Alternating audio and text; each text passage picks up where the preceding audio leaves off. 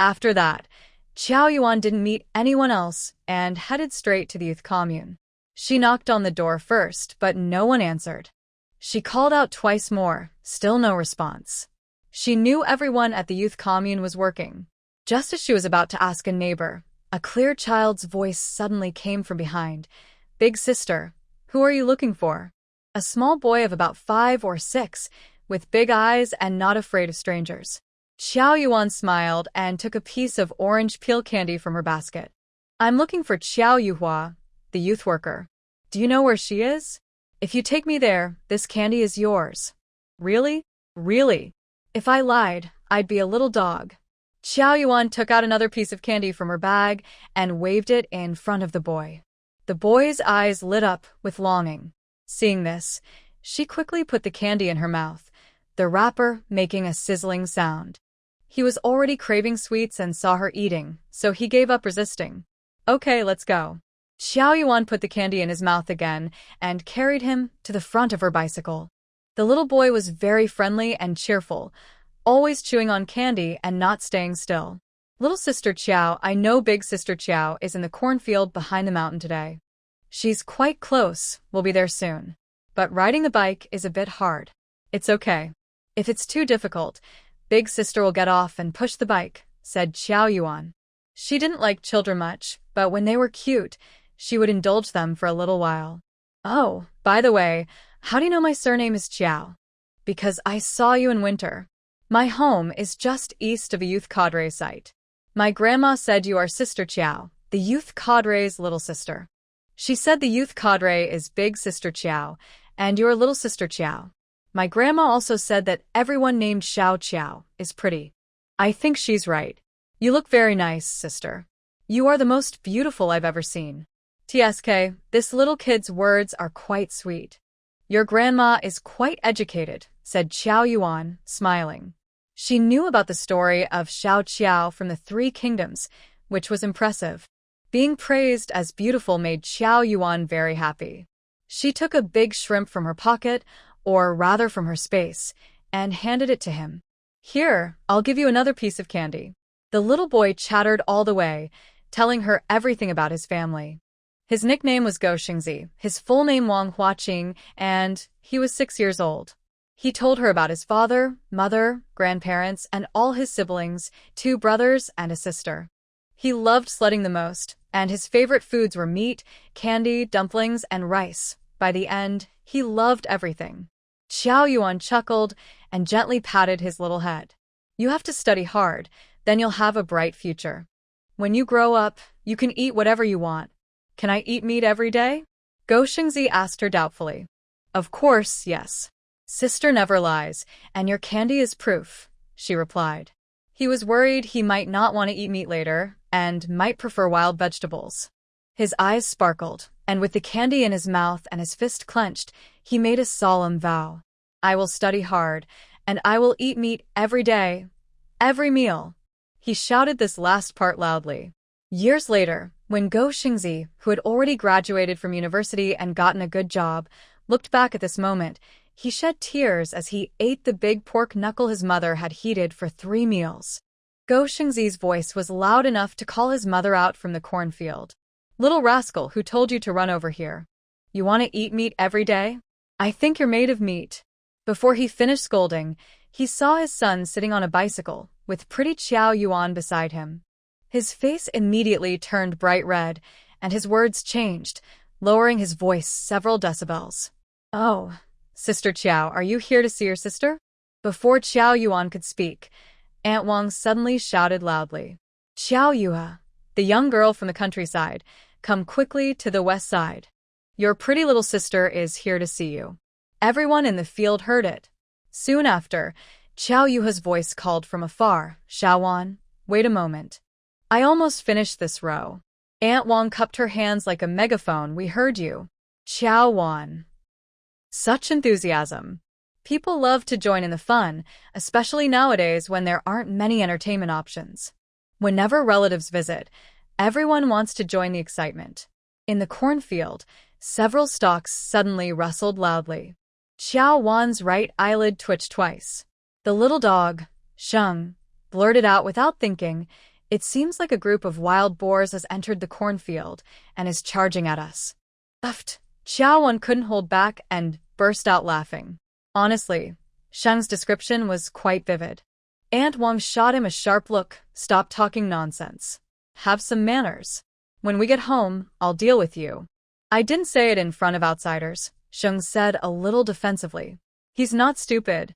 Suddenly, Qiao Yue, who was one of the family, was so happy she couldn't stop smiling. "Auntie, I think he's pretty clever."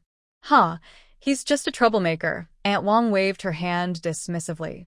"He's always either fishing in the river, hunting birds in the mountains, catching frogs in the fields, teasing cats and dogs, bullying chickens, ducks, and geese, or digging ant holes. He can follow ants all the way to their nest, but he can't get in himself. And even if he did, he wouldn't bring anything back. Sigh, he's so unruly, it gives me a headache just looking at him."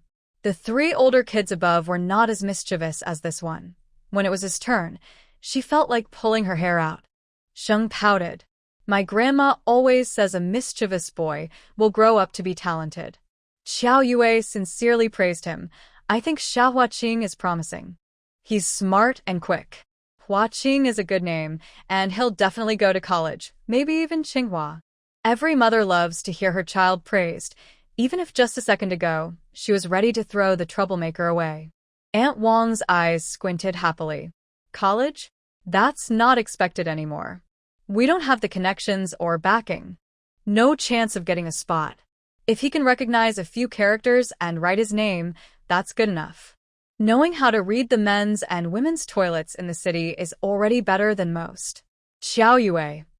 "Her standards are really low." Sheng immediately patted his chest to promise, "Mom, when I grow up, I want to be a worker, so you can enjoy life." Aunt Wang happily hugged her son, giving him 2 big kisses. "Good big boy." Seeing the atmosphere was just right, Qiao Yue quietly started to ask about how Qiao Yuho was doing and whether there was any trouble at the Jianji family. Aunt Wang now often admires Qiao Yuan and says whatever comes to mind. Finally, she adds, "If you're really worried, I can watch over her for you." Qiao Yuan immediately looks surprised and happy. She takes a small piece of meat, about 4 ounces, wrapped in oil paper from a willow basket, and directly stuffs it into the little dog's mouth. "Auntie, from now on, it's trouble for you. Your home is close to the youth station, so you can find out things faster. If anything happens, please tell me on Qingshan Liang." That's not a problem. It's just a small favor. No need to worry about such a precious thing." The two begin to tear at the paper. Xiao Yuan looks sincere. "Auntie, please don't tear anymore. It's not good for others to see." Aunt Wang still wants to say more but suddenly hears her son make a swallowing sound. Her face turns bright red, and she glares at him with disappointment. But she feels sorry for her child, who hasn't seen meat in a long time. With a clenched jaw and a stomp, she says, "All right, Auntie will be bold and accept it.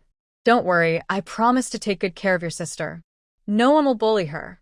If anything happens, even if it snows heavily or the sky falls, I will tell you." Qiao Yuan can't help but praise her again and again. It's too hard for her. Poor Qiao Yuhua. P.S. Qiao Yuan, I'm so generous. Only 4 ounces of meat. While they're talking, 5 women step out of the cornfield. As soon as they appear, they raise their voices and start teasing Qiao Yuan right in front of her. "Oh wow. So this is Qiao the youth station girl? She's really pretty. Look at her soft little face. So tender it seems to drip water. After she came last time, everyone said she looked good. I just went back to my parents' house and didn't see her, so I finally get to see her in person.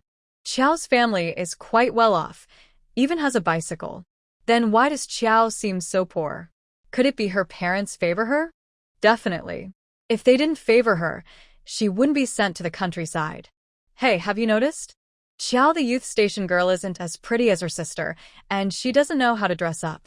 What's the use of being pretty? It doesn't fill your stomach or keep you warm. She's so thin, she could be blown away by a gust of wind. She looks like she can't do any work. And dressing up? That costs a lot of money. We rural folks shouldn't look for wives like that. We need someone careful and practical, who can live a steady life. The last woman speaks while giving Qiao Yuan a sidelong glance. Maybe she's been deeply hurt by a beautiful woman before, and her face shows resentment. Oh, she's got a fiery temper. Qiao Yuan puts her bicycle away and prepares to respond. Aunt Wang took the lead. She threw her son aside, pinched his waist, and retorted boldly, "Oh, come on. Big Melon, what you're saying is really funny. Pigsy wants to get married, thinking it's all so perfect. But you don't want to marry, and a lively girl like that wouldn't even look at your lazy, useless son, would she?" Big Melon's eyes flashed with anger. He shouted and ran from the field to the middle of the road to argue back. "Who are you calling Big Melon? Who's lazy and useless? You're the real lazy one. Your whole family is lazy." He paused, and she hasn't even spoken yet. "Why are you pretending to be so capable?" Aunt Wang wasn't afraid and said, "It's obvious I am. Everyone knows who's who. It's just that your husband is having an affair with the village widow. If you're angry, take it out on your husband or the widow. Why take it out on others? You're all so helpless, stuck in your own little world, not even daring to say a word. It's because the widow is Qingshan's sister, right? What are you if not a big melon?" Qiao Yuan. Wow. I didn't expect to hear such gossip in Erdeo Bay. TSK. Who is the widow? Qingshan's sister? No way. The gossip is hot and huge. At this moment, she wished she could grow wings and fly back to Qingshan Liangzi. Ah. "I'll beat you to death and make you spit out nonsense," Big Melon cursed and rushed forward. "Stop talking nonsense." Who knows who will die first? Aunt Wang rolled up her sleeves, not afraid. Little Dog Sheng crossed his arms and watched eagerly. Qiao Yuan, excited, also rolled up her sleeves to join, but Little Dog Sheng grabbed her hem. "You don't need to help." Qiao Yuan looked annoyed. "Little Dog Sheng." "Little sister Qiao, my mom is amazing," Little Dog Sheng said confidently about his mother. Don't fight. Neighbors should get along," a woman stopped them. Qiao Yuan's eyes widened in surprise. She squatted down next to Little Dog Sheng. "Is your family neighbors with this big melon?" "Yeah. I didn't know that." Qiao Yuan was shocked. They say distant relatives are not as good as neighbors. For example, the Qiao family gets along very well with old Wang's family. Grandma Wang often chats with her mother. They share delicious food and help each other out when needed. The story about Aunt Melon's husband cheating was first discovered by her mother, who told Aunt Melon. She didn't believe it at first and said her mother was trying to cause trouble. Later, she found out for herself. When they fought, her husband beat her, and her mother, feeling sorry for her, helped out. Aunt Melon was unhappy, saying her mother had caused her husband to get hurt. Her mother said she couldn't tell right from wrong. Then they completely fell out. The little dog, though small, expressed himself very clearly. This was long-standing resentment. Qiao Yuan watched with great interest. Seeing her biological mother gain the upper hand, the little dog became even more excited. He chirped, "My grandma says that the Li family is no good, except for Li Jiqiang, the second son of old Li." Wait. Qiao Yuan interrupted sharply. "How many Li Jiqiangs are there in your brigade?" The little dog tilted his head and thought for a moment. "Just one." "Oh, and his wife is named Qiao Jinji. You're related, right?" Since she was related to the young people from Daqiao, she was naturally related to Jiao Jieji too. "So, Damiangwa is Li Jiqiang's aunt?" "No, she's his third aunt. She's Li Laosan's wife." Qiao Yuan rubbed her fingers thoughtfully. Her eldest brother-in-law's third uncle was involved in shady affairs, related to Shen Tuzi's sister. Her eldest brother-in-law's third aunt was not very smart, just like her mother. Her brother-in-law's cousin was Heir Lizi. Wow. Sister Jianji is so pitiful. Her whole family were like wolves, even more ruthless than some. "Little dog, do you know when Aunt Mianghua was caught?" When talking to a child, you can't be too direct. But the little dog understood instantly. "Before the new year, last Laba festival. I remember clearly. That day I ate laba porridge. It was confirmed. With such a shameful incident in the Li family, her older sister must have been affected. She would be teased by her friends. No wonder. TSK, how did Jianji manage not to say anything? Such explosive news. Just then, the two of them had a contest, and Aunt Wang, with her hair in disarray and face streaked with tears, sat on the ground, pounding her thighs and crying, bullying. Xiao Yuhua just came out of the cornfield and was startled. My goodness, what happened? Her face was almost mashed into potato strips. Could it be her little one did this? Seeing her expression, Qiao Yuan immediately understood what she was thinking, and she sighed inwardly. Second sister, let's go back to the youth commune first. The little dog immediately raised his hand. I'll go back too. Aunt Wang cheerfully advised, don't forget to bring something for your grandma. Got it. That was exactly what he meant. The other ants looked curious, wondering what he was holding. Xiao Yuhua finally noticed that Aunt Wang's hair was messy and her clothes covered in dirt. Back at the youth commune, Xiao Yuhua first helped Xiao Yuan unload her basket, then quickly washed her face with a basin. She also found a cup for Xiao Yuan. Sister, there's only water from the well. Wait a moment, I'll light a fire and heat some water for you. Second sister, you don't have to bother, I'm not thirsty. Xiao Yuan looked around the house, which was packed full, almost no space left to stand. Last time, there was only a large bed in the southern room. This time, the northern side also has a big bed, with blankets rolled up and piled at the foot. She counted, there were 10. There are quite a few female educated youth in the local youth station. Yes, and there are just as many male educated youth. Most are from other places, like Sichuan and Jiang provinces. Some are from Beijing and Shanghai. There are few locals, excluding me, only 5 are local. 2 from the commune, 3 from the city. It's strange. Other teams have more local youth. Overall, Daedaewon is special. Is that normal? Our place also has mostly outsiders this time, 7 educated youth. 3 from the city, 3 from Beijing, and 1 from Sichuan. Xiao Yuhua shook her head. Who knows what's going on? I heard other teams in the commune aren't like this. Many of the youth are from the commune itself. Not only are there more outsiders, but they also have the most people, 22. That's quite a lot. Qingshan Liangzi only has 15. Xiao Yuhua joked, Daedaewon isn't wealthy. It's a good place that attracts people. She didn't take it seriously. Xiao Yuan carried the basket onto the bed. Let's not talk about that. I brought you some things. While no one's around, you should quickly put them in your cabinet. You've also gone to the countryside. Things will be tough later. I don't want anything from you. Just take it all away in a little while. If I give it to you, just accept it. We're sisters. There's no need to be polite. Xiao Yuan didn't want to argue. She took things out of the basket as she spoke. Look at your clothes. They're so faded from washing, and the cuffs are worn out. Luckily, I brought 2 pieces of fabric for you. You can make a set of clothes. You can ask the village women for help. Xiao Yuan spread out the fabric and shook it.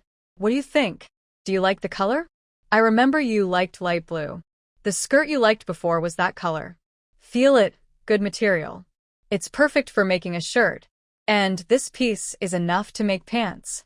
I also brought a small handful of buttons because I was worried you might not have any. I picked them carefully. Make sure not to make the pants with side-opening buttons. They don't look good. Elastic bands are better, and I also brought some for you. As Qiao Yuan took things out, Qiao Yuhua stayed silent.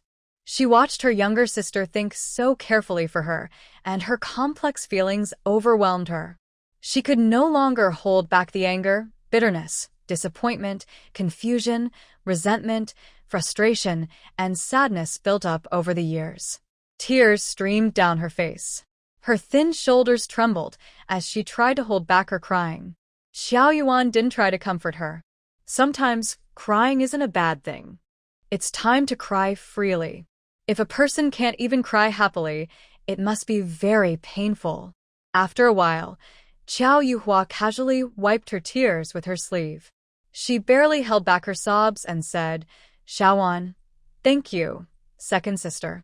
During these 3 years in the countryside, besides you, No one from our family has come to see me. Even though she was so close.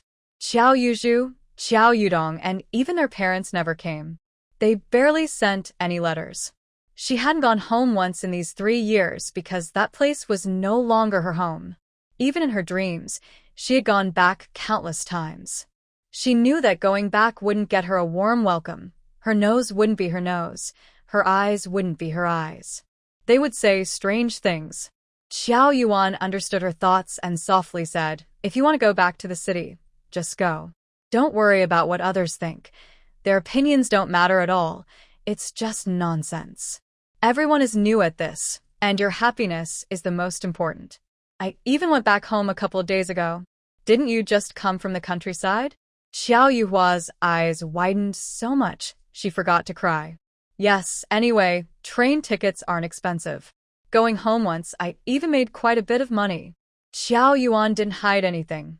"Before going to the countryside, I asked our parents for 300 yuan. Plus, I took the new bedding my mom made for Yudong's wedding, some tickets, a cast iron pot, and a radio. I wanted it all. After a few days, I regretted it, feeling I should have taken less. So I went back and asked for another 100 yuan. Oh, and the bicycle outside. It's for Yudong's wedding too." Xiao Yuhua looked shocked, her eyes even wider. "You just gave it all?"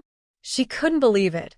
Her parents' love, fairness, and justice were the biggest lies in her family. Xiao Yuan placed a roast chicken from her space in front of her and took a chicken wing herself. She, with her oily mouth, proudly shared her achievements with Qiao Yuhua, second sister. Only the weak wait for others to give. The strong take it by themselves. Like me, you should learn from me. When winter isn't busy, go back and ask for your share. If they don't give it, cause trouble. The barefoot aren't afraid of those with shoes. We're not afraid either. I'll think about it. I'll think about it." Seeing her dazed, she only managed 6 words in return. She didn't even reach for the roast chicken. Xiao Yuan couldn't help but raise her voice. "Why are you just standing there? Eat quickly. I bought this especially for you. Eat more, and if you can't finish, take some home for tonight," she added. Xiao Yuhua pursed her lips, her eyes brightening again. "I don't lack food, and a couple of days ago, someone from the team got married. There was meat at the banquet and I ate quite a bit." "Stop joking." Qiao Yuan tore off a big chicken leg and stuffed it into her mouth. "I've been to rural banquets before. There's rarely any meat, and even a little minced meat is considered a treat. Even if you have one, with your shy personality, can you compete with the older women? Hurry up and eat. Don't wait for others to come back. Are you going to give or not? I really can't bring myself to give them meat. Eat a lot, both of us eat together, then throw the bones into the water ditch behind to hide the evidence." Xiao Yuhua was scolded, but she felt surprisingly happy inside. It was how she remembered. She ate the meat eagerly, and her sister and she talked about the city's development over the years. They discussed changes in the Qiao family, her building a small house, and the silly deer they shot a few days ago. They had endless things to talk about. Xiao Yuhuan ate 2 chicken wings, and then stopped eating meat. She picked up a chicken claw and licked the flavor. "Second sister, why not transfer to Qingshan Liangzi? Your grandparents are there. Plus, I'm there too, which is 100 times better than here. You'll have someone to look after you. Once the farm is up and running, conditions will be good. I often go into the mountains, so you won't have to worry about eating meat." Without her saying more, anyone who isn't foolish would know that going to Qingshan Liangzi is the better choice. But Xiao Yuhua was stubborn and said, "No need to bother the elders. I'm fine in Erdeo Bay. Can it be better than being close to family?" Xiao Yuhuan wanted to shake her head and poured some water. "Xiao Yuhua, did the donkey from Erdeo Bay kick your brains? I checked before I came. 2 people from the youth team have tried to trouble you.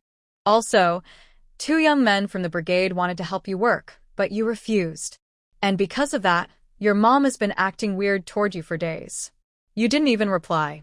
Tell me, what's so good about that? Xiao Yuhua lowered her head, lips pressed tightly, silent. Xiao Yuhuan rolled her eyes in frustration, feeling there was something she didn't know. She tentatively asked, "Or Are you afraid that going to Qingshan Liangzi will make you lose face or be laughed at by the team? Xiao Yuhua still didn't lift her head, her voice muffled. No. Then what is it? Xiao Yuhuan frowned, staring at her for a full minute. Are you seeing someone here? Xiao Yuhua suddenly looked up, her cheeks flushing. Xiao Wan. Xiao Yuhuan still didn't understand everything.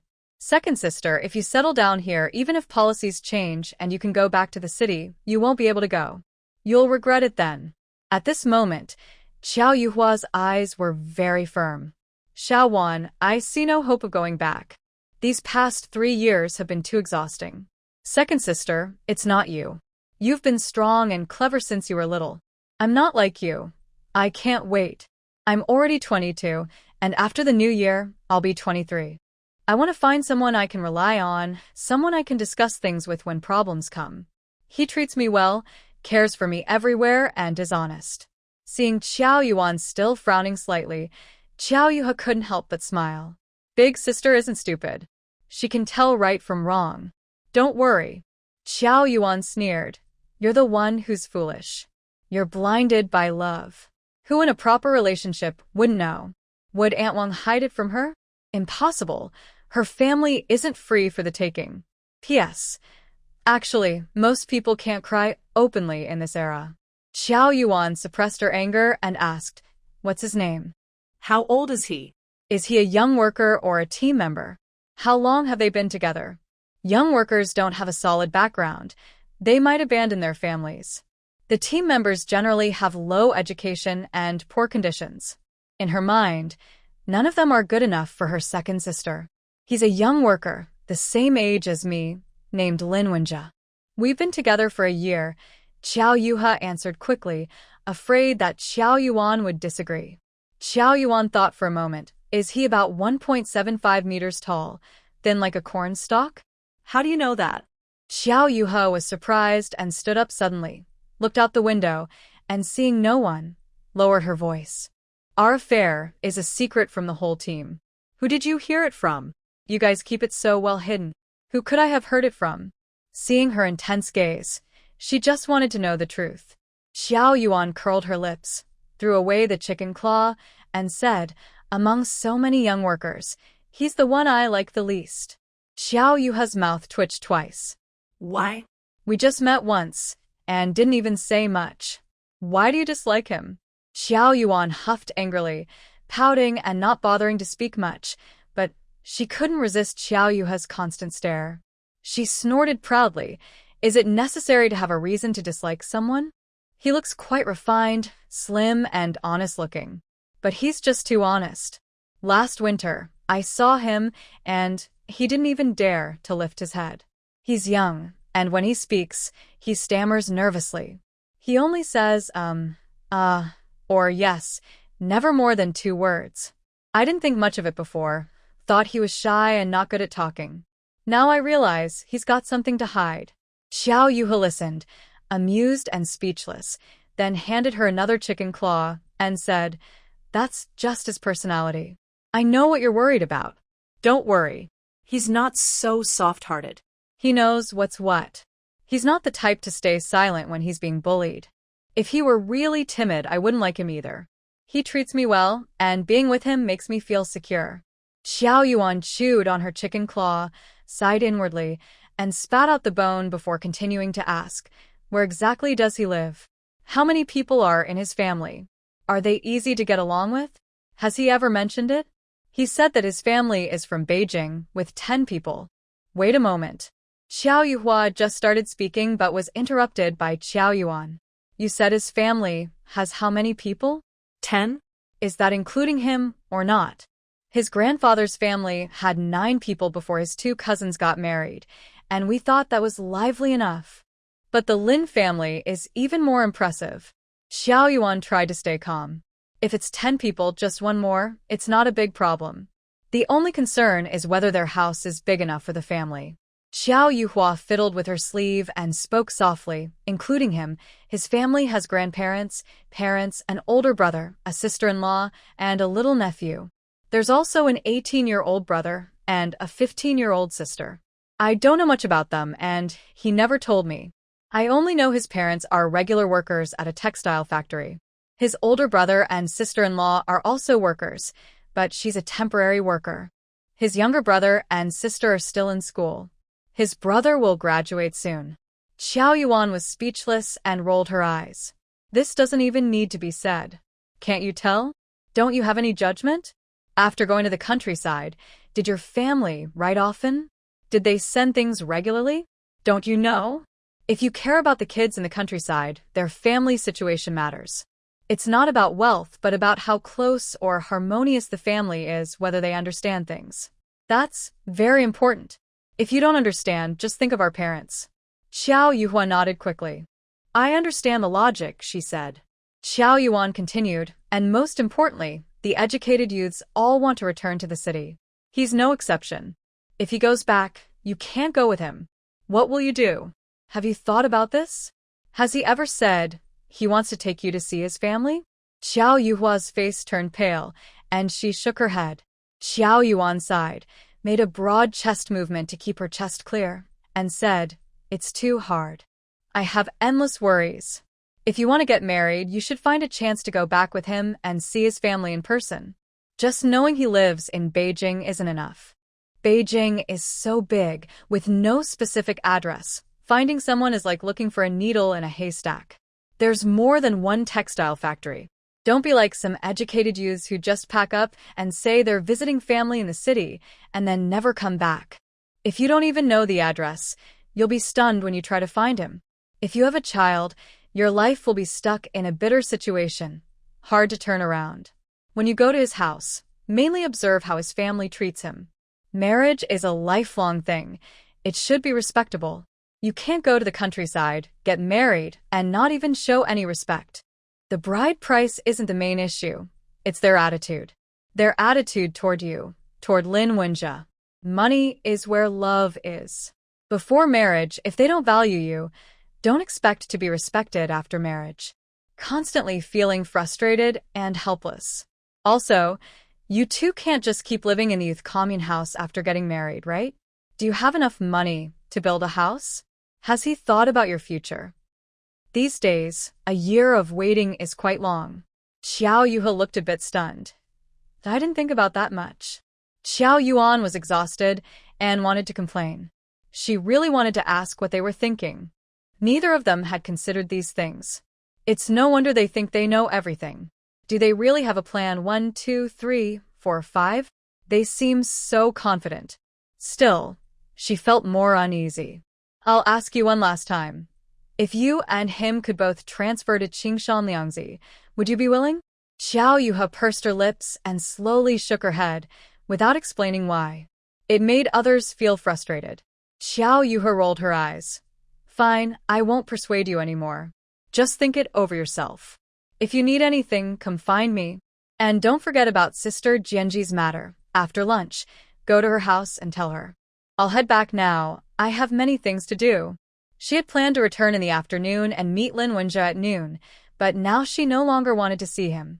Xiao Yuan was quite open-minded. Everyone has their own choices. Everyone has their own way of life. She couldn't force her ideas on others. She liked excitement, but Xiao Yuhe preferred a simple life. She didn't need to worry too much or insist. If she meddled too much, she would tire herself out, and others might not appreciate it. If something went wrong later, she might become unwelcome everywhere. Xiao Yuhe quickly packed her things back into her basket, and the two argued for a while. Seeing Xiao Yuan getting annoyed, Xiao Yuhe finally stayed. Xiao Yuan was still worried, and before leaving, she said a few more words. Second sister, I remember you brought high school textbooks when you went to the countryside, right? Yes, I did, Xiao Yuhe replied. Xiao Yuan lowered her voice. You should review them more. You never know when they might come in handy. For example, when the team recruits teachers or the commune factory hires workers, there might be opportunities. Don't wait until the chance is gone and then regret it. There's no medicine for regret. Xiao Yuhe casually responded, got it. She saw her off at the road intersection, then said a few more words before Xiao Yuan rode her bicycle back home. Since it was still early, she went into the space to soak in a hot spring, ate a big durian, and took a short nap. She caught 2 wild chickens and 2 fat rabbits before leaving the space and heading back. Xiao Yuan changed her clothes, took a small stool, and said, "Oh, Grandma, wait for me to come back before working again. Come out quickly, sit on the stool, and rest while I work. Just watch nearby, and if I do something wrong, tell me." Grandma Qiao happily straightened her back and said, "All right, then you work. Grandma will rest a bit." "It's not much work. Your father has finished splitting the pumpkins, and he's gathered quite a bit. Look at it, it's all in bunches. The seedlings are leaning here and there, some almost on the ground. I'll retie them with a rope. I've already tied more than half." As she spoke, Grandma Qiao pulled aside some of the plants for Yuan to see. There are quite a few, and some are red. Yuan took the rope from Grandma Qiao and gently pushed her outside. Grandma Qiao sat leisurely at the edge of the ridge, watching her granddaughter work quickly. They chatted casually. "Grandma, I caught 2 wild chickens and 2 rabbits. Should we stew them tonight? Aren't you visiting your second sister? How do you have time to go up the mountain?" Grandma Qiao suspected something was going on and hurriedly asked, "What? Did you argue with your second sister?" "No," Yuan replied, feeling uneasy about this. She quietly repeated what she had learned from Grandma Qiao. "Grandma, how can my second sister be so indifferent? The man's family doesn't know anything. She's been a youth sent to the countryside for so many years, abandoning her wife and children, leaving her husband behind. There are many such stories. She doesn't seem to care about her own feelings. They've been together for a year, but they're still hiding it. Everyone knows, but no one knows who brought it up first. I wanted to ask at first, but then I got lazy. The man's family has a younger brother, 18 years old. Whether he stays in the countryside or moves to the city, nobody knows. The city is crowded. Living in 30 or 40 square meters with 8 or 9 people is common. If his brother stays in the city, will there still be room for Lin Wenjia in that family? I didn't say this in front of my second sister. We don't really know how the Lin family is." Most importantly, Yuan understood Qiao Yuhua. She looked calm and silent, but sometimes her ideas were quite right. Yuan glanced at Grandma Qiao, who was frowning and silent, then said, "It's not that I mind too much. I just have a small mind. Beijing is far away, and my second sister hasn't visited his family, which makes sense. Our home is so close. When we're free, we just drop by. They haven't come to see you either. Both of them are immature." Grandma Qiao's face also looked a bit unhappy. She wasn't worried about people not visiting her. She was worried about her granddaughter. "Did your second sister say she's getting married?" Yuan finished tying the last plant and walked out of the ridge. She helped Grandma Qiao up with one hand and picked up the small stool with the other. As she walked out, she said, "My second sister didn't say it directly, but from her tone, I think she's planning to get married. I'm not very willing, but seeing her happily mention Lin Wenjia, I can't bring myself to spoil her mood."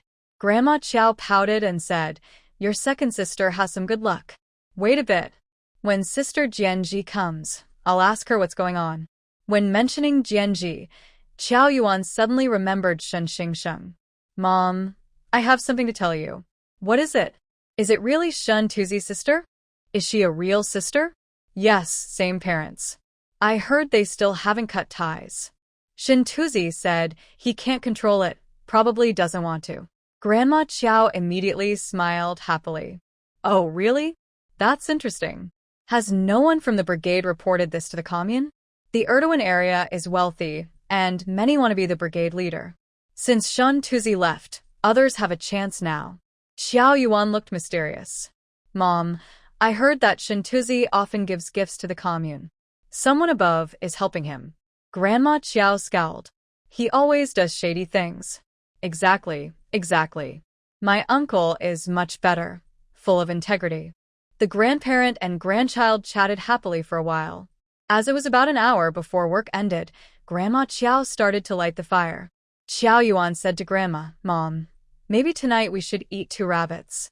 We'll save the 2 wild chickens for when Sister Jianji returns to stew." All right. Grandma Qiao had thought of that earlier, but she wouldn't decide for her granddaughter. "Tonight, I'll steam a big bowl of rice just for you."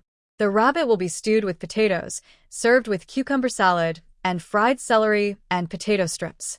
Meat dumplings and cornbread will be enough.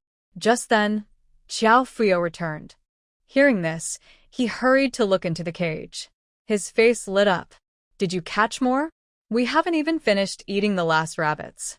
Without needing anyone to tell him, he went to clean the rabbits, washed them 3 times, and cut them into small pieces. Hearing this, he hurried to look into the cage. His face lit up. Did you catch more? We haven't even finished eating the last rabbits.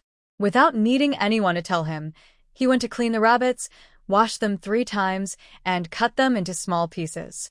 Grandma Qiao watched happily and nodded with satisfaction. Then she turned to knead dough.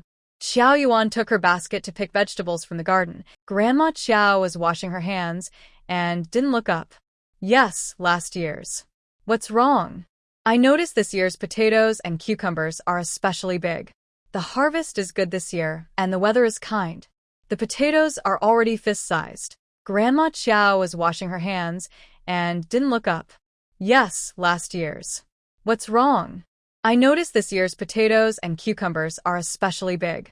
The harvest is good this year, and the weather is kind. The potatoes are already fist-sized. But look at these that Yuan pulled. Oh my, they're as small as a little basin. Xiao Fuyo pulled out the biggest potato hidden at the bottom. Maybe this year's crops grew especially well. Xiao Fuyo still felt something was off. It's the same as every year. I gained weight this year too. Xiao Yuan calmly rinsed the potatoes while peeling them, speaking as she... Maybe this year's crops grew especially well. Xiao Fuyo still felt something was off. It's the same as every year. I gained weight this year too. Xiao Yuan calmly rinsed the potatoes while peeling them, speaking as she worked. Maybe these potatoes are just particularly lucky. People eat the same food, have the same parents, but some grow taller and others shorter. That makes sense, but even this... We used to eat a big bowl of cucumber salad, but now it's not enough. I'm puzzled. Xiao Fuyo brushed back his hair, revealing a forehead full of question marks. P.S. The phrase old pig kidney means something straightforward and honest. We used to eat a big bowl of cucumber salad, but now it's not enough. I'm puzzled. Xiao Fuyo brushed back his hair, revealing a forehead full of question marks. P.S. The phrase old pig kidney means something straightforward and honest. Xiao Lao Tai hadn't noticed yet, since Xiao Jianji hadn't spoken. Recently, almost all the potatoes and cucumbers were from Xiao Yuan's efforts. Xiao Yuan blinked, tilted her head, thought for a few seconds, then nodded confidently. Yes, they're this big. Grandma, you forgot? When I just came back, I asked you why our potatoes grew so well this year. You said it was because of the good rain. Did you forget? Kiêu lao tai cao đến tờ AG animo. Really?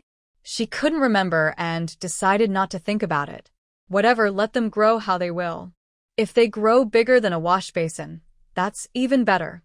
It saves the trouble of 3 noisy boys eating me out of house and home, each with stomachs like bottomless pits. The better the vegetables, the more the 3 boys could eat, and the grain in the jar kept decreasing. She was worried about that. Xiao Fuyo grinned and thought, that's true, and was about to say something else. Xiao Yuan loudly called out, Grandpa, the water's boiling. You can blanch the rabbit now. Xiao Fuyo was startled by her loud voice and opened his mouth to say something, but Xiao Yuan quickly added, Grandpa, I just found out today about Shintuzu. At this point, Xiao Fuyo completely forgot about the potatoes and cucumbers, his face full of excitement over catching Qingshan by the braid. This happiness lasted until they finished work. After work, Qiao Jianyi came back and saw a table full of hearty dishes, but he didn't even have time to eat. After washing up, he went over to Qiao Yuan. He kept praising her, massaging her shoulders, and patting her legs. It made everyone in the house laugh loudly. The joy doubled, and old man Xiao drank a little more wine. On one side, the lively and warm scene of chickens flying and dogs barking was cheerful, but on the other side, the atmosphere at Xiao Chengfu's house was a bit tense. After the meat was delivered, Zhou Chunhua divided it directly by head count. Even the meat broth was split into individual bowls. This made Xiao Jianan and Han Kaifeng, who usually ate and took more than their share, feel frustrated again. Especially Han Kaifeng, whose heart felt itchy, like being scratched by a cat. She used to pretend, but now she just gave up and spoke her mind. Well, that's why I say Xiaowan is capable. Others go up the mountain to pick wild vegetables or firewood. Even if they find wild eggs, they show off for days. But Xiaowan is different. She always comes back with something. Either a roe deer, a wild chicken, or a hare. And that's just what we see. Who knows how much she has that we don't see. Selling it all brings in money. No wonder she's doing so well. I think the things on the mountain are everyone's collective property. We shouldn't let her take it all. If people find out and report her, we'll be in trouble. As she kept talking more nonsense, Zhou Chunhua suddenly slammed her chopsticks on the table. If you can't speak properly, just shut your mouth. Your broken mouth can't even keep quiet when you eat, and you keep blabbering. She then asked, "Did you see Xiaowan sell the mountain stuff? She has money because her third uncle and third aunt gave it to her. If you're jealous or want some, go home and tell your parents. Your family used to be even richer. And if you dare to report her, I'll break your legs myself." After saying that, she directly took the meat from Han Saifeng's bowl. If you're afraid of being implicated, don't eat. After she finished, Qiao Chengfu looked up and said, "If you don't learn your lesson, you can move out immediately." Xiao Jianan was angry when he heard that. Dad, Kaifeng didn't say anything. She's just worried about Xiaowan, afraid others will get jealous if they see her. We're family, so it's fine. He also gave Han Kaifeng a look and stomped her foot under the table. Han Kaifeng felt a tightness in her heart, and her red eyes suddenly dimmed a lot. She hurriedly tried to cover herself. "Yes, I was just happy for Xiaowan," and said that casually. "I wouldn't tell outsiders anything. I've never said a word to my mom about it." Xiao Jiandong noticed her last words sounded a bit guilty and snorted coldly. "It doesn't matter if you said it or not. If outsiders find out later, they'll come to you." Xiao Jianan glared. "How can you talk to your sister-in-law like that?" Xiao Jianqi sneered and looked at him. "Big brother, have you gone crazy drinking? You've lost your mind. I don't know if outsiders are jealous or not, but big sister-in-law wants a swan but is stuck with a frog. She's jealous and just staring with her mouth open. Only people with eyes can see it clearly." Jiao Jianan still wanted to speak, but Zhou Chunhua pounded the table and said, "Eat quietly." The room instantly fell silent. The strange atmosphere made the delicious meat taste dull, and the meal was eaten in silence. Before 8 a.m. the next day, Jiao Jianji hurried into the house, holding her daughter and carrying an old hen. Zhang Xianghua guessed she would return today and took a day off work. She had been restless at home all morning, looking out at the crossroads, the main gate, and the yard. She even stretched her neck at the kitchen door. She had no appetite for cooking, and her attempt to fry vegetables almost burned. When she heard the door open, she hurriedly put down the sock she was mending and ran outside. At this moment, Jiao Jianji had already taken her child to the middle of the yard. She immediately called out, "Mom." The little girl, Yao Yao, softly called out, "Grandma." "Oh, Yao Yao has come too." Zhang Xianghua was overjoyed, smiling with her eyes crinkling. She quickly took the soft little hand and exclaimed, "Oh, if I knew you were bringing Yao Yao back, I would have asked your dad to take the ox cart to pick you up early in the morning. You must be tired. Come inside quickly, take off your shoes, and rest on the kong." The mother and daughter chatted as they walked into the house. Grandma Jiao also came out. Jiao Jianji hurriedly called her grandma and explained, "She's not tired.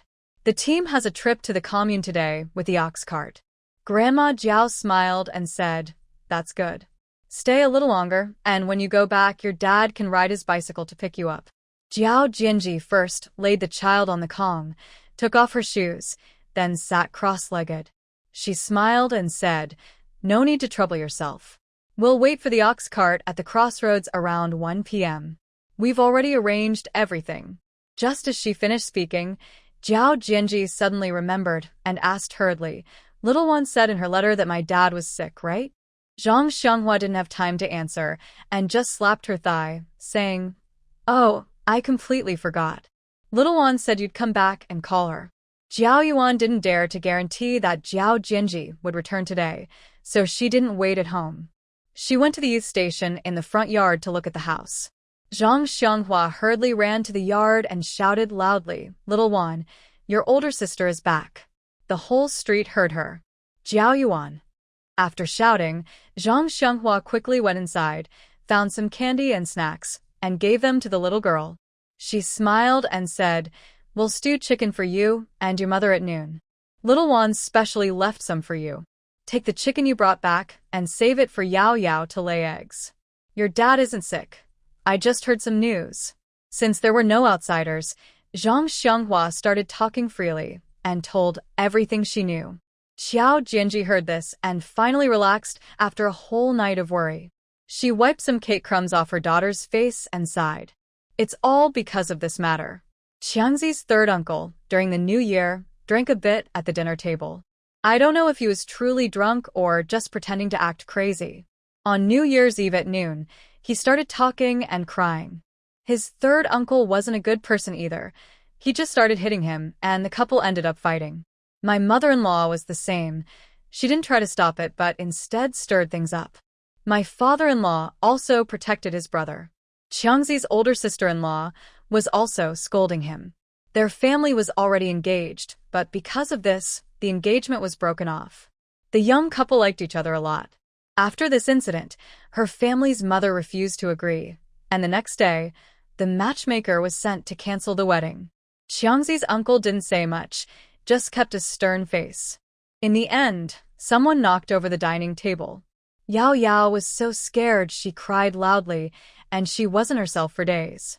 She would wake up crying at night, making it hard for me. Qiangzi's grandmother was so angry she almost fainted and slapped his third uncle hard. That felt so satisfying. We're all grown up now, why are we still talking about such shameful things? No one approves. The kids in the team can't even lift their heads. Did you hear? Those women's gossip was so nasty, it was like they saw everything with their own eyes. During the New Year, I wanted to learn from you, but Qiangzi kept staring at me, not letting me speak. He thought it was embarrassing and it made me so anxious. Qiao Jianji finished in one breath, her face full of emotion. Her features were all over the place. Grandma Qiao pursed her lips. Qiangzi's third uncle is really something else. Qiao Jianji took a sip of water, then covered her child's ears. The child, just over 2 years old, was starting to talk. He used to be more careful sneaking around. Now, he doesn't care at all. He goes out openly. How can that be? If it were outside, he'd have been scolded long ago. Only here, we don't bother with such things. Everyone in the team talks behind their backs. His third uncle just pretends not to hear. He thinks he's so great because he has 2 wives. He's so proud, so full of himself. He even said he's related to Shen Xingxing and tried to make connections with Shen Xingxing's family. Can you believe it? I've never seen anyone so shameless. It really makes me uncomfortable. I told Qiangzi to stay away from his third uncle's family from now on. Even during the New Year, we won't go to the old house anymore. If we do, we might end up fighting over something trivial. It's just bad luck. It's quite a coincidence that my father-in-law heard everything and became more energetic. He said I was unfilial and was stirring up trouble in his family. I didn't spoil him. I immediately responded, saying that marrying into his family was a mistake and I was cursed for 8 generations. Family gossip has always been a woman's favorite topic, and the 3 women kept talking more and more excited.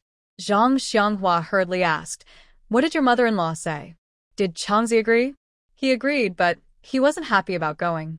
Still, he couldn't say no because everyone in our family told him to go. My mother-in-law didn't say much.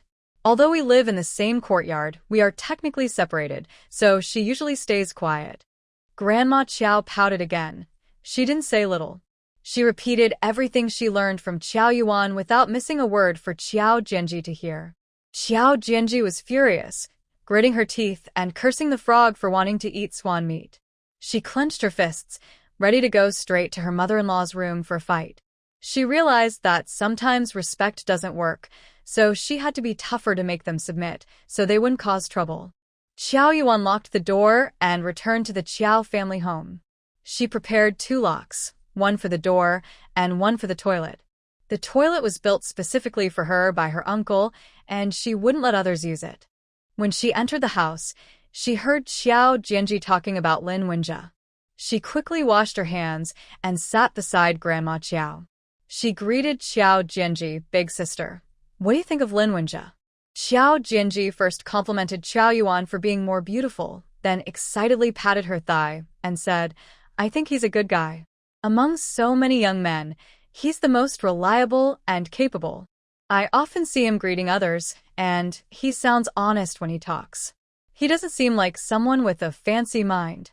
I didn't realize before that he was dating Xiao He, and when our grandma mentioned it, I was surprised. Xiao Jianji carefully told the 3 women everything she knew about Lin Wenjie, even more details than Xiao He had shared. Hearing this, Grandma Qiao, Zhang Xianghua, and Xiao Yuan all understood better. Grandma Qiao asked more questions and found that there was nothing bad about him, so she felt more at ease. The women then chatted about family gossip for a while. Qiao Fuyo, who went to see the rabbits, also came back. They all talked happily for a while, holding the children and kissing them affectionately. Qiao Fuyo was very good with children, and no matter how naughty they were, he didn't get angry.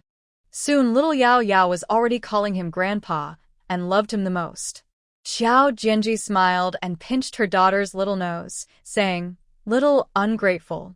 Zhang Xianghua looked at her sleepy granddaughter, who was struggling to keep her eyes open, and said with a smile, It's better to raise a daughter. When we have a daughter at 66, she'll make dumplings for us. Their local customs say that when an elder turns 66, the daughter should prepare 6.5 pounds of meat and 6.5 pounds of flour.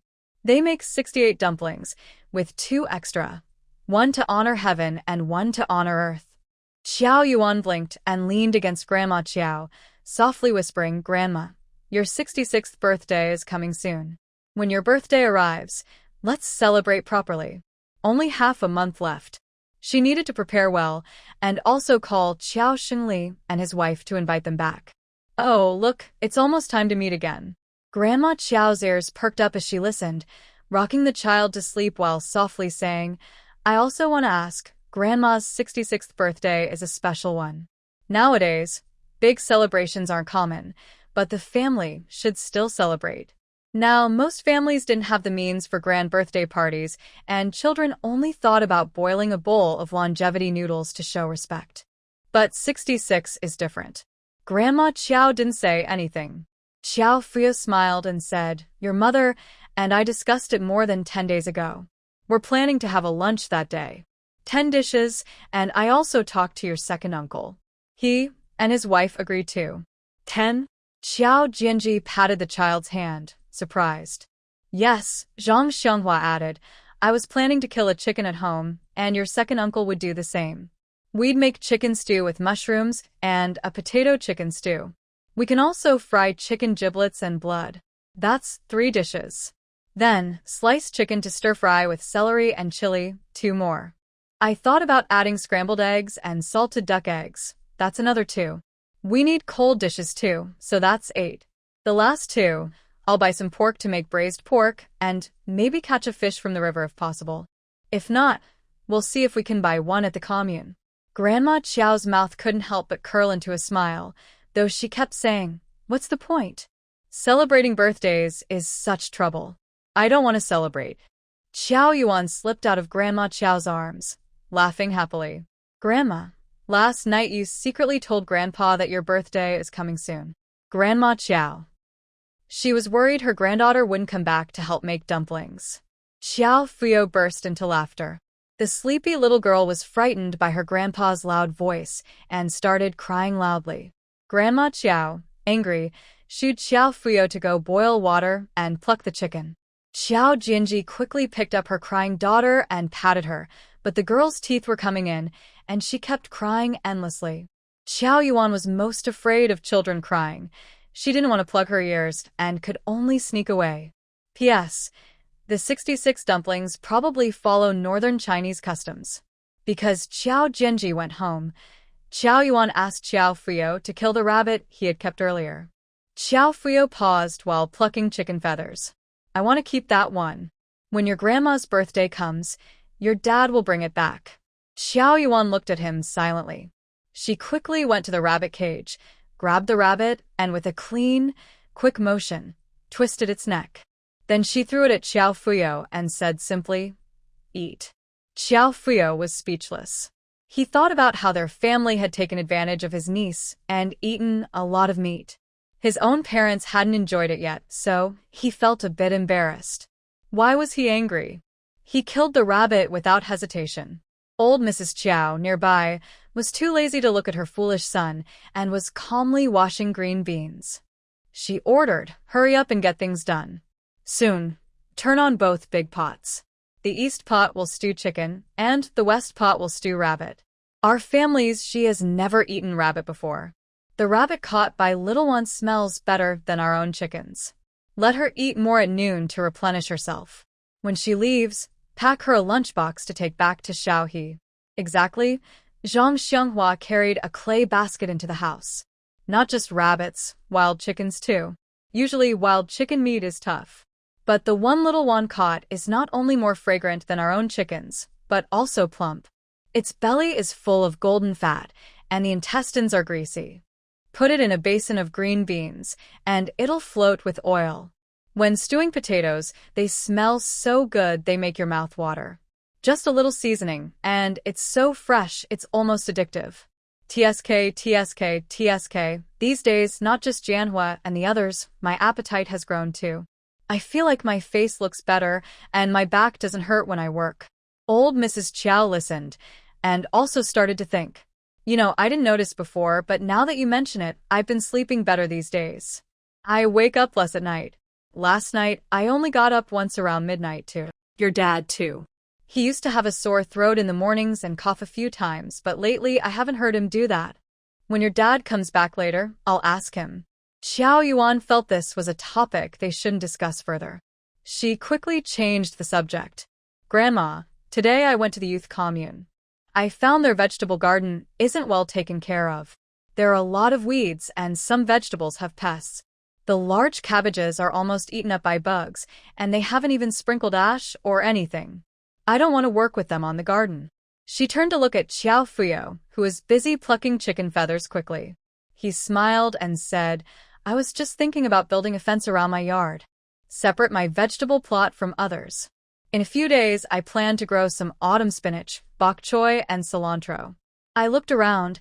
I haven't planted much in front of my house. Just 2 rows of lettuce, 1 row of water radishes, and a row of carrots, which are almost gone. I also have some small, barely alive green onions. I don't want to take advantage of others. If they want to pick the vegetables, they can. If not, I'll pay them. Vegetables in the city sell for 3 cents per pound, so I'll pay them that rate. I don't have many plots. Just a few for a few young workers, so I'll divide them evenly. Some plots are longer, some shorter. The old man will oversee it all.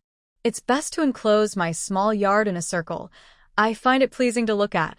I'll also ask to add a small, slightly taller gate on the west side of the house, with a nice design. I'll draw a picture later. Qiao Fuyo. There are still many things to do. Even a small, plain gate needs to look good. The young girl doesn't know how to fuss over it, but since my mother nodded, he held back. He doesn't dare himself. Seeing that everyone else had no objections, Qiao Yuan continued, "I can grow some vegetables alone, enough for my own needs. Things like cilantro and green onions I can plant next to the fence. That's enough for me." Zhang Xianghua was happy. "You don't have to plan anything. You can just pick what you need from home." Old Mrs. Qiao nodded nearby. Among the young workers, a few are capable. They take care of the vegetable garden. Others hardly lift a finger. Everyone gets enough to eat. As more young workers come, there are more things to do and all kinds of personalities.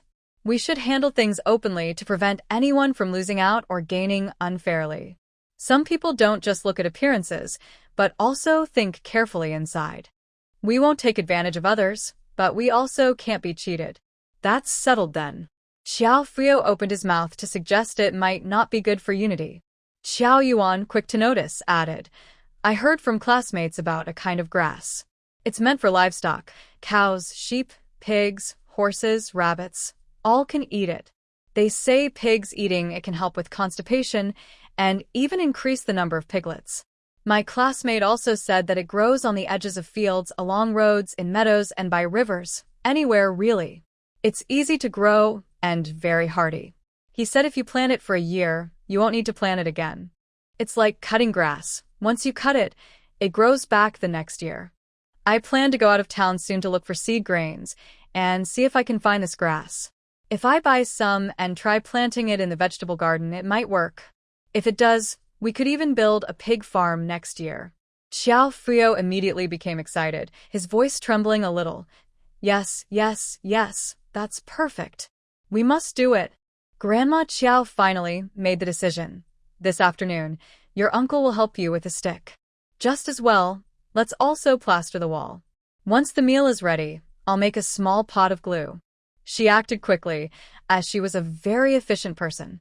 Giving instructions to her son was easy for her. After finishing the meal, as soon as Qiao Jianji left, she carried a small basin of glue and went to the front yard where the youth station was. Qiao Jianhua, Qiao Jianbang, and Qiao Jianya also wanted to help, but Qiao Yuan politely declined. They finished the task quickly. It was not yet time to start work in the afternoon. Some youths were napping, others washing clothes. Li Wendong was pulling weeds in the vegetable garden. When he saw them coming, he greeted them with a smile from afar. Team leader, Grandma Qiao, Aunt Hua, the youth station is here. Qiao Fu was quite proud in front of outsiders, waving his hand. Li Youth, are you the only one tidying up? That's not good. The youth station's land has over 2 acres, with big vegetable gardens in front and back. You need to finish cleaning it by when? Li Wendong hurriedly waved his hand. No, just now Xie Jiansheng, Wang Yonghong, and Wang Chunlin all helped. Plus new youths Qi Jimei, Zhou Yang, and Feng Hua also worked. Xiao Fu looked at the grass in the vegetable patch, which was taller than his ankles, and waved his hand again. All right, since we live in the front and back yards, I understand what's going on. No need to say more. Xiao Fu introduced Xiao Yuan to Li Wendong and then explained the purpose of their visit directly. Li Wendong nodded at Xiao Yuan. She had heard from Grandma Qiao that Li Wendong was a hard-working and kind person. Xiao Yuan smiled softly and said, I am quite independent and have a bad temper. I can't stand being wronged, and I tend to get physical if things don't go my way.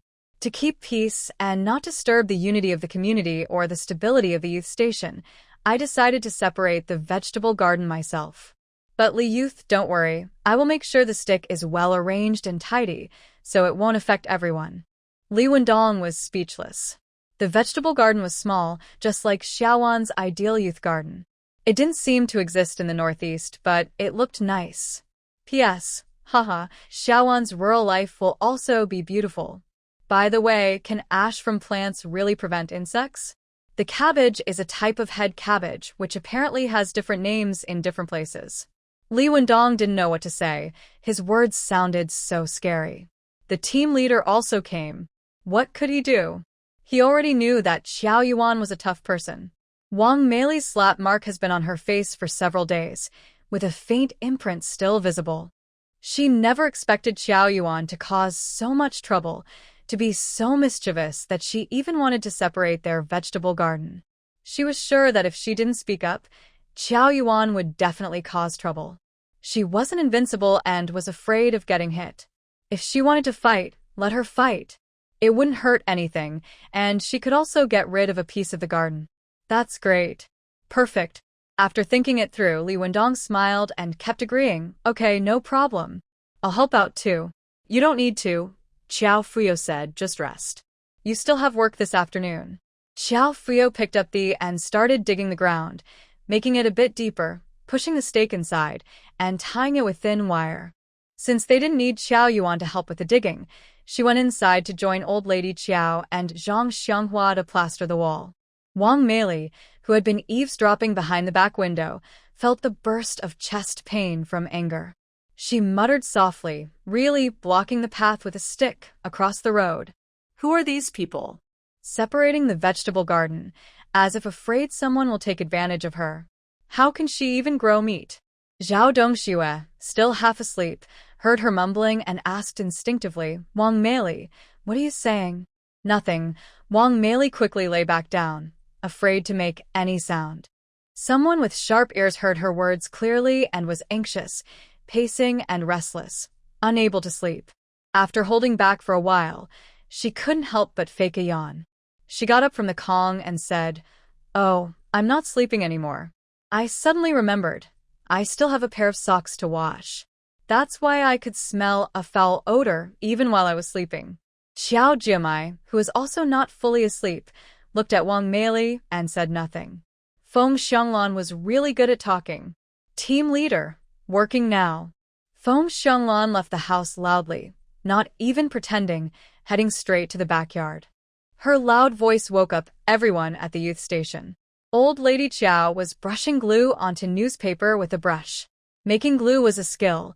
It couldn't be too thin, or it wouldn't stick, but it also couldn't be too dry, or the newspaper would tear easily. The work was divided clearly among 3 people. Old Lady Chow applied the glue, Zhang Xianghua handed her the newspapers, and Qiao Yuan pasted them onto the wall. Both Old Lady Chow and Zhang Xianghua were experienced. Old Lady Chow laid the newspaper flat on the table, dipped her small brush into the glue, and gently brushed it, moving smoothly. Every corner of each sheet was coated with glue. Zhang Xianghua carefully pulled on 2 corners, found the right position, and aligned the seams. She pasted one edge bit by bit. Qiao Yuan used a broom to smooth out the paper quickly. The 3 worked in perfect harmony, and in no time, they had pasted 5 or 6 sheets, all perfectly aligned. Just as Old Lady Chow was about to brush the next sheet, Feng Xianglan suddenly startled her. She accidentally poked a hole in the newspaper, making it unusable. The 3 of them didn't say anything and listened carefully. Feng Xianglan smiled politely, saying, Captain, I heard Wang Meili say that Qiao Jiqing wants to separate the vegetable garden. I came to help. Wang Meili gritted her teeth. They're all mean people. Qi Jiamai also got up. On the first day of work, Qiao Yuan helped her out, and she had been wanting to return the favor. She was too shy to get up earlier, worried about people thinking she was flattering. Now that Feng Xianglan was making a fuss, it was just right. Just outside the room, Feng Hua and Zhou Yang also came out together. Both wanted to get along well with Qiao Yuan so they could support each other later. Feng Hua especially wanted to see how Qiao Yuan planned to separate the vegetable garden. He also wanted to copy her idea. They had only been at the youth station for a few days, but they argued almost every day.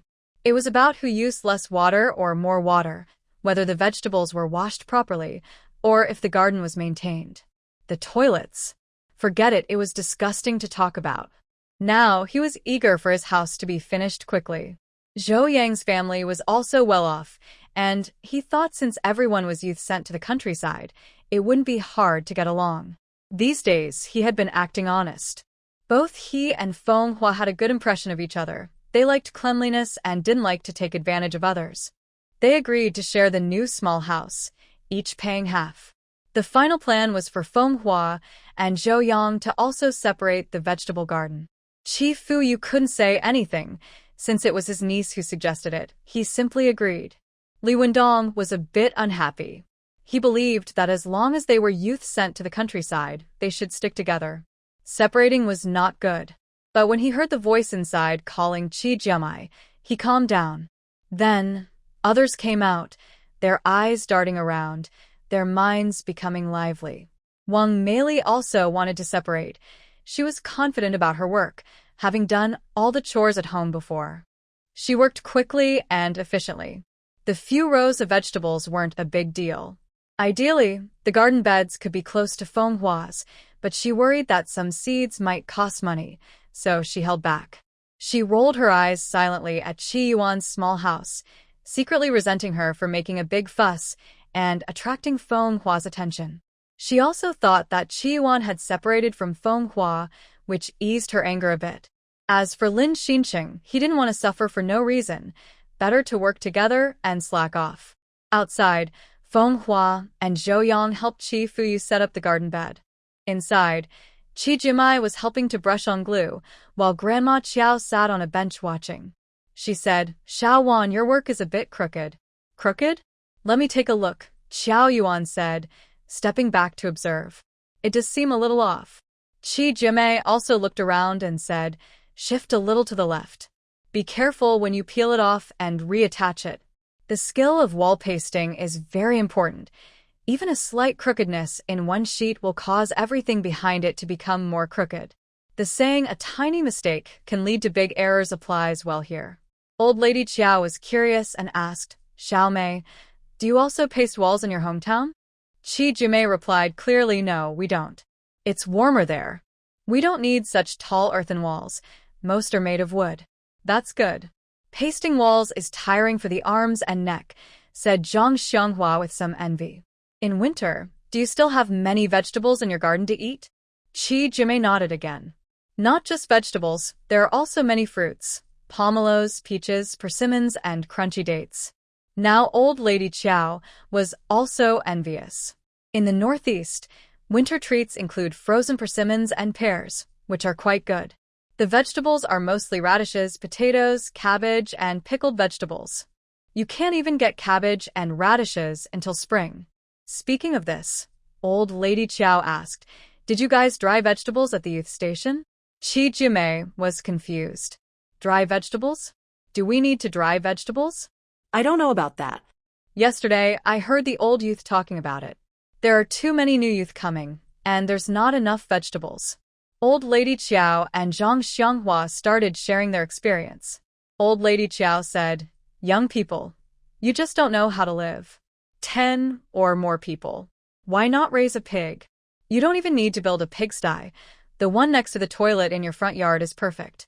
Just tidy it up a bit and it can be used. The pig troughs are all there and 2 people can take turns feeding it daily. Keep it clean and it won't smell bad. After a year, it can grow to about 200 jin, around 100 kilograms.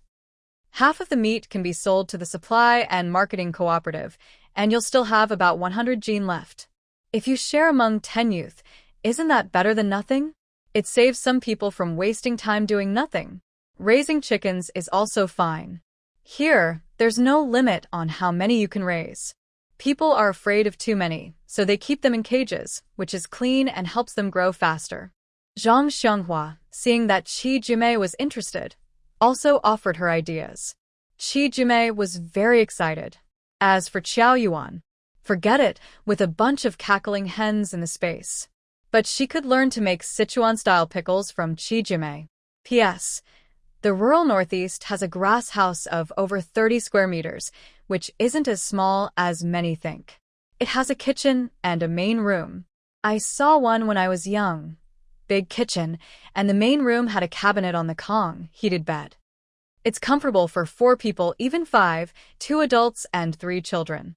When Qiao Yuan first arrived, she listened for a while, but soon Grandma Qiao asked to turn it off. She said it was a waste of batteries and too noisy. Qiao Yuan believed her. She thought that as people got older, they liked quiet. She only listened to Journey to the West for a little while each day. After learning that her 66th birthday would be celebrated with a big party, Grandma Qiao became more relaxed. She smiled more and slept better. The radio was on from morning to night, starting right after breakfast. She disliked that Qiao Yuan woke up late, so she asked her to teach her how to operate the radio and what each button did. Now Grandma Qiao can find channels by herself. She especially loved listening to Lin Haishui Yuan and Yang family generals, and she was really absorbed in them. Qiao Yuan was very happy and bought 10 batteries for her at the supply store. The little grandma not only listened herself, but sometimes called her friends over to listen together. They shared the radio, making Grandma Qiao quite popular in the village. Grandpa Qiao also loved the radio. Qiao Fuyo liked it too, especially Lin Haishui Yuan, Journey to the West, and Yang family generals, and often listened to the rural radio programs about agricultural experiments, news summaries, and international affairs. Now, their conversations with the accounting team leaders changed. They talked about the terracotta warriors, the defense of the Shisha Islands, and visits by foreign ministers, things that sounded very impressive. The accountants and team leaders were surprised and amazed, opening their eyes. When they returned home, they sighed and were scolded by their wives. The Qiao family kept visiting, but Qiao Yuan didn't like visiting others or having outsiders come to her house. Some of the older women even brought their grandchildren, who were very mischievous. Sometimes, she would play with the children and had to smile all the time. If she showed even a little bit of coldness, people would gossip behind her back, saying she didn't welcome visitors. It really annoyed her. After several days of forced socializing, she finally said, "Grandma, my wall in that room has dried. The dishes, curtains, and bedding are all ready. I'll move in after breakfast and start cooking myself." Seeing Grandma Qiao look reluctant, she quickly added, "If I move in, I can sleep well and won't have to get up so early. Besides, I'm a youth sent to the countryside. Living at home makes people talk." Feng Jiying built her house later than me, and she moved in with Zhou Jiying 2 days ago. Also, in a few days, my aunt and my father will come back, and if they want to stay overnight, what should I do? There's not enough space for everyone. Although the chance of them staying overnight was very slim, her small room had been patched 3 times. The first 2 times with newspaper, and the last time with decorative paper. Since she used glass for the doors and windows and fiberboard on the bed, the whole house looks bright and neat. Everyone who sees it feels jealous. Old Lady Qiao thought about it and decided, "Let's finish eating, and then you can help me move." "Mom, I won't take the radio away.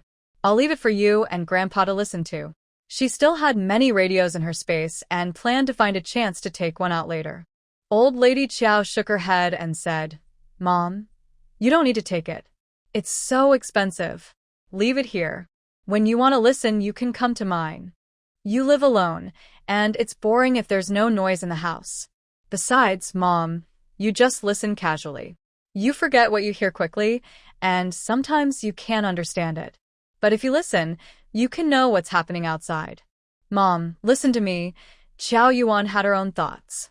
"If I take my radio, what if a few days later my dad and mom see it and want to take it back? It's so close. When they come back, they'll definitely peek into my small room. If they go all out and shout that there's no radio, I can't get married. Should I just give it up? The stuff is here, and if they look for it at my place and ask me, I can say I sold it, or I can say I gave it to you and Grandpa. Would they still have the face to ask for it? Oh, and the bicycle is here too. Mom, you and Grandpa watch over it for me. Don't let my dad and them take it away." She knew she could borrow things from the factory and cause trouble, but in return, Qiao Xingli and the others could also turn the tables on her in the brigade. She knew they could definitely do that. All right, Mom will watch over it. When it's your birthday, I'll lock the radio in the cabinet. The bicycle will be hidden at the breeding farm. If your dad and the mask, I'll say it's a gift for me and Grandpa. Grandpa likes it." Old Lady Qiao quickly wiped the windowsill next to the bed with a cloth, making it spotless. Carefully, she placed the radio in position. Besides the south and north windows, she also built a small platform with pine boards at the head of the bed. Usually, she kept a basket, feather duster, flashlight, matches, and oil lamp there for easy access. When lying down, she could reach everything with a stretch of her hand. After placing the radio, Old Lady Qiao sat back on the bed and peeled a salted chicken egg, placing it in a bowl. "Juan, which dress do you think Mom should wear on her birthday? Yesterday, I suddenly remembered that last year, Grandpa turned 66 and your aunt and her husband came too. If they come again this year." I looked through the cabinet for a long time and felt none of the clothes were suitable. None looked festive, and they all have patches. Qiao Yuan quickly finished the porridge in her bowl and stuffed the egg into her mouth. She hurriedly ran down from the bed, washed her hands, and ran back. She took a big bundle out of her large bag. This is what she found in her space a few days ago, always hidden in her bag. She planned to take it out on her birthday morning to surprise Grandma Qiao. Last year, her great-uncle and his wife dressed very well. Her great-grandpa wore simple shoes and a blue work suit. His jacket pocket even held a pen. Her grandma was even more noticeable. She dressed specially. She wore a brown checkered shirt, black pants, small leather shoes, and carried a bag. It looked almost new. Her hair was neatly combed, and she smelled of osmanthus hair oil. At their age, most people wear dull clothes, so seeing a fashionable old lady was a surprise. She was initially shocked. She remembered her aunt's family didn't have much money. Now she understood people just like to show off. She's not afraid of comparisons anymore. She now has the confidence to show her strength. Xiao Yuan took out 3 sets of clothes from her bag. Grandma, I remember this. Look, I bought these new clothes early for you and Grandpa. You're the birthday person, so you get 2 sets. Grandpa gets 1. But she couldn't find a second set suitable for an older man from that era. She had it made, but couldn't find the right person. Grandma, look at this one. Dark blue pants and a red top with black patterns. It's a double-breasted shirt, and the collar makes your neck look longer. Grandma Qiao's eyes lit up instantly. Grandma Qiao, at her age, had never worn such bright clothes before. She had only worn a few new outfits. She hurried to get a hot water thermos, soaked her hands, and carefully tried on the clothes, measuring herself. Oh, dear, isn't this a bit too flashy? I'm so old, with all these wrinkles, wearing such bright red. People might laugh. Yuan, how much did you pay? It must be expensive, right? Maybe I should return it. It's a waste of money. It's not expensive at all, Grandma. Just try it on. Xiao Yuan helped her take off her outer clothes. Grandma Qiao cooperated happily. Well, it fits quite well, doesn't it? Xiao Yuan buttoned her up, adjusted the hem, and looked around. She couldn't help but praise her. Wow, my grandma, you look just like me. So beautiful. Wear this outside, and no one will recognize you. You look 10 years younger. Really? Grandma Qiao's mouth stretched wide, and she kept touching her clothes. Really? Xiao Yuan nodded quickly. After the birthday, we'll go out and show off at the big team. We'll definitely surprise the older ladies there. Yes, yes, yes. Take it off now so it doesn't get wrinkled. Grandma Qiao was taking off her clothes while glancing at another item. Xiao Yuan was very perceptive and immediately picked up another piece. Grandma, try this one. Feel the fabric, it's really good, and it's cool to wear. The color is perfect, a deep blue. With this style, even my older relatives could wear it. You won't find 2 like this in the department store. I managed to get it last time I went to the city. Xiao Yuan quickly made up a lie. Grandma Qiao didn't think much about it. She saw that Xiao Yuan's bag was big and didn't check inside. She smiled happily, very satisfied, and didn't want to take it off. Grandma, it's because of my precious granddaughter. It looks so good, and the fit is just right. It also makes my fair skin stand out. Just a few days ago, Wang Grandma told me she wanted to buy some fabric to make a summer dress. She said the old one couldn't be fixed, but she didn't know what style to choose. Xiao Yuan understood immediately. Grandma, go help Wang Grandma pick out a fabric. I'll tidy up the table and wash the dishes. I can handle moving by myself. It's close and not much stuff. 1 trip is enough. If I forget something, I can come back for it. Can you do it alone? I was thinking of helping you dust, Grandma Qiao said with a small smile, feeling amused. She nodded quickly. I finished dusting yesterday afternoon. Grandma, you can go out for a walk. Don't just visit Wang Grandma and Yang Grandma. Visit Granny Wei too. Oh, Grandma, I don't have soy sauce at home. We have extra bottles, so could you buy some from the Supply and Marketing Cooperative? I don't eat much, just half a bottle is enough. Grandma Qiao agreed happily. I'll go straight to the supply store and bring Wang Grandma along. Grandma Qiao looked visibly happy and even changed into new pants. She also wore a new pair of leather sandals that Xiao Yuan had bought but never worn. She even packed her first red dress in a cloth bag and took it away. Grandma, I'm leaving now. Grandma Qiao hurried out, humming a tune. Xiao Yuan watched her grandmother happily leave and, upon entering the kitchen and seeing the soy sauce bottle on the stove, burst out laughing. She folded her old husband's clothes and set them aside. After tidying up, she carried her luggage toward the youth commune. When no one was around, she secretly took out some things from her space. She put rice and white flour directly into small cloth bags. She also took out a large bag, about 30 jin of finely ground cornmeal. Whether she ate it or not, she needed to have it visibly. She laid out brown sugar, white sugar, sesame oil, vinegar, soy sauce, and bean oil. The jar of lard was also full and placed on a board next to the stove. Under the board, she stuffed firewood, birch bark for starting fires, and lemon peels. Seasoning, salt, and Sichuan pepper powder are all stored in small jars, with small spoons inside, placed on a small rack. The small basin, bowls, and chopsticks are also put on the dish rack. Seeing there isn't much work, the kitchen has been busy for nearly an hour. After everything is neatly arranged, more than 2 hours have passed. I washed a crispy, sweet melon, flicked the seeds away, and happily laid it on the heated brick bed to relax my feet. Living alone is so convenient. After eating one melon, I still felt thirsty, so I cut half a large watermelon. The watermelon in the space is especially refreshing and juicy, very sweet and delicious. With a gentle bite, the sweet juice floods the mouth, and I can't find such a perfect watermelon anywhere else. She smiled happily with her eyes squinting. She sighed. This is real life. Well, Eating too much watermelon often makes you run to the bathroom, urinating again and again. An hour later, her bloated stomach shrank again. Xiao Yuan looked at her stomach, making gurgling sounds, and said in frustration, "Are you a bottomless pit? Or a pig? Why can you eat so much and still be hungry? Not mindful at all. Can you learn from others' stomachs and eat less? I've worried so much about you since you were little.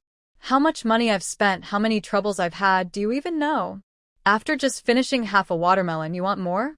All you do is eat, eat, eat. Are you related to a glutton? Tell me, what else do you want to eat today? Since I'm happy today, I'll satisfy you too." No more examples. Xiao Yuan took a small bowl of millet. It was hot, and her stomach wanted porridge. She said she couldn't eat anymore. She lit the fire, and the porridge was cooking in the pot. Then she picked up a small basket, went to the back room, and picked some kidney beans. She also picked 2 cucumbers, 6 tomatoes, and a bunch of green onions. Just as she reached the door, Grandma Qiao and Grandma Wang came back happily. Grandma Wang saw Qiao Yuan, hurried over, took her hand, and kept praising her. Grandma Qiao looked proud beside her. She shared her achievements for a full 10 minutes. Grandma Qiao said, "Yuan, you don't know, you really made Grandma proud." As soon as Grandma sat at the entrance of the supply and marketing cooperative, 8 people, exactly 8. Grandma Qiao held up her right hand, making a proud 8 gesture. 8 women, all at once, surrounded Grandma. They asked questions nonstop. Grandma Wang added, "Yes, almost pushed me aside to go." Grandma Qiao nodded and continued. "They asked who bought my clothes, how much money I spent, where I bought them. They even wanted to touch them, but I didn't let them. Who knows what they use to wipe after going to the toilet in the morning, whether they wash their hands. All of them have rough hands, like corn cobs. I bought clothes for my granddaughter, but they got torn. What should I do?" Old Lady Wang frowned and said, "I think old Han's family has bad intentions. They just want to touch things lightly, but they try to squeeze hard." I slapped her hand away. "Tsuehua, did you see that?" Old Lady Qiao called Xiao Tsuehua. "Yes, I saw." Tsuehua nodded. "Thanks to you, I didn't react in time." Old Lady Wang grinned and nudged Old Lady Qiao. "Hey, did you notice?" Old Han's family looked jealous, with their eyes turning red. They were pulling a big donkey face. It was only after 9 o'clock, and they said they wanted to go home for lunch. They just got up and left no matter what we said. Theirs looked like they were stuffed with chicken feathers. Old Lady Wang laughed loudly. "I think she won't sleep well tonight." The 2 old ladies got more and more excited, gesturing with their hands and leaning on their hips, talking with flying spit. Old Lady Qiao was standing nearby, smiling quietly. Only when Old Lady Wang looked at the sun did she slap her thigh and say, "Oh no, it's getting late, and I haven't cooked dinner." She hurriedly ran home. Old Lady Qiao was left speechless. She already had leftovers for dinner. Smart move. Old Lady Chow was about to cook some dry-fried green beans and a cucumber with green onions. Making these was easy. Cut the cucumber into small pieces, slice the green onions diagonally, add some salt, MSG, and minced garlic. It's light, fresh, and very tasty. She thought it might not be enough, so she took 3 tomatoes, 2 mixed with sugar and 1 fried with eggs. She bought the eggs with her and Grandma Lao Wang. They cost 5 cents each, and she bought 20, spending $1. Old Joe's chickens ate all her eggs. Her grandma boiled 2 eggs for her every day. Knowing she loved salted egg yolks, she pickled 80 salted eggs and exchanged 20 duck eggs to make 100 eggs in total. She also boiled 30 tea eggs a few days ago. Old Lady Chow sighed with affection. Her brothers, Chow Jianhua and the others, loved eating them, especially Chow Jianya, who kept saying he wanted more. Old Lady Chow hit him twice with a fire poker. There were so many eggs in her space, but she couldn't just eat them directly. Details matter. She was lazy before and didn't want to sell eggs at the black market because she didn't think it was worth the small money. Selling a few eggs brought only a few dollars, which was boring. So, she controlled the chickens, ducks, and geese laying eggs in her space. Every time she entered, she felt their eyes full of resentment. Soon, the fragrant fried eggs with tomatoes and dry-fried green beans were ready. The aroma is everywhere, especially the dry-fried green beans, spicy and fragrant, with the scent of Sichuan peppercorns dominating. Xiao Yuan is generous with the oil. When the green beans go into the pan, you can hear a sizzling sound, and after cooking, they look shiny and oily, still bubbling with oil. After a tiring morning, with heavy legs and a hungry stomach, the young people who just arrived at the youth commune were immediately drawn in by this strong smell. Whose house's cooking is this? It smells so tempting, Lin Xinqing sniffed deeply and muttered. Next to him, Zhou Yang's eyes lit up. I think it's coming from our courtyard. Remembering something, he quickly grabbed Feng Hua and headed toward the backyard. Others also reacted. Feng Xianglon pouted. What's the point of walking so fast? It's like they're sharing the delicious food with us. Some people even lock the bathroom door so others can't use it. 2 days ago, she had stomach pain and someone was in the bathroom. She didn't know if they fell into the toilet, but they hadn't come out for over 10 minutes. She couldn't hold it anymore and wanted to use Qiao Yuan's bathroom. Holding her stomach and bending over, she hurried to the door. It was locked. What's wrong with people? Such fuss. Locking a broken bathroom?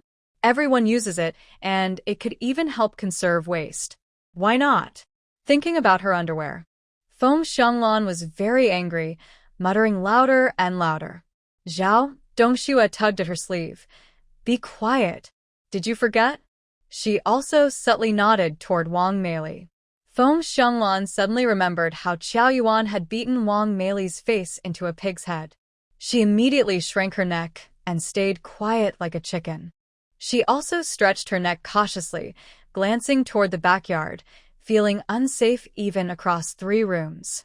Afraid that Qiao Yuan had super hearing, Wang Meili instinctively covered her cheeks.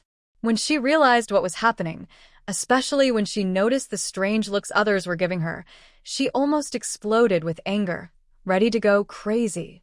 She was furious inside and hated it. Feeling upset, she wanted others to feel the same. So she lowered her eyes and whispered, Should we go say hello to the backyard? I'm not going. Today's my turn to cook, Qi Jimei said, not giving others a chance to oppose. She flicked her braid and went into the kitchen. I'll go cook too, Li Wendong, who had been about to refuse, no longer needed an excuse. He was paired with Qi Jimei. The young people worked in pairs, each cooking for a day. Feng Xianglon raised her right hand. They're not going, so we go. This suggestion was exactly what everyone wanted, and they followed the tempting smell to the door. Xiao Yuan had just finished chatting with Feng Hua and Zhou Yang across the walking stick. She was sitting with her legs crossed, about to put an egg in her mouth when the door of the small courtyard was knocked. She guessed who it was just by the sound of footsteps. The Qiao family wouldn't knock. It could only be the educated youth. There were quite a few people, judging by the footsteps. She rolled her eyes in annoyance, silently cursing the lack of manners, as they arrived right at mealtime. She put down her chopsticks and went to open the door. When she opened it, Qiao Yuan stood at the door like a gatekeeper. She smiled, crossed her arms, and said, "Oh, it's you. I thought it was someone coming at mealtime. Is there something urgent?" She emphasized urgent more than usual.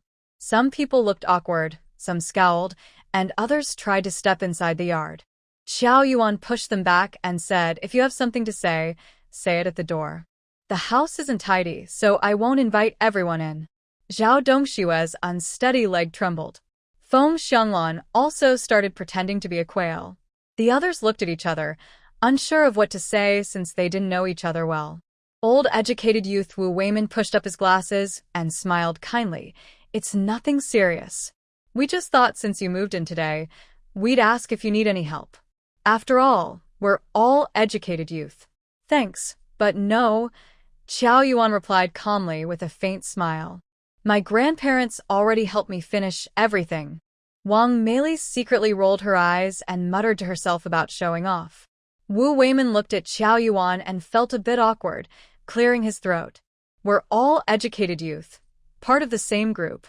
Since you haven't moved in yet, you might not know everyone's names." He introduced everyone one by one. When it was Wang Mei's turn, she felt even more embarrassed, biting her lip. Seeing Wu Weiman's face turn red, older sister Wang Yonghan quickly changed the subject. "Oh, Mei, no need to introduce her. She and Qiao are childhood neighbors. We all know that." Wu Weiman heaved a sigh of relief and gratefully looked at Wang Yonghong. Wang Yonghong's cheeks flushed slightly. Qiao Yuan raised an eyebrow, surprised. "Wow, there's some gossip." Wang Mei finally looked up and greeted, "Qiao Jiqing, I heard you went back home recently. Is that right?" "Yes," Qiao Yuan replied, recalling how uncomfortable she felt about the Wang family. Wang Mei's eyes suddenly reddened. "Do you know how my dad and mom are? I came to the countryside secretly. I was afraid they'd be angry or get sick from the stress." I'm worried. Qiao Yuan hesitated. "How should I say this? That the Wang family is loud and boisterous? Almost every day they curse at their daughter outside the courtyard gate." She didn't want to offend Wang Mei, but she couldn't say everything outright. Seeing Qiao Yuan hesitate to speak, Wang Mei's tears flowed like a flood, falling rapidly. She pouted and cried, "Please, I beg you. Just tell me, I don't mind being slapped a few times." Her expression was weak and pitiful.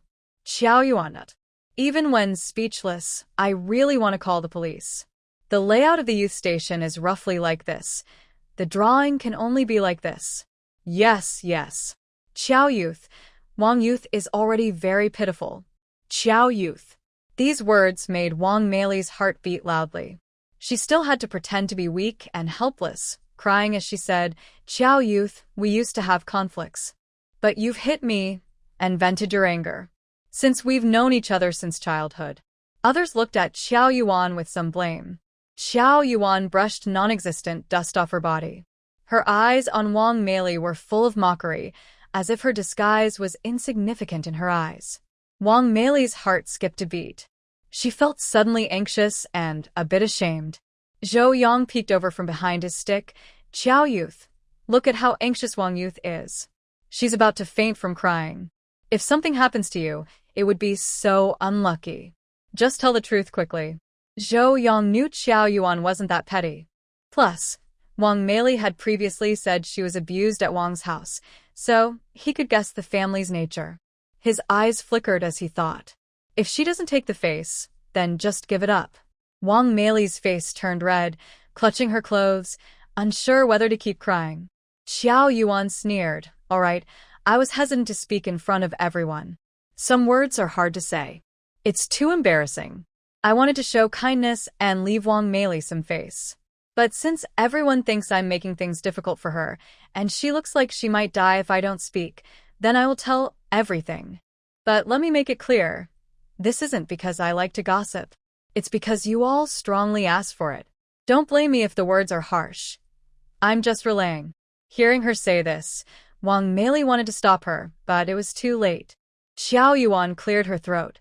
Wang Meili, your mother, your sister-in-law, even your brother, are all at home cursing loudly. The words are, Wang Meili, you ungrateful little brat, ran off with some wild man from nowhere. You have shown great disrespect. From now on, the Wang family will pretend they never raised you, and you'd better die outside. Never come back. If you dare to return, I will break your legs. As for whether Mr. and Mrs. Wang are doing well, you can judge for yourself, Mei Li. I'm a kind-hearted person and even explained for you, saying you only went to the countryside. I didn't say you ran off with a wild man. She's so kind. Haha. Zhou Yang couldn't hold back his laughter. Everyone else's expressions were too funny. Feng Hua at the door also couldn't help but smile, dropping her cold exterior. The other educated youths. They liked hearing this and wanted more. Mei Li's face turned pale, and she yelled loudly, Impossible. You're lying. I left a note when I left, telling my family I went to the countryside. Xiao Yuan smiled mysteriously. Yes, you left a note. Why do your mother and others still say such things? You're their own daughter. Spreading rumors that you ran off with a wild man. What's the point for them? Actually, you don't need to be afraid. No neighbor believes it. It's just blatant slander. These days, without a recommendation letter, you can't go anywhere. Everyone says your family is full of bad people, ungrateful and heartless. A bunch of animals. Wang Yonghong let go of Mei Li's hand and asked what many were thinking. Why does Mei Li's family hate her so much? They seemed eager to ruin her. Maybe because no one is working at home, guessed an old, educated youth. Feng Xianglan quickly added, I think it's because they're upset about not receiving the bride price. Oh, Xiaolon, you've become so clever. Qiao Yuan praised her with a smile. She stepped forward, hugged Feng Xianglan's neck, and whispered mysteriously, I heard from someone in the Wang estate that they had already arranged a marriage for Mei Li. The groom's family paid 300 yuan as bride price. They planned to hold the wedding on the 8th day of the 8th month. But the bride ran away. I also heard that the groom brought 7 or 8 aunts and uncles to cause trouble at the Wang family's house. It was fierce, and they even issued a harsh warning. Either they get a bride or 400 yuan compensation. If they get less, they'll cause trouble at the factory where the groom works. 400? Wang Yonghong exclaimed. Wasn't it only 300? Xiao Yuan gave her a look that said, Are you serious? The wedding was already prepared. Maybe relatives were notified. Now that the bride ran away, neighbors and colleagues are all laughing. Can't they at least ask for some compensation for the mental distress? Such things, how could any man accept it? It's a huge face loss. I heard the groom is a team leader at the flower factory, quite an official position. She valued her face more than anything else. Feng Xianglan, who was shorter than Xiao Yuan, felt uncomfortable being hugged around the neck. It was like being choked, and she struggled lightly, but couldn't break free. Feng Xianglan looked up silently at Xiao Yuan's delicate face so close. She really wanted to say firmly, let go of me, but comparing their strength, she quickly lost confidence. After receiving a look from her, she obediently continued to play along. Oh, Wang Meili, tell me about your family. It's really funny. You're about to get married, but you, the bride, don't seem to know much. Could it be that the groom has some flaw? The other young workers nearby all looked at Xiao Yuan curiously. They wondered if the groom was lame or had some mental issue. Oh my goodness. Is this really her biological family? That's too harsh. Everyone's eyes on Wang Meili were full of sympathy, and at the same time, a strange sense of superiority grew in their hearts. They all thought, Wang Meili's situation isn't as bad as hers. Wang Meili gritted her teeth in hatred, wishing she could sew Qiao Yuan's and Feng Xianglan's mouth shut.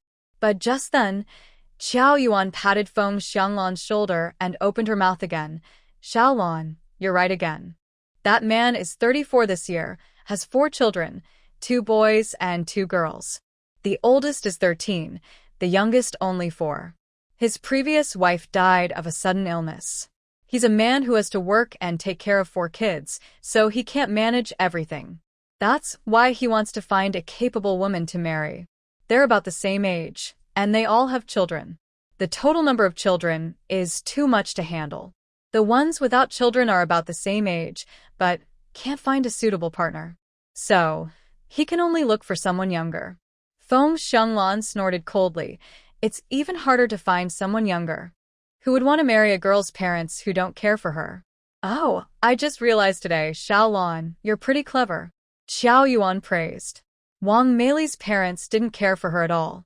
She casually stuffed a piece of orange peel candy into Feng Xianglan's mouth, feeling very pleased. Feske, no wonder in history, Qian Shao Si kept the fat man around. Sometimes having a clever minister has its uses. Don't get too comfortable. Really? Feng Xianglan, chewing the candy, looked surprised. He just so. My mom always praised me for being smart at home. Everyone else. One dares to praise, and the other dares to respond. Pa. Wang Meili was furious, glaring at both of them. You two are just singing the same tune. Talking nonsense. It's really bullying. So mean. I'm going to report you. Report me? Xiao Yuan pouted her small mouth and looked up at the sky. Go ahead. I'm afraid of you. It seems I've spoken so much that you don't believe me. And neither do you? Xiao Yuan glanced at the other young workers. But that's okay, I have a way. Feng Xianglan was curious and asked what plan. I'll give 10 yuan and you two go follow Wang Meili back home. See for yourself, and you'll know if I'm just talking nonsense, she said. The young workers were stunned. To spend 10 yuan just to annoy Wang Meili, what a bold move. They believed her. Who wants your stinky money? Wang Meili couldn't hide her embarrassment. She glared fiercely at Xiao Yuanwan. Then she turned and ran back to the front yard, slammed the door, and lay on the Kong, crying softly. Qi Jiaming was scared by the door slamming and trembled, holding a spatula, looking confused. Li Wendong also couldn't understand what was happening. The two looked at each other. As the leader of the young workers group, Li Wendong felt responsible and quietly said, I'll go ask what's going on. Qi Jiaming didn't dare to speak loudly. Don't ask her, ask others. She didn't want to hear Wang Meili's crying. It was all her own fault. Okay, Li Wendong guessed a little. In the backyard, Zhou Yang saw there was no more excitement and happily went back inside. He whispered to Feng Hua, Wang Meili is really stubborn. Why doesn't she learn her lesson? Every time she tries to take advantage or causes trouble. If someone else had parents like hers, I might feel a little sympathy, but Wang Meili. Zhou Yang curled his lips.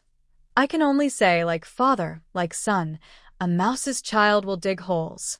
Feng Hua didn't speak and ate her meal slowly. Zhou Yang was used to it and didn't mind, chatting away happily. The two laughed and joked, with Zhou Yang mostly responsible for the jokes. Life in the countryside wasn't so boring anymore. Over here, Qiao Yuanwan closed the door, flipped her hair, and jumped back into her room. Just after eating 3 bites, Qiao Jiandang came again. Brother Jiandang, why are you here? Have you eaten? Come eat with us. No need, my mother has prepared the food. She'll bring it later, and you can eat yours. Jiandang waved his hand and sat on the edge of the Kong, continuing, I just heard you young workers arguing loudly. I was worried, so I came to see. Xiao Yuanwan ate while recounting everything that had happened earlier. Jiandang snorted coldly. Pity often comes with resentment. There's some truth in that. Don't pay attention to her, and try to avoid her in the future. She's not sincere. Xiao Yuanwan nodded, and Jiandang added, when we just got home, our mother took out clothes to show us. She was really happy, smiling so much she couldn't clap her hands. Our father also tried them on and the clothes fit perfectly. Xiaowan, my older brother, Jianye, Jianbei, and I have discussed it. We plan to go back up the mountain in a few days. The dishes we prepared before are quite good. But now that you're here, it's even better. Even if we only catch rabbits, we can add some meat to the meal. If we could also catch wild boars and roe deer, that would be perfect. Our mother could have a more special birthday. Xiao Yuan swallowed her food and said without much thought, I've already thought about that. Don't worry about us. During busy farming times, you all should take leave, but it's not easy. She shared her plan. I'll go up the mountain myself to catch a few rabbits and wild chickens. No need to bother with wild boars. The farmed pigs are much better. Wild boars are big, but their meat is too lean, tough to eat, and hard to cook. Plus, they have a strong smell. The day before Mother's birthday, I'll go to the commune to buy some farmed pork, especially pork belly. We can make braised pork, sweet and sour pork, pearl balls, and braised pork belly. If I can find small pork hocks, I'll buy a couple to make sauce pork hocks. Just thinking about it makes my mouth water. The older generation values the 66th birthday a lot. Qiao Yuan wants Grandma Qiao to have a grand celebration. The rest of the Qiao family feels the same. All right then. Qiao Jindong's eyes lit up. You don't have to pay for everything yourself. We siblings will split the costs. Are you including Qiao Jianan, Qiao Yudong, and Qiao Yuhua? Sometimes, Qiao Yuan was generous, and other times she was stingy, depending on the person and situation. Qiao Jianding choked and said, "You're counting on them?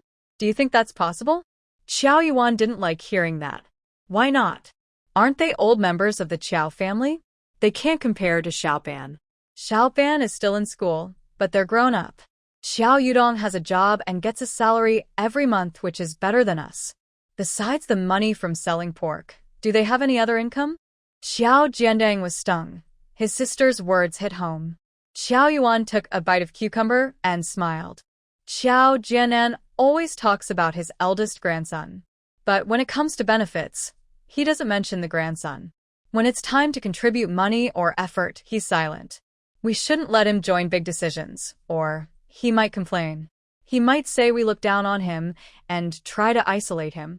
If he finds out, he'll cry and complain. Qiao Jiandang. He thought she was talking nonsense. Qiao Jianan would pretend to be deaf to avoid trouble. Qiao Yuan continued, and Qiao Yuhua, she's gone to the countryside now, which is tougher. But every year, Didawin gets a share. It's not as poor as Qingshan Liangzi, where you get nothing at the end of the year. She didn't mention the married daughters. It's especially hard for daughters-in-law. Giving a little to the mother's family might be seen as favoritism. Qiao Jiandang looked at Qiao Yuan carefully. Qiao Yuan felt a bit uncomfortable being watched. She put down her rice bowl and frowned, asking, "What are you looking at? What's wrong? Are you upset with Sister Yuhua?" Qiao Jiandong's eyes flashed with curiosity, and his tone was confident. No, Qiao Yuan didn't want to say more. She took another crunchy piece of cucumber salad to calm her anger. Seeing Qiao Jiandang staring at her silently, she felt disappointed and said, "I'm upset inside.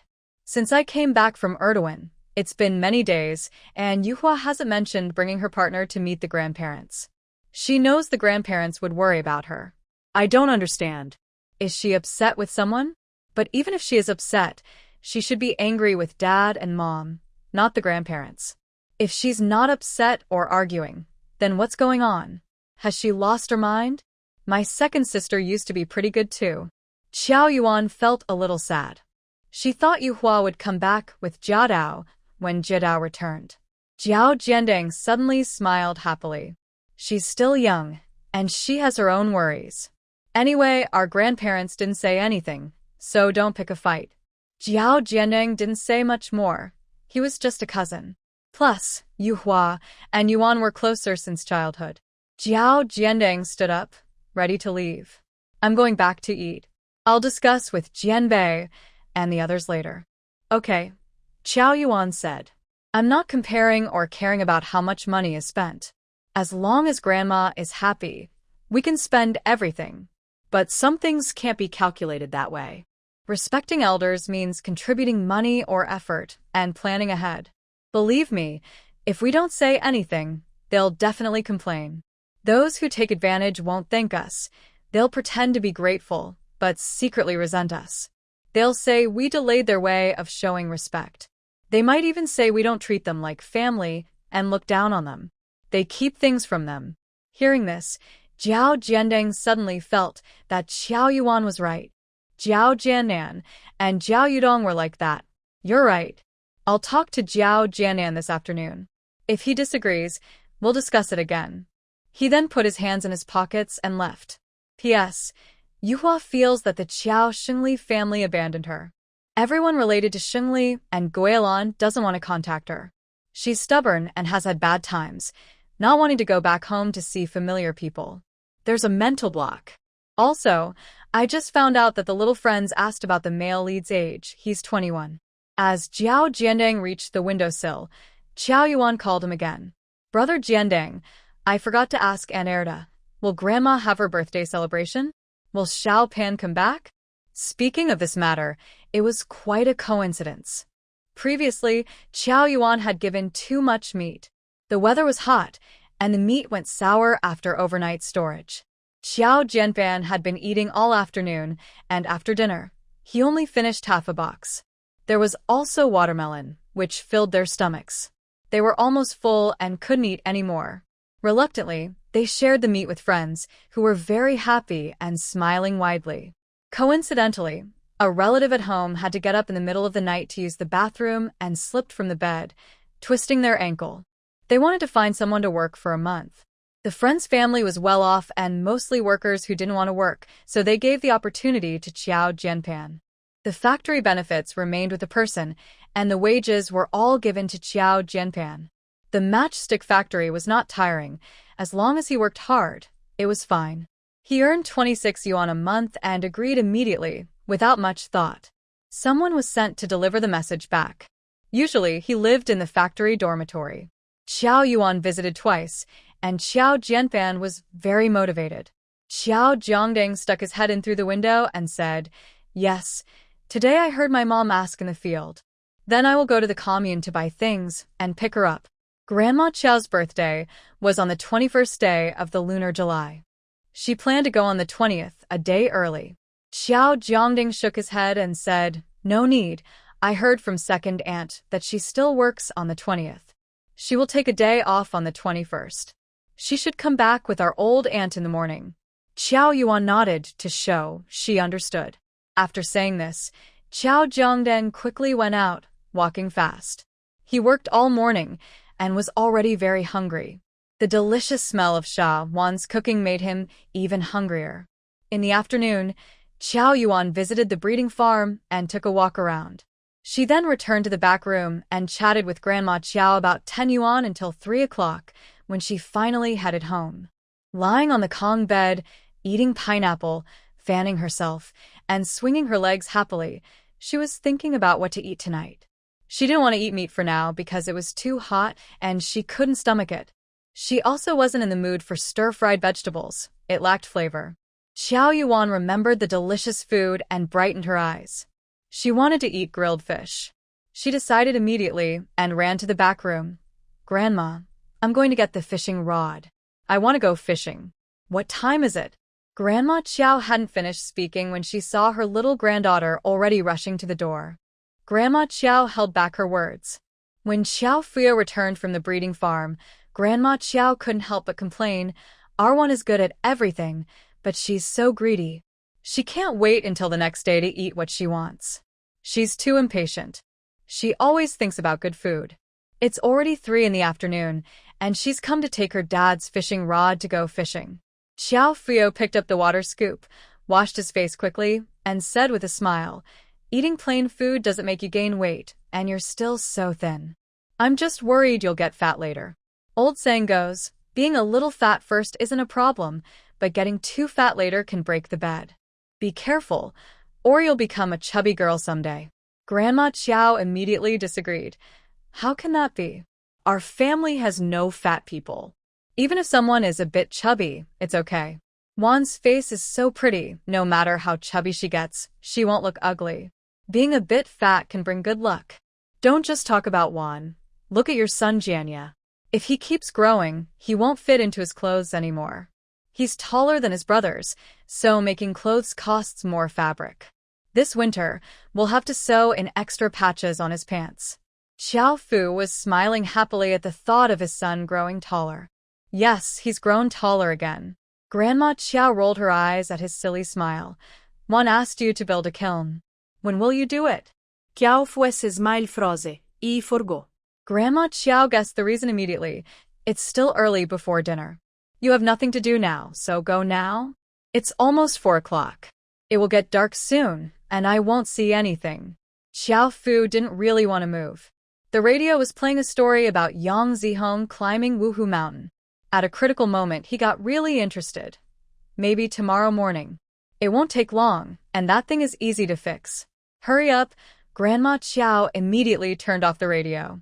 Wan said she'll wait for my birthday and use the kiln to make roast chicken for me. Xiao Fu immediately grabbed his tools and headed outside. The world is big, but Mother is the biggest. Grandma Qiao was satisfied and turned the radio back on, listening intently. After the story finished, she smiled happily and took her basket to the vegetable garden to pick vegetables. Tonight, we'll cook potatoes. Oh my heavens, the potatoes are growing wild. They're getting bigger and bigger. If we don't eat them soon, they might sprout out of the ground themselves.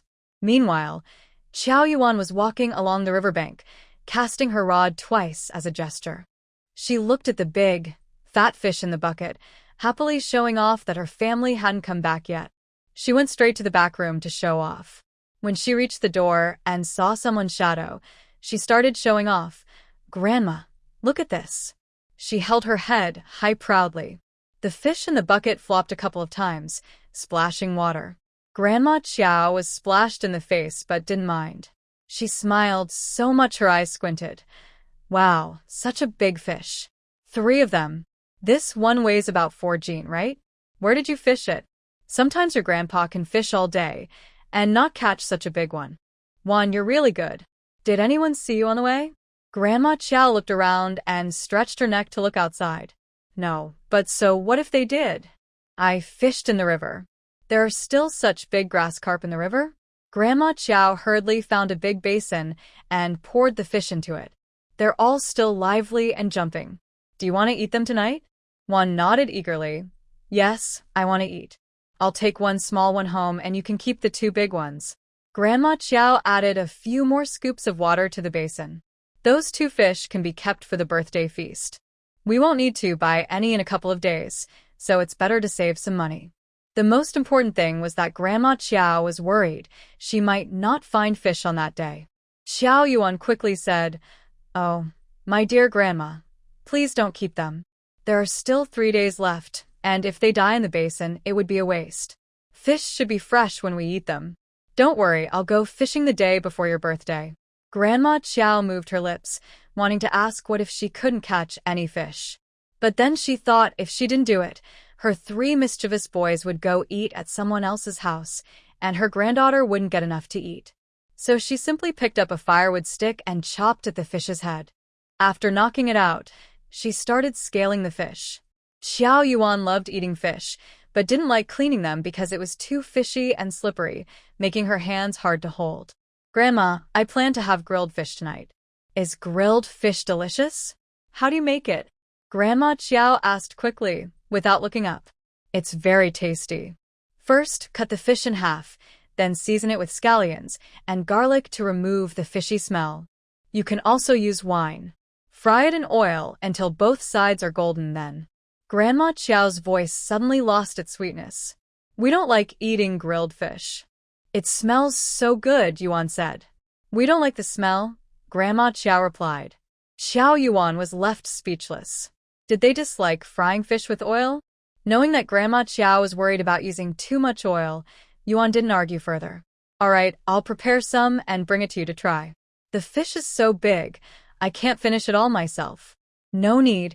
Grandma Qiao took the second fish and refused a 3rd time without hesitation. You're just tempting them again. What if I make it? I don't have enough oil. That was a good point, and Yuan couldn't argue. She carried the prepared big fish and strolled back home. As soon as she entered the yard, she saw that Xiao Fuyo was halfway through building a kiln. Xiao Fuyo saw the fish in Yuan's hands immediately. Wow, you're back so soon? Impressive. Such a big fish. Did the water reservoir release water again? Yuan went into the kitchen, placed the fish in a basin, poured cooking wine to remove the fishy smell, and chatted with Xiao Fuyo inside and outside the house. It did. The laundry area was flooded. There's likely to be rain in the next couple of days, so work in the fields will have to stop. You should cover the kiln after it's finished. It won't dry overnight, and if it rains, it'll be ruined. Got it, Yuan said. She washed 2 potatoes and a small bunch of crown daisy greens. The greens were a bit old, so she pinched off the tips. Then she soaked a small handful of wood ear mushrooms. She could add any vegetables she liked. Later, she planned to take some dried tofu, enoki mushrooms, soybean sprouts, duck blood, sausage, and lotus root slices from her space to add to the meal. Xiao Yuan happily steamed some rice. When everything was ready, she sat on a small stool next to Qiao Frio to help. Sir, when we can use it, we can roast sweet potatoes, rabbits, chickens, and whole sheep. I can also bake cakes and bread. Once I buy the ingredients, I'll make some for you to try. In the past, once she started, she could eat for years. She was very free. Besides traveling around the country and abroad, she loved exploring new foods, diving underwater, and planting flowers. She can make many kinds of small cakes. Xiao Frio smiled happily. That's good. The cooperative's cakes aren't cheap, and you need ration tickets to buy them. Xiao Frio didn't take it seriously, speaking in a coaxing tone to the children. Qiao Yuan didn't mind either. Adults are like that.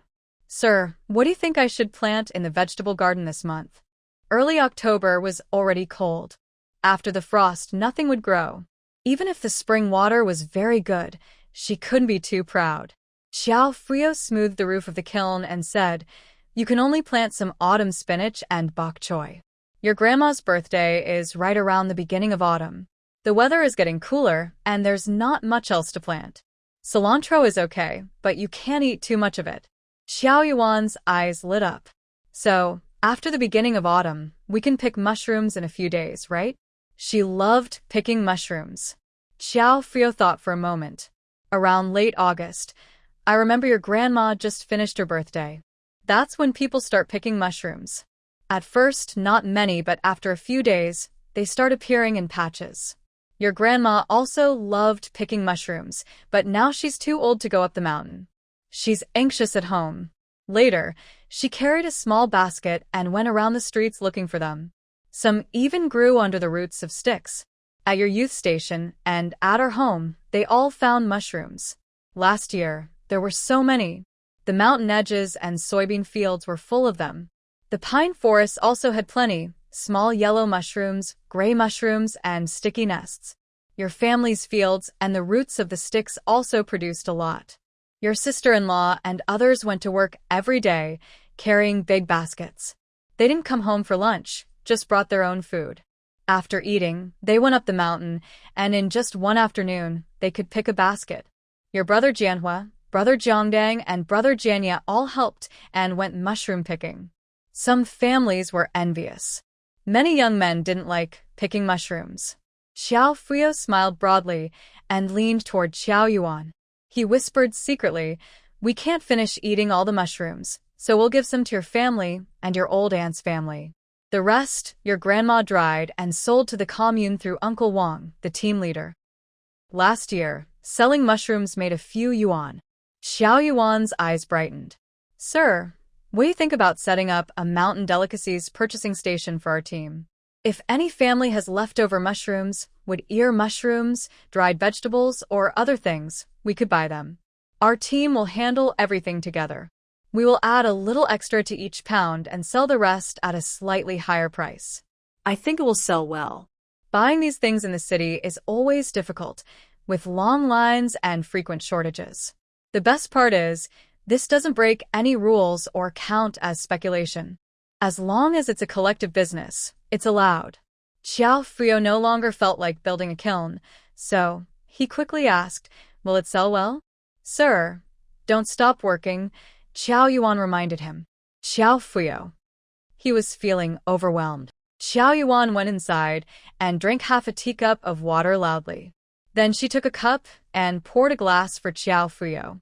After he finished drinking, she continued, In winter, all supply and marketing cooperatives are the same. It's either cabbage, radishes, or potatoes.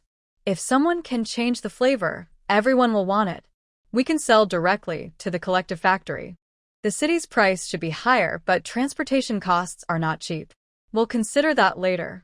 Anyway, we should try selling some first. If it doesn't work, we won't lose much. Our team has no funds, no skills, no support from the cooperative. Besides me, there's no one else talented. Starting a factory is impossible. We need to think of low investment, easy to start ideas. The most important thing is, our land is limited, and many of the older kids are just hanging around at home. Xiao Yuan's words made him feel optimistic. His eyes brightened, and his face reddened, looking like he was tipsy. Suddenly, he shouted loudly, "Let's do it." His niece was right, small efforts add up. You can't become rich overnight. Step by step, develop steadily, and one day, there will be a turnaround. Xiao Yuan was startled by his shout, almost dropping her cup. She subtly twitched her lips, then quickly became serious. They discussed some details. Xiao Yuan looked at her watch and saw it was 5:30. She said, "I'll go cook now. Tonight I'll make grilled fish. After I finish, sir, you try it. It's really delicious. I promise you'll want to have it again next meal." The rice was already cooked. Today she added a small handful of yellow millet into the rice, making it especially fragrant. She could eat 2 big bowls. While Qiao Fuyo was working outside in the yard, Qiao Yuan quickly washed and blanched her favorite vegetables. After removing them, she heated some oil in a pan. When the oil was about 70% hot, she fried the marinated fish until fully cooked. Then she followed normal stir-fry steps. After cleaning the pan, she added a little oil, then chopped green onions and garlic, stir-fried briefly. Next, she poured in hot pot base, hearing a sizzling sound. The aroma of scallions and the spicy, fragrant smell quickly spread far and wide. Qiao Fuyo couldn't help but mutter outside, "Yuan, how much oil did you put in? No wonder your face wrinkles every time you cook." "It didn't take much," Qiao Yuan said as she stir-fried briefly. She added 3 large ladles of cold water and some seasonings. Once the water boiled, she put in the fish. Xiao Yuan leaned against the doorframe, smiling, and said, "Today, the fish is quite fat. I only added a small spoon of oil. You can't cook without oil, and I also put in quite a few vegetables." "Is that a small spoon for soup?" "No, it's the small spoon used for porridge." Xiao Yuan went into the kitchen and showed him. Xiao Fuyo couldn't help but want to scratch his head, but he remembered the mud on his hands and held back. "Do you know your grandma uses more oil when cooking? She only uses a yellow bean-sized amount, sometimes the size of a copper coin, tied with a string. She dips it into the oil jar, then pulls it out and swipes it at the bottom of the pot. That's enough." But she still thinks that's not enough. She wants to squeeze some oil from the shop, but she's reluctant to use too many yellow beans. She wants to save them for the new year to make pressed tofu. Xiao Yuan rubbed her nose, feeling a bit guilty. The few times she added so much oil before, her grandma didn't scold her. Grandma said, "Good job, Qiao Fuyo." He wasn't even here, yet he was being so sweet-tongued. Xiao Yuan saw the water boiling and added the fried fish. She sat back on a small stool, ready to chat a little longer.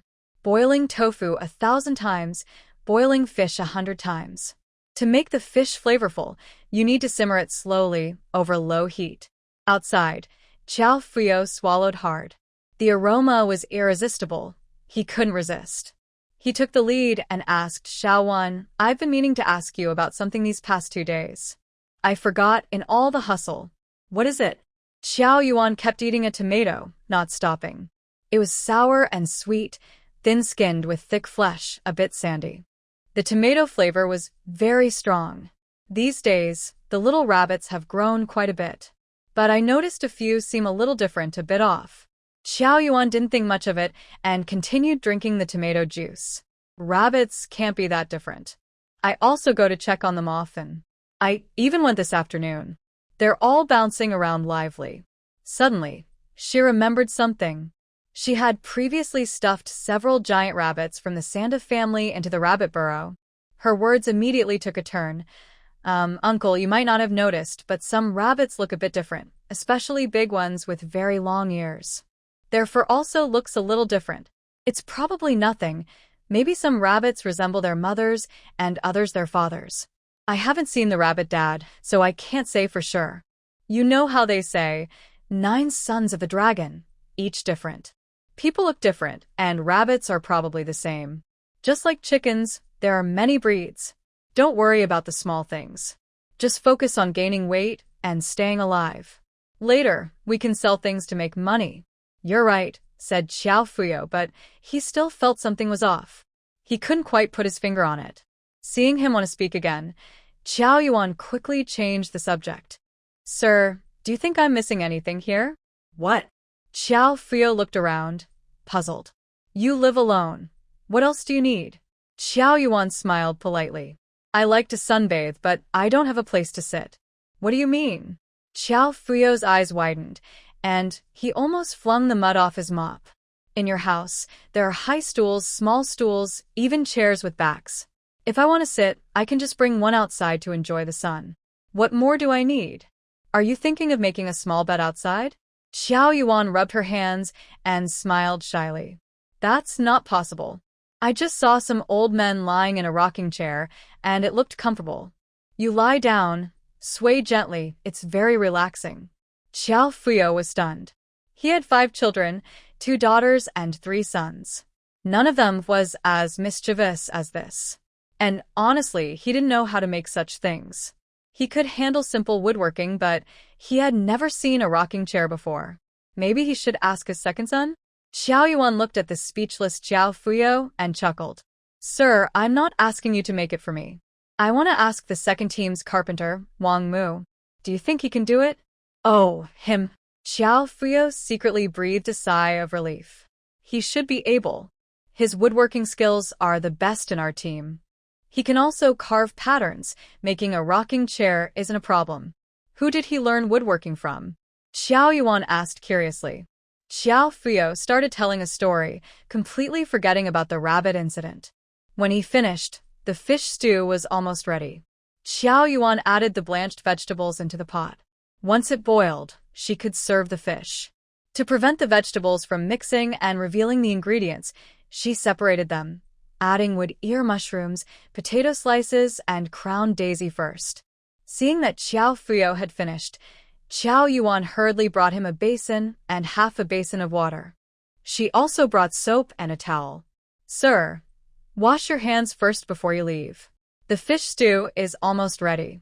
I'll put some in a small basin for you to take home. Xiao Fuyo quickly rinsed his hands with clean water, then changed the water, lathered with soap, and washed carefully 3 times, making sure all the mud under his nails was gone. Meanwhile, Qiao Yuan was busy too. She quickly grabbed a broom and started sweeping the yard. There was a lot of mud and debris near the kiln, mess everywhere. Qiao Yuan directly dumped the trash outside by the stick root. She casually took the thermos and poured a small basin of hot water for Qiao Fuyo, not forgetting to add some cool water with a ladle. Grandpa, try the water temperature, okay? Alright, just right. Xiao Fuyo happily washed his hair again, feeling much fresher. He sat on a small stool, took a deep breath, and then grabbed a big bite of the tomato from beside Qiao Yuan.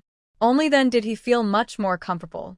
He looked at the kitchen where Qiao Yuan kept filling a small basin with fish, and he called out, You don't need to fill so much. Just a little, enough for us to taste. Keep some for yourself. The fish aren't big, and you've already filled our bowls. What do you want to eat? The key is, the niece can really eat. Qiao Yuan was busy putting the cooked fish into the small basin while replying to Qiao Fuyo, It's okay, there are many of you. I kept quite a bit for myself. I'll give you the fish head too. I don't like eating fish heads. She hardly kept any of the mushrooms, potato slices, or crown daisy. After sending Qiao Fuyo out through the small door, she didn't forget to casually remind him, Grandpa, you don't need to specifically bring the basin back. Tomorrow or after I finish eating, I can go get it myself. If he brings it back while she's eating, it's over. Okay. Qiao Fuyo replied without turning around. It's so close. Just a couple of steps. I know, no need to tell me. Even at such a young age, he's quite chatty. Qiao Yuan pouted, feeling annoyed by his talkativeness. After seeing off Qiao Fuyo, she hurriedly closed the courtyard door from inside. She went inside and poured the other dishes into the pot.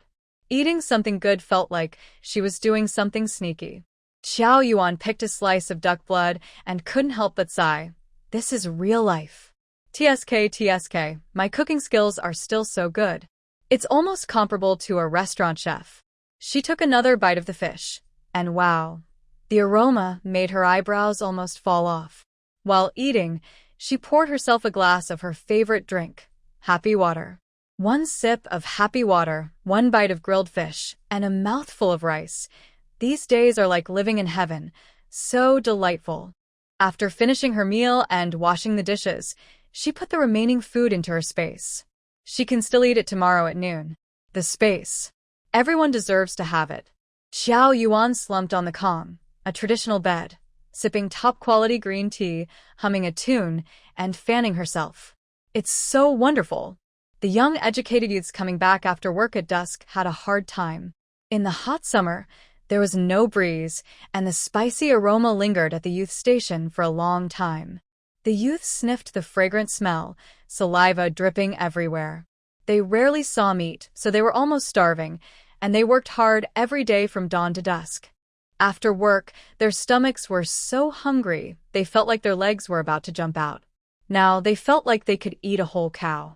They hurried to prepare the meal, but the bowls had no oil or fat at all. The plain, watery food made them want to cry. On the same day, I faced 2 tough setbacks. I couldn't handle it for long. My life might be over. Several young workers in my heart were crying out in despair, especially Qi Jiamei and Wang Meili. Qi Jiamei is from Sichuan and loves spicy food. At this moment, eating bland, tasteless dishes made her miss home even more. As for Wang Meili, her jealousy never stopped. She looked like she was about to burst with anger. I can't eat this anymore. I can't swallow even one bite. It's so disgusting, she said. Halfway through the meal, Lin Xinqing threw down his chopsticks and stormed back into his room, slamming the door loudly, causing dust from the ceiling to fall. Qi Jiamei and Li Wendong looked at each other in shock. Is she crazy? They wondered. A mouse, startled, slipped and almost fell from the beam. Lin Xinqing's behavior was disliked by many. Zhao Dongxue rolled her eyes and whispered, it's still his own home. No one here tolerates bad habits, as long as you're not hungry. Exactly, who does he think he is to throw a fit? Feng Xianglan was also angry. Who doesn't want to eat something good? Enough, everyone stop talking, said Wang Yonghong, the kind-hearted person trying to calm things down. She glanced at Wu Weimin, sitting weakly across from her, her eyes flickering. There was only so much food. If Lin Xinqing ate less, others could eat more. No one else said anything. Some even secretly looked at the remaining cornmeal cakes. Feng Xianglan was eager and reached out cautiously. I haven't eaten enough. Within a minute of grumbling, Lin Xinqing suddenly remembered the leftover cake. It was his ration. If he didn't eat it, others could. With a loud bang, he pushed open the door and stormed out, dragging his long face behind him. He immediately saw Feng Xianglan about to take the cake and shouted angrily, Feng Xianglan. Startled, she flinched and almost fell under the table, but Wu Weimin quickly caught her. Lin Xinqing, with a dark face, strode to his seat, grabbed the cake, and asked loudly, Feng Xianglan, what do you mean? Everyone eats their own. This is my ration. Even if I don't eat tonight, I can save it for tomorrow morning. What are you trying to do? Who gave you permission? Taking what isn't yours, how dare you? Hearing the commotion in the front yard, Xiao Yuan's eyes lit up instantly. She stopped humming and drinking tea. She got off her bed quickly and rushed out of the house, running to the small vegetable garden. She carried a stool, stood on it, and leaned her arms on a stick, sticking out her little head. The gossip mode has started. This place is very close to the educated youth's house. Next door, Zhou Yang is copying the same behavior. As soon as he stands on the bench, he eagerly asks, Qiao Jiqing, did you hear what they are arguing about? His eager gossiping mood is obvious. Feng Hua stands nearby with his hands in his pockets, still expressionless and calm. But he is here. Xiao Yuan snorts softly, muttering quietly. I didn't hear clearly, but that voice sounds familiar. It's Lin Xinqing, that fool. Zhou Yang grins brightly, full of sunshine. Hee hee, let's quietly listen more. The three immediately fall silent, like chickens. Lin Xinqing, you're so rude. Who do you think is the thief? Feng Xianglan, I mean you. My corn cake, I didn't say I'd give it to you. Why are you reaching out? Lin Xinqing feels confident and raises his voice. Feng Xianglan is not convinced. It's so hot today, I'm just worried it'll spoil. Wasting food is bad. Besides, I just didn't eat enough, so I took 2 of your cakes. You don't have to say such harsh words. I'll pay you back tomorrow, I'm not broke. Honestly, you're just angry inside and have nowhere to vent. Seeing others doing well makes you jealous. You're not happy inside. You're afraid to confront others, so you pick on the weak girl, Feng Xianglan. At first, Feng Xianglan felt guilty, but the more she spoke, the more confident she became. She stood up suddenly, kicked the small bench aside, and crossed her arms, shouting, "Today you say this dish isn't good enough. Tomorrow you complain about the rice. When it's your turn to cook, you're not better than us." I didn't even want to say anything.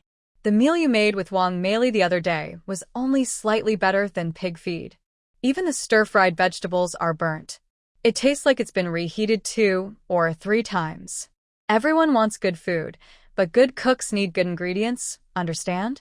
If you're capable, go buy from the supply store yourself. The store is right there. Your legs are on your own body. We didn't stop you from going, nor did we stop you from spending money. Buy whatever you want. If you take over the supply store, we won't interfere. You. Lin Xinqing stares angrily, instinctively taking a step forward. Feng Xianglan tilts her head back. What, you want to hit me? All right, we're all educated youth. There's no need to fight. Let's all calm down. Wang Yonghong pulls Feng Xianglan back forcefully. Feng Xianglan wasn't prepared and stumbles, nearly hitting the water jar. Sorry, I didn't mean to. I was too anxious. Feng Xianglan quickly apologizes before she can get angry. Feng Xianglan held her breath, feeling tight and uncomfortable in her chest. It hurt her chest.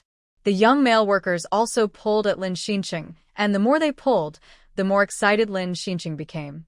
He shouted, Feng Xianglan, you're just a girl.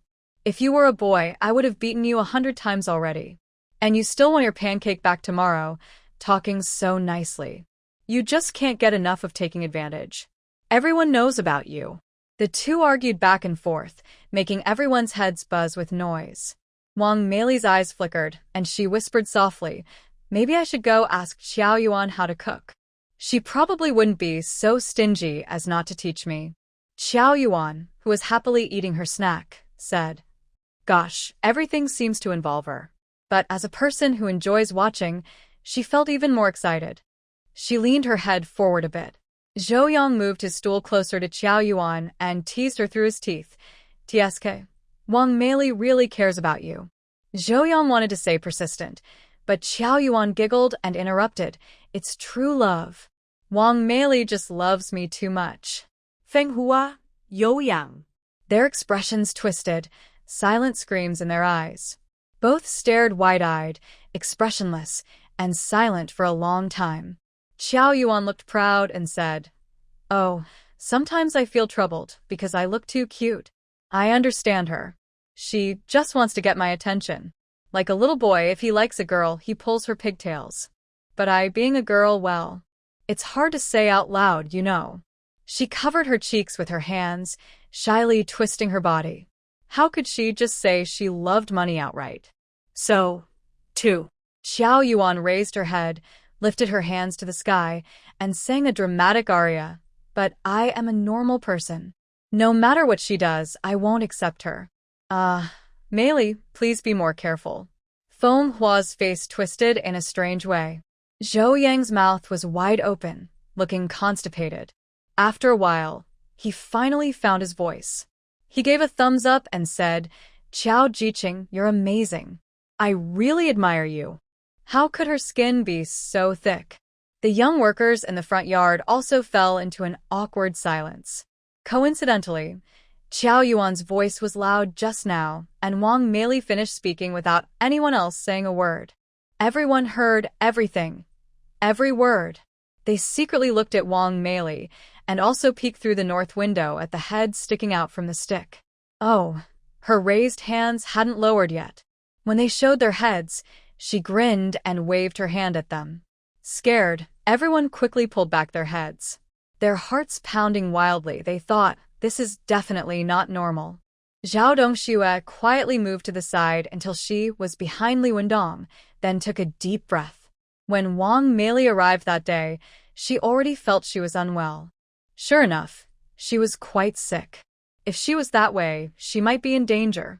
She also looked a bit cute.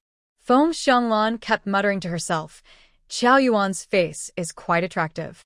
Just looking at her makes me want to eat 2 more bowls of rice. The room fell silent. Things became even more awkward. She accidentally muttered out loud, I don't have it. I'm a normal person. Wang Meili's face twisted as she shouted hysterically. She was planning to marry Feng Hua and enjoy a happy life as his wife. I understand, no misunderstanding. Yes, haha. Everyone spoke with strange tones. I don't have it. No.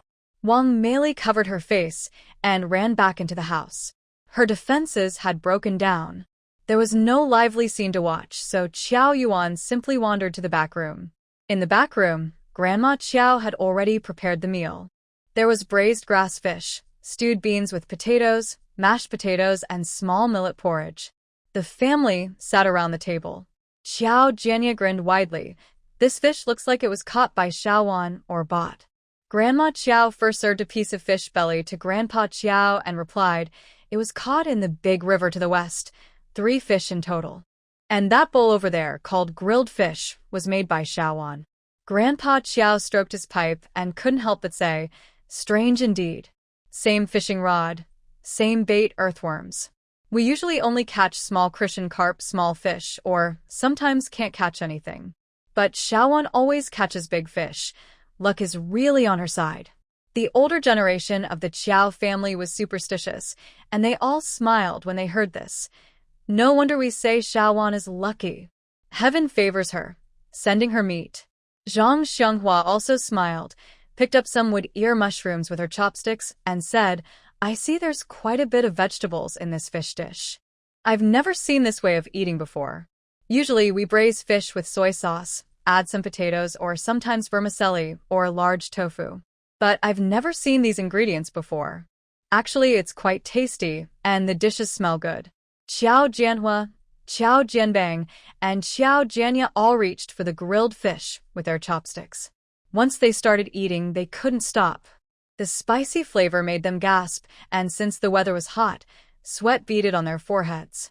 Zhang Xianghua knew that Qiao Frio loved spicy food, so she served him a large piece of grilled fish and added some vegetables to his bowl. Qiao Frio quickly shook his head. That's enough. I just want to taste it. If the kids like it, let them eat more. Grandpa Qiao and Grandma Qiao, being older, didn't like spicy food much. Eating spicy made them cough, and the spicy fumes irritated their throats. Qiao Jianhua looked up and saw Qiao Yuan walk in. Little Yuan is here. Yes, the vegetables in the front yard have all been pulled out. I happened to buy some seed packets at the commune. The seed seller said they are from the old country and more resistant to cold. There are spinach, bok choy, green radishes, and white radishes. I plan to plant them tomorrow. Old Mrs. Qiao moved closer to the Kong, heated bed, clearing the edge. She patted her hand and said, Yuan, come sit with Grandma. Have you eaten enough for dinner? If not, have some more. Try the fish cooked by Grandma. Qiao Yuan sat next to Grandma Qiao. I've eaten enough. I made a big bowl. It's a little smaller than the fish bowl you use, and only a small bowl is left. I can't eat any more now. Old Mr. Qiao chuckled and looked at her. Yes, you've gained some weight since you moved to the countryside. Your face has a bit of flesh now. That's right. When I first came, my face was smaller than my hand, Qiao Frio said with a smile. Don't plant tomorrow, he continued. You've never grown vegetables before, and if you do it wrong, it'll be a mess and cause delays. I'll help you plant in the morning. Your few rows won't take long. Qiao Yuan was very happy to hear this, especially since she was a bit lazy. I plan to grow more radishes. Radishes last through the winter. I'll plant for your spinach and bok choy. 6 rows of radishes and 2 rows each of spinach and bok choy. Grandpa, can you help me plant some cilantro? It doesn't need a whole row. Just scatter the seeds near the roots. Okay, replied Grandpa Qiao. I'll plant them after breakfast tomorrow. Grandma Qiao asked what Qiao Yuan was doing tomorrow. Not much. I plan to go up the mountain for a walk and see if I can find mushrooms, she said. No way, shook her head Zhang Xianghua. There hasn't been rain lately, and even if there was, just a few stars would fall. Today, some women from the work team went into the mountain for a walk. Each brought back a small handful. If you really want to go, you can check the shady. The soil there stays moist. Qiao Yuan nodded. No problem. I'll carry a basket. If I don't find mushrooms, I'll pick up some twigs. I'll dig a couple of wildflowers. The yard is empty. I plan to plant some flowers near the house and the vegetable garden. Last time I went up the mountain, I saw a large patch of wild lilies. I'll dig some and bring them back. I'll also see if I can catch wild chickens and rabbits to save for Grandma's birthday. Hearing this, Qiao Jianbing paused while eating and gave Qiao Yuan a meaningful look. Qiao Yuan quickly stood up. Grandpa, Grandma, I'll go now. Before it gets dark, I'll visit Aunt Chi's house in the back street. Why are you going to her house? Grandma Qiao paused with her chopsticks, puzzled. To make a rocking chair. Zhou eagerly said, Xiaoan wants to lie down. Swing around. Sunbathe. The people of the Zhou family. Truly talented at creating scenes. Seeing her mother's expression, as if she's worried about wasting money, Zhou Yuan quickly slipped away. Before leaving, she also pinched her great-uncle's ticklish spot to get back at him. Zhou Jiandang hurriedly finished his meal, put on his shoes, and got ready to leave. Wait for me. I've finished eating. I'll go with you. It's getting dark, and I don't want you to go alone. After Zhou Yuan waited for Zhou Jiandang to put on his shoes, the two of them headed outside together, with Zhou Jiandang shining a flashlight. As they walked, he said, You were right.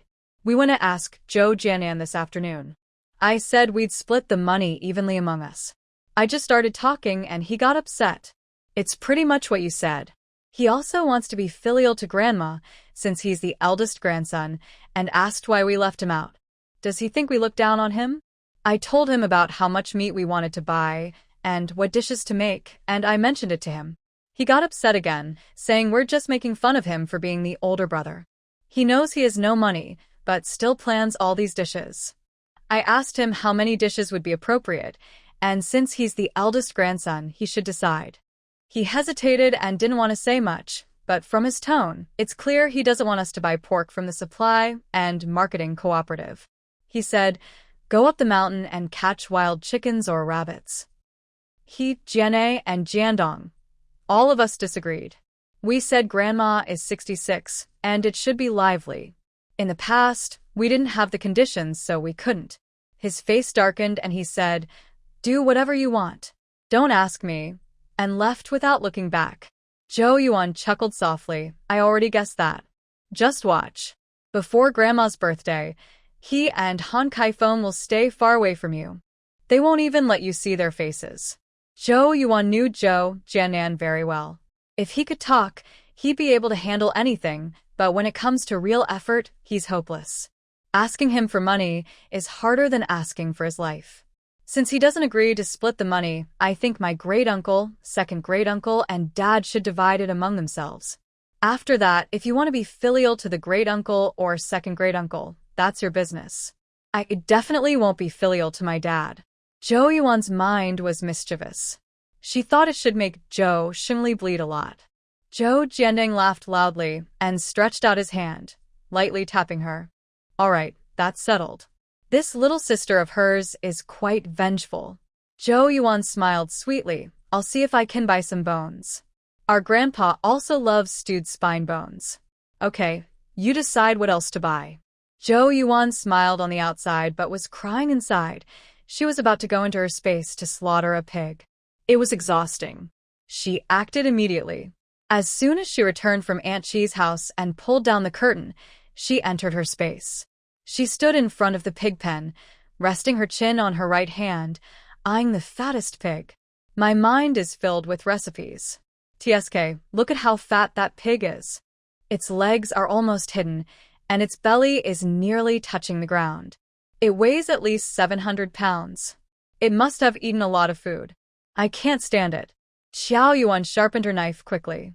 She tilted her head and gave a charming smile at the fat pig in the pig pen. Killing pigs is easy, about 1 per minute. P.S. My relative's child got into college, and someone gave him a pig that weighs over 500 pounds. They also have another pig over 700 pounds. No one knows how they managed to raise them. That pig looks like a small mountain, pushed around by several men with a cart. Xiao Yuan rolled up her sleeves and stepped into the pig pen with her long legs. She started to motivate the pigs. I'm giving you a chance to be reborn. I want to eat some meat now. Don't be afraid. I'll only kill one of you today. I am steady with my knife and will end your life quickly, painlessly. Close your eyes, and when you open them, maybe you'll be lining up to be reborn. Do any of you want to volunteer? I tell you, now is the best time to be reborn. People are still being born. It's not hard to have 6 or 7 children in a family. The chance to be reborn as a person is high. In a few decades, even cats and dogs might not get the chance. Anyway, I've said enough. My lips are almost worn out. Anyone willing to step forward? No? Don't say I'm biased toward the fattest one. The pigs in the pen. Who is the fattest? Other pigs in different pens. That's none of our business. Xiao Yuan waited a few seconds, showing a look that said, here's your chance, but you're not good enough. She said regretfully, fine. Since that's the case, I'll keep the fattest one. The rest, run for your lives. The other pigs grunted and backed away slightly. Seeing they didn't oppose, Xiao Yuan opened the pig pen, grabbed the pig's ear, and pulled it out. She affectionately patted the pig's fat backside. Brother Pig, you look really good. You must have worked hard during feeding, huh? Snatched some food, right? Your meat must be delicious. The fat pig, Dowdu, looked confused. It sniffed the air, then suddenly tried to run straight to the spiritual spring. But it didn't run far. After just over a meter, its legs buckled, and it collapsed to the ground, snorting. It got up again, but its body was too heavy. When it ran, its flesh jiggled loudly, wobbling left and right. Xiao Yuan followed behind, laughing until tears came out. When the fat pig finally ran out of strength, Xiao Yuan punched its head. Quickly and precisely, she slaughtered the pig and drained its blood, filling a basin with pig blood. She doesn't know how to stuff blood sausages, and she really doesn't want to clean pig intestines because they smell too bad. Throwing away pig blood feels wasteful, so she makes pig blood blocks instead. Stir-frying pig blood with chili is very tasty. Over the years, she has watched pig slaughtering many times and still knows how to make blood blocks. Xiao Yuan took a clean bucket, poured in some cold water and salt, then slowly added pig blood. She stirred quickly with a stick while adding, stopping when she felt resistance. She poured it into a basin and let it cool to make the blocks. The key to making pig blood into blocks is salt. Too much salt makes it taste bad. Too little means it won't set properly. After finishing the pig blood, Xiao Yuan continued to remove hair from the pig. Good grief, the pig was so big she almost exhausted herself. She boiled several large pots of hot water. She kept scalding and scraping the pig hair repeatedly. Turning the pig over made her sweat profusely. The pig was heavy and lifeless. Finally, she cleaned everything up, chopped off the pig's head and feet, then split the pig in half. She sorted out the pig fat, offal, front shoulders, hind legs, spare ribs, everything neatly arranged. The pig was so fat that the fat alone was as wide as her palm. It looked delicious, all oily, and her hands were greasy. She took some out to show her mother. The old lady was so happy, she almost cried. She worked in the space for 4.5 hours. Luckily, the space and outside time flow differently. It's 5-1 now. When she finished her shower and came out, it was just 9 o'clock outside. But I'm so tired. She collapsed onto the kong, a traditional bed, pulled the quilt over her head, and fell into a deep sleep. Without Grandma Qiao's wake-up service, Qiao Yuan slept until she woke naturally. It was the best sleep she had since going to the countryside. The neighbor next door was very considerate and didn't make a sound in the morning. It was so peaceful. After washing her face, she stretched and looked around. Wow, everything was planted. Feeling good, she wanted to eat some meat. Qiao Yuan loved eating and didn't skimp on breakfast. She first scooped a small bowl of flour and kneaded it into a dough. Then she took a piece of pig front leg meat from the space, which was slaughtered last night, and chopped it into filling. She was quick and skillful, rolling out dough while wrapping dumplings. In no time, she finished over 20 dumplings. They looked plump and white, with thin wrappers and lots of filling. She added seaweed and dried shrimp to the soup, then sprinkled some cilantro after cooking. The flavor was incredible. No wonder, it was meat from the 700 gene, about 350 kilograms, pig king in her space, and the aroma exploded in her mouth. Qiao Yuan ate until her eyes narrowed into slits. After finishing her meal, it was almost 9 in the morning. She locked the door, carried her basket, and headed up the mountain. She wandered around casually and only found 3 small mushrooms. She dug up a large bunch of wild mountain chrysanthemums and 6 wild lilies, then slipped into the space. The space's mountain was full of mushrooms of many kinds. There are both northern and southern types of mushrooms. Qiao Yuan picked half a basket of hazelnut mushrooms, caught 3 wild chickens, and 3 wild rabbits. On her way down the mountain, she met 4 little kids with runny noses. Seeing the mushrooms in her basket, they asked her where she picked them. Qiao Yuan told them she found a safe little mountain nearby. Amid many thank yous from the children, she strolled back home. "Mom, look, I picked half a basket of mushrooms," Qiao Yuan said as she entered the house. She saw Grandma Qiao sitting at the door washing potatoes. She quickly hid the rabbits and chickens, putting them into a sack. Then she started to complain. Grandma Qiao heard her and quickly stood up from the small bench, casually wiping her hands on her apron. She came over and said, "Oh, really? Mushrooms already? Put the basket down, let me see." As she spoke, she helped Qiao Yuan place the basket on the stove. Qiao Yuan casually threw the sack aside and took a big bite of the tomatoes in the basin on the stove. "This year's mushrooms are coming out really early," Grandma Qiao said happily, almost unable to close her mouth. "Your aunt said they haven't appeared yet, but luckily my granddaughter is diligent. My birthday is the day after tomorrow, so we'll make a chicken with mushrooms." Qiao Yuan swallowed her tomato and asked, "Mom, isn't chicken with mushrooms made with dried mushrooms? Fresh mushrooms don't taste right." Grandma Qiao's smile grew bigger as she waved her hand. "No worries. It's so hot today, I'll dry the mushrooms now. It'll take the whole afternoon today and all of tomorrow, but they'll be dry by then. The day after tomorrow, they'll be ready to use." All right, Qiao Yuan moved a small stool and followed Grandma Qiao to lay out the mushrooms on a board. They spread them out to dry faster. If there wasn't enough space, she threaded some onto a needle and string. While drying, Grandma Qiao kept praising, "These mushrooms are really good, all small ones. They just came out a couple of days ago." Qiao Yuan chuckled softly. Suddenly, she saw the sack moving beside her. "Oh, dear," she exclaimed, quickly grabbing the sack. "Mom, the wild chickens and rabbits. I almost forgot. Be sure not to suffocate them." Grandma Qiao paused her work with the mushrooms and lowered her voice, asking in her ear, "How many?" 3 chickens and 3 rabbits, Qiao Yuan whispered like a thief. "Is that enough?" "Not enough." "Enough, enough." Grandma Qiao nodded vigorously. "Last year, your grandpa only killed 2 chickens at 66. This year, he's a bit older, but still okay." The grandmother and granddaughter chatted for a while longer. Qiao Yuan returned to her small home. She had just planted flowers when the young workers came back. While watering her flowers, she heard someone shout from the path, "Qiao Zhigang, where did you grow such a big bunch of wild chrysanthemums? They look so beautiful." Another woman's voice responded at the same time, "What chrysanthemums?" Qiao Yuan glanced up and raised an eyebrow, silently criticizing, "Wow, so serious. like someone really cares. But she showed no emotion on her face. Is this called wild lily? I thought it was mountain bench.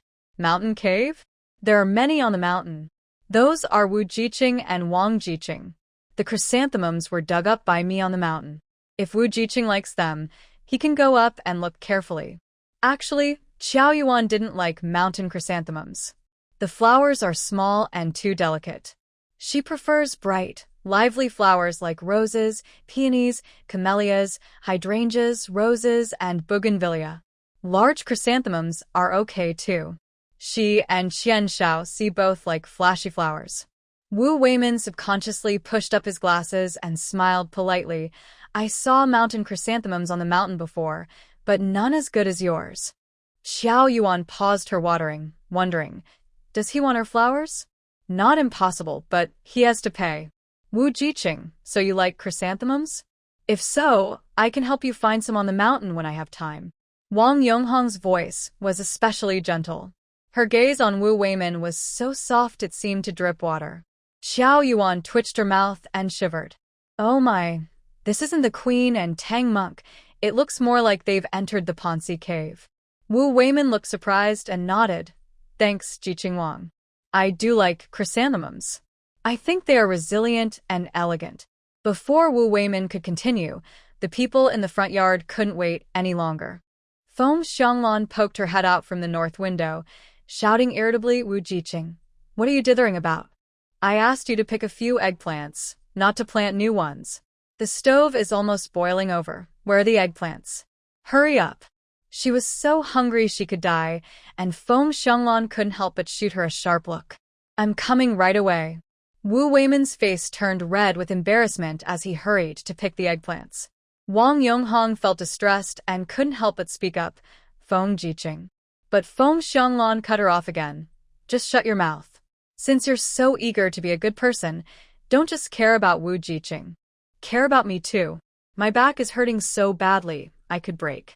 You and Wu Weimin can cook lunch together. I don't care. I'll lie down and stretch my back. Because of the hot weather, Feng Xianglan was already irritated and exhausted.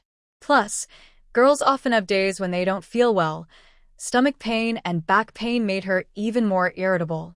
She just wanted to finish eating quickly, lie down, and take a nap. She really couldn't understand why, every day working hard facing the earth, she still didn't get the treatment of the team's oxen or horses.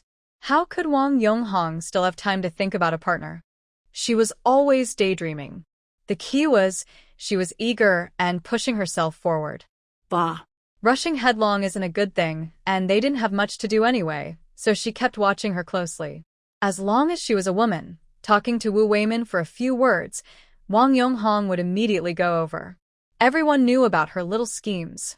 Feng Xianglan looked down on Wang Yonghong a bit. Feng Xianglan kept her promises. She threw down her spatula and went back to lie on her Kong bed. The young people waiting for dinner looked at each other in surprise.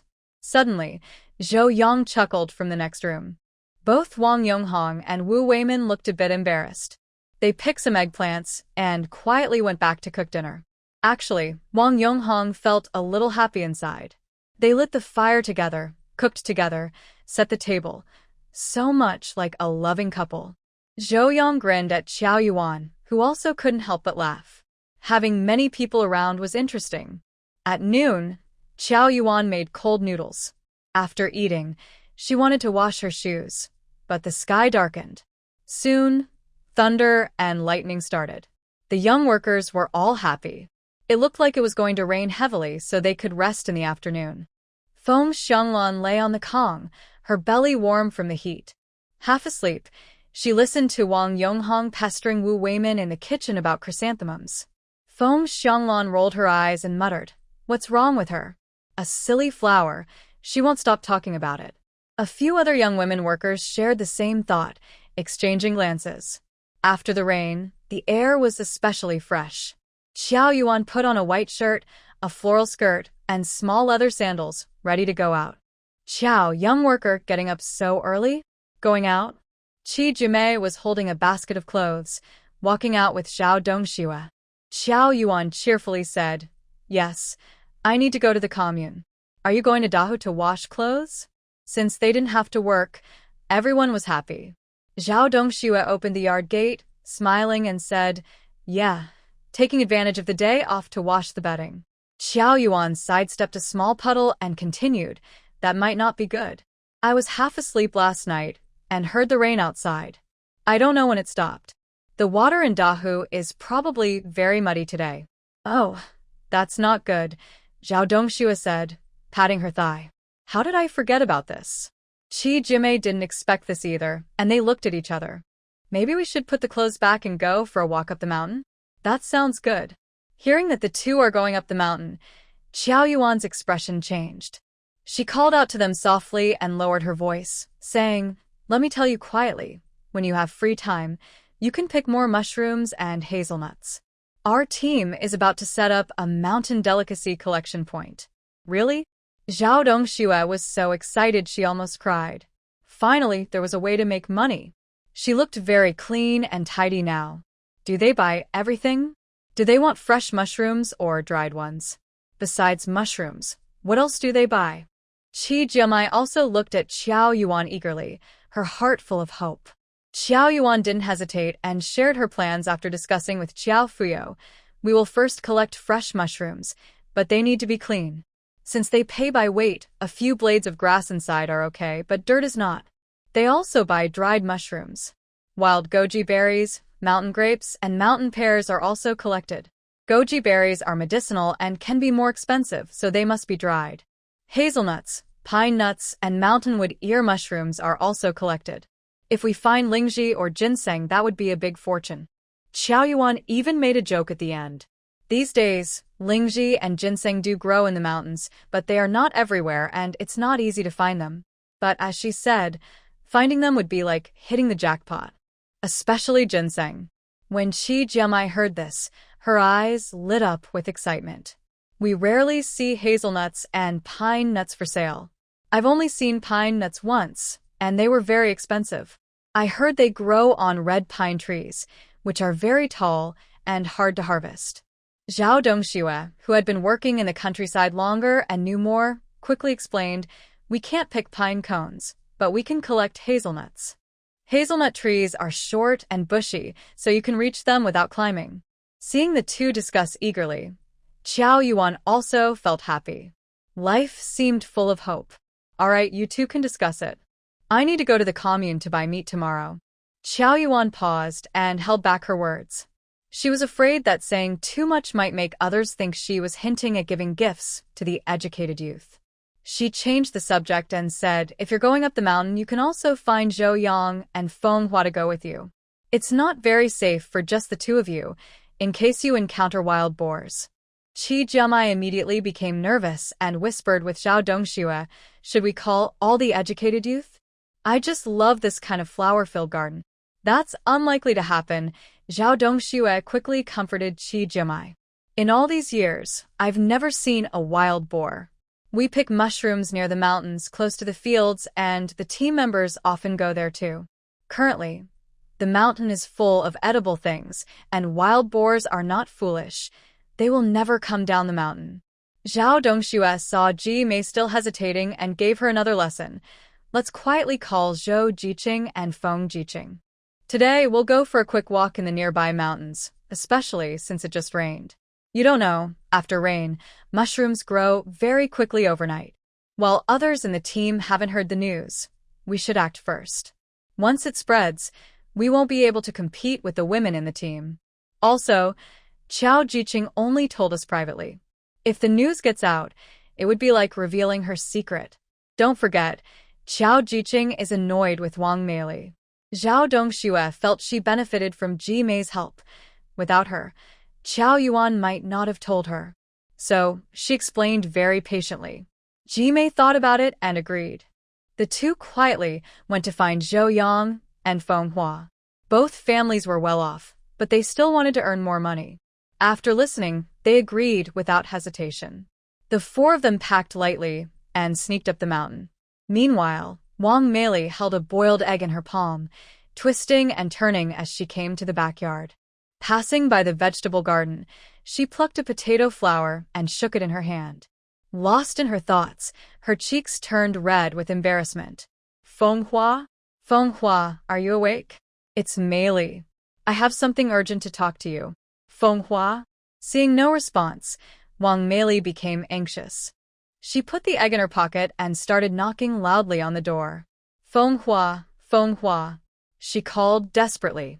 Dumbfounded, Feng Xianglan, who was still sleeping, became irritated. She slipped on her shoes and hurried to the backyard, stomping over with her hands on her hips, scolding Wang Mei. Wang Mei, do you have a problem? Can you have some shame? You're shouting so loudly, everyone in front and behind can hear. Feng Jiqing isn't deaf. She's just ignoring you because she doesn't want to talk to you. It's not spring, when everything revives. Why are you all so shameless? Feng Xianglan's words were harsh. Not only did Wang Mei blush deeply, but Wang Yonghong, who was following behind, also felt embarrassed. Wang Yonghong quietly glanced at Wu Weimin. Seeing Wu Weimin standing there awkwardly, with a gentle face and cheeks flushed with embarrassment, he felt a strange sense of satisfaction. He was glad she blushed because of him. For this reason, she decided to be generous and not argue with Feng Xianglan about her almost falling into Wu Weimin's arms. Lin Xinqing stood to the side, arms crossed, with a fake smile on his face, pretending not to care. He knew what kind of person Wang Mei was from the train, and he didn't want to get involved. Other young educated youths tend to stay out of trouble. Only Li Wendong had to step forward.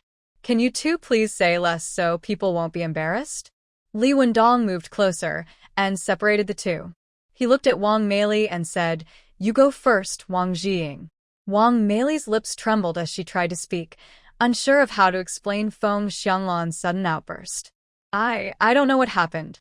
I went to see Feng Jiying about something, and suddenly Feng Xianglan came over and yelled at me. And she was so rude. Wang Mei's eyes reddened, and she pouted, looking very wronged. She carefully glanced at Feng Xianglan, then immediately lowered her head like a frightened quail, her face full of fear. Seeing her like this, Feng Xianglan thought she looked even more petty. Feng Xianglan pushed away Li Wendong, who was blocking her way, and pointed at Wang Mei's nose, scolding her. What kind of act are you putting on? Who are you trying to impress? Are you here to see Fenghua? You knocked loudly on the door, making everyone nervous. Everyone knows you're here to see Fenghua. Those who don't know might think someone in your family has died, and you're rushing to the funeral. Feng Xianglan clutched her chest and took a couple of deep breaths. I was half asleep and startled me so badly, I almost had a heart attack. I wasn't scolding you.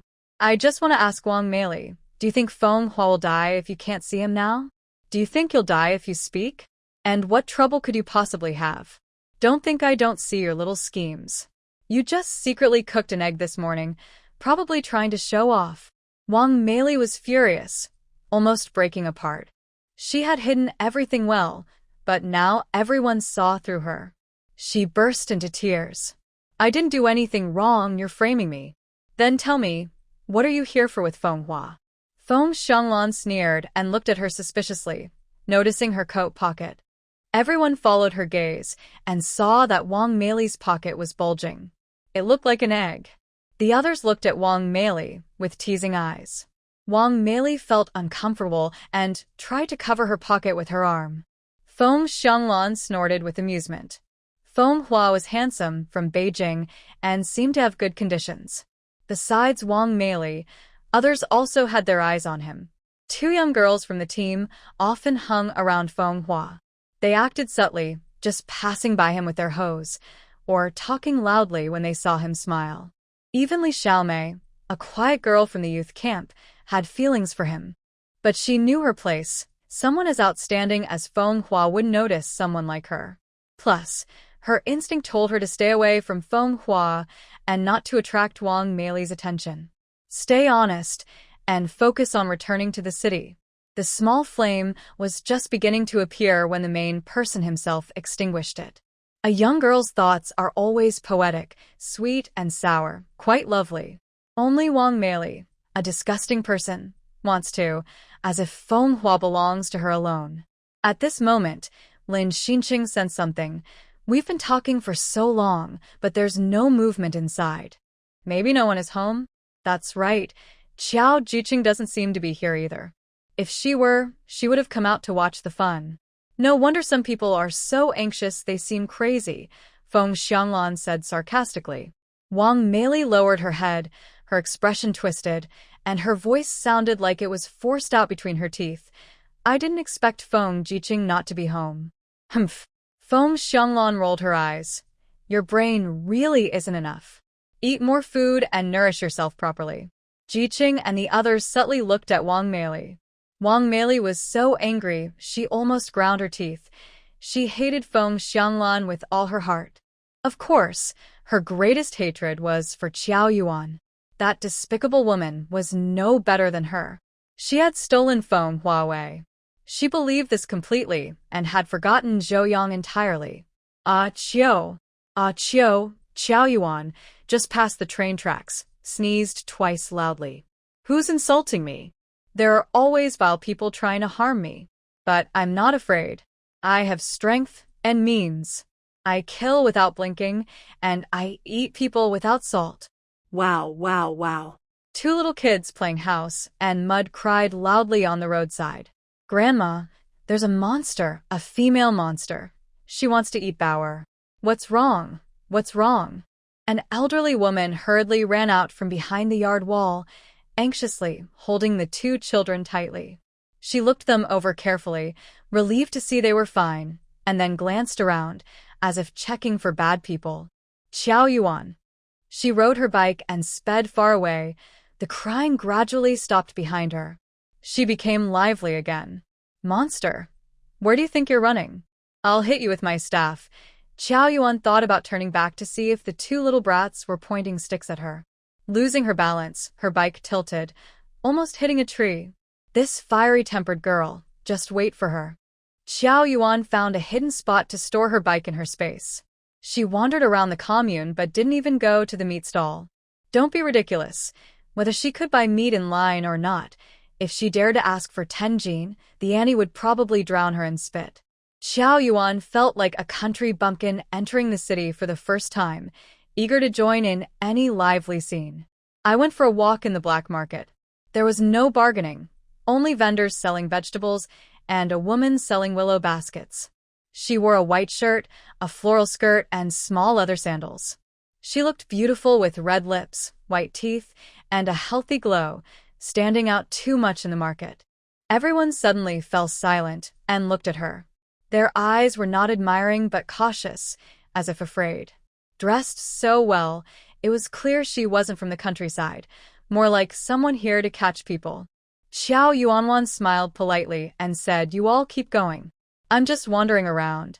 Everyone. Run, shouted an old man loudly. Soon, everyone scattered like birds and beasts. In less than half a minute, only Qiao Yuanwan was left standing alone in the dark alley, looking lonely and bleak. She sighed deeply, feeling guilty. There was nowhere to go. Passing by the cinema, she decided to watch a movie before heading back to the team. The Age of Fire and Red, a story about steelmaking and supporting the Navy. The movie had just been released in January and was quite popular, mostly watched by young couples and groups of friends. These days, there weren't many entertainment options, just shopping, strolling in the park, watching movies, or dining at state-run restaurants. In winter, you could even go indoor ice skating. Qiao Yuanwan knew how to skate, charging only a dime for an hour. Old movies had a special charm. The characters spoke strongly and with bright eyes. Qiao Yuanwan watched from start to finish, enjoying it very much. After leaving the cinema, she headed straight back to the team. On the way past the train crossing, she saw those two little kids again. She suddenly braked stylishly, balancing on one foot, and said, "Hey, those kids." When they looked up, she made a terrifying ghost face. Immediately, they started crying loudly. Wah wah wah. Still crying? The monster is here to eat you. Kids are tender and crunchy. Before she finished speaking, Qiao Yuanwan kicked up sparks and ran away quickly, about 4 or 5 meters. Just then, an old lady who had been digging potatoes hurried out of her yard and saw the scene. The two children with their mouths full of tears and snot, trembling and crying pitifully. They were crying so hard they looked miserable. They mumbled, "Don't eat me, I don't taste good. I didn't wash my face this morning, it smells bad. Wah wah, I don't taste good either. I was learning to bark at dogs this morning and ate some dog. Wah wah wah. Monster, please let me go." People watching nearby laughed loudly and teased the children. "Does smell bad? Will you eat it again?" The old lady was furious, angry that they didn't wash their faces and that one of them was even copying a dog eating. I looked around and picked up a small stick from the roadside. I lightly tapped each of the two children on their backs twice. "I told you two to eat your food. I told you to wash your face," I scolded. The children looked more upset, tears and runny noses streaming down their faces. An old man with crooked teeth chuckled nearby. "Young lady, stop hitting them. A relative is just joking around with the kids." The old lady was confused. "A relative of mine? When did I have such a troublesome relative?" The old man kindly explained, "It's just a little girl riding a bicycle, quite pretty." The old lady was surprised. "I don't have a little girl who can't ride a bike. The only little girl was my granddaughter, still nursing." The children cried even louder, sounding very miserable. The old lady was angry and scolded loudly. Zhao Yuanwan hummed happily, singing a little tune as she quickly reached the main road. She took out meat and watermelon from her space. "Grandma, I'm back. Your beloved granddaughter is back. Come see what I bought."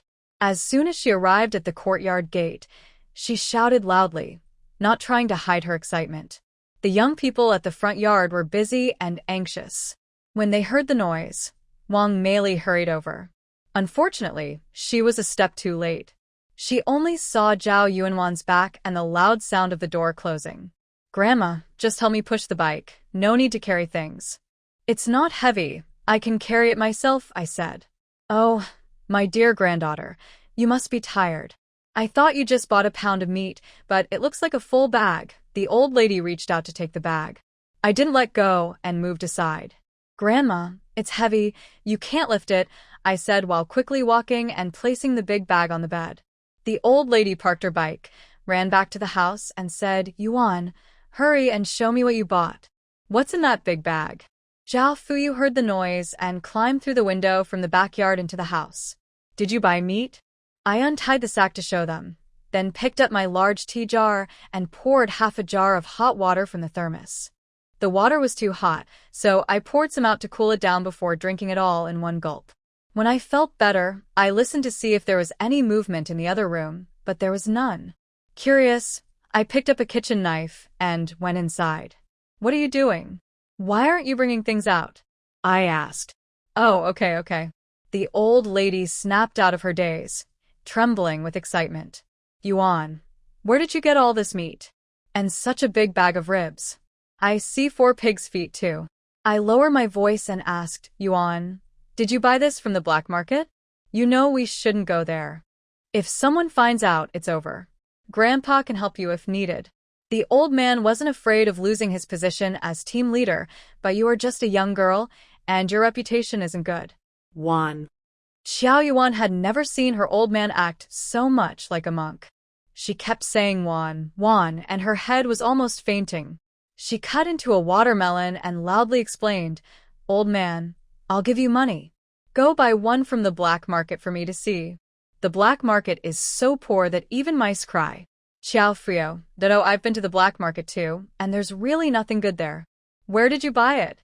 "Oh, old man, you just exposed yourself. You've been to the black market." Xiao Yuan grinned mischievously. Her old man, who usually followed rules strictly, had actually been to the black market. "Last year, you went there for your birthday." Qiao Laotai couldn't help but explain to her son. "So, how do you also know about the black market being poor?" Xiao Fuyo, now quite quick-witted, immediately asked back. "Xiao Yuan, Brother Jianhua told me. Friends who die together don't die poor." Qiao Laotai impatiently waved her hand. "All right, stop asking. Little one knows what she's doing." She knew her child was capable, but still worried. She couldn't help but give a few more warnings. "Little one, always be very careful in everything you do. Even your grandfather from the upper ranks was involved that day. You can't let anyone find out. Xiao Yuan. What does that mean? I am the royal translator. Seeing her puzzled look, Xiao Fuyo explained, there are always people better than others, and there are always higher powers. Your mother means that. Oh, I understand now. Xiao Yuan gave her old man a look of admiration. Only a mother truly knows her child best. All right, mother, stop nagging. Xiao Laotai directly said, Big brother, if they ask tomorrow, just say you had someone buy it for you. The team leader is also an official, so even if others suspect, they wouldn't think much. Got it, mother. I'll say I bought it through a local official, Xiao Laotai said. Xiao Fuyo planned the same. You didn't see it, but on that day your Grandma Wang and the others were so jealous. They kept asking me what I fed the pigs. Oh, this pig fat is really big. In the afternoon, Grandma will come over to help you cook lard. The meat will definitely be greasy, and the milk will be used to make steamed buns for you. Xiao Yuan nodded and said, when the oil is fresh out of the pan, save me a small bowl. I like to add a bit of salt and flour to eat. The rest of the milk you all can use to make buns. Just give me 2 to taste the flavor. Can Grandma make a few buns filled entirely with meat for you? Old Grandma Qiao remembered that her granddaughter loved big meat buns. And there's so much meat here. This pork belly weighs about 5 or 6 jin, right? This big piece looks like the front shoulder, probably 4 or 5 jin. Since you don't like fatty meat, Grandma will use this front shoulder to make your buns. Xiao Yuan quickly swallowed the watermelon in her mouth. Grandma, these meats are for tomorrow's cooking. Let's make meat buns next time.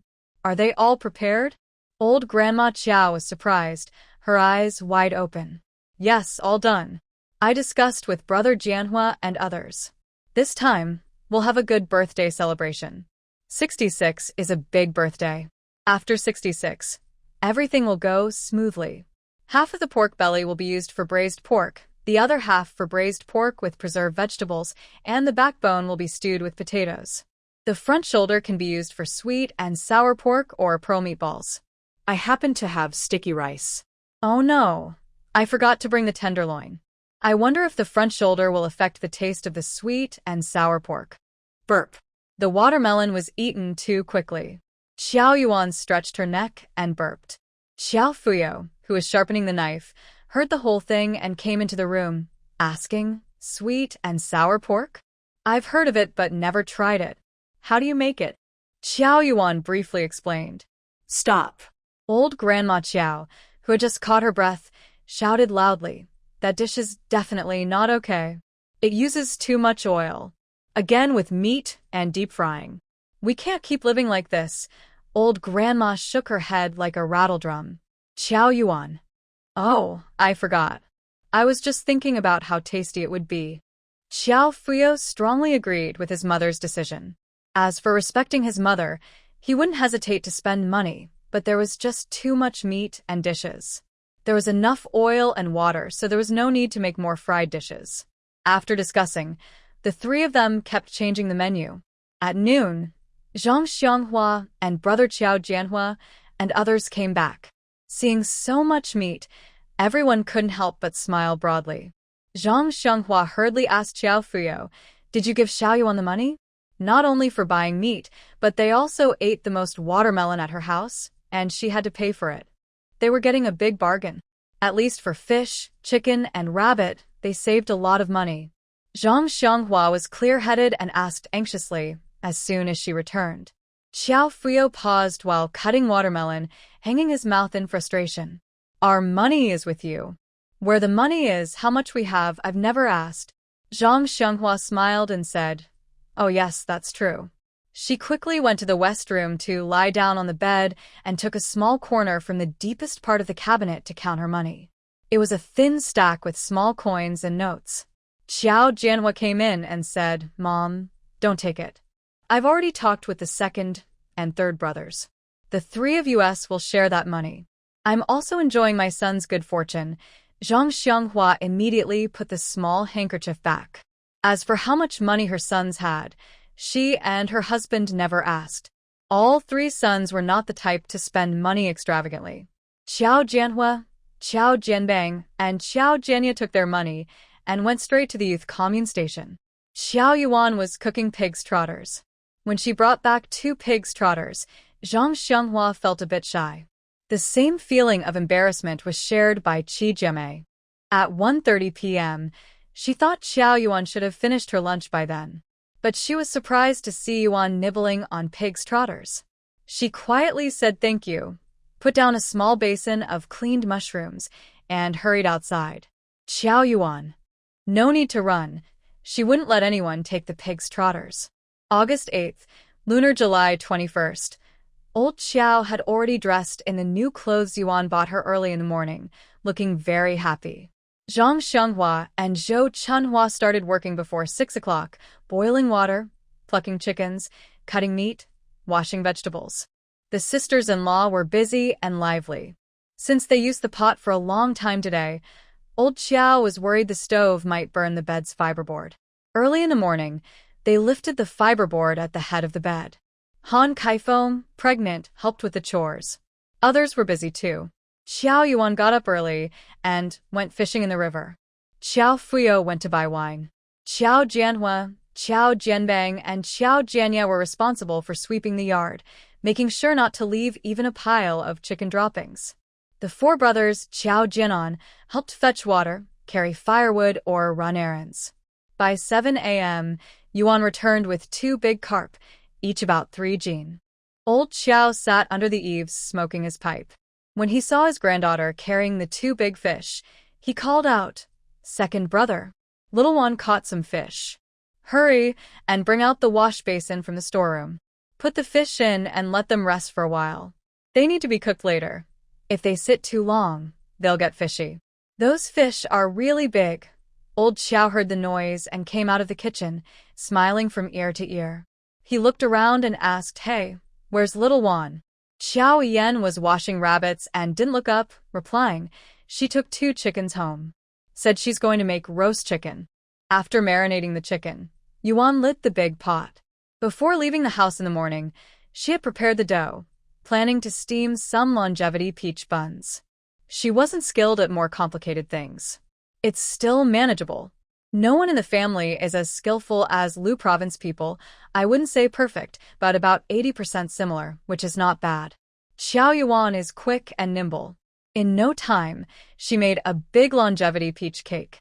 She planned to make a large peach, 2 red lucky bags, 2 yellow lucky bags, 2 small peaches, and 4 tiny gold ingots. The big peach has a character for longevity on it. The 4 gold ingots say, "Happy birthday."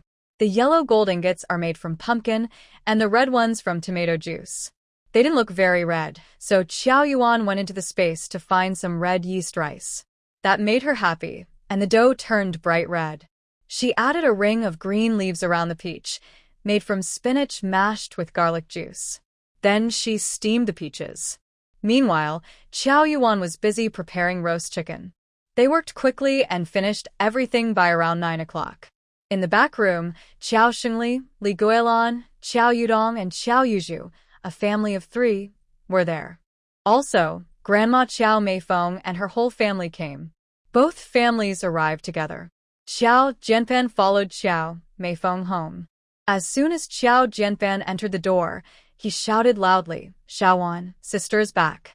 Qiao Xingli and others paused. "Actually, I don't know how to make steamed bread or dough-based foods, haha, so Grandma Qiao is quite proud now." "Mom, we're back," said Qiao Meifeng, carrying a chicken in one hand and a piece of meat in the other, walking inside while shouting loudly. Her voice was as loud as Qiao Jinpan's. Hearing Qiao Jinpan's voice, Qiao Yuan also shouted back loudly. Qiao Xingli and others paused again. Old Mr. Qiao and Grandma Qiao greeted her warmly, saying, "Dear daughter-in-law has arrived.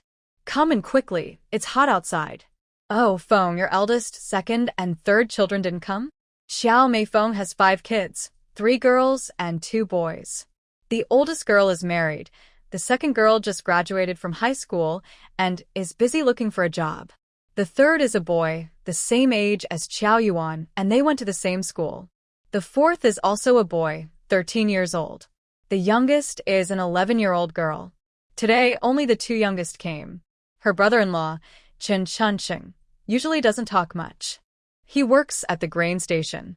Qingshan hurriedly explained with a smile, the older kids in the family are still young and can't be left alone. The second is busy looking for work, and the street keeps urging her to go to the countryside. Now, jobs are scarce, and everyone is anxious. But there's nothing we can do. Feng said she couldn't manage her work right now, so she gave her job to the second. The second isn't very happy about it and wants to find her own work first. The third brother is helping her second sister look around everywhere. This child is very close to her second sister. Xiao Meifeng works as a temporary worker in the factory cafeteria, but she's tired and earns little. Chun Shimei naturally isn't happy. Finding a job is a big deal. I can't delay it.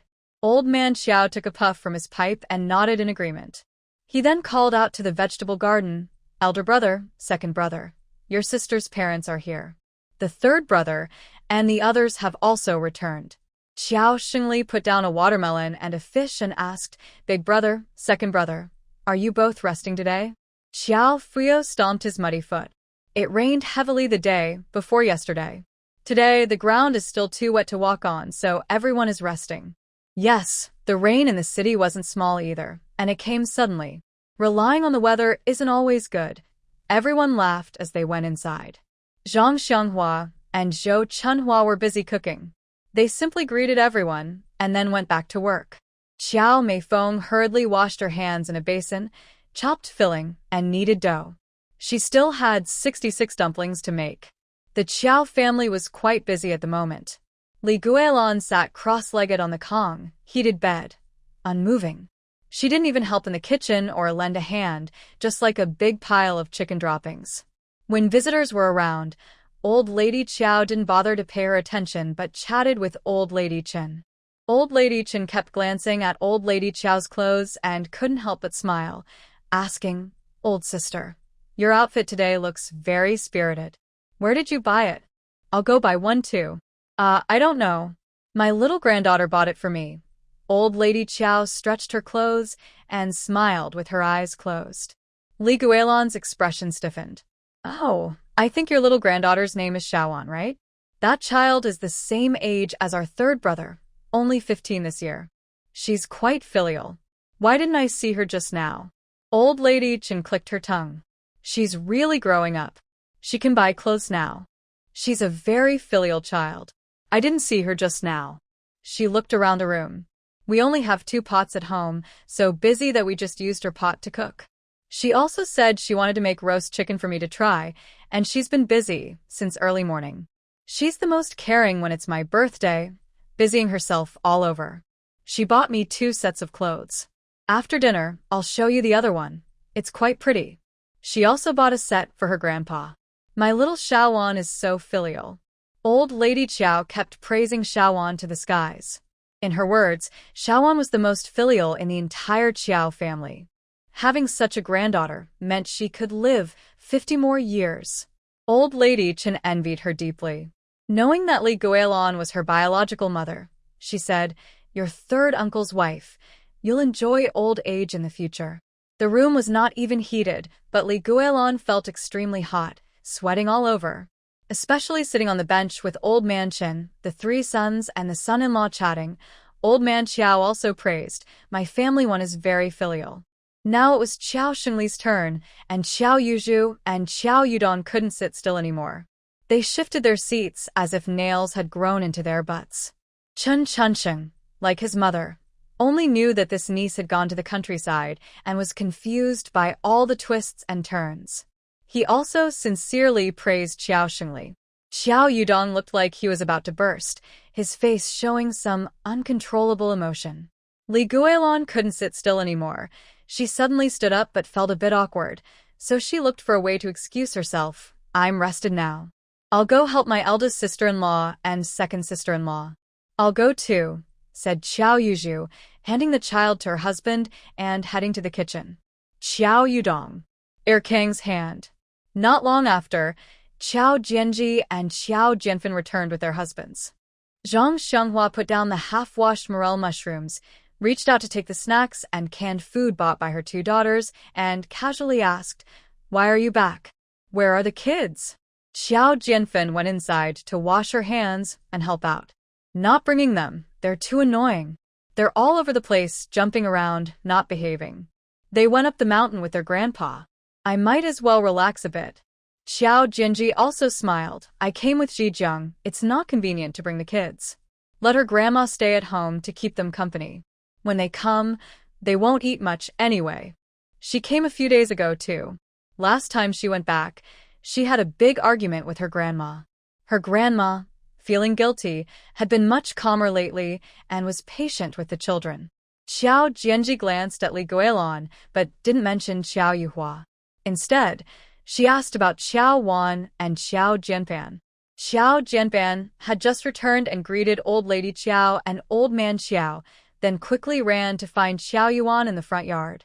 The two of them leaned close, chatting about crickets for a while. "Eat fewer snacks. You won't be able to eat much later. Today's lunch is all delicious food," Xiao Jianpan mumbled. "It's okay. I ate a lot of fruit leather. It's good for appetite," Qiao Yuan replied. "Our grandpa also asked why Qin Shihai didn't come along. Our old uncle said he was helping Qin Shimei find a job." I couldn't help but laugh. Xiao Jianpan also pouted. "I guess he's probably being picky and doesn't want to come." "Picky about what?" Xiao Yuan added 2 sticks of firewood to the stove and looked puzzled. "Guess what?" Xiao Jianpan chuckled. Xiao Yuan didn't remember much about her aunt's children, only their names. Walking on the street, she wouldn't recognize them without a careful look. Kids change quickly, and they only see each other twice a year, so she didn't know them well. Besides, Qiao Meifeng was unhappy with Qiao Shengli, which also made her less proud of their 4 children. They naturally didn't want to go to Qiao Meifeng's place. Xiao Yuan had only been to her older aunt's house once, when her older sister Qin Shiju got married. Xiao Yuan looked at Xiao Jianpan with a mischievous smile and asked, "Could it be you?" Ha ha ha. Xiao Jianpan remembered how Xiao Yuan had offended someone and was unaware of the trouble behind her back, and he couldn't help but laugh out loud. He laughed so hard his palm almost hurt. Xiao Yuan was getting annoyed by his laughter and said, "What are you laughing at? Just tell me." Xiao Jianpan wiped away tears of laughter and said, "They're just picking a fight with us." "Me too?" Xiao Yuan was even more confused. "I only saw him once last year on our grandpa's birthday. I haven't seen him since. Why would he pick a fight with me? What's wrong with him? He's a young man with a narrow mind. He is in the class next to mine." Hearing this, Xiao Yuan understood and tapped the ground with a stick. She snorted and said, "Who remembers what grade he was in or which school he went to? Did he give you trouble? Anyway, after you sent me the meat, he didn't say a word to me when he saw me." Xiao Yuan brushed the dust off her hands and leaned her elbows on her knees. She couldn't help but tell Xiao Jianpan, "All this fuss about picking a fight is just an excuse. He has a reason for picking a fight with us. It has nothing to do with celebrating our grandma's birthday. He probably just didn't want to go far, found it tiring, or thought there wasn't anything good to eat at noon, so he simply didn't come." Chun Shihai and Xiao Jianan resembled each other a bit. They were the first boys among the older sisters. They were a little spoiled and selfish. Xiao Jianpan excitedly patted her lightly and nodded in agreement. "That makes sense. On the way, our older aunt didn't ask about the meat." Xiao Yuan stood up, stretched her legs which had gone numb, and said with a smile, "Forget about them. My roast chicken is ready. Let's take the chicken and the longevity peach buns to the back room first, then serve them after the meal. Don't you need to watch over it?" someone asked. "No need. No one is in the youth village. Everyone has gone up the mountain to pick mushrooms." Xiao Yuan told Xiao Jianpan about the mountain delicacies procurement point. Xiao Jianpan also felt happy. Xiao Yuan put on thick gloves and took the roast chicken out of the oven. It was a family-style honey-glazed roast chicken. Perfect. "Wow. How am I so capable?" she said. "My little Yuan is amazing." Xiao Jianpan imitated Old Lady Qiao's tone. The sisters giggled and laughed. Xiao Yuan carried the lid of the longevity peach buns, and Xiao Jianpan held the chicken. Seeing that Qiao Yuan had trouble opening the door with a lid, he stepped ahead. Unfortunately, when she pushed the door open, Qiao Yuzhu was standing at the door holding a child, which startled Qiao Jianpan. Yuzhu Jia, why are you standing here holding the child? You two are back. I want to visit little Wan. Qiao Yuzhu couldn't help but look up and down at Qiao Yuan. Her face looked fuller, and her complexion was much better than at home. No wonder Grandma Chen praised little Wan as the most handsome in the Qiao family. Qiao Yuzhu felt a slight pang of jealousy and blurted out, "It's still the water from the countryside that makes people look like that." Qiao Yuan rolled her eyes at her and walked away. On such a happy day, she felt unlucky. Qiao Jianpan quickly followed and shot her a cold look, whispering in a tone everyone could hear, "Whether it's the water from the countryside or the city, no water makes you look better than little one. Appearance comes from the heart. If your heart is bad, you'll be ugly." After saying this, he didn't turn around but caught up with Qiao Yuan, who was smiling happily. Qiao Yuzhu's face turned pale with anger. "Mom, Auntie is so beautiful. When I grow up, I want to be as pretty as her," she said. That comment hurt her deeply. She wanted to ask her daughter if her mother wasn't pretty, but she was afraid of embarrassing herself. Qiao Yuan and Qiao Jianpan entered the house. When they saw the longevity peach buns Qiao Yuan was holding, everyone was stunned. Old Lady Qiao's eyes seemed stuck on the buns and couldn't be pulled away. "Yuan, did you make this? Who did you learn from? It's so beautiful," she said, feeling touched and almost in tears. As a poor old lady, she felt so proud on her birthday. Old Man Qiao and others gathered around. Qiao Fuyou also looked pleased. "Little Yuan, when I turn 66, you should make one for me too," he said. Qiao Zhongfu also wanted one. "Little Yuan, second uncle also likes it, and so does second auntie. Maybe you can teach Xiaopan," he suggested. Xiao Xingli moved his lips, but didn't dare speak up. His father had subtly scolded him a few times earlier. He was even more afraid that his daughter might say something to embarrass him in front of relatives, making him lose face. Li Guilan's eyes turned red with envy. Zhang Xianghua, who was quite sharp, noticed Li Guilan's bad mood and stayed silent, secretly glancing back and forth at Qiao Xingli and Li Guilan, thinking, "Serves her right." Zhou Chunhua's mouth was wide open, smiling so broadly her face trembled. She casually wiped her hands on her apron and reached out to touch. Old Lady Qiao quickly hid behind the curtain. "Don't touch it, or you might ruin it," she warned. "How could I ruin it? It's not made of paper. Besides, we'll eat it soon," Zhou Chunhua said, smiling happily. Qiao Jianpan hugged Zhou Chunhua and chuckled, "Mom, my grandma just wants to show off the buns at the supply and marketing cooperative." Old Lady Qiao laughed so hard her eyes almost closed. "Even my granddaughter is smarter," she said happily. Everyone chatted and laughed. Zhang Xianghua and Zhou Chunhua, the sisters-in-law, finished preparing the meal. Qiao Meifeng's dumplings were also ready. Qiao Yuan and Qiao Jianpan carried bowls back to the front yard to serve rice. Today they were having mashed millet porridge for lunch. Just as they reached the door, Qiao Yuzhu called out to them. "Xiao Wan, Xiao Pan, wait a moment. Sister will go with you." Qiao Yuzhu wanted to see if the environment where Qiao Yuan lived was good. Qiao Yuan ignored her. Qiao Jianpan also replied without turning around, "You better not go. Stay at home and chat with Grandma. It's been a long time since you came back. Grandma misses you." Qiao Yuzhu wanted to say more, but Li Guilan gently nudged her waist, so she stopped. Old Mr. Qiao saw this and said nothing. He got up and pulled Qiao Jianhua outside to talk. "Jianhua, there's not enough space for everyone to sit. Go to Xiao Wan's house and bring her table here." Zhang Xianghua heard this and quickly added, "We also don't have enough plates. We need about 5 or 6 more." Qiao Jianhua asked, "What about bowls and chopsticks?" "Those are enough. Your second aunt brought her set this morning," she replied. Qiao Jianhua nodded and soon returned with Qiao Jianpan and Qiao Yuan. The side room's bed was big enough to hold 2 tables.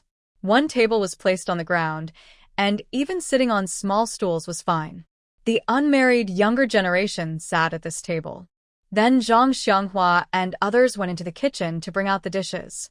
Each table had a large plate of rabbit meat stewed with potatoes, a large plate of pork ribs stewed with potatoes, a large plate of chicken with mushrooms, a large plate of braised pork, a large plate of pearl meatballs, and a large plate of cucumber salad. There was also a large plate of stir-fried wood ear mushrooms with meat, and another of green peppers stir-fried with celery and shredded meat. The last table had a fish. The fish brought by Qiao Xingli and the chicken brought by Qiao Meifeng were prepared. There were only 2 roasted chickens, but since they were big and no outsiders were around, they simply tore them apart. There were 10 dishes in total, perfect and complete.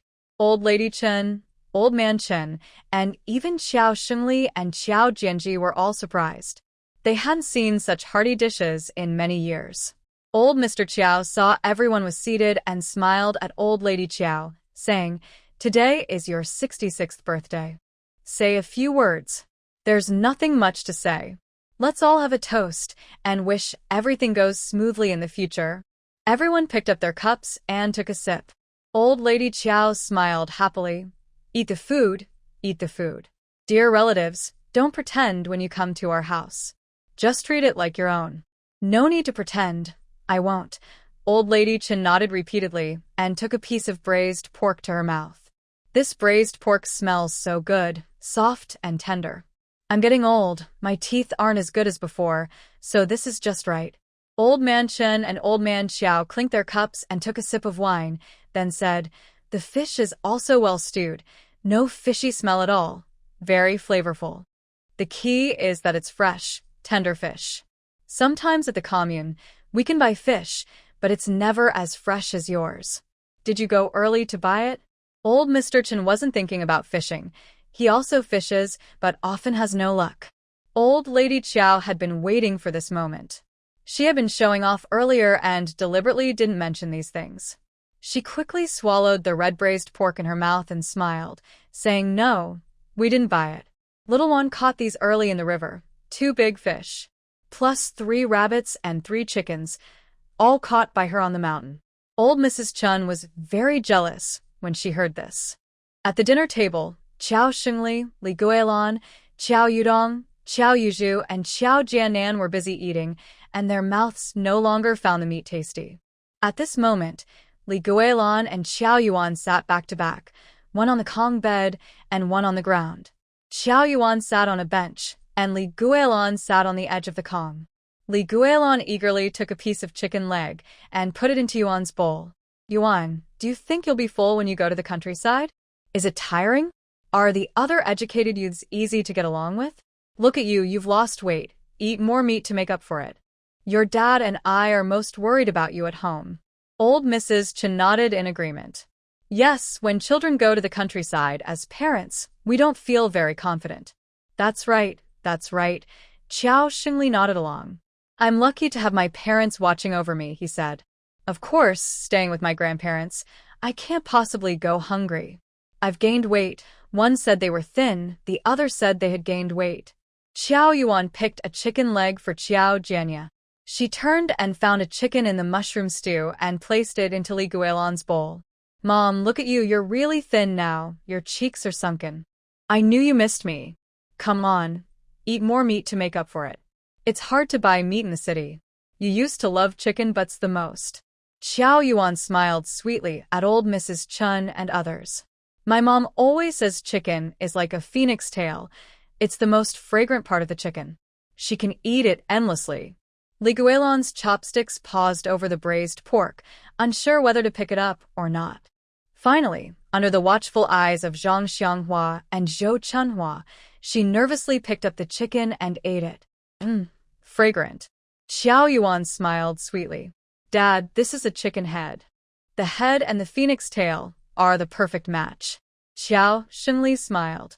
Qiao Yuan kicked Qiao Jianya and Qiao Jianpan under the table, shaking her shoulders.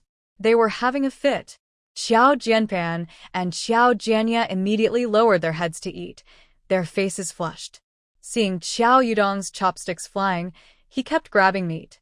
One bite of braised pork, one of rabbit meat, and he even specifically chose the meatier chicken pieces. Xiao Yuan's smile grew even wider. Look at my brother. He's really craving oily, juicy meat. Brother, for your wedding, did the family save and eat frugally? He kept his head down and didn't lift his eyes, almost burying his face in his bowl. Xiao Yuan stood up and scooped the fish head into the bowl of the brother sitting opposite, Xiao Yudong. Brother, I remember you loved fish heads the most. Here for you. Don't be stingy. There are 2 fish heads left. The fish head meat is smooth and slippery like jelly, very tasty. Facing everyone's gaze, Xiao Yudong forced a smile. Yes, I've loved fish heads since I was young. Xiao Jianhua and the others bit their cheeks hard and lowered their heads to eat, finishing half a bowl in one go. Old Lady Qiao listened with a half smile, truly believing that Xiao Yudong loved fish heads. The siblings just like to eat things from far away. Yudong loves fish heads, and little Wan prefers bones and brains. Chicken feet, wings, backbone, and the big chicken thighs, they hardly eat them. Old Lady Qiao tore a wing from a roasted chicken and gave it to Qiao Yuan. Li Guilon, who had just scooped the chicken thigh meat for Qiao Yuan, fell silent completely. Old Lady Chen and Old Man Chen didn't think much and happily ate.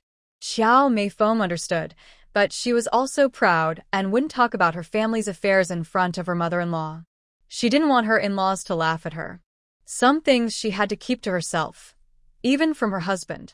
Old Lady Chen took a bite of the roasted chicken and praised it. We see that life is good. Each person gets 5 taels of meat vouchers a month. Our family is big, so the total vouchers aren't small. But the 2 young ones eat us out of house and home. Old Third and Old Fourth are 15 and 13. Their stomachs are like bottomless pits. They get hungry soon after eating. This little bit of meat isn't enough. We get half a gene of oil a month, which isn't enough. Meifeng is good at managing trying to buy some fatty meat to make lard. But as Little One said, fatty meat is hard to buy. We line up early every day. My husband and I are too old to stand in line, so only I go. We start at 3 o'clock, and the line is long. Old men and women, each with a small stool. If the meat isn't fatty, we come back another day. If it's lean, we don't want it. The past few years, the economy has improved, unlike a few years ago when lean meat was hard to buy. Last month, meat prices went up. The best fat meat costs about 8 mao and 2 fun per gene. Second-class meat is about 7 mao and 5 fun. Lean meat and ribs are just over 6 mao. Even the food at the grain station cafeteria has increased in price. Vegetable stir-fry costs 5 fun, meat dishes 1 mao, and meatballs 2 mao and 5 fun per bowl. Oh, it's really hard to afford. Now we rely on eating more eggplant, green beans, and such to fill our stomachs. Our home garden isn't as big as yours. Old Lady Qiao's words grew more downhearted, though she kept eating with her chopsticks. Xiao Meifeng didn't feel happy listening and sensed that her mother-in-law's words carried some meaning. She wanted to ask her family for vegetables. Life in the commune was hard, but it couldn't be worse than the countryside. Besides, her mother's family had a big vegetable garden with several rows of corn, soybeans, and potatoes. When visiting someone's birthday, she also wanted to take some food when leaving. Looking at this table of delicious dishes, a lot of money was spent to celebrate her mother's birthday, and they had no other income sources.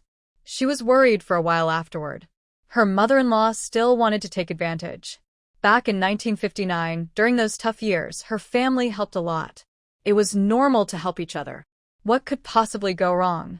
Xiao Meifeng reached under the table and pinched Chen Chunxing's thigh hard.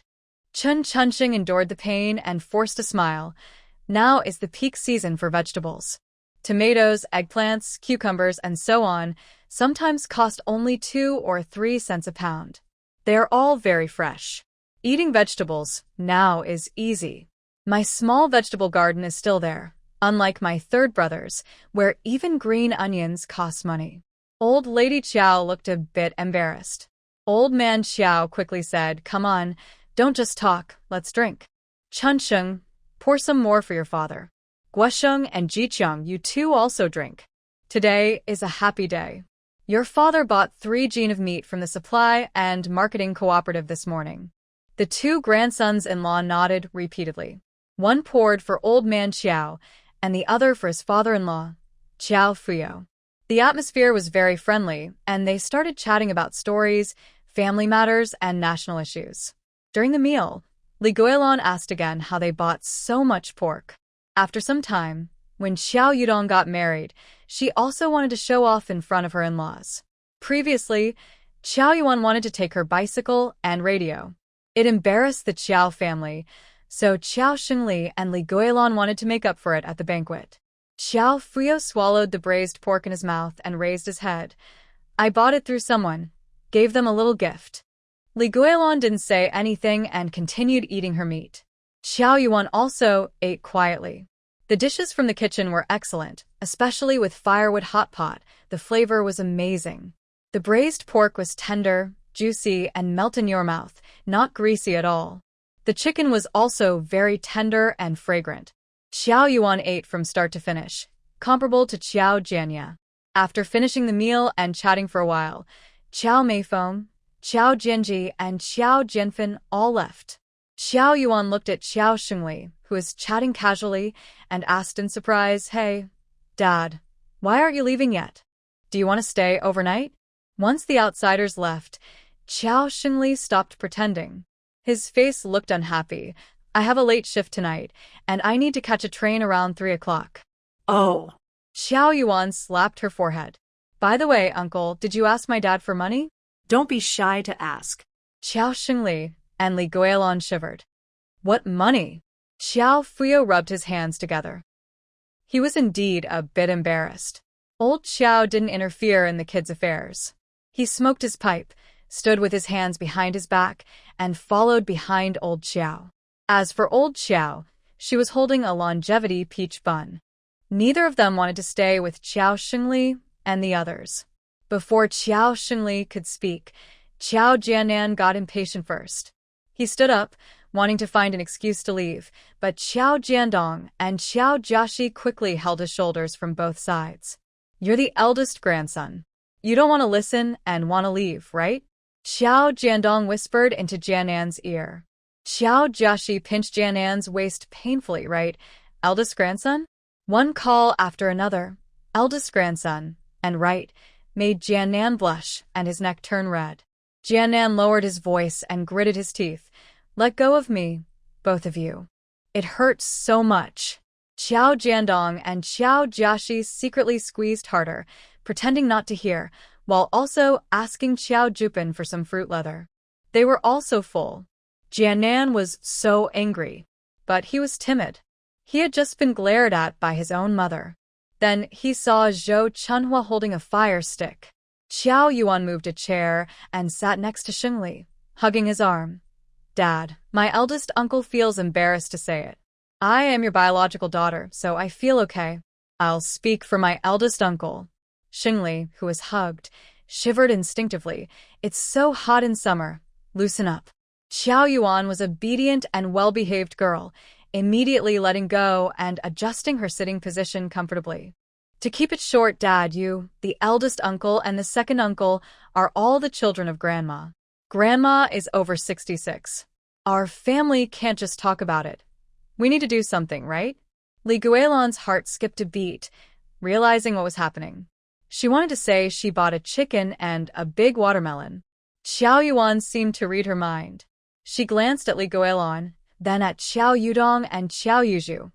"Even if it's not a birthday, it's right to bring some things when you visit. Grandma and Grandpa didn't ask for retirement money. Buying a chicken or a watermelon to show respect isn't something to boast about. It's just proper.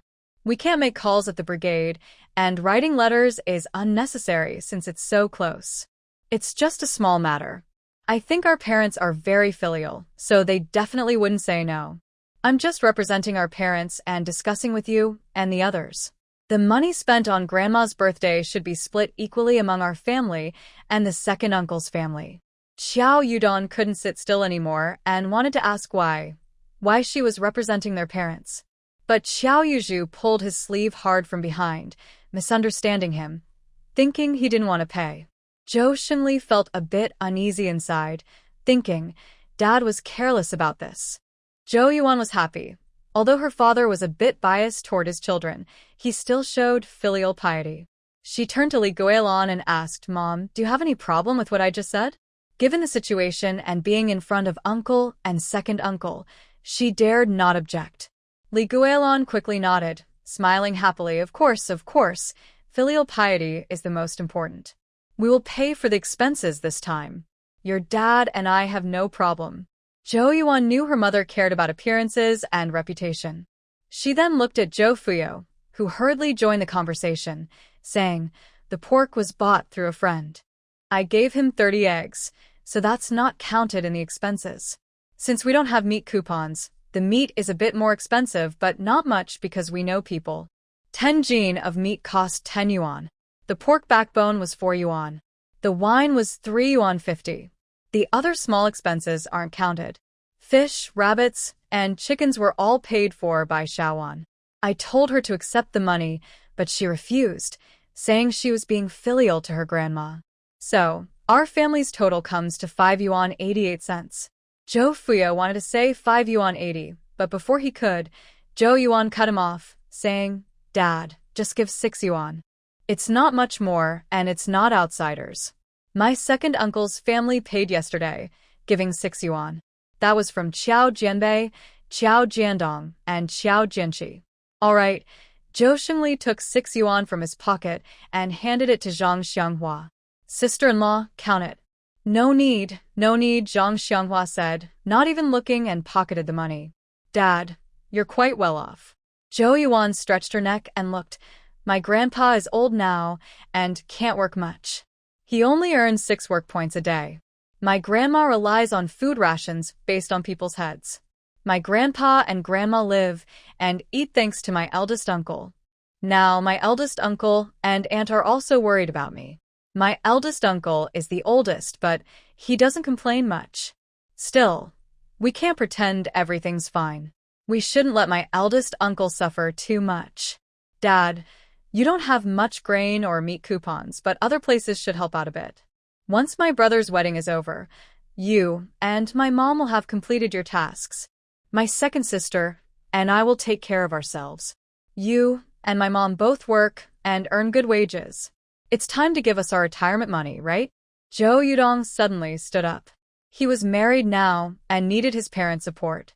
His eldest uncle hadn't said anything, so what was he worried about? Everywhere he went, he was the one causing trouble, acting tough, elbowing his way out. Zhou Yudong shot a sharp look at Zhou Yuan, about to speak. Sit down. Zhou Xingli glared at his son, a hint of annoyance in his eyes. If it's hot inside, go outside and wash your face with cold water. If it's still hot, go to the big river and take a bath. He took a deep breath to clear his mind. Today, Grandma Qiao and Grandpa Qiao praised Qiao Yuan for being filial, which moved Qiao Xingli as well. He relies on his only son to support him, but if that doesn't work out. Qiao Yuan observed everyone's expressions in the room and noticed her mother clutching her clothes tightly. She slightly smiled and sipped her tea, saying, industrial coupons, cloth tickets, those are the most needed in the countryside. I shouldn't have brought this up. I just feel sorry for my grandpa and grandma. They haven't had new clothes for years. The tickets I received, I managed to exchange some with classmates. That's how I bought new clothes for them. My grandma was so happy and showed off for a long time in the village team. Old people are simple to please. My eldest uncle and second uncle are willing but can't do much. They only get a few cloth tickets a year. There are still several children at home who haven't married, so there's a lot of pressure. Dad, but you have the means. If you have money, spend it. If you have strength, help out. That's how every family shows filial piety. Not to mention others, even in my maternal family, my eldest uncle, second uncle, third uncle, they've long been giving support money. A few yuan a year ago, then 7 yuan, now 10 yuan a month. My eldest uncle's family has many children and a heavy burden, so my maternal grandfather actually only gets 5 yuan. Sometimes he secretly gives extra, right? Li Guilin widened her eyes. How do you know so clearly? She didn't even know herself. Xiao Yuan just smiled and continued, I also know that my mother is a married daughter. Although she doesn't give support money, she lives nearby and often visits. Every time she visits, she brings eggs, cakes, peach crisps, rice snacks, never empty-handed. Mom, I'm telling the truth, right? Xiao Xingli looked at Li Guilin with unexpectedly calm eyes. Li Guilin felt a bit uncomfortable but didn't know what to say. Xiao Yuju's face looked normal. She thought giving support money was the right thing to do. Many elderly people start asking their children for support at 60. My mother used to always say at home that some families' elders only need support money at 50, even though they can still work. Some families' elders have pensions and their children are filial, so they also give support money. In the end, she said her family didn't have that much pressure, so they didn't need to give or receive. Xiao Xingli wiped his face and said, Yuan is right. Starting this month, I will give 10 yuan support money each month. After saying that, he didn't even look at Li Guilin and Xiao Yudong. He took 10 yuan out of his pocket and handed it to Xiao Yuan. When your grandpa and grandma come back, give it to them. Xiao Xingli decided to visit his parents once a month from now on. Xiao Yuan didn't take it. My grandpa and grandma have already arranged to meet at the supply and marketing cooperative store in Trance. You can see them when you leave later. Dad, just give it to them yourself. Xiao Xingli and Li Guilin liked to hear praise and enjoyed feeling appreciated. The area in front of the supply and marketing cooperative was the busiest. Xiao Yuan handled herself confidently, and a faint smile appeared on Xiao Xingli's face. Xiao Jianhua and Xiao Jianbei's brothers looked at Xiao Yuan as if she were a goddess. Xiao Jian kept winking at her, but Zhou Chunhua slapped him, making him behave himself. Xiao Xingli and his brothers chatted for a while. Big brother, second brother, it's getting late. We're leaving now. Little one, please take care of big brother, sister-in-law, and second brother, second sister-in-law. Xingli finally said something polite, even if it was just for appearances. Zhang Xianghua hurriedly handed over a big bag of vegetables. Don't worry about little one here. No one will mistreat her. These are vegetables picked from your home: cucumbers, peppers, celery, green beans, and eggplants. There's also a small bag of fresh mushrooms, a gift from a young female educated youth. Little one knew you were coming back today, so she didn't want to eat them and packed them all for you. Xiao Yuan twitched her mouth. Her aunt was so kind. She loved picking mushrooms but didn't like eating them, so she gave the mushrooms to her grandma. Zhou Chunhua also picked a lot of vegetables early in the morning. Xiao Xingli looked at the two big bags, smiling even more. Thank you, sister-in-law and second sister-in-law. You work hard taking care of everything. If you can't eat all these, just dry some for later. Don't give them to us. We still get a monthly salary, and our family of 3 eats less. It's still better than you. With fewer people, everything is cheaper, and the house feels more spacious, Qiao Yuan said with a sneer, crossing her arms. The others fell silent again. Qiao the atmosphere ender, Yuan. Xiao Jianhua and his brothers turned around and secretly chuckled. Zhou Chunhua looked up at the sun. Akiu, Akiu. Coincidentally, she spat a mouthful of saliva on Li Guilin. Zhou Chunhua awkwardly wiped the sweat from her forehead, quickly pulling her apron to cover Li Guilin's face. Sorry, sister-in-law. The sun was too bright. I couldn't help it, she said, rubbing her apron, which was covered in vegetable juice and oil, on Li Guilin's face. Second sister-in-law, ugh. Let go, ugh. Mom, quick, let go. The apron is dirty, and third Annie is about to be sick. Qiao Jianpan struggled to hold back his laughter and quickly pulled his mother. Zhou Chunhua looked embarrassed, waving her hands as she explained, I really didn't mean to. I just saw a little bit of meat on sister-in-law's face and got a bit anxious. Ugh. Li Guilin made a louder retch. Xiao Yuan also looked up at the sky, but Xiao Jiandang tugged her head, making her immediately look down at her feet. Her shoes kept rubbing against the ground. She was stubborn and refused to listen. Always acting on her own ideas, she suddenly stood up. Seeing her pale face and glancing at her shy second sister-in-law, Qiao Fuyu helplessly waved her hand. Hurry up and go, or you'll miss the train. Jianhua, Jianbei, you guys go along and see off Uncle San and Aunt San. Xiaowan, you should also go see off your dad and mom, Zhang Xianghua said quickly, not wanting others to gossip. Xiao Yuan rolled her eyes and cheerfully agreed. Xiao Yuzhu pulled Li Guilin aside, and the mother and daughter, along with Qiao Yodong, intentionally lagged behind a few steps, whispering to each other. Qiao Jiandong saw this and nudged Qiao Jiandang with his elbow. Qiao Jiandang slowed his steps and glanced sideways at the whispering trio, clearly undecided. Li Guilin called out softly, Xiaowan.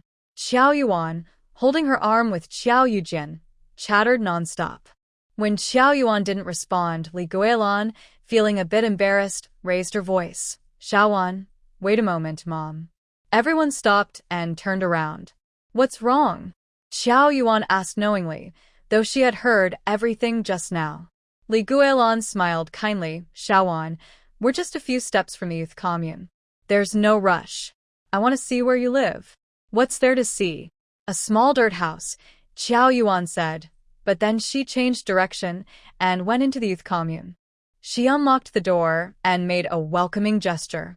My house is small, not as big as ours in the city. The ground isn't concrete, it's uneven and bumpy. But it's cozy, everything I need is here. And best of all, it's my own place. No matter who might be unhappy someday, they can't kick me out. Living here makes me feel secure. Xiao Yuan's sarcastic tone was sharp. Her words about her own place, they can't kick me out, I feel secure, hit hard into the hearts of Qiao Xingli and Li Guilin. Their faces darkened like a pot bottom, looking uncomfortable. Qiao Jianhua and Qiao Jianbing, the siblings, found this both funny and a bit sad. Mostly, they felt sorry for Qiao Yuan. Qiao Yuan stroked the Kong bed and smiled carefree. I've had today's good days thanks to Mom. Li Guilin suddenly felt a bad premonition. Sure enough, next, Qiao Yuan said if Mom hadn't secretly signed me up for going to the countryside, my grandpa, grandma, great-uncle, and second great-uncle wouldn't have been able to take care of me. For example, the beams for the house were given by my grandpa, no money needed. The boards for the cabinet, the table, the firewood. She rambled on, from building the house to making a kiln, covering everything from start to finish. At the end, Qiao Yuan still modestly sighed. From now on, I will take good care of my great-uncle and the second great-uncle. I know who treats me well. I can't even rely on my own brother and sister now. From now on, I'll depend on Brother Jianhua and the others. Xiaowan, you can also count on me. Qiao Jianpan immediately patted his chest. Woo-woo. Qiao Yuan was so touched she started crying happily. She took out a big white rabbit candy from her pocket and stuffed it into her mouth. Qiao Jianhua and Qiao Jianbei, the 6 brothers, looked on silently. Xiaopan needed some support. Next time, leave the pig head for your own family to eat and boost your brain power. You can also eat more pig trotters to avoid being forgetful. Qiao Xingli and the others burst out laughing, faces turning pale and then green, like they had been dyed in a dye shop. Li Guilin's lips trembled as she opened her mouth to speak. Wang Pengfei felt very uncomfortable. His sister-in-law was close to his father-in-law, mother-in-law, and brother-in-law. Even his wife was involved. It was too embarrassing. He wished he hadn't come. Li Guilin desperately wanted to walk away, but thought of her son, so she forced herself to speak. Xiaowan, I didn't see your radio. It shouldn't have no signal, right? If you don't listen. Xiao Yuan rolled her eyes inwardly. She was so useless. She just wanted Grandma Qiao to accept the radio. She casually mumbled something, but it turned out like this. I gave the radio to my grandparents. It was over. Li Guilin and Qiao Jiadong both felt disappointed. Then, don't ask about the bicycle either. I belong to the Pishio Zodiac. Just as she started, she was cut off again. Qiao Xingli glared fiercely at the mother and son, secretly cursing them for being shameful. He stormed off without looking back. The group reached the supply and marketing cooperative's door. Grandma Qiao was loudly showing off peach-shaped steamed buns to her old friends. Xiaowan steamed these for me. I've told you many times I didn't buy them.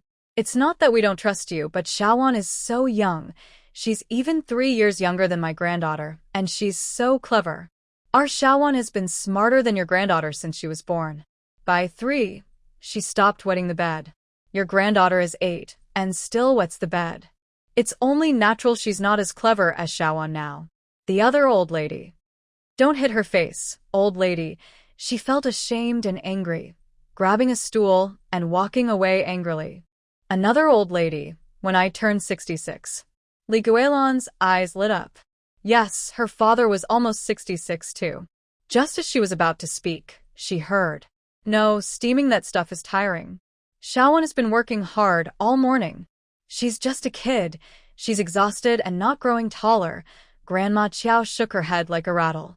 Old Mr. Qiao took a puff from his pipe and shook his head. We, the old couple, didn't know she was going to steam this. If we had known, we wouldn't have let her. It's too much trouble. The elderly couple sighed deeply. They also wanted to leave. It was so annoying. Making a few steamed buns shouldn't be so tiring. They just cared about their granddaughter and said so plainly how tall she would grow and what more she could grow. They hoped she wouldn't become a giant like the mountains or rivers. Li Guilon closed her mouth, feeling a chill down her spine. She was afraid that if she spoke up, the old lady would start scolding her directly. Qiao Xingli and Qiao Yudong felt mixed emotions. To them, Qiao Yuan and the rest of the Qiao family seemed like different people. Qiao Yuzhu felt even worse. Among the three sisters, she was the most favored by their parents, but it seemed her younger sister had gained the affection of all relatives except her parents. Watching her cute, well-behaved little sister standing tall in the sunlight and smiling happily, she hurried to jump onto her grandmother's back. The grandmother and granddaughter hugged warmly. Even the usually quiet grandfather was smiling happily, eyes full of kindness. The earlier pride they felt vanished in an instant, replaced by a twinge of sourness and complex feelings they couldn't quite explain. Many years later, when Qiao Yuan was admitted to university and started her own company, Qiao Yuzhu finally understood how she felt at that moment. She was both worried about her sister's hardships and afraid she would buy a jeep. Qiao Xingli walked over and handed the pension money to Grandma Qiao. She quickly took the money, put it in her pocket, and then remembered to ask, "What money is this?" "This is my filial piety to you and my dad. From now on, I will send 10 yuan back every month." Grandma Qiao was startled and let out a loud cry. "You're thinking this way now?" Qiao Xingli looked silent. Everyone around heard and praised him. "Great job. Well done." Li Guilon siga. So her in-laws don't know. Poor girl. Such a misfortune. Qiao Yudong shot a sharp glare at Qiao Yuan. She squinted her eyes. If he dared to glare at her, she would make him see why her cheeks were so red. Qiao Yuan cleared her throat. Cough, cough. What's wrong, Yuan? Are you coughing again? Grandma Qiao quickly looked at her granddaughter, instantly forgetting her son. Yuan's face turned red with embarrassment. "I'm not coughing. Grandma, my dad just said he would take me to the supply and marketing cooperative to buy something delicious. He said I could buy whatever I wanted. I was so happy that I ate 2 more pieces of candy." The excuse sounded weak, but it was acceptable. Grandma Qiao patted Yuan's back gently. "You're already grown up. How can eating candy make you cough?" She then turned to Qiao Xingli. "Let's go, third son. Mom will go with you." "Third son, Qiao Xingli, what are you standing there for? Let's go." Qiao Xingli was startled by his mother's loud voice and immediately stepped forward. "Mom, I was thinking there's not much good stuff at the cooperative. I originally planned to take little Juan to the public cooperative department to buy some goods." Qiao Xingli, despite being a bit quick-witted, knew he shouldn't say no. With so many people watching, even if it hurt inside, he had to smile and walk into the supply and marketing cooperative. The rest of the Qiao family's eyes nearly popped out. Qiao Jianpan scratched his head and whispered, "When did you say that?" "I didn't hear it." The Qiao family. Old Lady Qiao led at the front. "Enough, going to the cooperative so far away. It's already this late. Going there and back. It'll be dark when we return. I don't feel safe. Let's just buy from the local supply store." Qiao Yuan, holding onto Old Lady Qiao's arm, happily shopped. "Oh, today they have peach cookies. Sister Jinjin, weigh 2 Jin for me.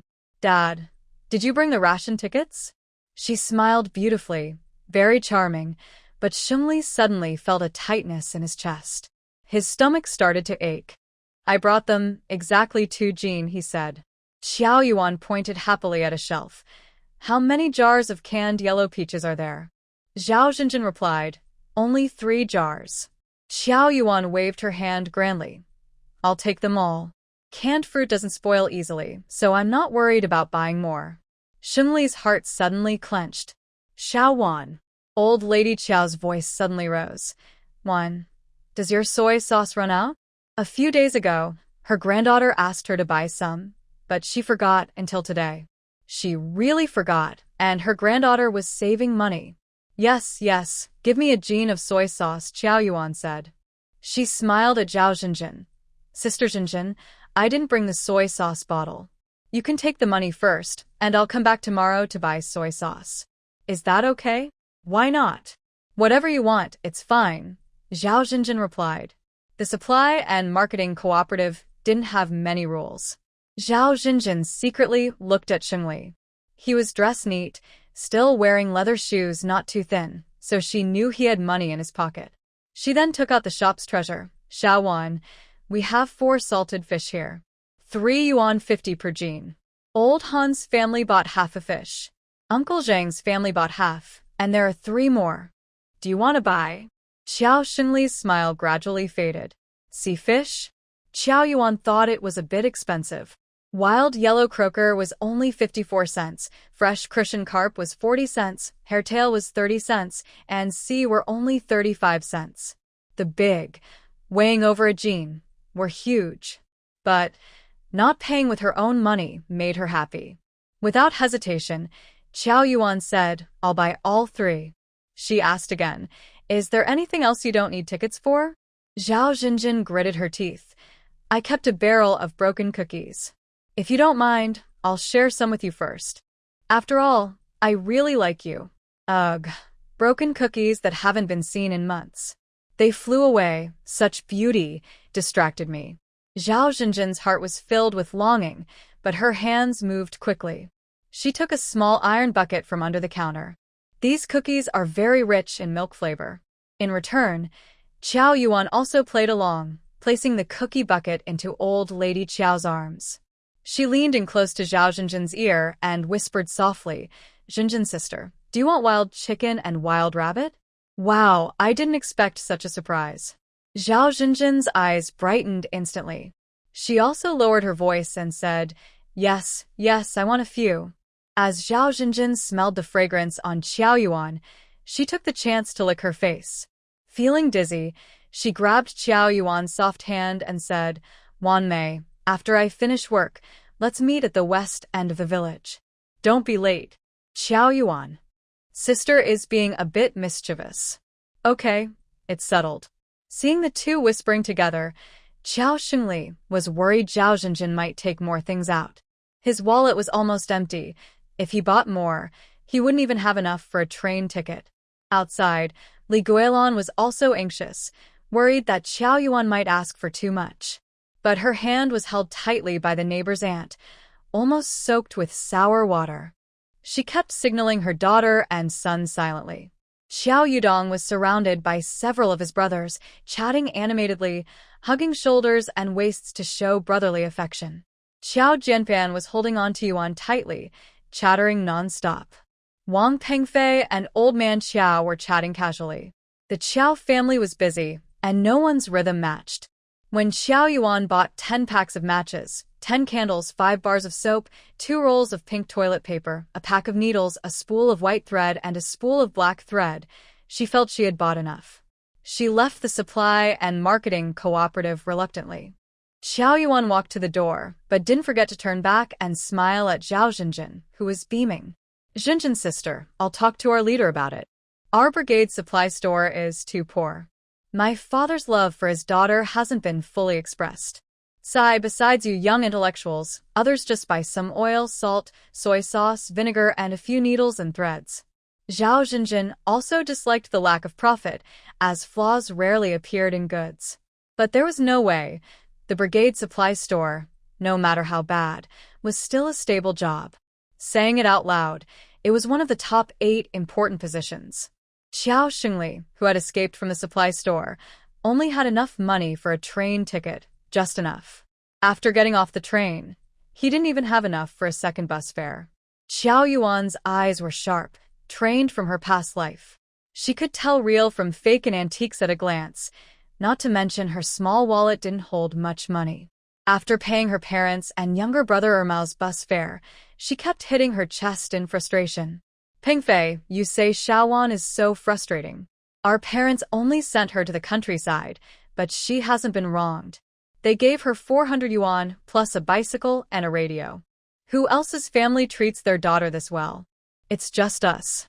When we got married, our parents didn't give us so much. Yet she's never satisfied. She always finds chances to reach into her pocket for money or make snide remarks, acting sarcastic. She has such a temper.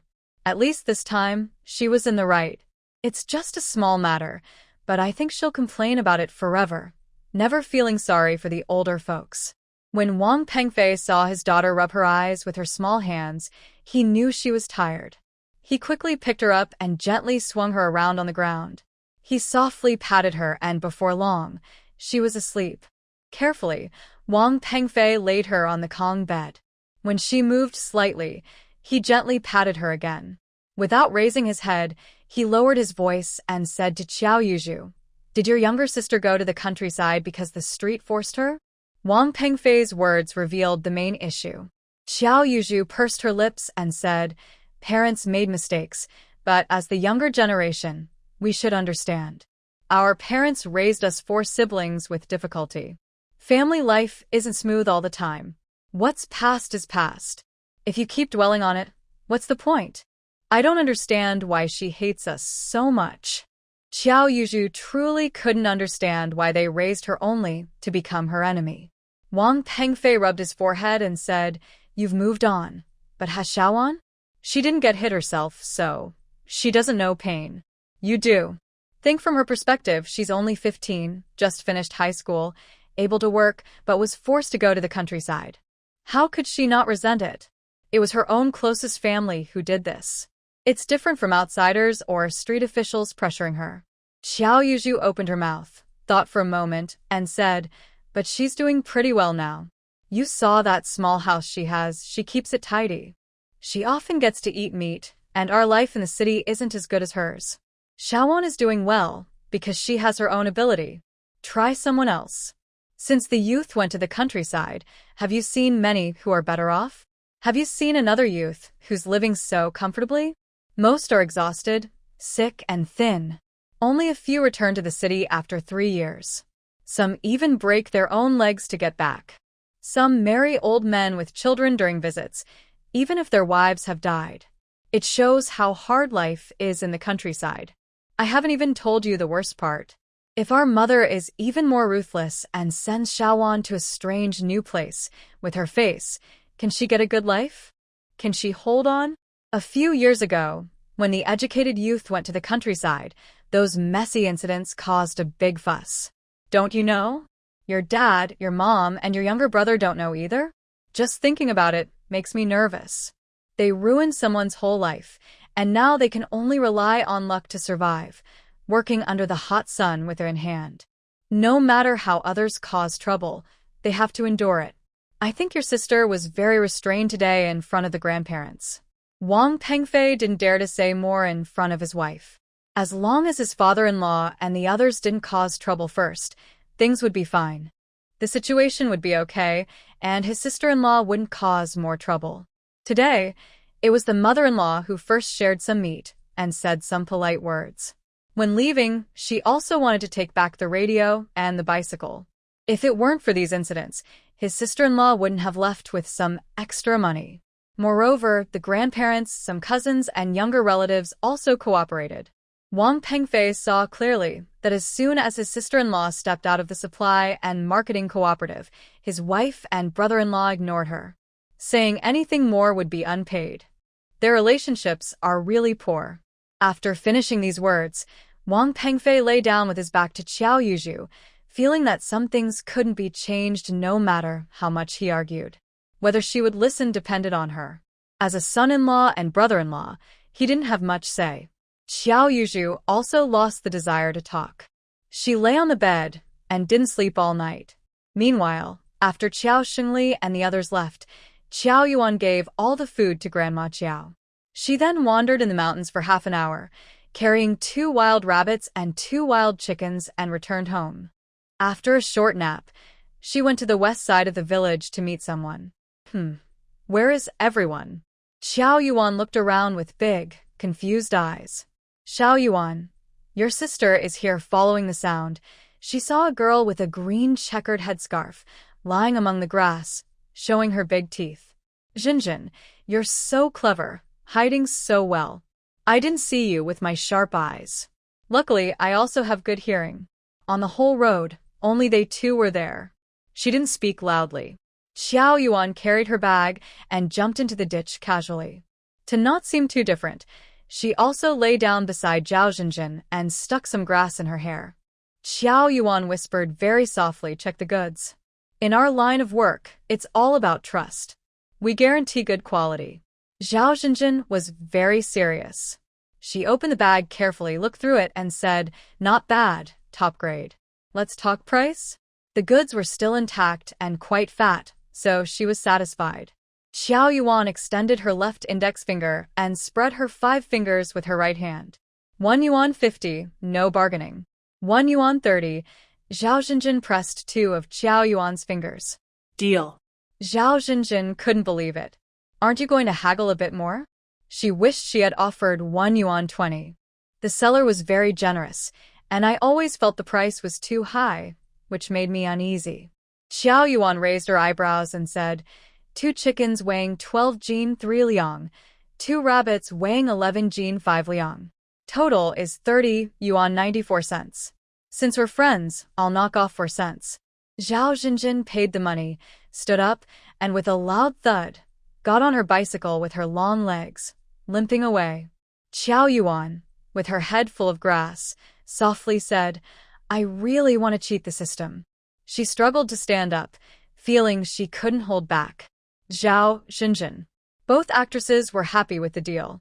That night, Zhao Xinjin cooked a chicken and was so happy she almost cried. She had never tasted such delicious chicken. It was so fresh and tasty, it made her eyebrows lift in amazement. P.S. Back then, supplies were scarce, and chicken meat cost about 1.2 to 1.3 yuan per jin. The prices at the grocery store were hard to get, and I don't know if the chickens had feathers or not. Black market prices were usually double. Some places limited chicken raising, while others didn't enforce strict rules, so people raised chickens freely. But because they were poor and had no feed, they didn't raise many. That's why chicken, duck, and goose were all expensive. Xiao Wan, get up quickly. The sun is already high, and the rooster's voice is hoarse from calling. Grandma Qiao started her wake-up call again. Oh, Grandma, it's only a little past dawn. I was busy all day yesterday, and am so tired I have back pain and leg cramps. I want to sleep a little longer, just a little. Xiao Yuan loved her warm bed and didn't want to get up. She hadn't even had a sip of water yesterday from all her busy work. Her head, her hips. Grandma Qiao pulled out a carrot and, while helping her put on clothes, comforted her. Xiao Pan, school is starting soon, and your grandpa is busy too. Only you can ride a bike to take Grandma up the mountain. Now that we have time, the mushrooms are thick, so we should pick more. When it's our turn to sell fresh, we sell fresh. When it's others' turn, we dry them and sell in winter. It will definitely work. Grandma has calculated that 10 jin of dried hazelnut mushrooms can produce 1 jin when dried. Fresh mushrooms sell for 4 cents a jin, and dried mushrooms can sell for at least 60 cents a jin. When there's little to eat in winter, selling outside can bring in more money. It's a significant income. Everyone else gets up early and works hard, gathering mushrooms. Old women up to 80 years old and children as young as 3. No one is idle. Grandma is anxious, and even her teeth hurt. After selling the mushrooms, she'll buy you some candy. Grandma, I'll get up right away. Qiao Yuan, with her hair messy like a chicken nest, sleepily opened her eyes. She was afraid her grandma would give chores to the newborn baby if she kept talking. She looked at the clock. Oh my, it was 4 o'clock. To be precise, it was 15 minutes before 4 in the morning. Woo-woo. The idea she proposed about setting up a mushroom buying point was also her doing. She was the one going door to door selling mushrooms from factory to factory. In the end, she was the one suffering. Yesterday morning, Qiao Yuan and Qiao Fuyo went to pick mushrooms at each village entrance. They pulled the ox cart, selling mushrooms from one factory to another. After selling, they hurried back to the team, where members eagerly waited for their share of the money. They earned 13 yuan for Mao and 4 fun just yesterday. The impact on everyone was huge. They sold 336 jin of fresh hazelnut mushrooms in one day. The forest farm ordered 150 jin, the matchstick factory wanted 100 jin, and the state restaurant ordered 50 jin. The train station bought 36 jin. The grain station, supply and marketing cooperative, glass factory, and pig farm also made reservations, and tomorrow they would deliver. Everyone just wanted to try fresh mushrooms. Northeasterners especially love chicken stew with mushrooms. The sales were very good. Grandma Qiao watched eagerly, but Yuan didn't dare delay. She quickly dressed, washed her face, and finished breakfast. She carried a large willow basket and 2 big bags, heading straight to the mountain. It was early work time, and most people wandering the mountain were either elderly or children not in school. On the way, they met Grandma Wang, carrying her 3-year-old great-grandchild on her back. "Grandma, it turns out what you said was true," Grandma Wang called out when she saw them. "Zuehua, I just went to your house to find you, thinking we could pick mushrooms together. No one was home at your place. I figured you were at Xiaoan's. Are you heading up the mountain?" "Yes," Yuan replied. "And you?" Grandma Qiao was about to jump off her bike. "Oh, don't get down. Don't delay, you too. I'll just walk around the street and look for something. With such a little thing, I can't go anywhere else." "All right, Grandma Wang, we're leaving now," Yuan said with a sweet smile. Grandma Qiao, with her experience, knew exactly when mushrooms would be ready to pick. She could remember quite well. With Grandma Qiao leading, they not only picked a lot of hazelnut mushrooms, but also found several monkey head mushrooms and sticky mushrooms. The hazelnut mushrooms grew in patches. Sometimes just a small piece was enough to fill half a basket. Some mushrooms grew individually, others in small clusters. Picking them was very satisfying. Grandma Qiao's eyes squinted happily from smiling. To avoid getting tired, Grandma Qiao came up with a clever trick. She tied a cushion to her backside, so when she got tired, she could sit on the ground. No need to worry about getting cold. After picking a small patch, she didn't even need to stand up. She just used her arms to shift the mushrooms into the basket. Before long, her basket was full. Yuan couldn't help but marvel. "Grandma, take a break and drink some water. I brought a water bottle along with 4 cucumbers and 4 tomatoes. Don't overwork yourself just to pick mushrooms. It's not worth it." She knew she shouldn't complain about how slow it was to sell goods on the black market for quick money. Even if it's slower, you can still earn dozens or hundreds of yuan. Picking mushrooms for a day only earns a few cents. She is still too lazy and Qiao Yuan's size, but she can't stop working. Picking mushrooms gives a sense of achievement. "Mom, you stay here and pick. I'll go check the nearby pine forest for small gray and yellow mushrooms." "Go ahead. Take your time, don't run. The mountain is full of branches and you might trip." Qiao Yuan uses her actions to tell her grandma that her precious granddaughter is like a scorpion in the jungle, quick and swift, disappearing in a few steps. Grandma Qiao laughs and scolds, "That naughty girl." She slowly pours the full basket into a bag, preparing to carry it back. A few minutes later, Qiao Yuan carries 2 wild chickens and runs back, shouting, "Mom, there are quite a few small gray mushrooms. Shall we go over?" Grandma Qiao sits on the ground, catching her breath, and takes a bite of a cucumber. After thinking for a few seconds, she says, "No, the small gray mushrooms can be eaten by themselves. It's not good to sell them. They're not weighed properly, and they're too fragile, easy to break. You and your big brother should ask the commune if they offer a higher price. Then we can come back to pick." Not only Grandma Qiao thinks this way, Zhang Xianghua and others who entered the mountain at noon also think the same. Qiao Jianhua, Qiao Jiandang, and Qiao Jianye each carry a large willow basket, their hands moving so fast they look like they're blurring. Xiao Jianeng wipes the sweat off his forehead. Luckily, we've been working on this land these days. If we had to go to Nanshan, I'd be so mad. Nanshan doesn't grow mushrooms or fiddlehead ferns. The mountain is full of big rocks, sand, and a small graveyard. Xiao Jianeng brushes off the grass on the mushrooms. Last night, everyone in the small team went to the squad leader's house to cause trouble. What's the point? We can't just ignore the grass on the land just because we're picking mushrooms. Xiao Jianhua, unaware of the matter, feels helpless at first. When it's our turn for that land, there's nothing we can do. A few years ago, they drew lots for it, and it wasn't the team leader who deliberately gave it to them. Xiao Jianeng raises an eyebrow. They didn't complain back then. Nanshan's land is flat and well-maintained, unlike other fragmented plots. It's close to the big team, with a river nearby, making bathing after work very convenient. The river flows from south to north, the small river on the east side of the Qiao family, but it's wider at Nanshan.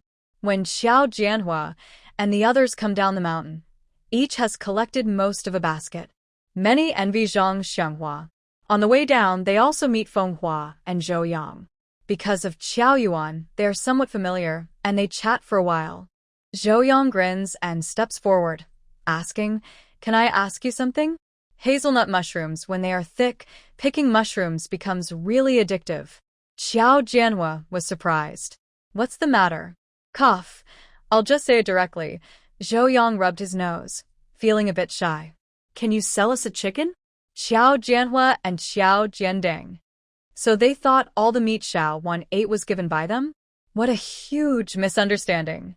Xiao Jianya mumbled in a rough voice. "So you're just craving it." "That's about right." Zhou Yang grinned, not minding the teasing. "Since we moved to the countryside, I haven't had a single piece of meat. I'm so craving it that even the cows in the field look blue-eyed. And we're close to Qiao Jiqing, who's good at cooking." Forget it, no need to say more.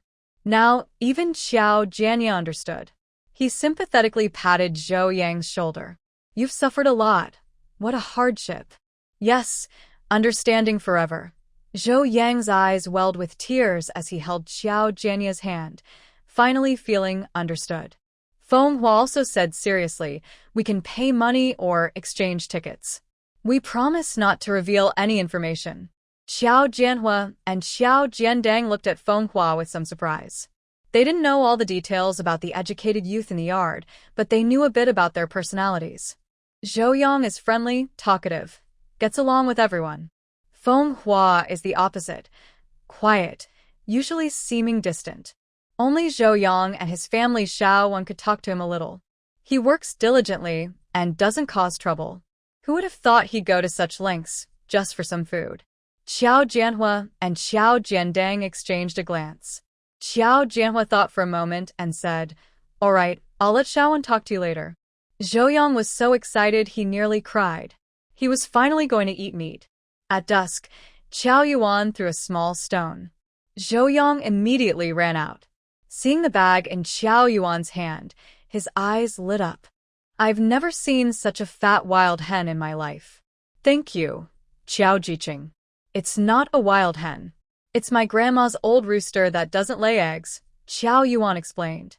Zhou Yang didn't care whether it was a hen or a rooster.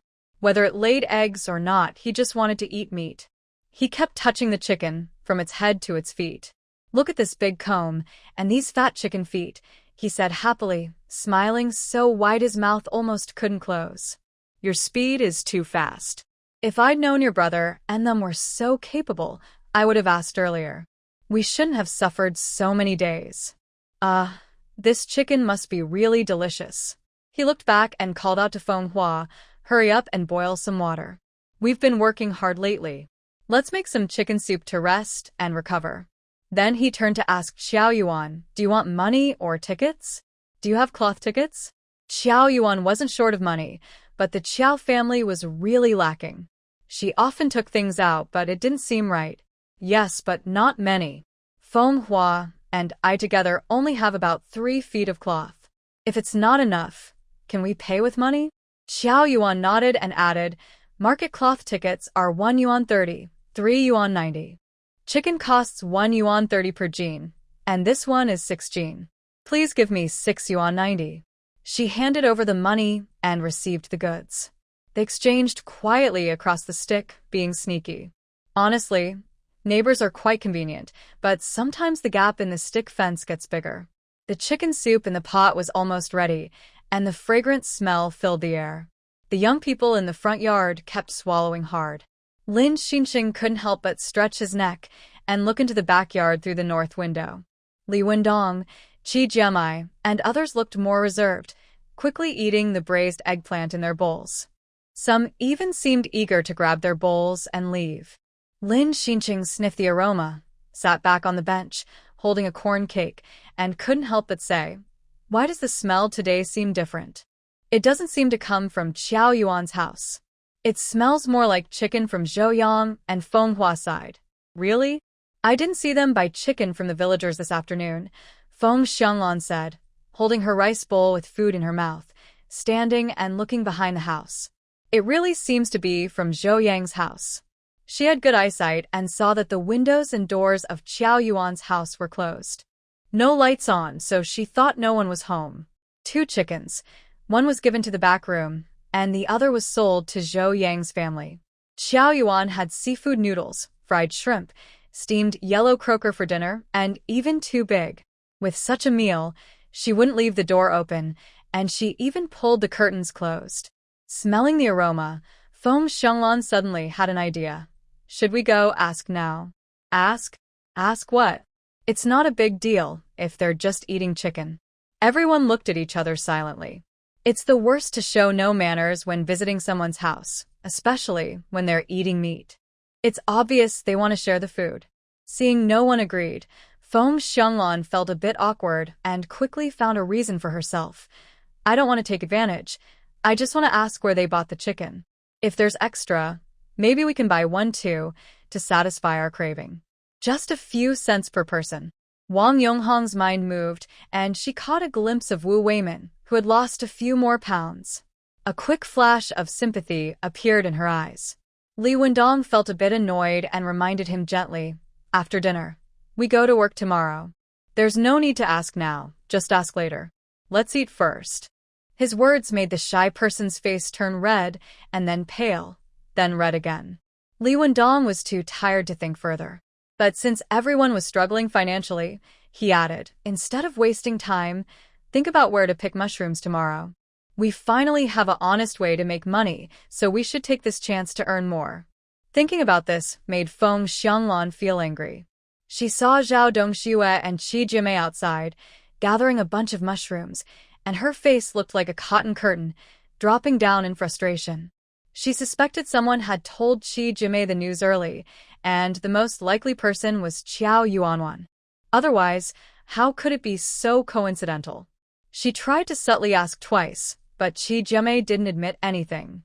Zhao Dongxue also said she was overthinking and that it wasn't true. But Feng Xianglan had a feeling they weren't telling the truth. Her eyes flickered, and she decided to fully align herself with Qiao Yuanwan. She wouldn't let Qi Jimei take all the advantage. Qi Jimei wasn't so special. She just took a train earlier than them, that's all. As long as she was sincere, she believed she could win over anyone. Feng Xianglan loved small gains, but believed she was capable. She worked hard every day, earning full points, swinging her the fastest. She was determined and happy, even giving Qi Jimei a sly look, making her confused. Meanwhile, Zhouyang and Fenghua's chicken soup was ready. Zhouyang was so happy his teeth almost showed. Qiao Jiqing really does things properly. "Look at this," adding 4 big ladles of water, and there's a layer of yellowish oil on top. "This chicken is really good, very fatty."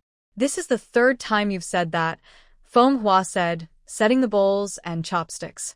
She took a basin to serve rice, which was leftover millet porridge and cornbread from noon. "I've seen this before, at home. My mom's chickens are usually over 4 jin, about 2 kilograms, but they're not as tasty as this." Rural chickens raised at home are different from those sold in stores. Fenghua nodded and added, "Maybe it's because of the firewood hot pot." Zhouyang agreed, but still thought the quality of the chicken was most important. They each had a bowl of chicken soup, and both got so satisfied they almost drifted off. Manhwa handed Zhou Yang a big chicken leg. Zhou Yang didn't refuse and took a big bite, happily sighing, "Qiao Jiqing really lives like this. In a few days, we'll buy another chicken and stew it with potatoes." "It's not that easy to buy," Manhwa said, also nibbling on her chicken leg. The chicken was delicious and tender. At this time, everyone called the bank the chicken bank, where one egg was worth 5 cents. If the chickens were well cared for, they could lay an egg every day. If not, every other day. Each chicken could earn at most $1.50 in a month. Many families' chickens laid eggs they didn't want to eat, so they traded them at the supply and marketing cooperative for money, sometimes exchanging eggs directly for salt, 2 eggs for 1 pound of salt. People often joked that they forgot whether eggs were round or square. Besides roosters and old hens that no longer laid eggs, no one was willing to kill chickens for food. When a woman was postpartum, she could get a chicken to eat. The old lady was especially kind.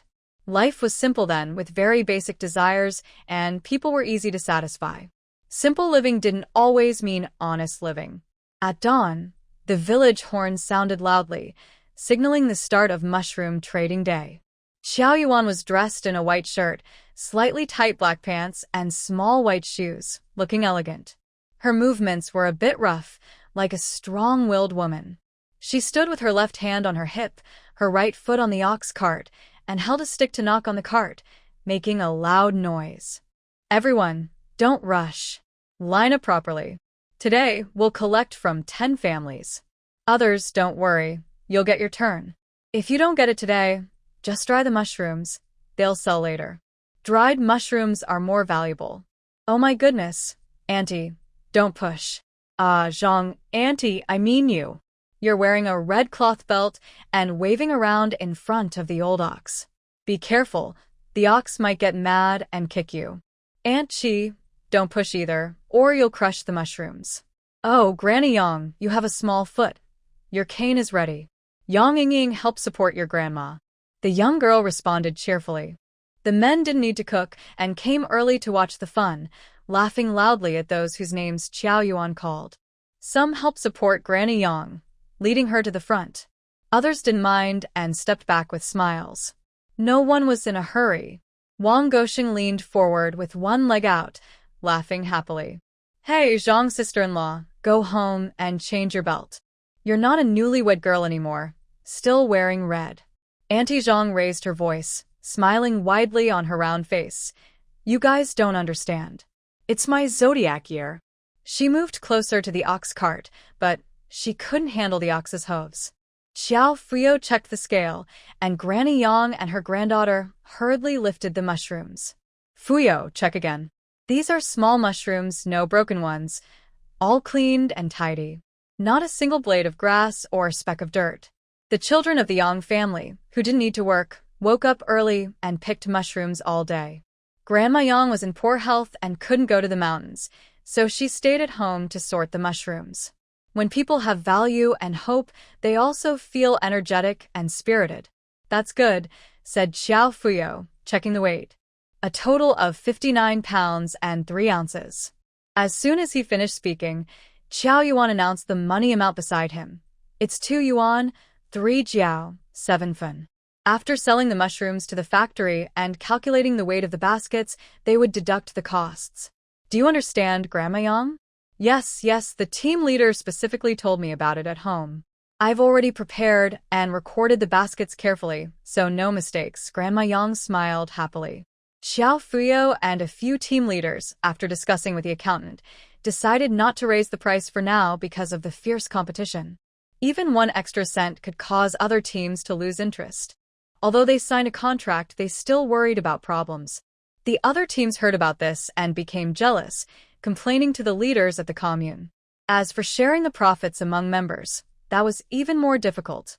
Mushrooms were sold at only 4 fen per jean, so how could they take more? They had already agreed in advance to give Qiao Yuan extra work points, and the mushrooms sent to the factory were shared among everyone. They kept detailed records of how many jean of mushrooms each family sold, how much money they earned, and which factory bought them, including the specific dates. They aimed to ensure each family sold roughly the same amount of mushrooms. No family would get to sell twice or 3 times before others had a turn. After selling, the results would be posted publicly to ensure fairness, justice, and transparency. Everyone was smart enough to trust this process.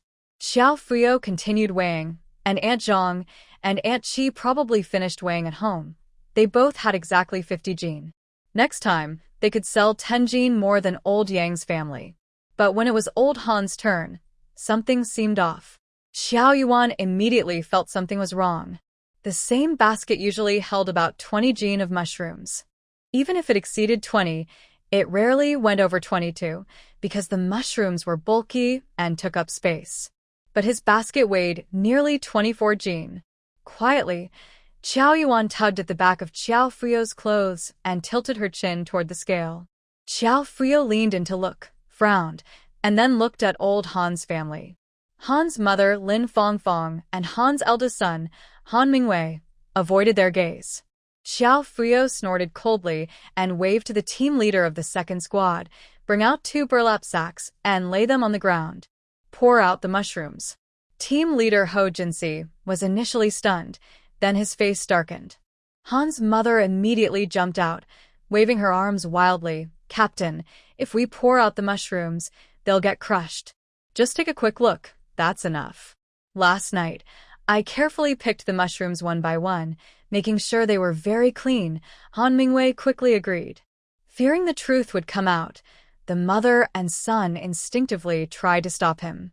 Ho Jinsi stepped forward, grabbing each of them by the collar, and with a quick, he pushed them aside. Before they could react, Qiao Fuyo lifted the basket and dumped out the mushrooms.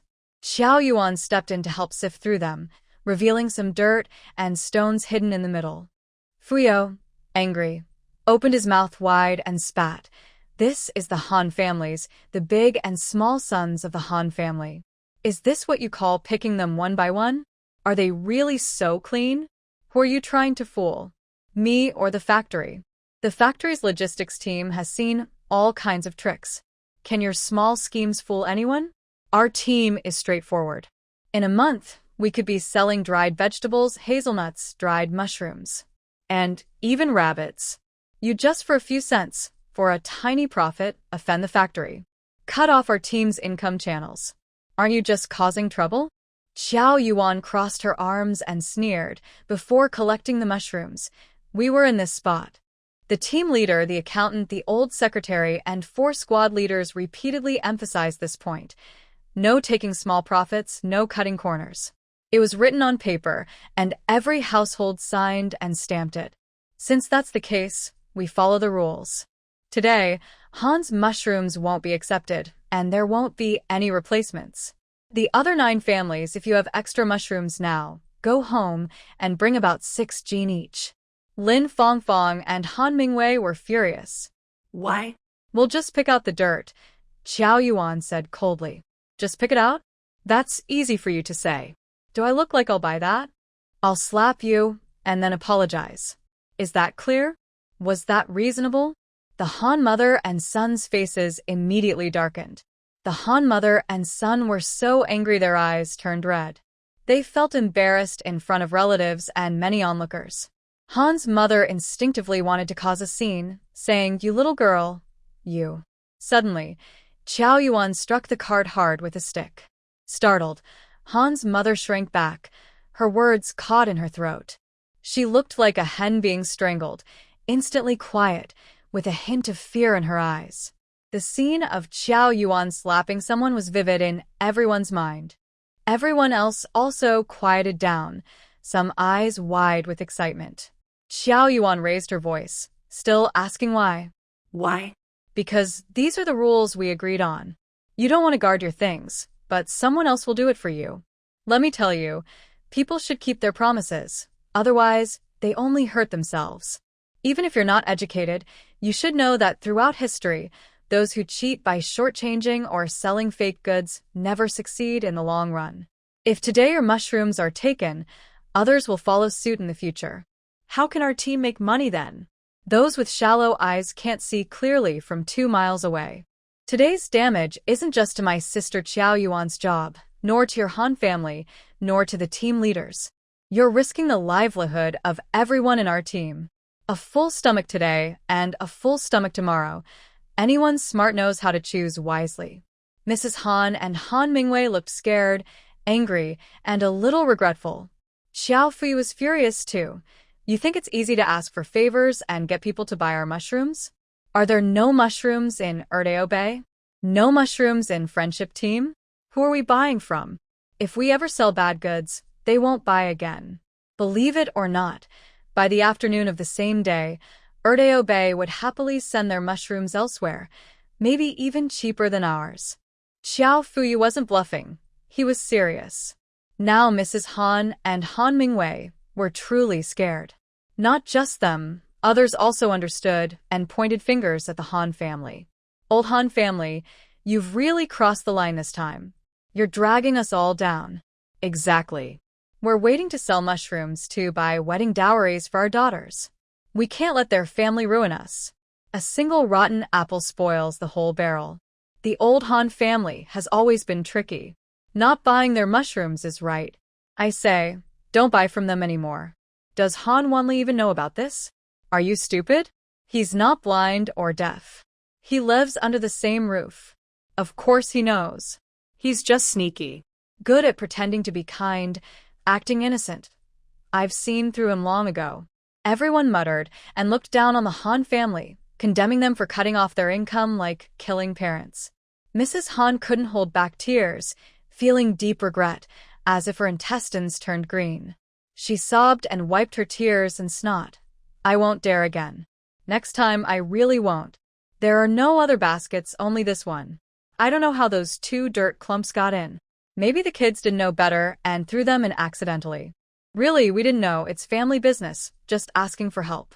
Stop talking about these excuses, Qiao Yuan said impatiently, tired from the early morning. Who wants to listen to her make a fuss? She looked at her watch. Sir, let's go. It's already 3:40. If we don't leave now, we'll miss the factory's breakfast. All right, let's go. Xiao Fuyo gently patted the cow's backside. The cart slowly moved forward. Han's mother tried to stop the cart, but was pulled back by a few women. The old Yang family's house was close to the village entrance, and the remaining gap was taken by the Yang family. The cart had gone far ahead, and Xiao Yuan could still hear Han's mother's crying. Xiao Fuyo took 2 puffs from his pipe and sighed deeply. See, Sister Kaifeng is still causing trouble. Let her be, replied Xiao Yuan. As long as she doesn't come near me, I'll pretend I don't see her. Xiao Yuan yawned widely. This morning is quite cool, and there's a lot of dew. Today, I plan to talk to a few factories. From now on, we'll deliver goods in the morning and just have lunch afterward. Who eats mushrooms for breakfast at their factory? Xiao Fuyo nodded slightly. Previously, they were eager to deliver quickly, fearing changes in the situation. They wanted to get the money and feel assured. Now, after several collaborations and signing contracts, they didn't need to rush. Xiao Fuyo, influenced by Qiao Yuan, also kept yawning. Within a short breakfast period, Han's family was caught mixing large dirt clumps into the mushrooms, and the mushrooms were rejected. Qiao Yuan's cold, commanding presence made her well-respected in Qingshan Liangzi. Almost no one dared to criticize her. Everyone agreed she was doing the right thing. Some things shouldn't be allowed to escalate. Wang Meili was used to disagreeing with Qiao Yuan, acting as if she was morally superior. Han's family was crying and apologizing, yet they still hold on tightly. That's too cruel. Everyone is trying to earn some money. Just one word from her makes people earn 2 yuan less. How much could they buy with that? The young workers stared blankly at Wang Meili. When they snapped out of it, they instinctively moved aside. Feng Xianglan snorted coldly. Wang Meili suddenly felt a chill. She realized she had made another bad move.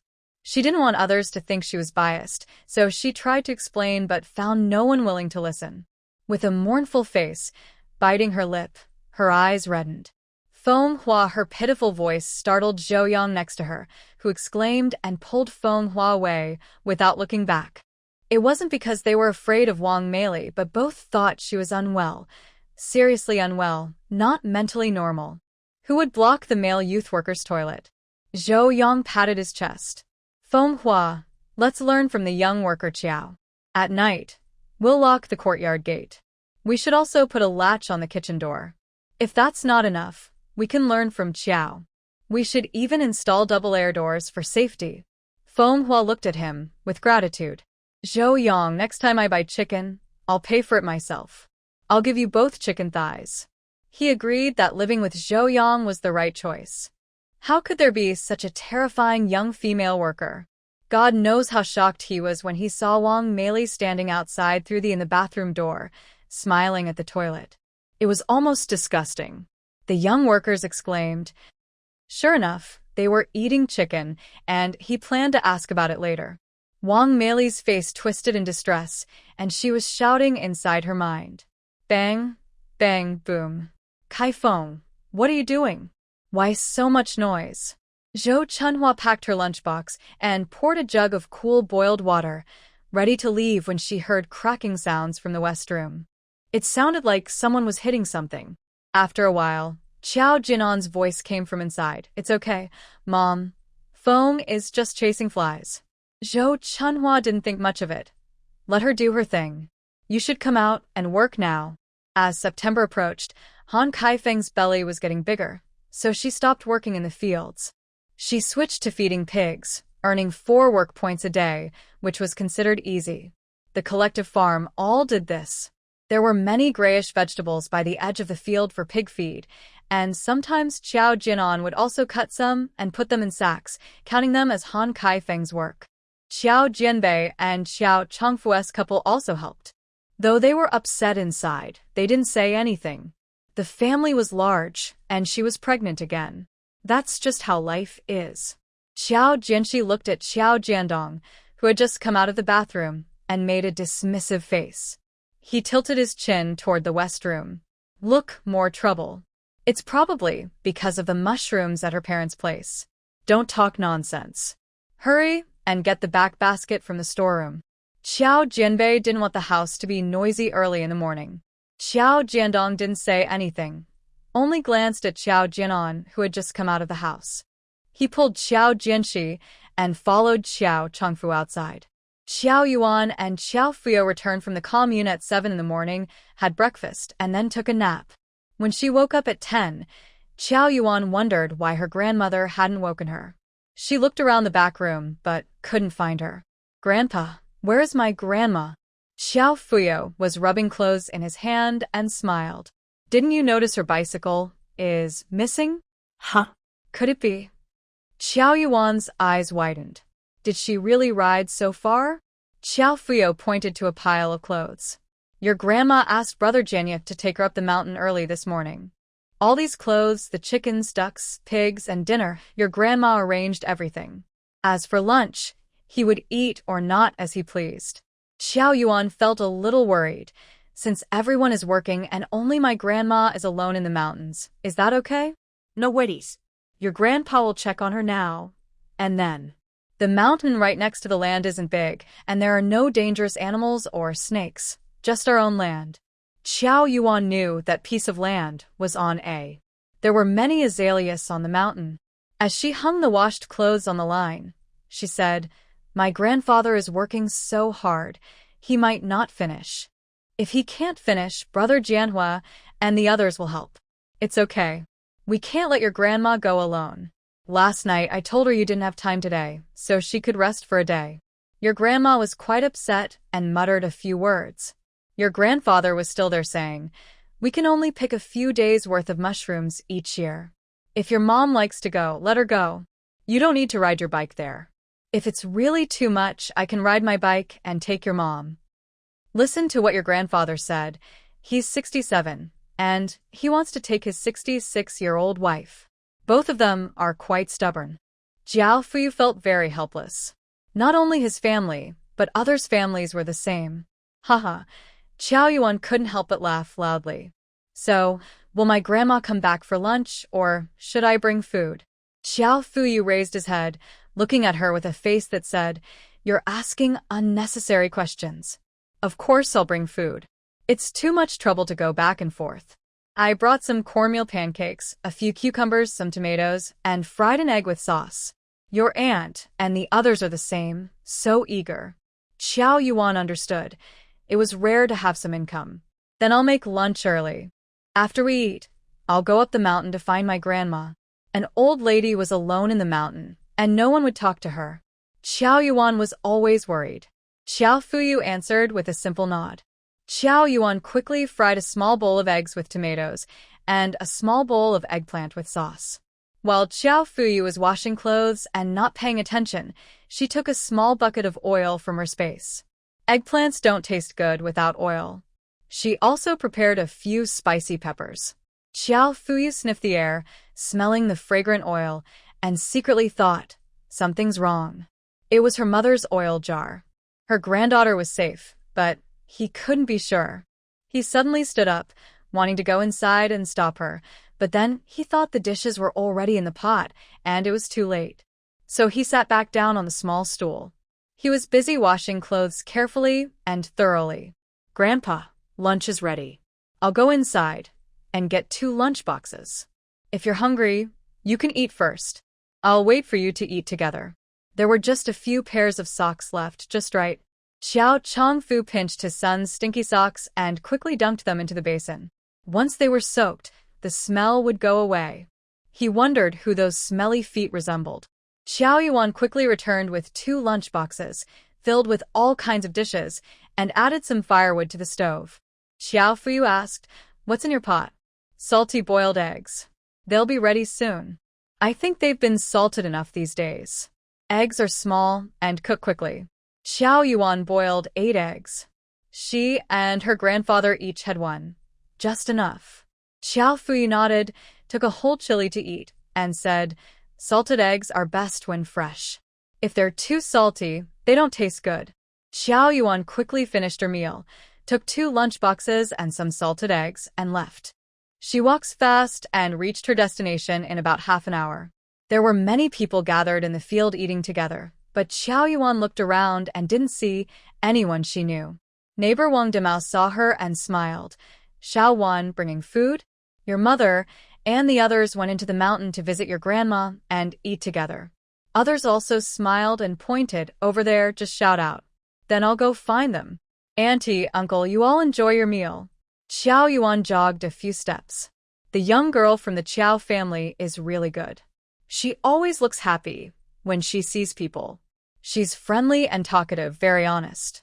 Exactly, and she's also filial. She must be worried about Auntie Qiao. I can smell the delicious food. Maybe in a couple of days, we can find a way to buy some meat. It's been a tough time lately. Xiao Yuan easily found the main group of the Qiao family.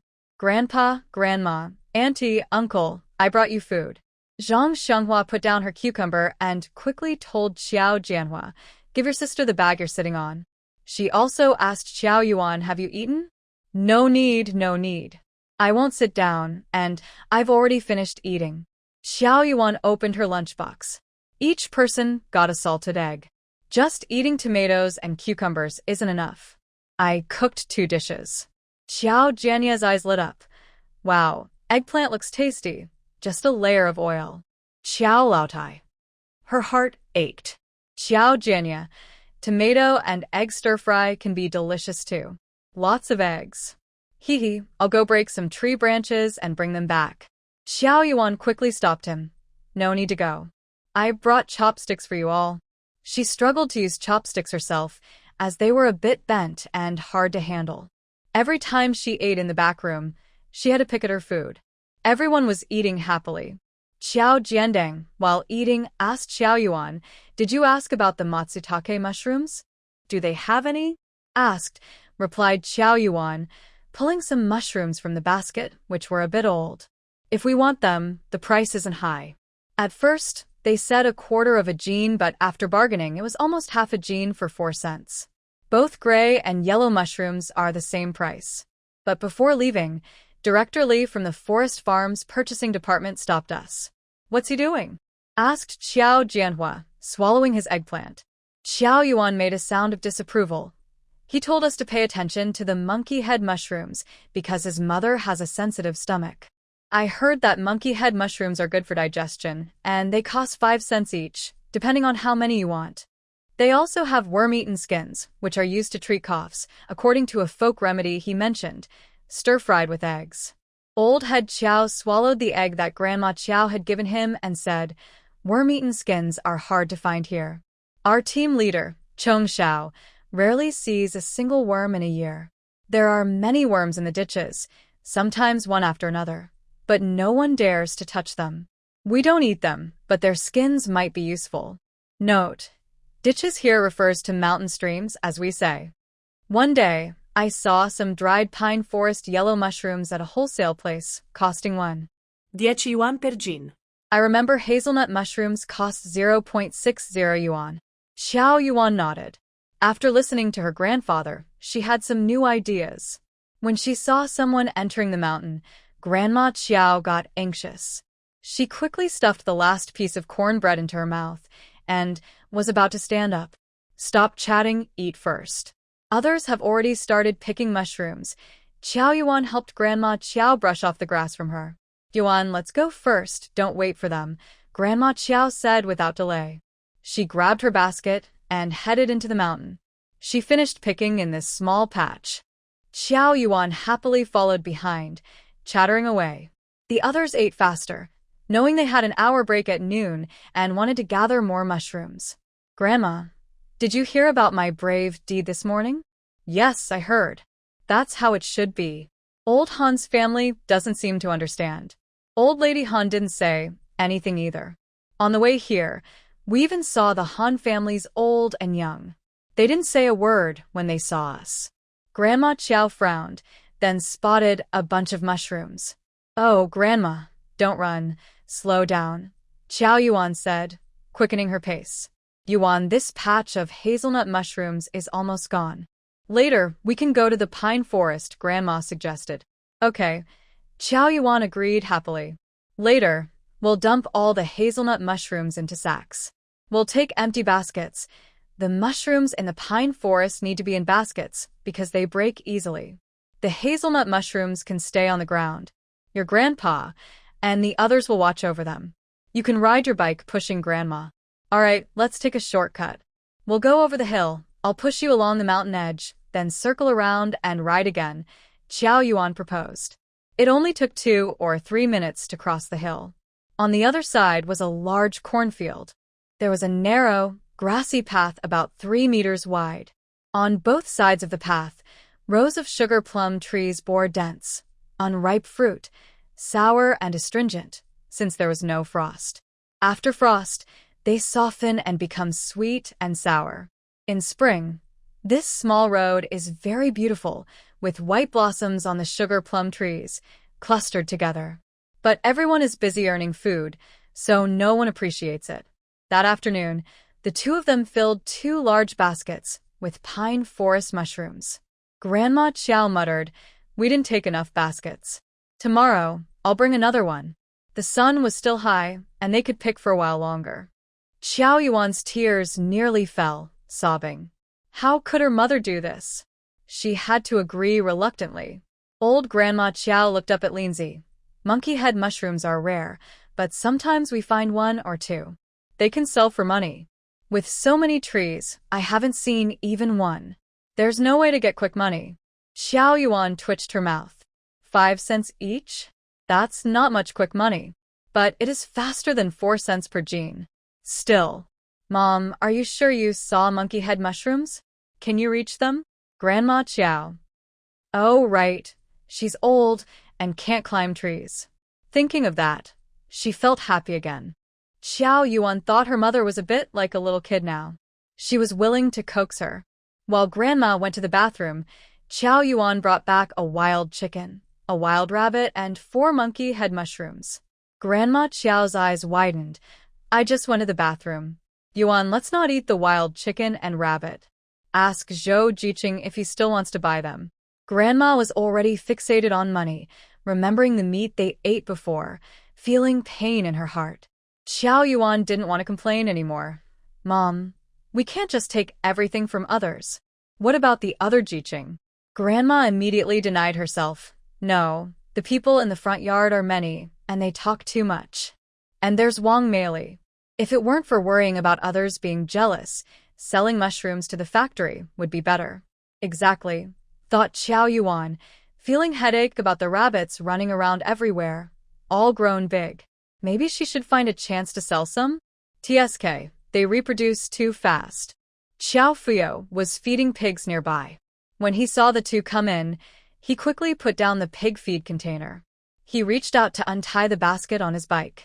Oh, Mom, how can you do this?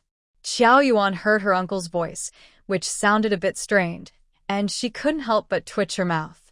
Grandma Qiao raised her head proudly. Of course. These two baskets weigh at least 40 jin. Do the math, how much money?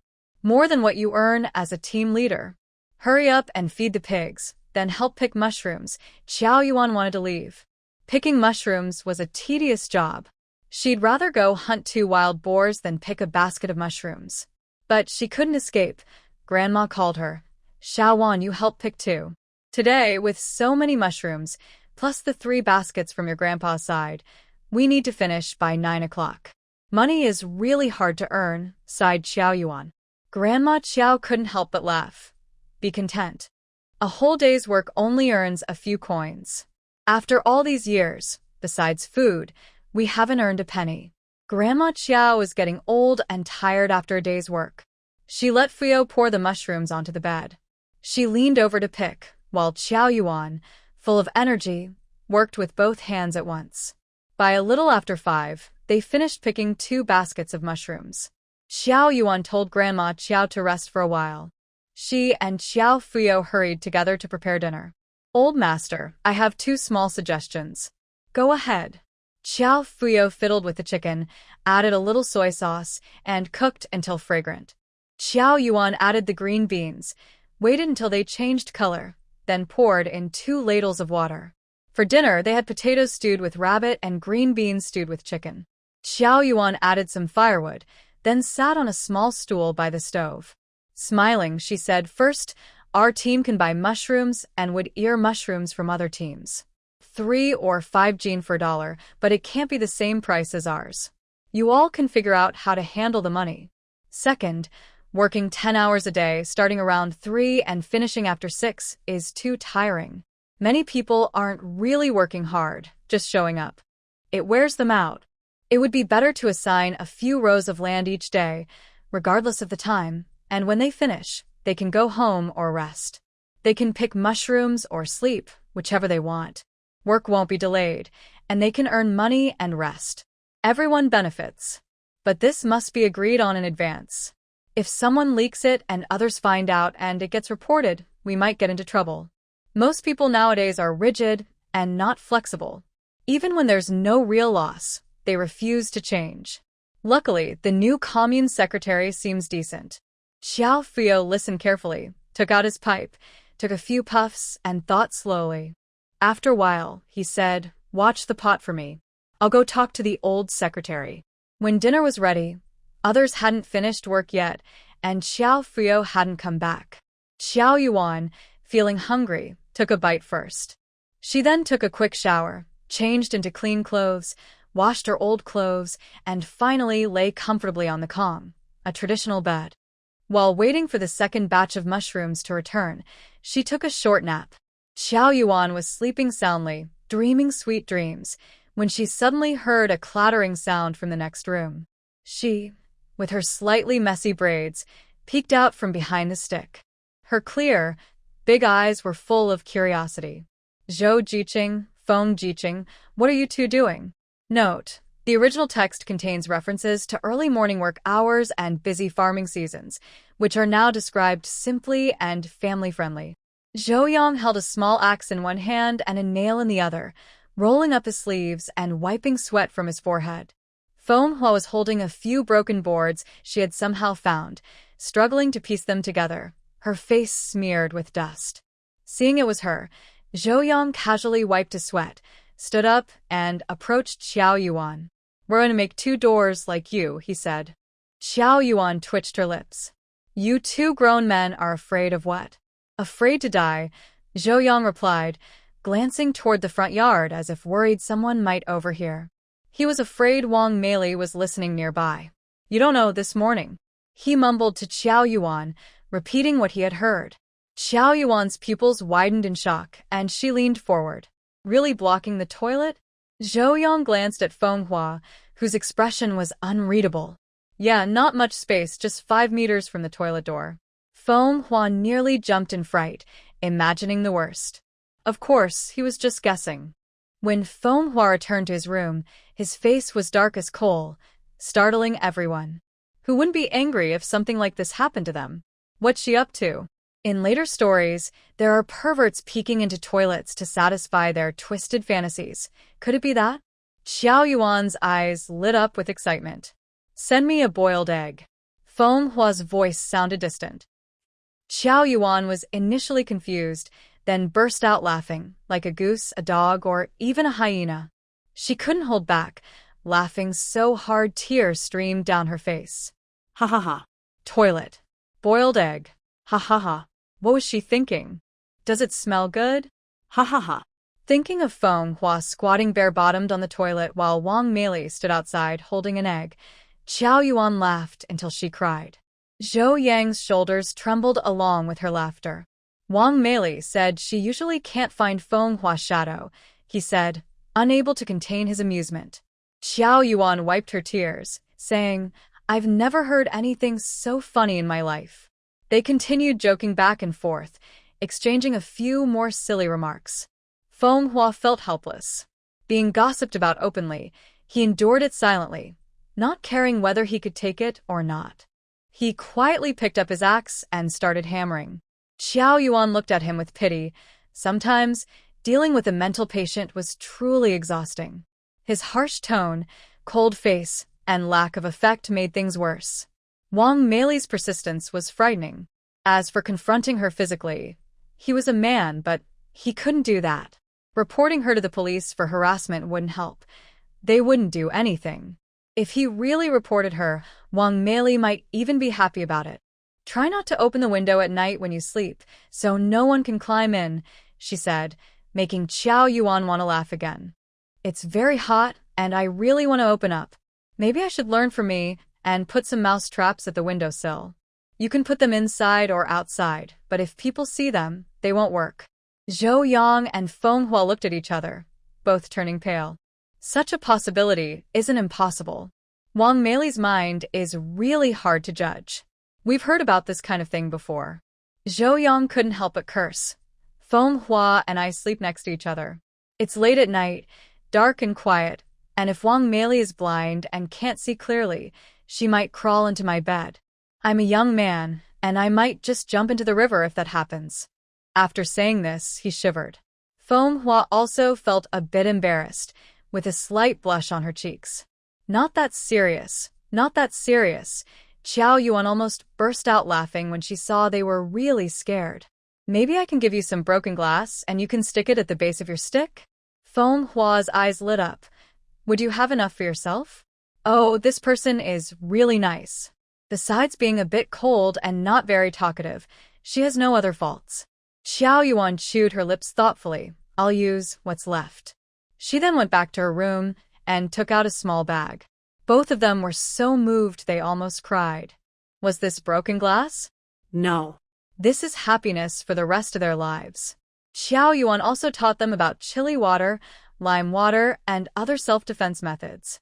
The two nodded repeatedly. She laughed all the way to the back room and told the elders about the fun. Jiao Jianing frowned, feeling that Wang Mei's personality might cause trouble in the future. He advised Qiao Yuan to be very careful. Qiao Yuan nodded, and Jiao Jianhua added 2 more candles. Picking mushrooms at night was tiring for the eyes. Qiao Yuan looked at the pile of mushrooms and wanted to run away, but she couldn't escape. The next morning, the big gong in the brigade rang loudly, signaling something important to discuss. Every family had to send a representative to the meeting yard. When most people arrived, Jiao Fuyo raised his hand and cleared his throat. Everyone, quiet down. Let's keep it brief. Now that everyone is going back to work and eager to pick mushrooms, Many are distracted these days. Usually going to the toilet takes 5 minutes, but now it takes 20.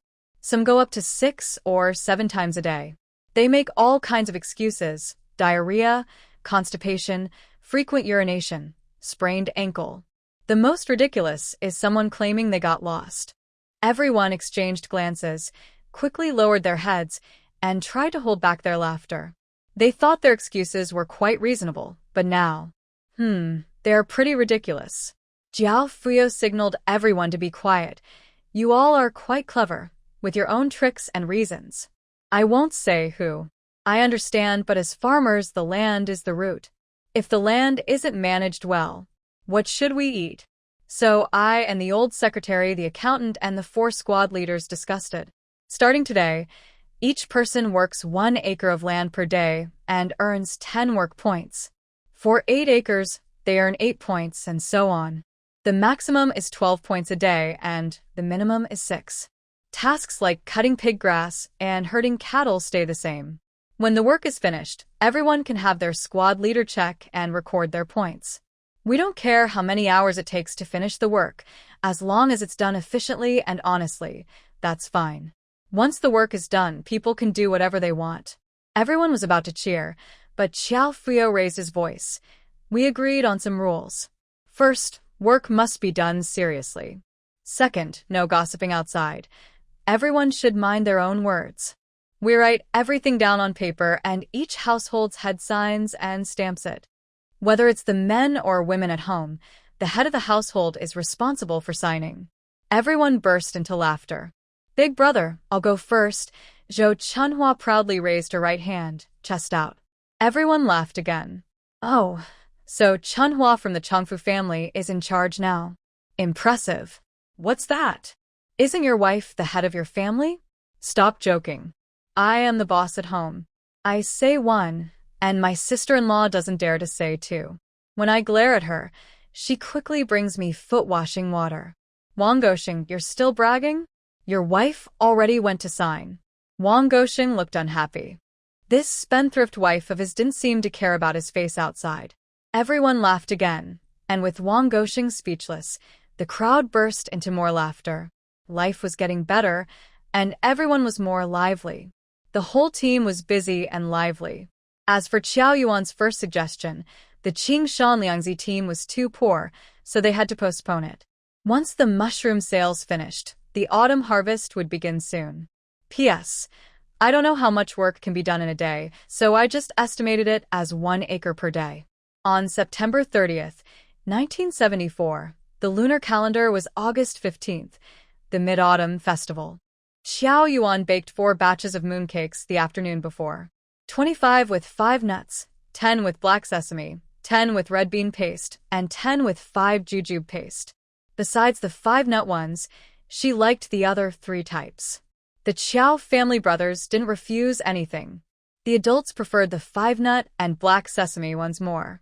For their own use, Qiao Yuan used plenty of ingredients: walnuts, sunflower seeds, and peanuts in the 5-nut mooncakes. Old Mrs. Qiao took a piece of the 5-nut mooncake and tasted it. Delicious. Better than the first time I baked it. The fire was lighter before, now it tastes like what you buy at the supply and marketing cooperative. Earlier, the mooncakes weren't brushed with enough oil, so they felt sticky when eaten. Xiao Yuan picked up a red bean paste mooncake, broke it in half, and gave the other half to Qiao Jianya. Qiao Jianya directly put it in his mouth and mumbled, "It's even tastier than the mooncakes Uncle San brought back a few days ago." Xiao Dangdang agreed. The ones Uncle San brought back have green and red threads, but I don't like those. Zhang Xianghua rolled her eyes and said, "There are quite a few things to deal with." 7 days ago, Qiao Xingli returned with a gift of elder care money and 2 jin of 5-nut mooncakes.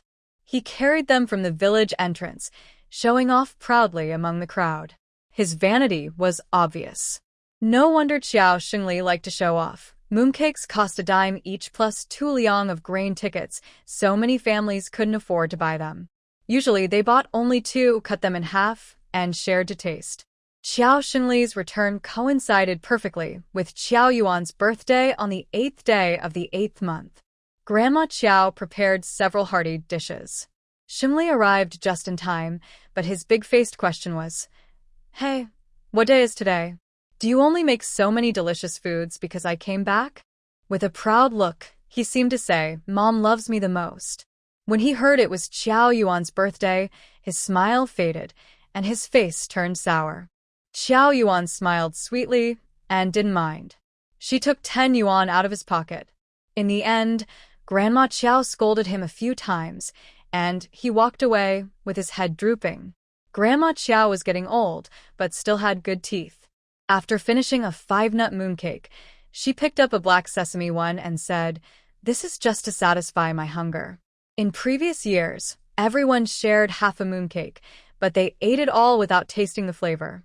This year, Xiao Wan baked quite a few, and she started eating days ago. I even sent her one to Wang Grandma's house. Look, this morning, old Wang came to bring 2 big bunches of mountain grapes and a small bag of mountain pears. The pears, Xiao Wan, you can take home later and cover with grass. In a few days, they'll soften and be ready to eat. Knowing that Qiao Yuan loved mountain pears, Grandma Qiao didn't leave any for Qiao Jianhua and the others. She then told Qiao Jianya, who was sitting on the Kong, "Go wash the grapes, and you and Xiao Wan can eat them." "We can't eat them. They might make our teeth ache." "Wash a bunch," said Qiao Yuan. "And another bunch. Later, I'll send mooncakes as a gift to second uncle's house." 2 days ago, she saw Sister Kaifeng at the supply and marketing office, chatting with someone about wanting to eat sour things. Xiao Yuan didn't mind eating a little. The key was, she didn't like sour things, especially since it wasn't cold enough to make her teeth ache. Xiao Jianya obediently washed a bunch, put it in a small basin, and placed it in front of Qiao Yuan. She tasted one, and the flavor was quite authentic. Grandma Qiao didn't like her mischievous eldest granddaughter-in-law at all, but just a bunch of grapes. She wouldn't be stingy. "I'm not sure what's bothering you, but you say with a pout you have quite a few little thoughts. Whose pregnant wife is about to give birth and still wants to eat sour food? At first, it was just a craving, maybe for something sour or spicy. Han Seifeng's little thoughts, she can figure out even with her heels." Xiao Jianya, annoyed by the craving, grits his teeth and says, "Come on, Sister Kaifeng can handle the scene. She clearly loves spicy food." "Don't talk nonsense." Zhang Xianghua glances at the old lady, then looks at Xiao Jianya. "How do you know that?" "I saw it myself." Xiao Jianya, annoyed by the craving, wants something sweet and picks up a date-filled mooncake, eating it eagerly. Earlier, Xiaowan made a big pot of spicy hot pot. She didn't want to move, so I went to deliver it. After leaving Uncle's yard, I remembered I forgot to bring the pot back. I went back to get it. You wouldn't believe it, Sister Kaifeng was holding chopsticks, standing there, eating hot pot one bite at a time, like she hadn't eaten in days. Her face looked like she wanted to bury it all. In no time, she finished half a small basin. I was stunned. I didn't dare go in to ask for the basin, so I just left. Xiao Jianya can't quite understand. If she wants to eat, just eat. Why bother with useless stuff? He swallows the last bit of mooncake and continues, when I delivered it, only she was at Uncle's house. She was mixing cold cucumber salad with a lot of vinegar. I could smell the sourness as I went in and out. I even said she was putting in too much vinegar. Sister Kaifeng said she's been craving sour food since she got pregnant. If she doesn't eat it, she feels uncomfortable. Xiao Jianya grimaces. The next day, I quietly asked Jian Dong and Jian Shi. They both said they didn't even see a trace of hot pot. I also asked brother Jian Bei, and he shook his head. Jian Bei told me to pretend I didn't see anything, and not to ask the couple directly. Jian Shi also said he saw Sister Kaifeng secretly eating chili peppers in the vegetable garden. She didn't wash them, just wiped them on her clothes and ate. She was in such a rush, like someone was stopping her from eating. He told second aunt, and she said he was seeing things. Jiao Jianhua and Jiao Jiandeng nodded in agreement, confirming it was true. The room fell silent for a moment. Old Lady Jiao, feeling angry, chuckled and looked puzzled. Tell me, which girl in our family do I and your grandpa not love? She's young, yet she acts more old-fashioned than me. And she's pretty foolish too.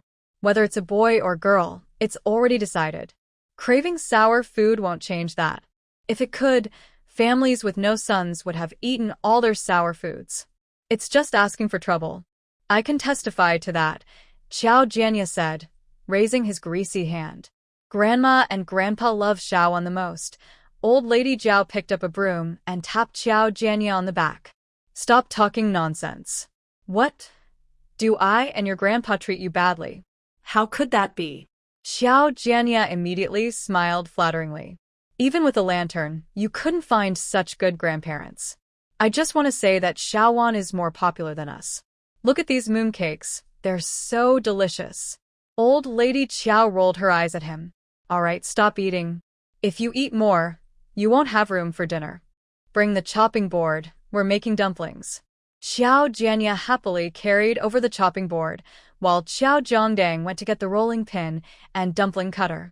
Zhang Xianghua quickly brought out the prepared dough, and Old Lady Qiao placed 2 big bowls of dumpling filling on the table. There was celery and pork and radish with beef. Xiao Jianya glanced at the fillings, his eyes brightening. He was more motivated to make dumplings. So much meat. Today's dumplings will be especially tasty. Old Lady Qiao smiled with her eyes nearly closed. Little Wan is so capable. It's been years since I had beef. Xiao Yuanwan chuckled. I traded with Sister Xinjin. Her neighbor is from a minority group and doesn't eat pork. They only get beef and lamb tickets. That family's daughter just had a baby and is resting. She ate pig's trotters, drank brown sugar water, and had fish soup several times, but her milk still isn't enough. I thought about trying chicken soup, and I knew Sister Xinjin was at the rural supply station. I asked her to check for me, and she thought of me right away. As for pork, well, it was from that pig I killed earlier in the space. I tried to eat as much as I could, but that pig was too big. P.S. Must use mugwort to steam mountain pears. The reason is unknown. The mooncakes above are black sesame, whole sesame seeds. The ones below I can't eat either. They're too greasy, tasting like black sesame paste. The fate between people is wonderfully unpredictable. Both are proud of each other and share a love for food. Plus, Qiao Yuanwan often chats with Zhao Xinjin at the supply station, and wild chickens and rabbits aren't sold for nothing. Her connections are strong. Previously, Zhao Xinjin's husband led the mushroom sales at the matchstick factory. Xiao Fuyo washed his hands, pinched dumplings, and made a loud popping sound. Things are different now. When did we finish work at 4 o'clock before? Old man Xiao took a puff from his pipe, relaxing his brows. Now, no one slacks off. Xiao Jianhua grabbed a rolling pin and started rolling the dough. We used to earn 6 or 8 work points, now it's 10. If we can't finish it ourselves, the family helps. Xiao Zhongdang said, everyone's smart. Our brigade not only sells mountain delicacies well, but also raises good rabbits. Work points will be worth more in the future. Fuyo smiled broadly. Before, a director at the matchstick factory was from the production workshop. Someone asked me if I had matsutake mushrooms, and when I said yes, he wanted to buy some, offering $1 per gene. They are more expensive than monkey head mushrooms, which is a pity, because I didn't even see a single one. Just one mushroom.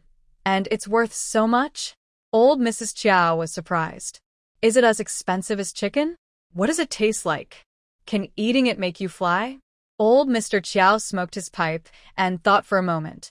I remember a few years ago, old Xia's family from our team picked half a basket of them somewhere. But I never heard they were especially tasty.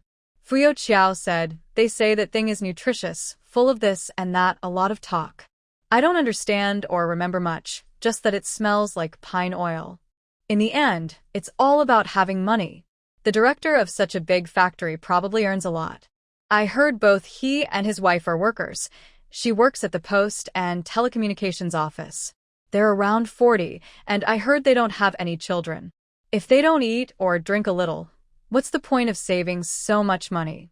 Fuyo Qiao glanced at his 3 older sons and sighed with worry. His life was far from enjoying comfort. Even if he rode a cloud, he probably couldn't catch up. He looked again at the radio, tuned the station, and saw his clever little niece making dumplings. Suddenly, he smiled again. His life was still good. Xiao Jiandang turned his head and saw his father smiling so broadly that his eyes disappeared, and he immediately understood what was going on. He couldn't help but laugh and cry at the same time. Xiao Yuan was thinking about the matsutake mushrooms and felt something was off but couldn't remember what. She decided to stop thinking about it. The family celebrated a lively reunion festival. The next morning, Qiao Yuan was still sleepy when she heard noise outside, crying and shouting, like a pot boiling over. She was scared and sat up quickly. Looking at the clock, it was only 3:30 a.m. Something's definitely wrong, she thought. She hurriedly dressed, tied her hair into a bun, and ran outside without even washing her face. As she stepped out, she saw Zhou Yang and Feng Hua, both with messy hair like chickens' nests. Zhou Yang wiped his face hard to wake himself up. What's going on? It sounds like someone is crying. Feng Hua looked worried and glanced at Xiao Yuan. It seems like the crying is coming from the team leader's house.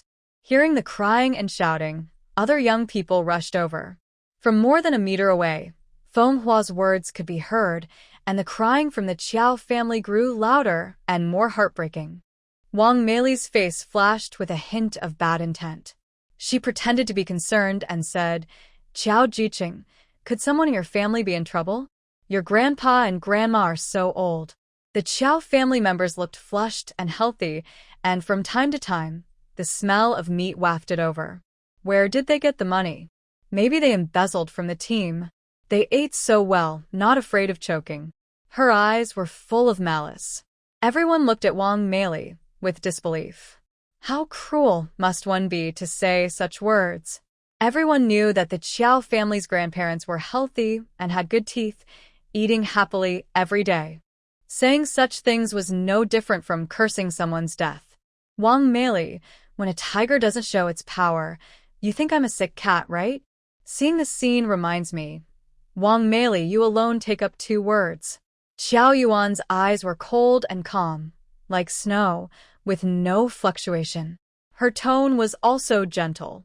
But this calm expression made everyone present feel chills, as if a cold wind was rushing from their feet to their heads.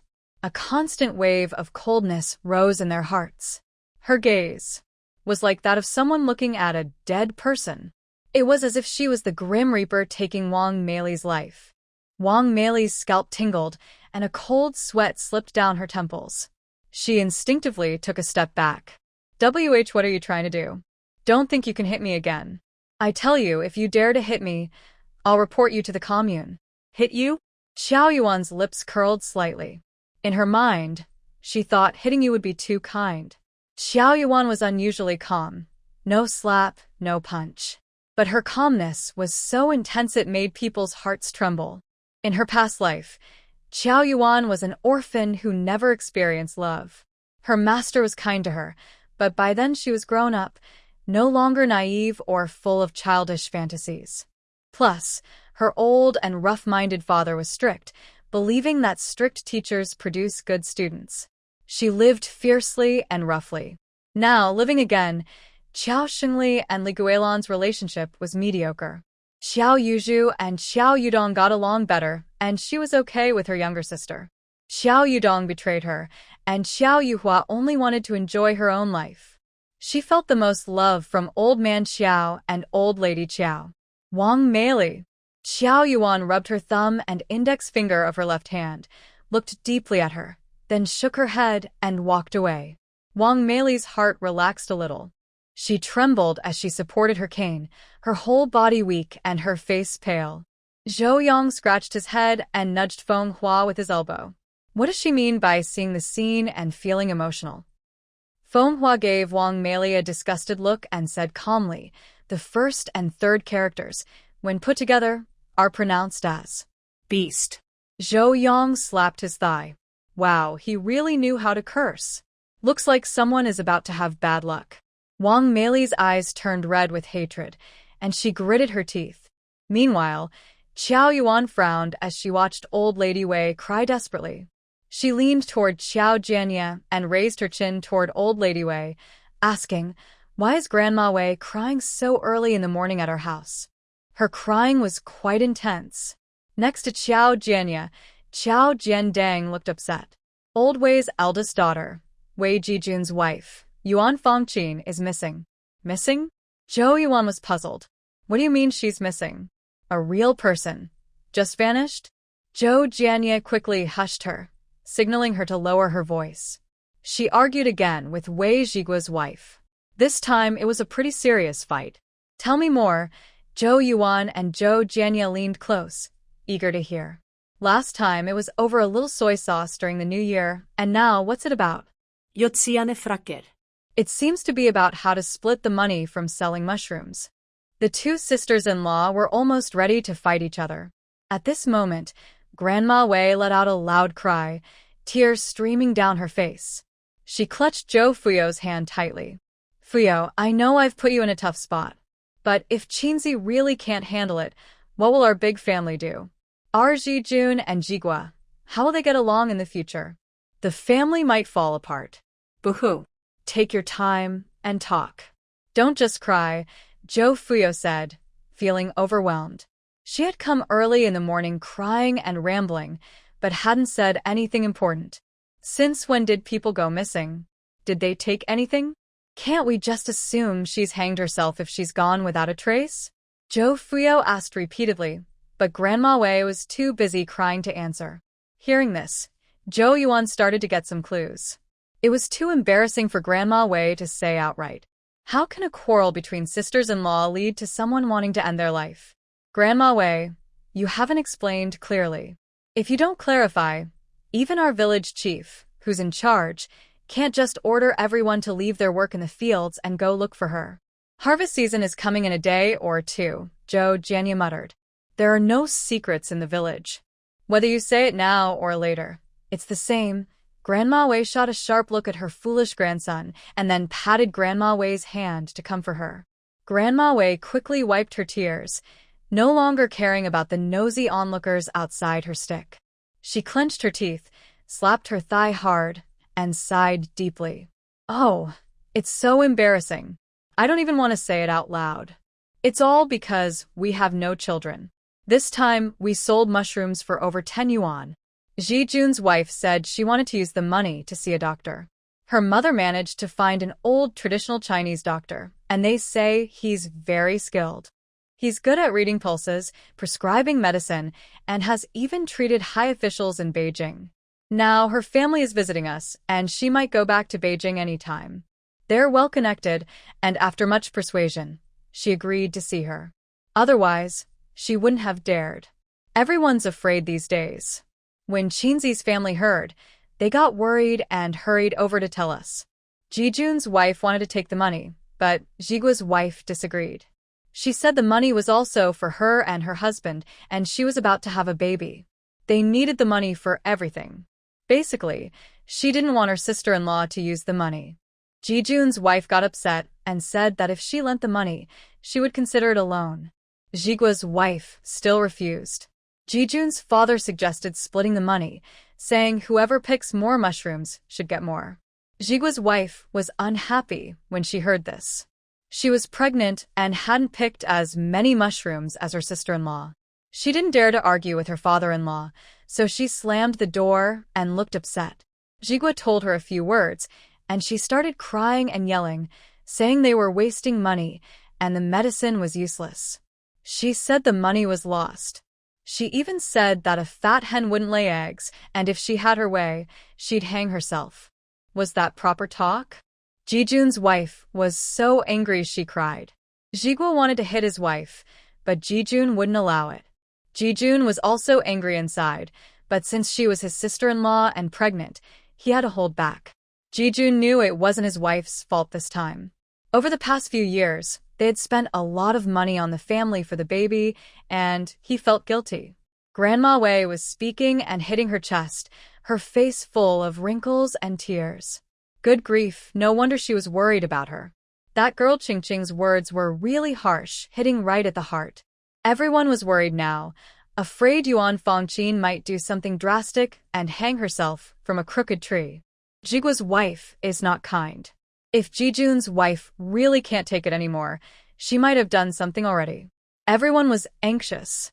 Xiao Fuyo hurriedly said, "Stop talking, everyone. Let's go help find her on the mountain. Kids and the elderly, look in the corners and crevices of the village. Hurry up, everyone. Xiao Yuan and Grandma Qiao also went to search around the mountain. Xiao Yuan rode her bike and shouted as she pedaled, sweating profusely, but saw no sign of her. Qingshan, with her belly swollen and face pale, looked terrified. She just spoke impulsively, wanting to pressure her sister-in-law, but didn't mean to hurt her. Grandma Wei had collapsed to the ground and fainted. People around hurriedly tried to revive her. Wei's father and mother were also panicked, not knowing what to do. Wei Jijun's eyes were red, seeming lost, muttering, "Where else should I look? I'll go to the big river and see." Jigua slapped himself twice and then lowered his head, grabbing his hair. Seeing this scene in the Wei family, everyone sighed. Suddenly, Wang Goshen clapped his thigh and shouted loudly, "Oh my God, I can't believe I actually saw a person." His words made everyone look at him curiously. Wang Goshen perked up and said, "Around midnight, I had a stomach ache and got up to go to the bathroom. Just as I was straining, I heard a woman crying. I was so scared. I thought it was because the night was dark and full of evil spirits, and I might have met a ghost. I was so frightened that I clenched and squatted on the toilet, trembling like a sieve, not daring to move, just praying for my ancestors' protection. After a while, I heard the crying fade away. I pulled up my pants and went back inside. Now that I think about it, it was probably Jijun's wife." "You didn't wipe your bottom," Qiao Jianya said quietly. Xiao Yuanwan's mouth twitched uncontrollably. Qiao Jianya had never been beaten, but he looked intimidating because of his size and appearance. She also noticed that this guy's way of thinking was different from others. Everyone was now looking at Wang Goshen strangely, some even pinched their noses. Wang Goshen was so angry he stomped his feet, his face turning red. "I did wipe. I really wiped. No smell. You can smell for yourselves." "We don't want to smell," someone muttered softly. "Probably. He wiped this morning. Then he shouldn't have done it again. If it won't come off, he should wash it. Tomorrow, we'll check if Goshen has hung his underwear to dry." Another woman spoke loudly, and the two of them discussed seriously. Everyone around was watching the fun. Wang Goshen was speechless. Xiao Yuanwan wanted to save Qiao Jinya's life, so she changed the subject to steer the conversation back. Maybe she went back to her parents' house.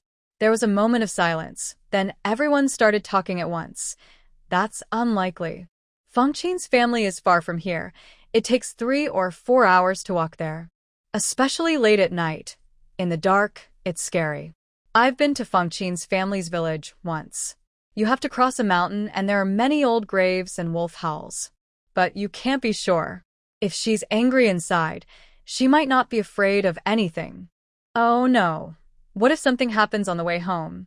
The Wei family, feeling weak and scared, suddenly woke up. Wei's father hurriedly got into a cart with Wei's mother and Wei Jijun, rushing to Ping'an Brigade.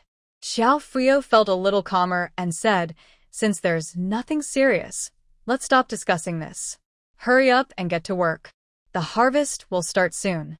Everyone listened and agreed, as the harvest was very important. By nearly 5 in the afternoon, the Wei family, looking tired and worried, returned with their ox cart. The elderly couple waiting at the supply and marketing cooperative eagerly approached, hoping to eat some melon. They asked hurriedly, "Are they at her parents' house?" Wei Jijun nodded stiffly. Everyone relaxed, glad that he was fine, and they all felt relieved. Then they started to worry about other things, like why Yuan Fengqin didn't come back with them. Yesterday, there was some leftover dough, and Xiao Yuan suggested making dumplings again since October 1st was also a celebration. Grandma Qiao didn't understand why October 1st mattered to ordinary folks like her, but she was used to her children and spent the afternoon chopping vegetables and meat. She made 2 kinds of fillings, cabbage with pork and celery with pork. While she was making the dumplings, she brought up the topic and Grandma Qiao opened up about it. She didn't even get into the house and was scolded by her family so badly she wanted to hide in her clothes. Xiao Yuan's eyes lit up and she quickly asked, "What did Yuan Fengqin say?" Grandma Qiao worried for her old friend. "I heard from Grandma Wei that Jijun didn't even see his wife's face." He was pushed out at the door by his brother-in-law and 3 younger brothers-in-law. His older brother-in-law even said that his sister could stay at home as long as she wanted. Even if their parents pass away, he, as the eldest, can support his sister. When he gets old, his son can also take care of his aunt, and they won't have to stay in the Wei family where they feel uncomfortable. They told them to divorce immediately. Zhang Xianghua was startled and asked, "Divorce? They've been married for so many years, and their feelings are good. How can they just divorce like that?" Xiao Fuyo paused while rolling dough. Jijun isn't a bad person. He's obedient and doesn't have any bad habits. Basically, it's because they don't have children. I'll go ask his family and see if I can help talk things over. Zhang Xianghua pursed her lips. How can you talk about reconciliation? It's not like Jijun and his wife fight. Can Qingshan go apologize? She wanted to say that couples don't hold grudges overnight. A good night's sleep can fix everything. But she thought about the children and swallowed her words. Useless. He can't protect his wife, and he's making excuses. I always say honest people are useless, and being straightforward is just nonsense. Xiao Yuan snorted. She seemed angry at someone, her temper flaring. That's why I wondered why the Wei family was so worried about Yuan Fangqin this morning. She was about to hang herself. Qingqing can lay eggs, but why doesn't she cluck every day? She's not even better than our hens. Things aren't easy for her now. Can't the Wei family be angry at her? After all, she's the one who caused all this trouble with her sharp tongue and insults. If they really divorce, just wait and see. The Qiao family ran out of words, feeling puzzled inside. Other people's affairs, just look at how they're making us angry. Qiao Yuan asked Grandma Qiao again, did Wei Jijun see a doctor? Not being able to have children isn't necessarily only because of his wife. Fertile land and poor seeds can't sprout, after all. He went once, and they said everything was fine, Grandma Qiao said, having heard it directly from Grandma Wei. Xiao Yuan found it hard to say. In her previous life, she saw 4 different doctors, and each one gave a different opinion. She didn't know who to believe. Not all doctors are accurate, so her husband and wife should see a few more. Maybe it's Wei Jijun's problem. Perhaps the previous doctor's poor skills missed something. The Qiao family members were confused. Wei Jijun was quite strong, so he shouldn't be overly worried. Old Lady Qiao suddenly slapped her thigh and exclaimed, "Yes. Jijun saw a doctor at the commune last year. That doctor gave medicine that made things worse." She was about to continue when she suddenly heard a loud bang at the door. Zhang Xianghua clapped her hands on her lap, pushed open the kitchen door, and saw Qiao Jianxi rushing in hurriedly. "Jianxi, why are you in such a rush? Is your sister-in-law about to give birth?" Zhang Xianghua reached to untie her apron to go help at the Qiao family's house. Old Lady Qiao, hearing the noise, stopped making dumplings. She quickly wiped her hands on her apron, slipped on her shoes, and went downstairs. Qiao Jianxi patted his chest and panted, "My sister-in-law is in labor now. The midwife said her first birth might be slow, so she should eat something good to save her strength. My mom cooked some noodles with 5 eggs. My sister-in-law won't eat it. She said she wants something better, like the dumplings with meat filling from yesterday. We don't have any at home. My mom asked me to see if there are any leftover dumplings from yesterday." Everyone in the Qiao family was speechless. Xiao Yuan was silent. Did Han Kaifeng think she could now hold her head high? She was a bit annoyed. She had sent the food yesterday, and today it was cooked and ready, so she would definitely send a bowl. But giving it voluntarily was one thing. Asking for it was another. She was happy to give the first, but not pleased when asked. Xiao Yuan didn't care what others thought. She rolled her eyes and turned back into the house to continue making dumplings. Old Lady Qiao was most annoyed by people who talked too much. She angrily tore off her apron and said, "Go back and tell her we don't have any. If she doesn't want to give birth, just hold it in. No one will spoil her bad habits." Adding 5 eggs to plain noodles and still being picky, she's really asking for trouble. That's right. Xiao Yuan, Jianxi, and Jianya all nodded in agreement, their actions perfectly synchronized. Old man Xiao couldn't help but pick up his pipe again and take a couple of puffs, sighing inwardly. Forget it. Since we're done wrapping the dumplings, we might as well boil them early. Zhang Xianghua was a cautious person. No matter how upset she was inside, she wouldn't say it openly in front of the younger generation. If they didn't serve some food now, they might be criticized by the collective. Without help from others, the Han family can sell at Feng Qiao's second alley. While hurriedly washing his hands, he assigns tasks. Jianhua, quickly light the fire and boil water. He also tells Qiao Jianxi, go home and tell them, we're making dumplings again today. I'll deliver some once they're cooked. All right, Qiao Jianxi wipes his face and rushes off. It isn't until 9:30 p.m. that Zhang Xianghua, looking tired, returns home. Old Qiao and Grandma Qiao are sleeping soundly. Hearing the noise, they get up dressed. Zhang Xianghua quickly reports it's a girl, healthy and strong.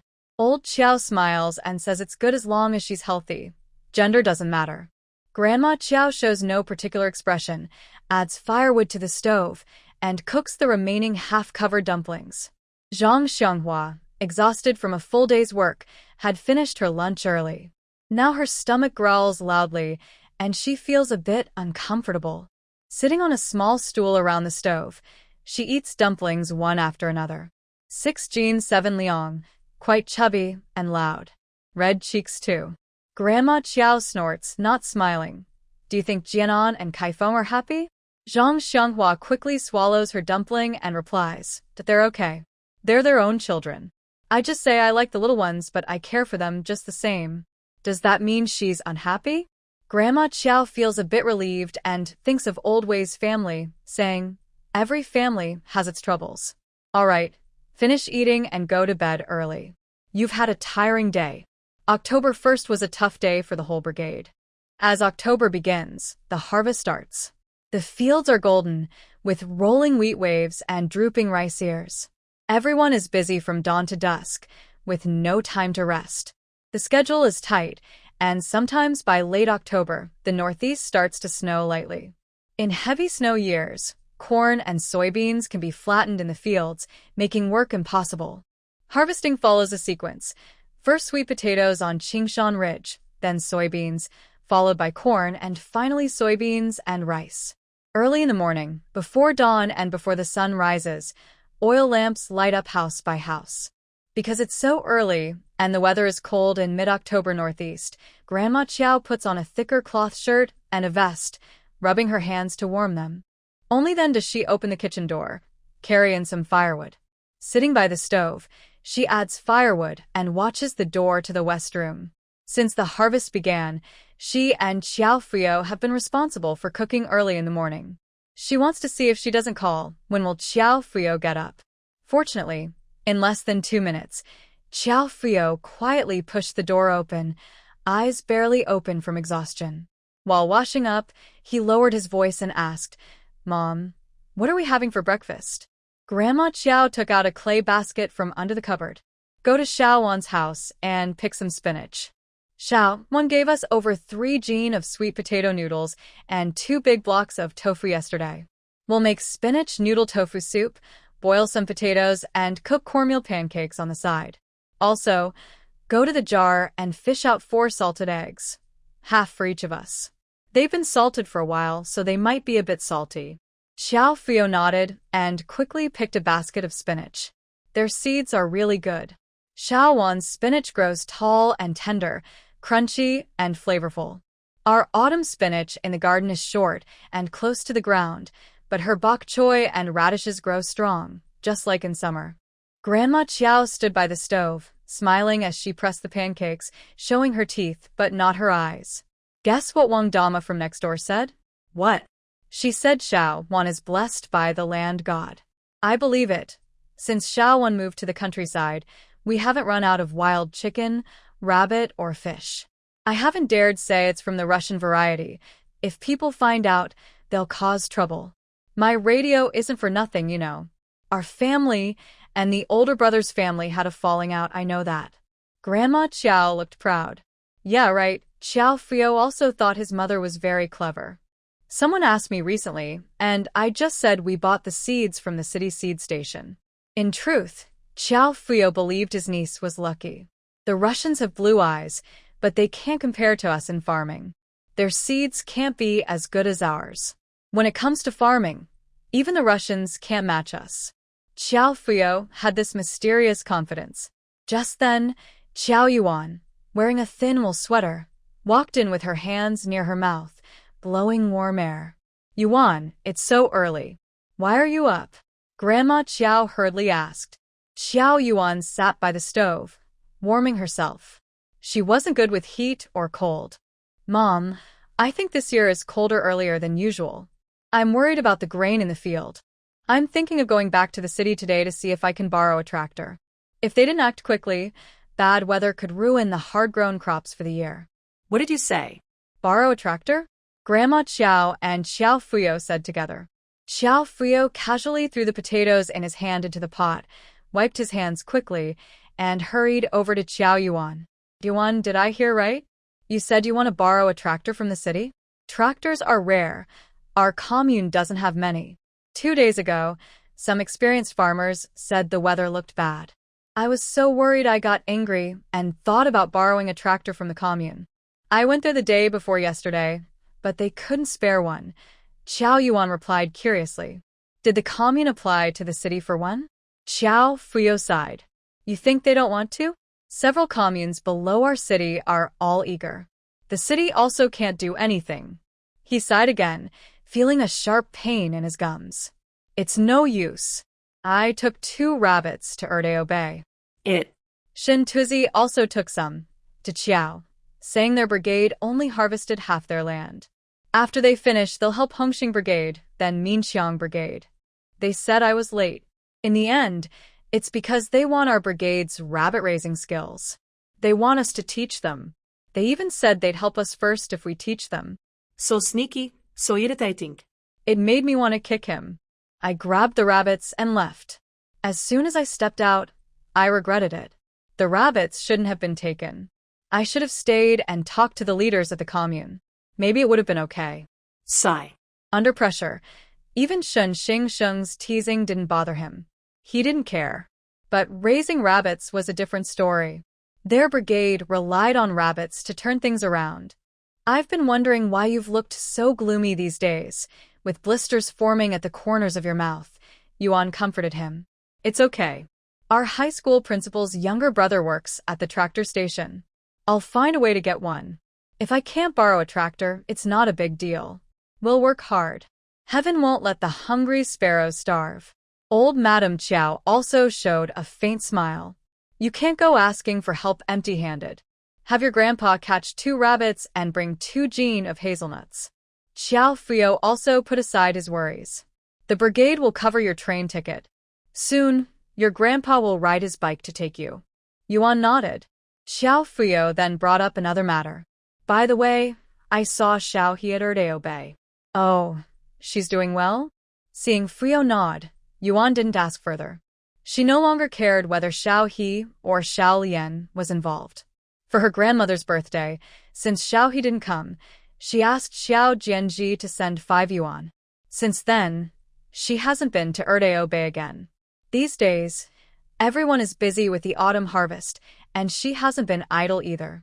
Every day, she carries a big shovel and works with a group of children and workers to dig the foundation for a new farm. They are building a new breeding farm. Besides digging the foundation, she also feeds the rabbits, takes care of them, and acts as a midwife. Occasionally, she secretly improves the rabbits' diet by feeding them grass from the space. She also spends time at home experimenting with mushroom growing. After thinking it over, she realized that in northeast winters, the best way to make money is by growing mushrooms. White mushrooms and yellow mushrooms have high yields, and since vegetables are scarce in winter, they sell well.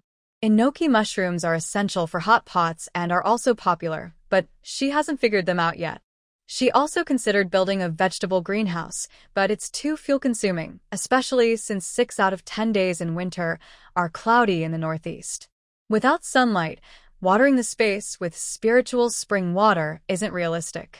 Every time she waters the vegetable garden, only a few drops of spiritual spring water are used, and she feels nervous, afraid of growing giant vegetables. It feels like she's sneaking around every day.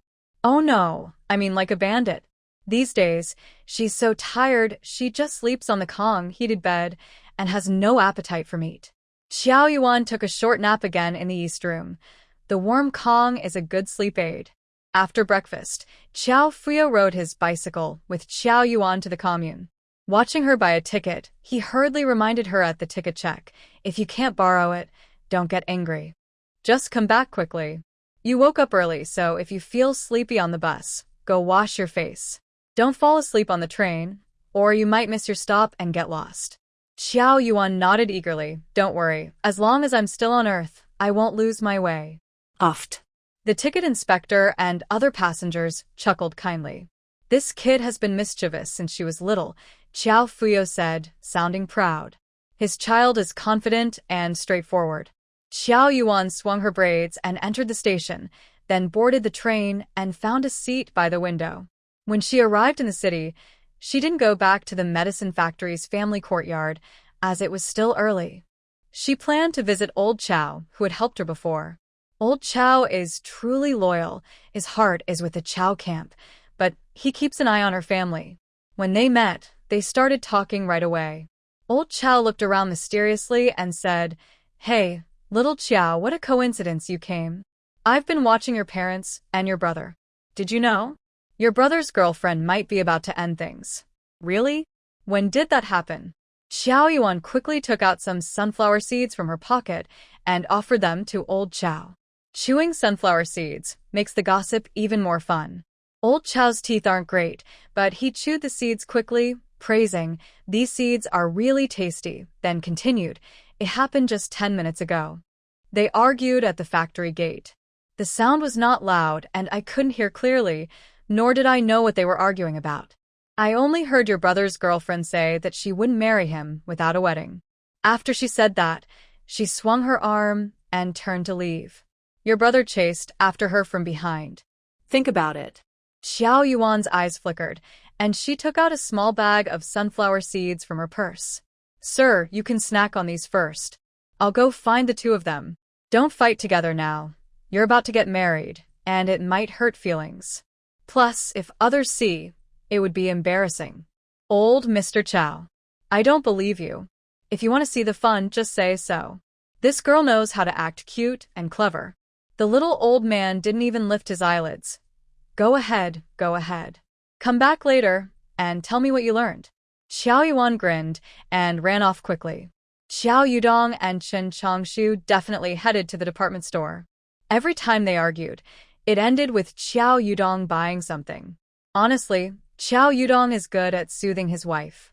Xiao Yuan was eager to see what was happening, so she ran very fast and just happened to meet them at the entrance of the department store. She suddenly slammed on the brakes and sneaked into a perfect spot to watch. She was only about 5 meters away behind a large willow tree. At this moment, Chen Changshu was furious, pointing at Xiao Yudong's nose and shouting, Xiao Yudong, stop pretending with those silly things like flowers and scarves. The bike is gone, the radio is gone. Your family said they would try to buy new ones. I haven't even seen a shadow of them yet. Fine, I understand, it's hard to buy new ones.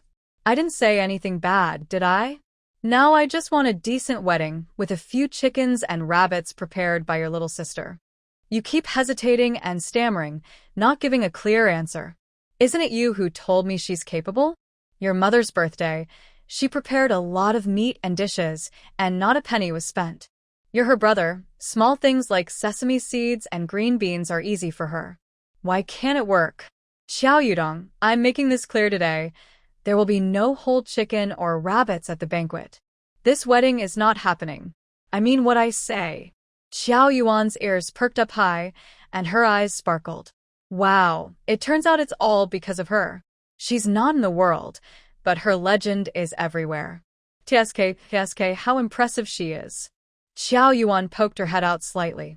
Xiao Yuan wanted to see how Xiao Yudong would act, and she saw him looking hurt. Xiao Shu, aren't you hurting my feelings? Without you, what's the meaning of my life? You know very well, my heart is all for you. I can't be without you, for even a moment. Xiao Yuan leaned against the tree trunk and gagged. Xiao Yudong, so disgusting, A greasy man. If her future partner is so greasy, I will immediately punch him in the head. Xiao Yudong said this while thinking about holding Chun Changshu's hand. Chun Changshu twisted her body and teared up. You only know how to say nice words to fool me. My mom was right. You just talk sweetly. Xiao Yuan pouted and said, Oh, young love, even your mom is sold out. Xiao Yudong immediately looked serious and swore to the sky with 3 fingers raised. I promise, I will have a grand wedding. I want you to be the luckiest woman in the city. Seeing her smile, Xiao Yudong immediately grinned and said playfully, Little Shu, don't you know me yet? For you, I even sent my younger sister to the countryside. Stop talking nonsense, Chun Changshu glared. It has nothing to do with me. If others hear, what would I say? Yes, yes, yes, Xiao Yudong said carefully, it's all my fault. I was afraid she'd get angry and upset you. I love you so much. He looked at Chun Changshu's face while speaking. When her mood seemed to lighten slightly, he cautiously explained, My sister isn't just temperamental now. She's also very scheming, a real troublemaker. She doesn't buy anyone's account. I was afraid if I told her directly, she'd just refuse. That's impossible. If the money is in place, it's easy to talk, she replied. Why not? Just as Xiao Yudong was about to say the first 2 words, he suddenly realized that Chun Changshu across from him had her mouth open, silent. Who just said that? Both of them were startled, recognizing the voice as very familiar. It sounded like.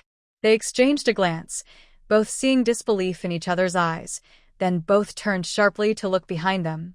They froze in silence when they saw someone pulling 2 willow branches, swinging gently. The person had a cute smile, blinking clear eyes at them, looking like a sweet, innocent kitten. But this face was so familiar, yet when angry, it was fierce beyond belief. Xiao Yuan, what are you doing here? They both exclaimed at the same time, their voices sharp and surprised. I came to see the fun. I heard everything, Xiao Yuan said. As soon as she spoke, Xiao Yudong and Chun Changshu both broke into a nervous smile. Their eyes showed embarrassment and fear. Then Xiao Yuan suddenly moved gracefully between them, one arm around each of them, pretending to be very close, but in fact, they were almost out of breath. Xiao Yuan pretended to be serious and said in a teasing tone, Little Shu, isn't that like stabbing my heart? For you, I even sent my younger sister to the countryside. Xiao Yudong, the younger sister you mentioned, could it be me? Xiao Yuan suddenly stopped smiling, made a mischievous face, and looked sinister. Xiao Yudong's unsteady legs suddenly went weak, and cold sweat broke out on his forehead. Xiao Yuan took hold of his collar and lifted him like a little chick. What's wrong? Did you break your leg? No. Xiao Yudong's legs became even weaker. Could it be youth osteoporosis? Or maybe kidney issues, causing sore knees and weakness? With your face looking like that, it probably is the latter, right? Then you're just a cowardly weakling.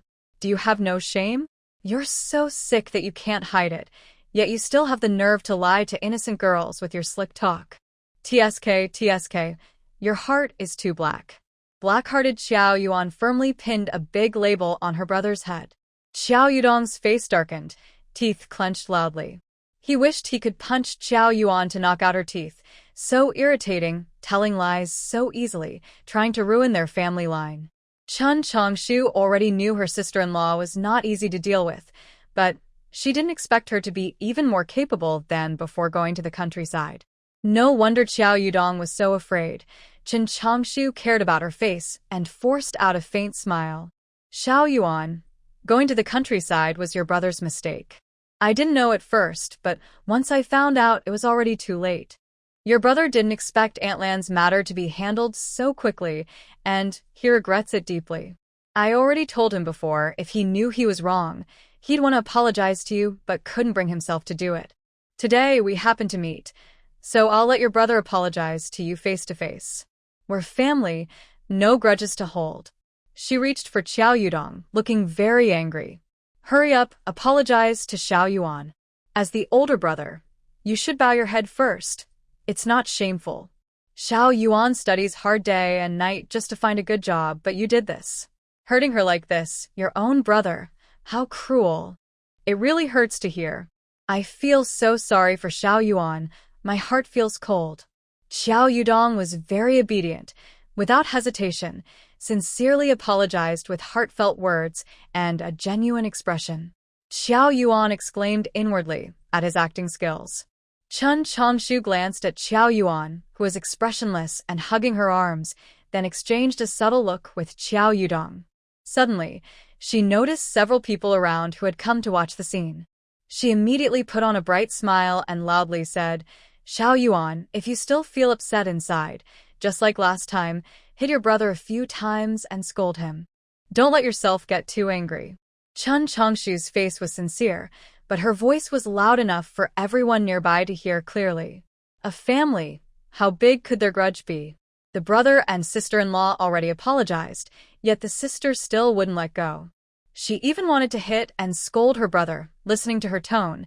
She had done it more than once. People around looked at Xiao Yuan with curious expressions, pointing and whispering about her. Xiao Yuan inwardly cursed the hypocrites and pretenders, but she was not easily defeated. Suddenly, her eyes turned red, tears welling up. She looked fragile, biting her lips softly, with two white hands clutching her dress tightly, like a small bird. Brother-in-law, sister-in-law, I don't dare to fight with my brother. I was just angry last time. I didn't expect my brother to trick our parents and secretly accept 1,000 yuan bride price. Boo-hoo. I'm really scared. I'm only 15. I don't want to get married. I especially don't want to marry an old man. I know that man is only 8 years younger than my dad. Boo-hoo. My father-in-law is still in elementary school, and the groom was just born. How embarrassing. I heard that man has a rough face, is big and broad, and has a big yellow tooth. And he likes to hit his wife. His last wife was beaten to death by him. That's not true. Chen Changshu hurriedly stamped her foot, surprised at how well Xiao Yuan could act, with such detail in her story. Xiao Yuan, you're lying. Xiao Yudong also waved his hands anxiously, trying to go forward and covered Xiao Yuan's mouth. Xiao Yuan remained calm, avoiding him, tears streaming down her face, crying like a weeping flower. She was already beautiful, and now she looked even more delicate and touching. The crowd's gaze gradually shifted, filled with disdain. Xiao Yuan's acting became more intense, her voice trembling with tears. You don't need to deny it. I overheard everything myself. I even secretly went to ask around near his house. He has 3 older sons and 2 daughters still in elementary school. Boo-hoo. Xiao Yuan covered her face, looking as if she was about to faint from crying. Then, as if she couldn't bear it anymore, she suddenly turned and stomped away, disappearing quickly. Only Xiao Yudong and Chen Changshu were left, trying to explain desperately. Ugh, shameless. An older woman spat thick saliva directly onto Xiao Yudong's face. Another auntie, full of hatred, threw some rotten cabbage at him. Ah! Chen Changshu and Xiao Yudong simultaneously screamed like startled chickens. Some onlookers were already stunned. Lianzhong, isn't that the girl who punched the Hao family before? Absolutely, I recognize her face, but how come this time? The little warrior didn't realize how dangerous things outside were, nor did he understand that women can be very deceptive. His eyes widened like bells, trembling as he pointed in the direction where Xiao Yuan ran away. Has the fierce woman turned into Lin Dayu? Is that bad? I think she's quite cute, clever and good at acting.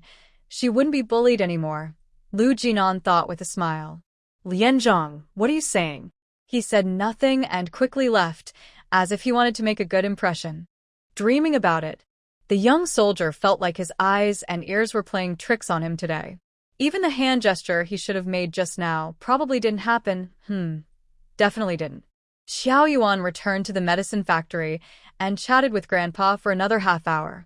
She listened to some exciting gossip and asked Grandpa to keep an eye on the Qiao family, promising to write if anything happened. She left half a jean of dried hazelnuts and happily left. Seeing that it was not yet time for class to end, she went to the department store for a quick walk. She bought a cashmere coat and a few jean of yarn. She slipped into a quiet alley, threw the coat and yarn into a space bag, and took out 2 chubby roosters and 2 lively, fat rabbits. She packed them in sacks, tying their beaks with strings. After thinking for a moment, she took out a pack of Da Hong Pao tea and a pack of deer antler velvet. TSK, men over 25 should take supplements. The principal is 42 today. He should need some too. She carried the bag straight to the high school gate. Grandpa Chow, long time no see. Have you missed me? She said casually as she entered the guardhouse and threw the bag into a corner. She also handed him a sealed pack of cigarettes, then grabbed some sunflower seeds from her pocket and started munching. Old Mr. Chow initially looked at her in the sunlight, not recognizing who she was, wondering who was so familiar. She barged in without knocking. When she sat down, he immediately smiled. "Little one, I haven't seen you in a long time. I heard your homeroom teacher said you went to the countryside." Chow picked up a cigarette from the table, sniffed it, and lit one up without hesitation. "In the past, I used to dislike your chatter and fussiness, but now that you're gone, I feel quite lonely," he said with a smile. "Huh. You see how good I am," Qiao Yuan said happily. "I'm just responding to the call to go to the countryside and help build a beautiful homeland. If you miss me, come visit me at the commune. I'll give you my address." "I'm too old and weak to walk around," he replied. "With your strong build, you're healthy. No one would believe you're under 50, she teased. Grandpa Chow couldn't help but laugh. "I'm almost 60 now, old and worn out." Qiao Yuan looked at him with a face that said, "You can't be joking with me," and said, "Looking at your face, not a single wrinkle. Your hair is still black, not a single gray. Most importantly, your voice is so loud and energetic, just like mine." Her words were sincere, and her expression was genuine. Even Grandpa Chow felt a bit embarrassed to argue. "Hey, you said this old man doesn't argue with you. I've had a good attitude since I was young. Before I got married, I listened to my parents. After marriage, I listened to my wife. Now I listen to my children. I don't worry about big or small matters. Nothing bothers me." Old Mr. Chow smiled brightly, patting his plump belly, and started his health talk. Qiao Yuan occasionally agreed and played along, acting surprised and engaging skillfully. Flattery works as long as people are not foolish. They all like to hear nice words. Complimenting someone costs nothing, and it's okay to praise sincerely. Those who flatter without skill are just flattering. Those with talent do it to show care for their loved ones. Look at Mr. Chow. He was so happy he was all smiles, even showing his teeth, and he asked Miss Yuan, "Is there something you came back for this time?" "Yes, I miss you all, and I also want to ask the principal for some help," Qiao Yuan said straightforwardly. Connections and sincerity are equally important. Besides, it's nothing shameful. Be confident, and others won't think badly. Qiao Yuan explained about the tractor. "Old man, I feel for you. Farmers really have it tough." "Girl, you're right. Farmers rely on the weather, and it's hard work," Mr. Chow sighed, somewhat emotional. "Who else but farmers?" "Well, Principal Zhang isn't at school. He's at a meeting. Maybe you can go directly to his house?" "It's okay. If he's not here, I'll find Zhang Jiyuan." Qiao Yuan took out a handful of sunflower seeds. "The seeds here are very fragrant." An old man and a young girl, one handful each, almost made Qiao Yuan run out of money. "Hey, girl, class is over. You should go now," Mr. Chow waved quickly. He hurriedly pocketed the remaining seeds. Qiao Yuan's mouth twitched, and she left the school gate with her bag, happily waving to Zhang Jiyuan, who had just finished class. "Qiao Yuan, why are you back?" Zhang Jiyuan saw her waving from the gate and hurried over. "Just some things." "Let's walk and talk," Qiao Yuan said bluntly, shoving the bag into his hands. Outside the school, she waved her hand. "Let's go. I'll take you to the state-run restaurant for a good meal." "What? Did you get rich?" Zhang Jiyuan exclaimed. He stroked his chin and circled around her, sizing her up. "If I didn't know you really went to the countryside, I'd think you went somewhere to enjoy yourself. Look at you, TSK, living better than me. And look at me." He pointed at his eyes. "See these dark circles? I sleep later than a dog and get up earlier than a rooster. And I have a thick stack of documents.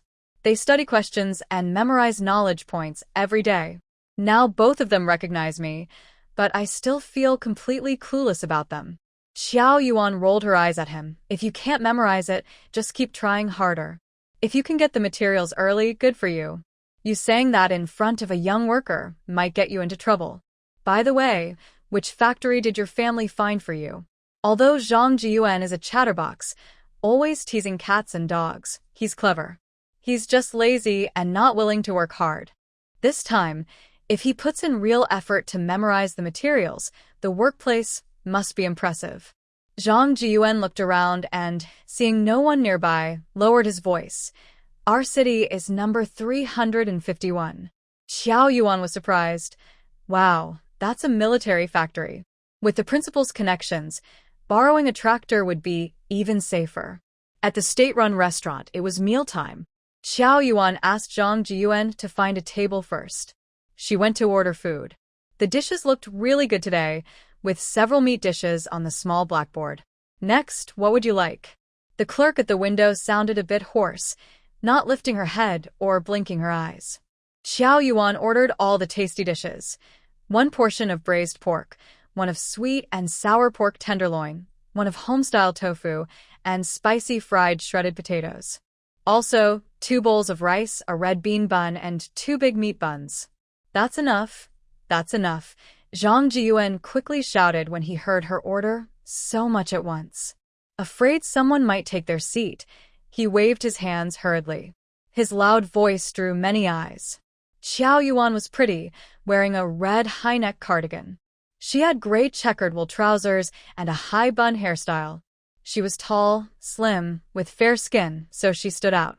Zhang Jiyuan was also good-looking, about 1.78 meters tall, with a sunny, cheerful face. He was dressed well, looking quite attractive. When they entered, many people looked at them, thinking they were young lovers. When Zhang Jiyuan called out about the tractor, someone sneered and muttered quietly, feeling jealous. That young man is really stingy. If I had such a good-looking partner, I'd give everything for her. But he's not happy with a few more dishes.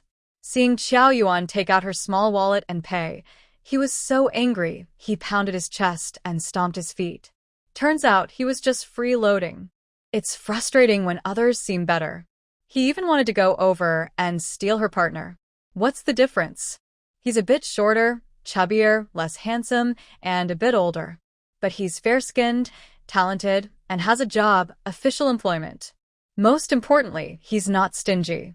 He earns money and is willing to spend it all on his partner. The waiters at the window carefully looked at Xiao Yuan for a while and whispered, her eyes are quite big, but her gaze isn't very good. Xiao Yuan just took it as a compliment, pretty sister. How much is it in total? The waiter was delighted. Her eyes are quite good. Could it be that the young man's money all went to her? Probably. His own man is just as clean as a mirror. She smiled slightly and raised her voice. Prices are on the blackboard. Braised pork costs 80 cents per jean, with a meat ticket. Sweet and sour pork ribs are 60 cents, with a 7-ounce meat ticket. Home-style tofu is 15 cents per jean, with a tofu ticket. Shredded potatoes are 5 cents. The waiter rattled off the prices. Xiao Yuan paid with money and tickets, then remembered she hadn't bought any drinks, so she bought 2 bottles of orange soda. Before long, the food was ready. No kidding, the chef's skills are really good. The braised pork was made from black pig meat, tender but not greasy, soft and fragrant, melting in the mouth. Xiao Yuan told Zhang Jiyuan, eat quickly, and let's talk about the important stuff while eating. Got it.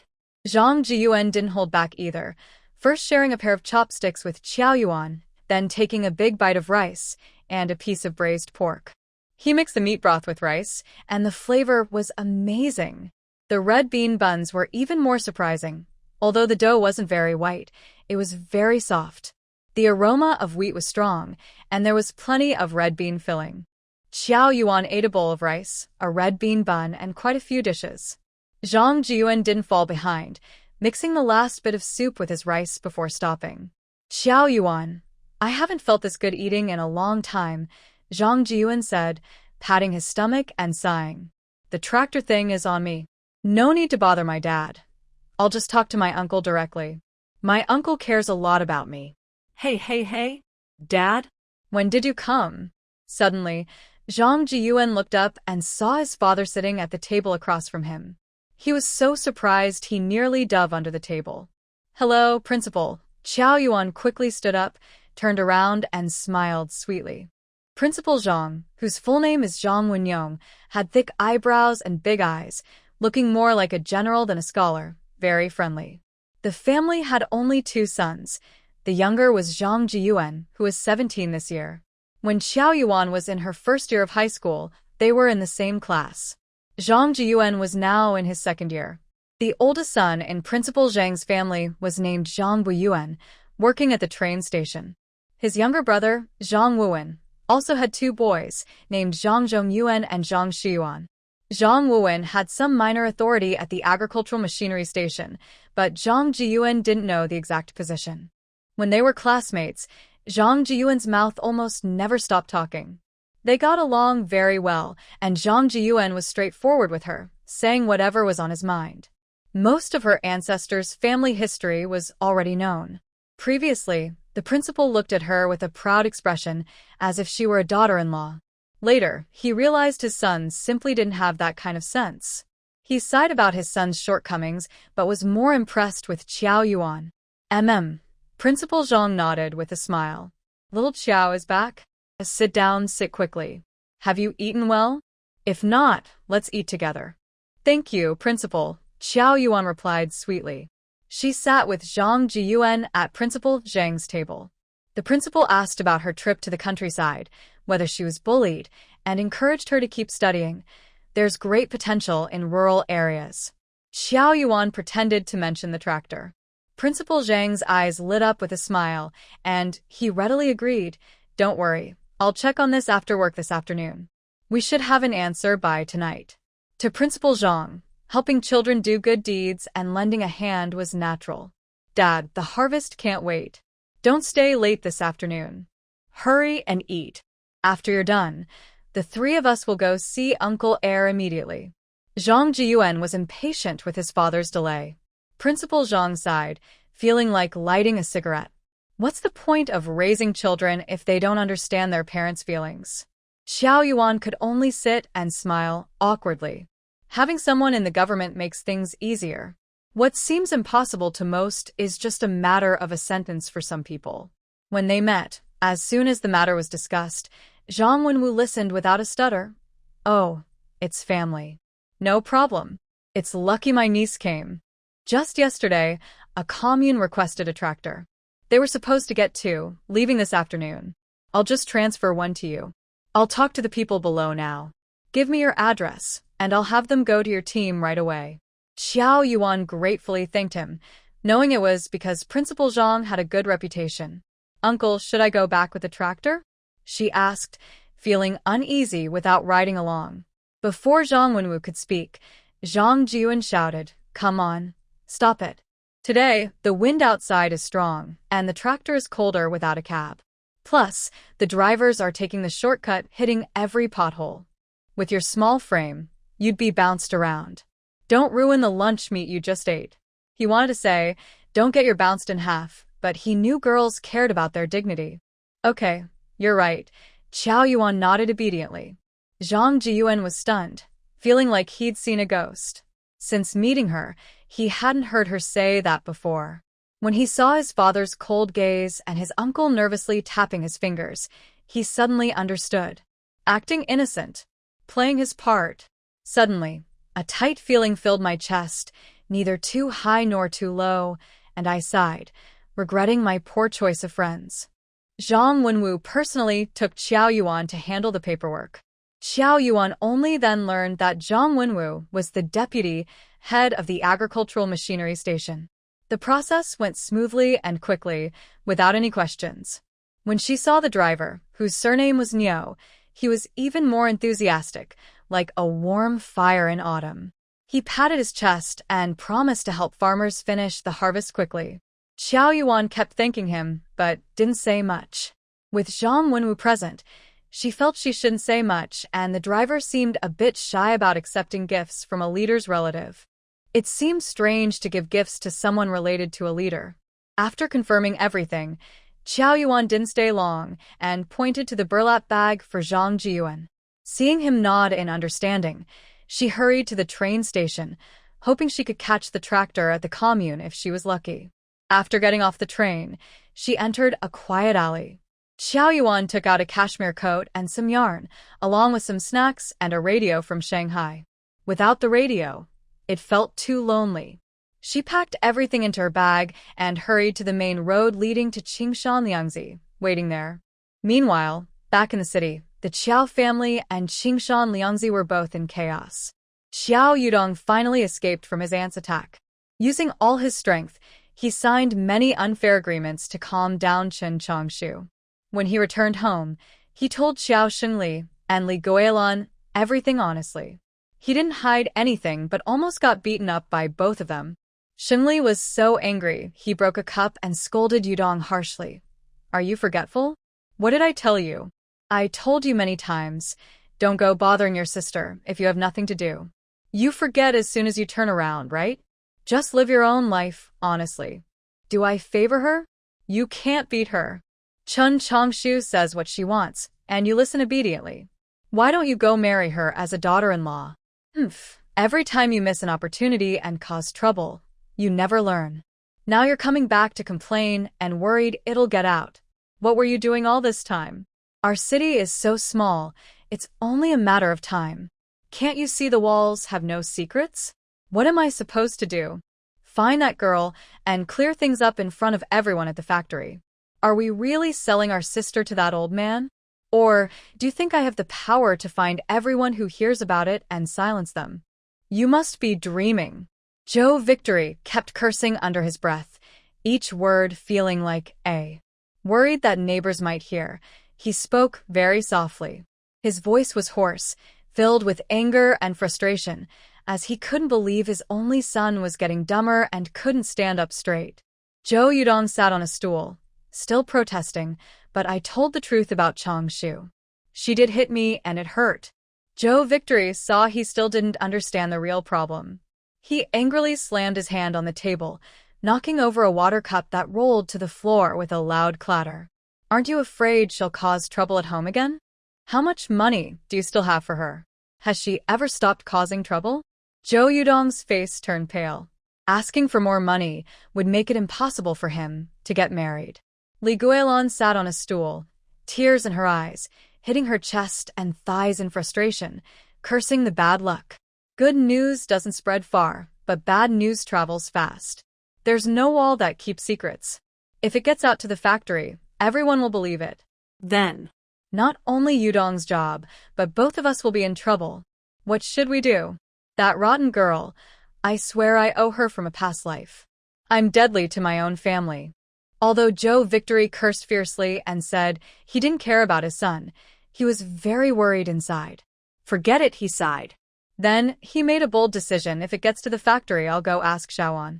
The problem needs to be solved by the person who caused it. Meanwhile, Wang Meili had been holding in her anger for a long time. Everyone was busy harvesting, sweat streaming down their faces, too tired to wipe it away. She wondered how Zhou Yuan was doing. She relied on her grandfather, the team leader, so she didn't join the harvest. She had dressed up fancy that morning but had no idea where she went to have fun. Such a shameless girl. Recently, she had been under double stress, physically and mentally, and it was the darkest time of her 18 years. Just thinking about the day when Zhou Yuan's sneaky eyes looked at her made her shiver. That night, she had a nightmare. In her dream, that shameless girl was chasing her with a knife. She tried to run but had nowhere to hide. When she woke up, she felt like a big disaster was coming and had to stay alert for that girl's tricks. She was exhausted from the torment. She hadn't had a fantasy dream in a long time, but she had two again recently. This time it was very similar to before. A dark and hateful look appeared in Wang Meili's eyes.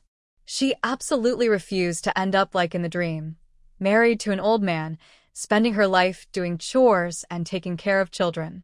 In her dream, at 50, She looked as old as someone in their 60s. Her husband belittled her, and her children looked down on her. When she saw the space shuttle returning on TV, she casually asked, "Isn't it a day on the ground and a day in the sky?" A few days later, the astronaut returned home. Her words caused her stepchildren to laugh uncontrollably, and her biological children also looked down on her for being uneducated and inexperienced, making her feel ashamed. Her grandson even laughed at her for several days. She was so angry, she was furious. She refused to live such a dull, disrespectful life anymore. Looking at Feng Hua quickly peeling corn in front of her, Wang Mei showed a determined and obsessed expression. She wanted the man and the money. Just wait. She was determined to marry Feng Hua and become a wealthy wife. No one could stop her.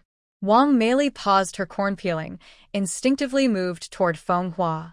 Feng Hua, she deliberately raised her voice, twisting the simple two words into a complicated phrase. "Are you not finished yet? Let me help you," she said, crossing the ditch and approaching him. Feng Hua, immersed in the pain of peeling corn, was startled by her sudden voice. When he turned his head, his face was only half a meter from hers. "Stop. Stay away from me." "I don't need your help." Feng Hua stepped back several meters. "There's no need to be so formal. Who's who here? Sit over there and rest. I'll help with the rest." Wang Mei responded shyly, seeming to not understand human words. She started peeling the corn herself, using all her strength. Within a minute, she peeled several ears. People nearby, listening carefully, thought, "Wow, young people these days are really shameless." "Huh." Zhou Yang sneered loudly, rolling his eyes. "I told you, Wang Jiqing, your name really suits you. Not pretty, but dreaming big. Are you deaf? Or have you got feathers in your ears? You didn't hear Feng Hua shouting so loudly?" Zhou Yang used to look down on Wang Mei, but his words were never this harsh. Since Wang Mei cursed Old Man Qiao and Old Lady Qiao, Zhou Yang was fed up with her. She was a person with no bottom line, and no one liked her. Wang Mei wanted to tear Zhou Yang apart. I tell you, Wang Mei, stop embarrassing us as female educated youth. Don't let people think all female educated youth are like you, unable to resist a man. Feng Hua is avoiding you like he's avoiding a plague. Have some shame, said Feng Xilan, disdainful of her self-degrading attitude. Wang Mei was determined to change her fate through men and reach new heights. She refused to listen to any criticism. The recent nightmares had made her mentally unstable, and she was eager to win Feng Hua's heart. She had abandoned her initial plan of pretending to be weak. She blurted out in reply, "None of your business." "What, you like Feng Hua too?" Feng Hua. Without hesitation, Feng Xianglan suddenly rushed forward and kicked her directly. "You can't expect good words from a lying mouth. If you're trash, everyone looks like trash." Before Wang Mei finished speaking, she regretted it. She thought she would only get scolded a few times. But she didn't expect Feng Xianglan, that shrew, to dare kick her. She took the kick head-on. She fell to the ground, her stomach hurting badly. To make matters worse, she landed right on some corn stalks, her face bleeding with a large cut. Luckily, the wound wasn't deep.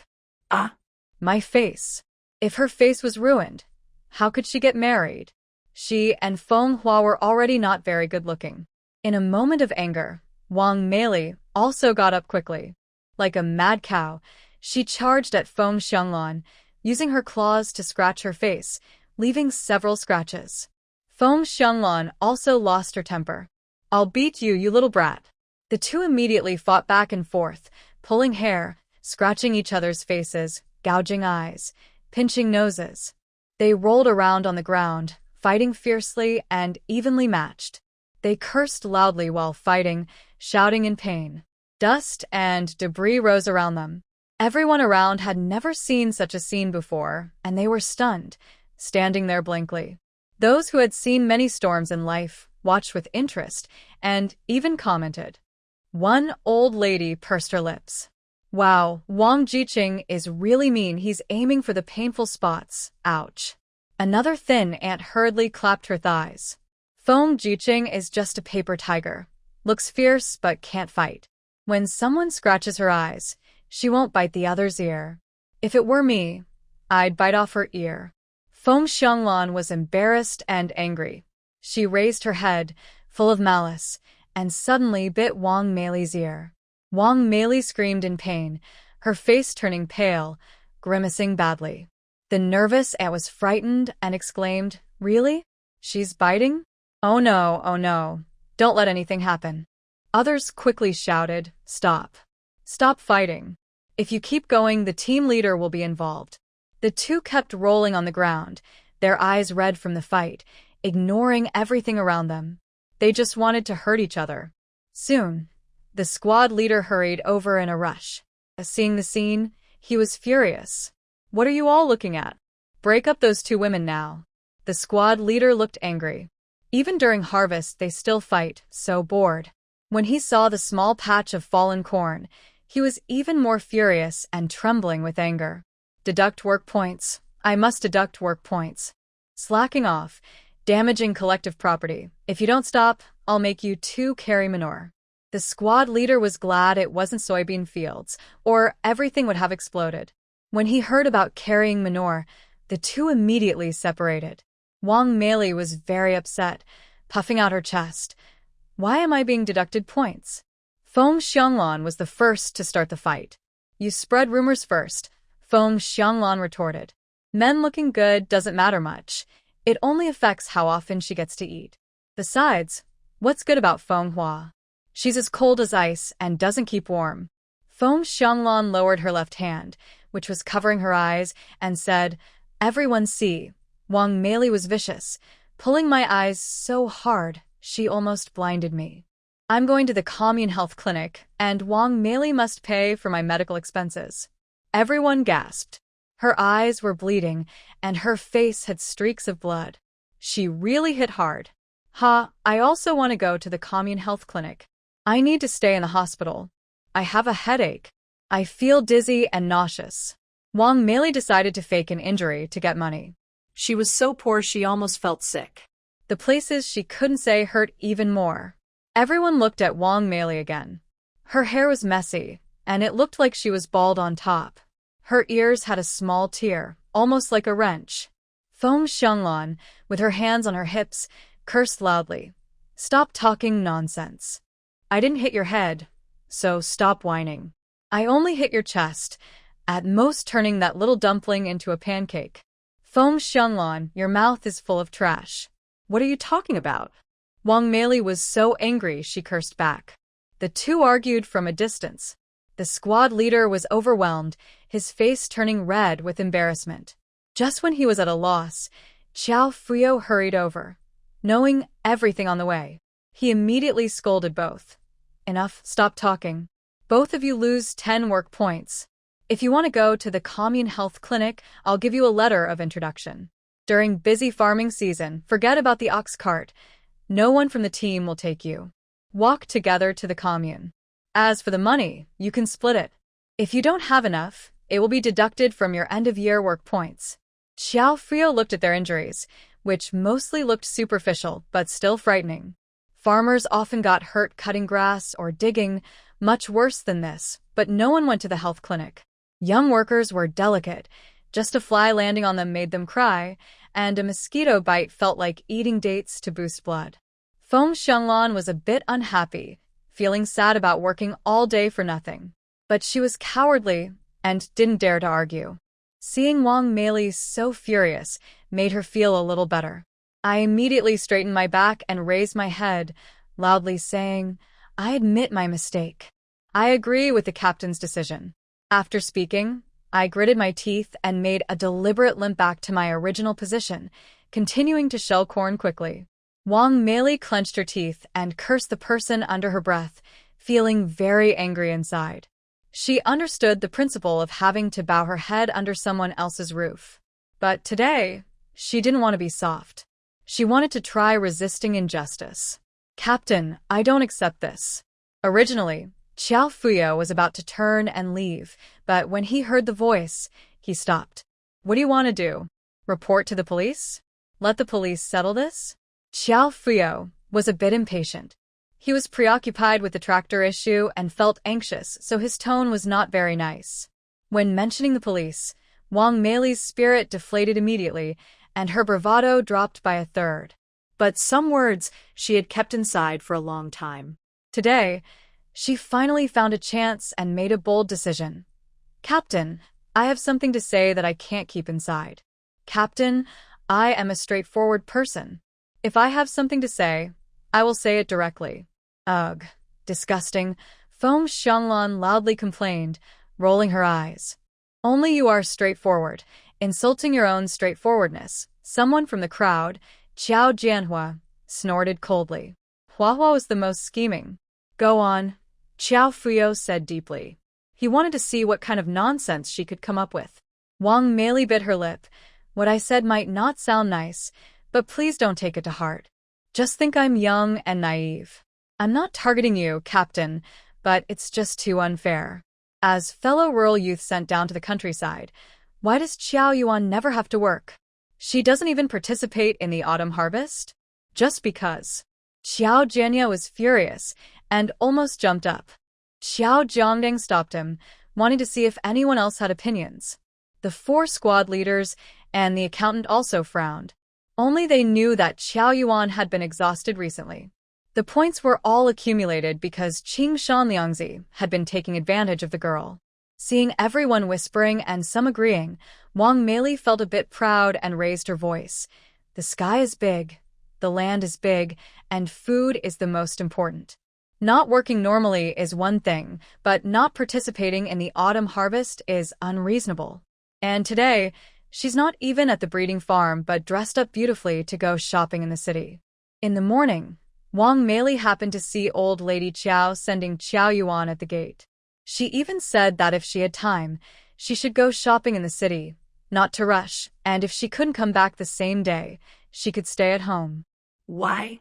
Why can some people go home frequently during their time in the countryside? She couldn't. If she couldn't, others shouldn't either. Wang Mei was gradually driven crazy by her dreams. I heard that Qiao Yuan went for a walk in the city, and everyone immediately started talking excitedly. Captain, is what Wang Jiqing said true? You can't be so unfair. Mother Han Lin Fongfong was the first to speak out, still upset about the mushroom incident. Another woman quickly followed, pouting her lips.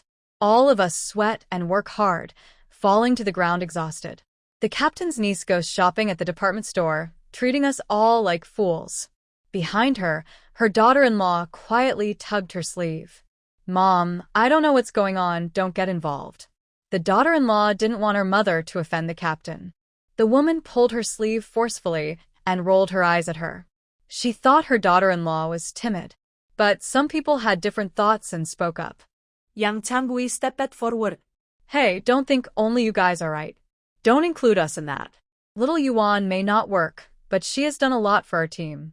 Just look at how much better off everyone is this year. Do you have some extra money in hand?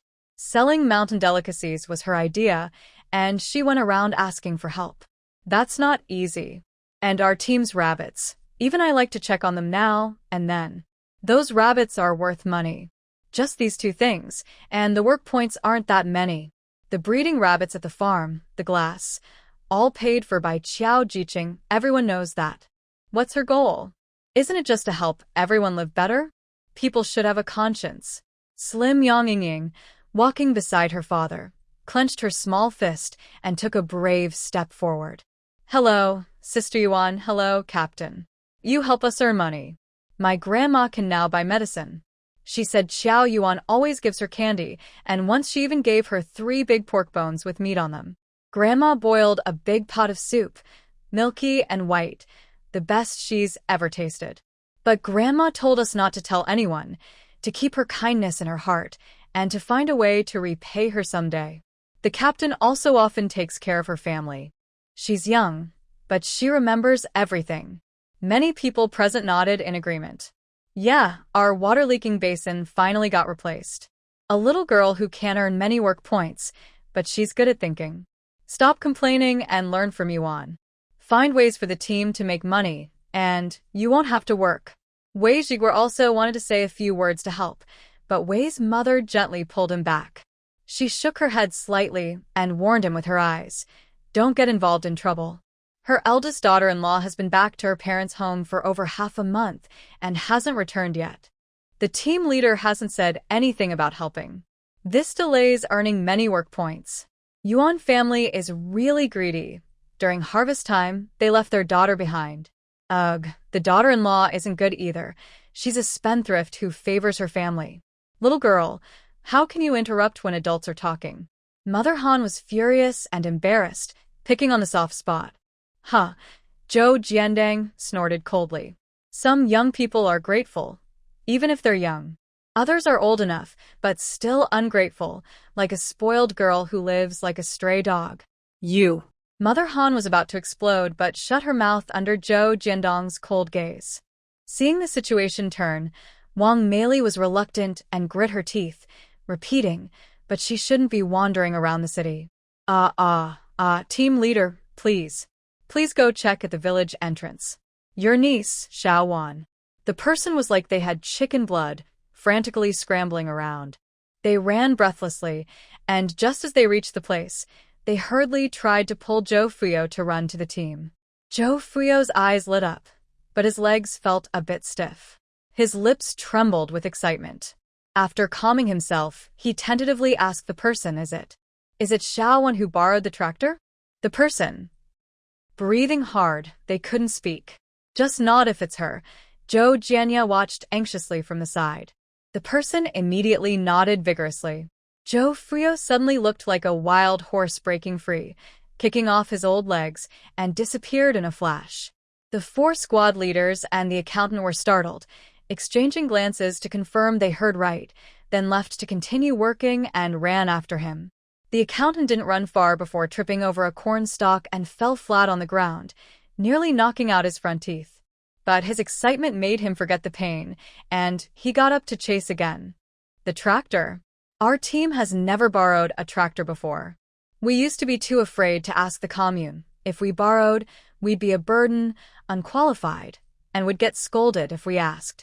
Every year, they could only envy Didawin, which was always faster. This time, they finally stood tall because Zhou's niece was so capable.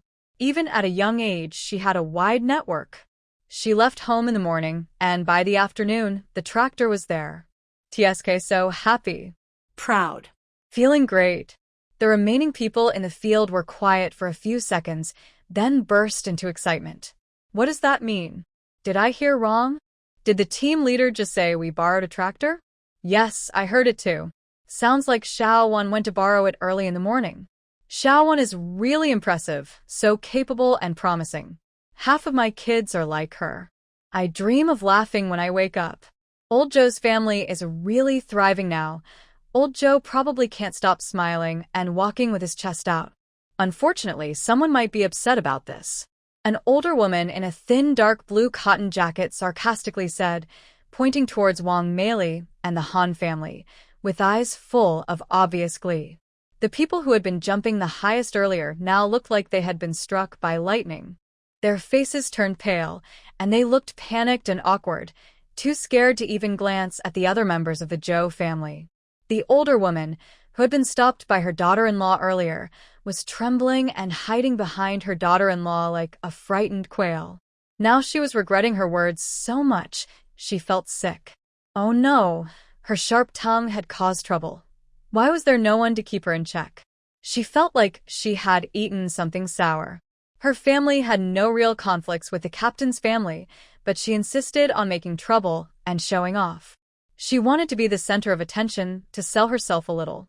Now she had offended people, and she asked, "Daughter-in-law, do you think our family will get treated unfairly now?" As soon as she thought of this, her mind started to wander, and her legs felt weak.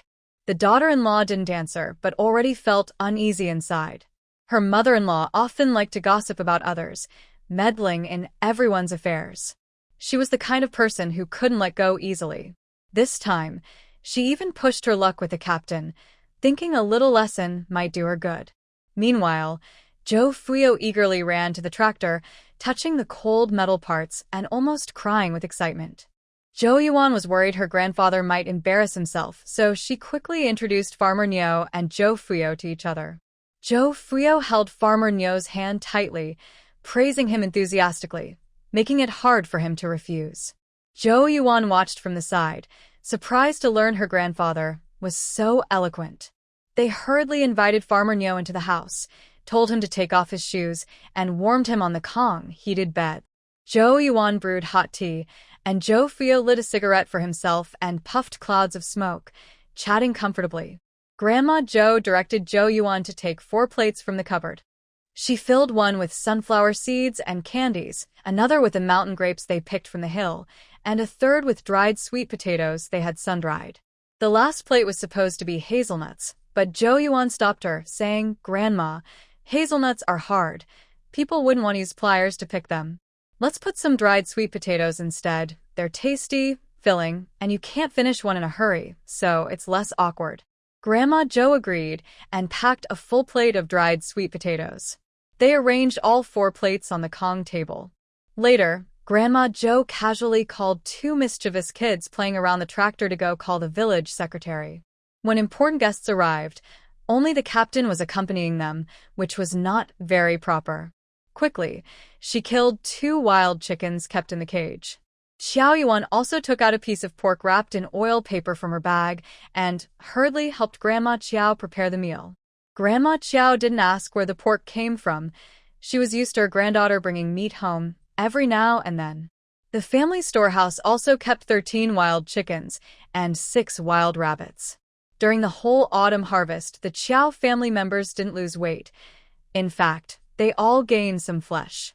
Soon, the old village secretary arrived, carrying an old hen.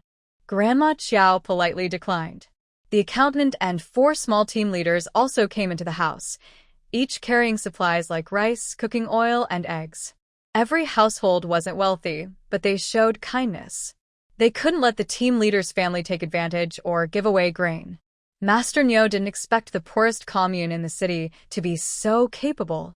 There were snacks and cigarettes, and the kitchen was filled with the smell of meat.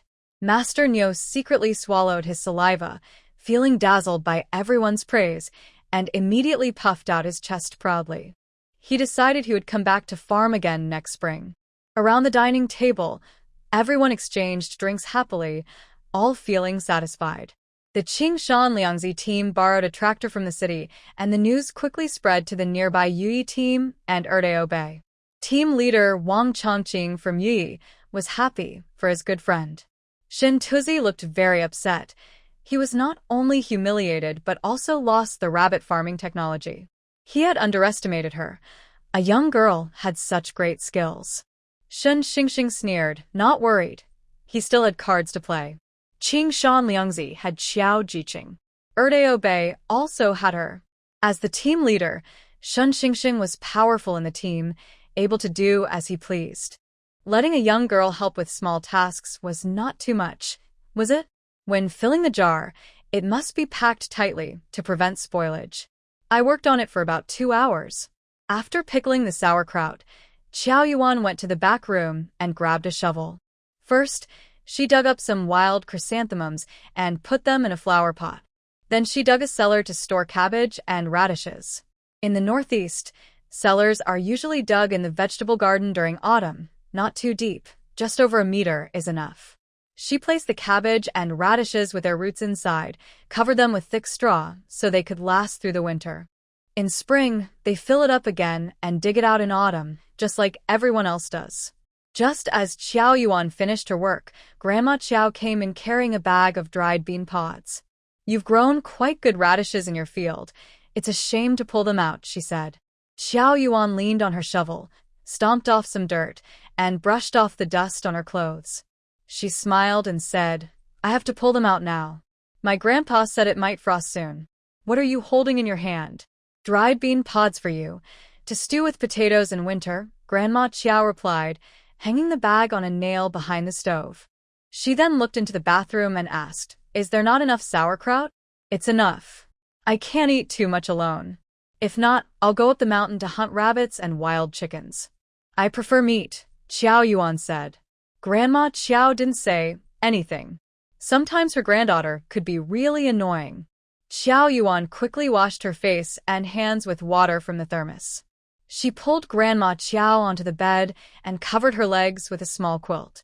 She also brought a small basket of roasted peanuts and sunflower seeds, a tray of pine nuts and mountain pears, and a pot of freshly brewed sweet milk tea.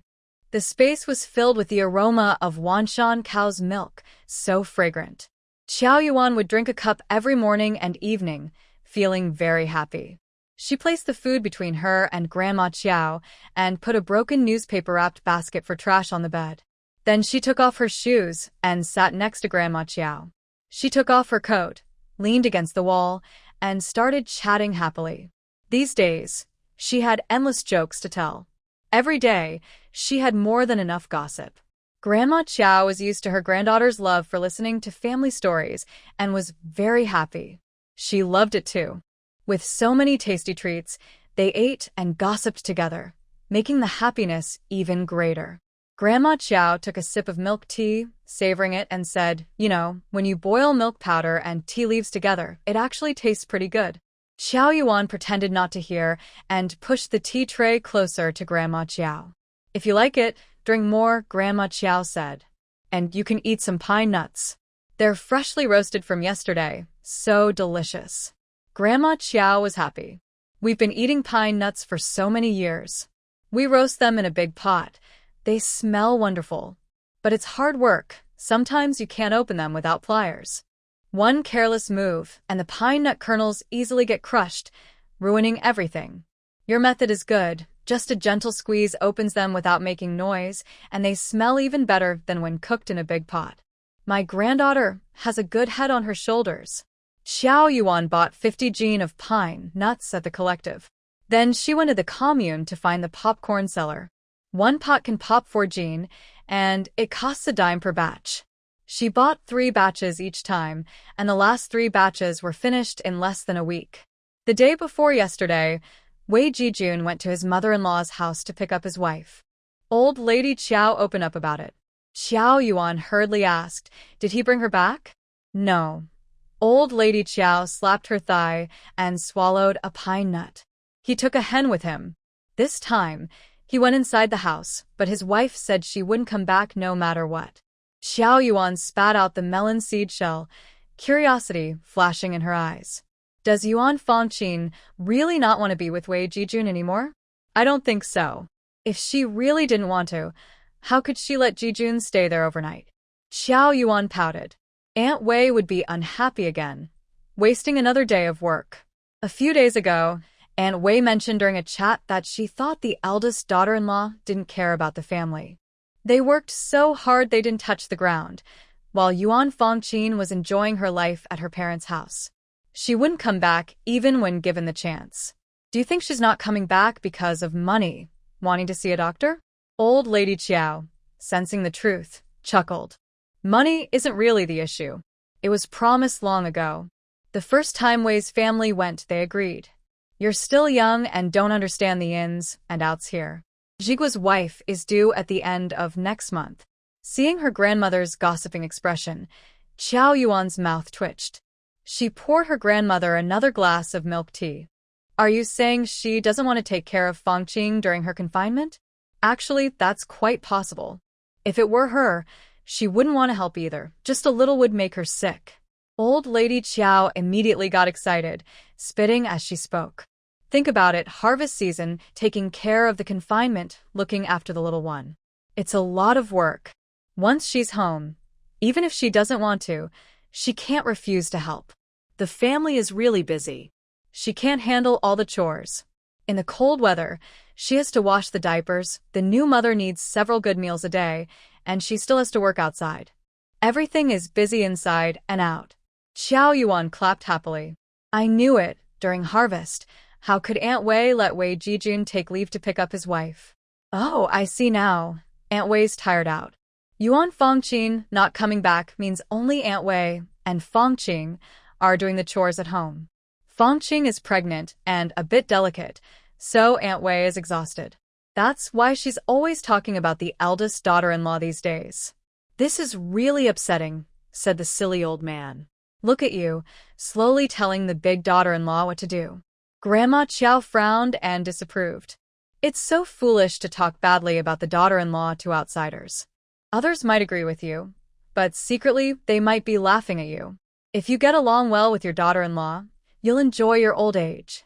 But if your son is careless and you rely on taking care of the elders, that's useless. You can't find a single thoughtful son among 100. Just look at your uncle and aunt. Jijun's wife is loud and a bit like your second aunt.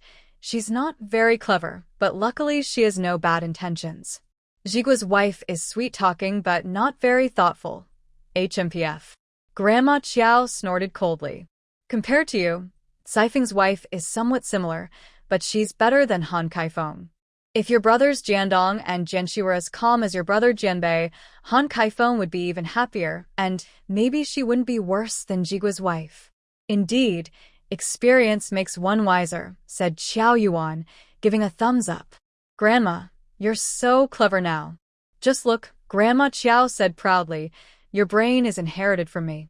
Qiao Yuan quickly smiled, hugged Grandma Qiao's arm, and coquettishly said, Thank you, Grandma. If Qiao Yudong were like my mom, that wouldn't matter. She immediately put down both of them, making a sharp comparison. Qiao Yuan was very straightforward. Grandma Qiao smiled, so much her eyes nearly closed into slits. She hugged her precious granddaughter with one arm and gently touched her dark hair. After a while, she let go and peeled sunflower seeds for Qiao Yuan. Seeing that Yuan had eaten several mountain pear candies, she quickly moved the tea tray aside. Eat less, or you won't be able to eat lunch. Before finishing talking about the Wei family's affairs, Grandma Qiao spat out a sunflower seed shell. Your Grandma Wei cried twice in front of me. She said Wei Laonian wants to split the family, and they're living with a younger son. Grandma Wei said she wants to stay with Jijun. Oh. Your Grandma Wei is afraid Jijun's family won't treat her well. With her around, it will be livelier, and there will be an elder to discuss things when problems come up. Where will they live? Qiao Yuan thought splitting the family was a good idea. Whoever has the ability should live well, so they won't feel they are losing out by living together. They'll stay together for now, and after spring planting next year, they'll decide. Grandma Qiao sighed again. Yuan didn't ask more, and moved on to other topics. Han's eldest son is holding a pack of cigarettes and trying to get Master Niu to teach him how to drive a tractor. What? Grandma Qiao almost spat out her tea, her eyes wide. Really? Who told you that? Qiao Yuan moved the basket aside and pulled a pillow from the bed to lie down. The bed was warm, and her back felt very comfortable. The day before yesterday, I boiled a pot of tea eggs and gave a few to Master Niu. He told me himself that he was quite generous, giving me a big front door worth 3.5 cents. Master Niu didn't pay much attention to him, and seeing that Master Niu was indifferent, Han Mingwei even tried to get in good with him, saying he was really related to our family and asked Master Niu to help him out. Qiao Yuan showed a cold smile. Master Niu also likes to join in the fun. Usually, when his cart isn't full, he goes to the fields to chat with people. Someone was curious how I borrowed the tractor, so they quietly asked him. Over time, the talk turned to how Wang Meili and the Han family made things difficult for my grandfather, saying bad things about me. Master Niu remembered it. When Han Mingwei mentioned being a relative and also had the surname Han, Master Niu immediately recognized him. He told me he would never teach Han Mingwei. Master Niu stays at the Qiao family's place, enjoying delicious meals, and is quite aware of everything. Plus, with Zhang Wenwu's connections, as long as he's not foolish, it's strange if he doesn't get along with Han Mingwei. Old Lady Qiao drank her milk tea in one gulp, sounding a bit off with anger. I just don't understand how he dares to say he's related to us, not afraid of being laughed at. Truly, he's got a thick face, no shame, and doesn't even look at himself. Such a nuisance. People without shame are invincible, she said, laughing bitterly. The grandmother and granddaughter chatted for a while, then old Lady Qiao went home to cook. Qiao Yuan packed a small bag of oranges and 4 apples, saying she bought them at the commune. Now old Lady Qiao no longer asks about it. She not only doesn't inquire, but also helps Qiao Yuan cover it up. Both she and old man Xiao concluded that their granddaughter was involved in the black market. Without that, how could she have so much meat, cloth, money, fruit, snacks? Even the radio, she bought whenever she wanted, without hesitation, always spending freely. Oh heavens, that's the black market. At first, old lady Qiao was so scared her legs went weak, and she couldn't sleep all night. But seeing her granddaughter safe and sound, and even more confident, she gradually relaxed. Who knows what's wrong with the ancestral grave of the old Qiao family? Someone involved in the black market. With sunflower seeds and pine nuts, Qiao Yuan drank half a bottle of her happy water in one gulp and started preparing dinner. As the weather cooled, she wanted something hot and planned to make a luxurious, spicy hot pot. Just as she was about to take vegetables from her space, there was a knock at the door. Qiao Yuan opened the door and saw, raising an eyebrow, "Oh my, is today the day the sun rises in the west? What a rare guest. Jianan, this is probably your first time visiting me here, right?" She opened the door and led him inside. Xiao Jianan looked around both inside and outside, quickly noticing the basket filled with sunflower seeds and peanuts. His tone was a bit sour. "Wow, Xiaowan, your life is really comfortable. There's nothing I can do.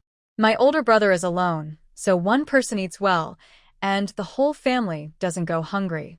Are you jealous, Jianan? Jealous you didn't get married or have kids back then? Oh, and you can't pretend to be sick to skip work. The more work points you get, the more money you earn. When you have more money, you can buy whatever you want to eat." Xiao Yuan brought up old stories on purpose to tease Jianan. She didn't know what Jianan was here for at this moment, but she definitely couldn't hold back her words. Jianan's face stiffened. He didn't expect Yuan's temper to be so fiery. She was so disrespectful to her older brother that he clenched his lips tightly, his chest rising and falling with anger. You. He stammered for a long time. "Nothing important brings you here, so tell me, what's the matter?" Yuan didn't care that Jianan kept glancing at the food. She didn't even ask permission and kept talking. If Jianan and Changfu hadn't split the family, Jianan wouldn't even dream of gaining any advantage over her. Jianan looked at the girl in front of him, who seemed to have grown taller again, with red lips and white teeth. He slowly opened his mouth. "I want to learn how to drive a tractor. Can you help me talk to Master Niu? You know the leaders at the agricultural machinery station. As soon as you speak, they won't dare refuse to teach me. It's just a favor. Once I learn to drive a tractor, our old Qiao family can also feel proud. I'm doing this to contribute to our family and the team." "Huh. When has it ever been your turn to make the Qiao family proud, Jianan?" Yuan was speechless. "If you don't tarnish the family's reputation or hold back the team, that would be a great achievement. People might even give you gifts or use connections to get you trained. But you, Jianan, do you think you can get everything without spending a penny? Do you think you can just talk your way into it? Jianan, is your skin getting thicker with age? And why should I help you? Because you're shameless, because you always try to take advantage, because you don't know your limits? Who gave you the courage to come here and spout all this nonsense? Go, leave now, don't make me hit you." Yuan picked up a fire poker from beside the door and held it in her hand. She swung the poker and struck Jianan's calf hard.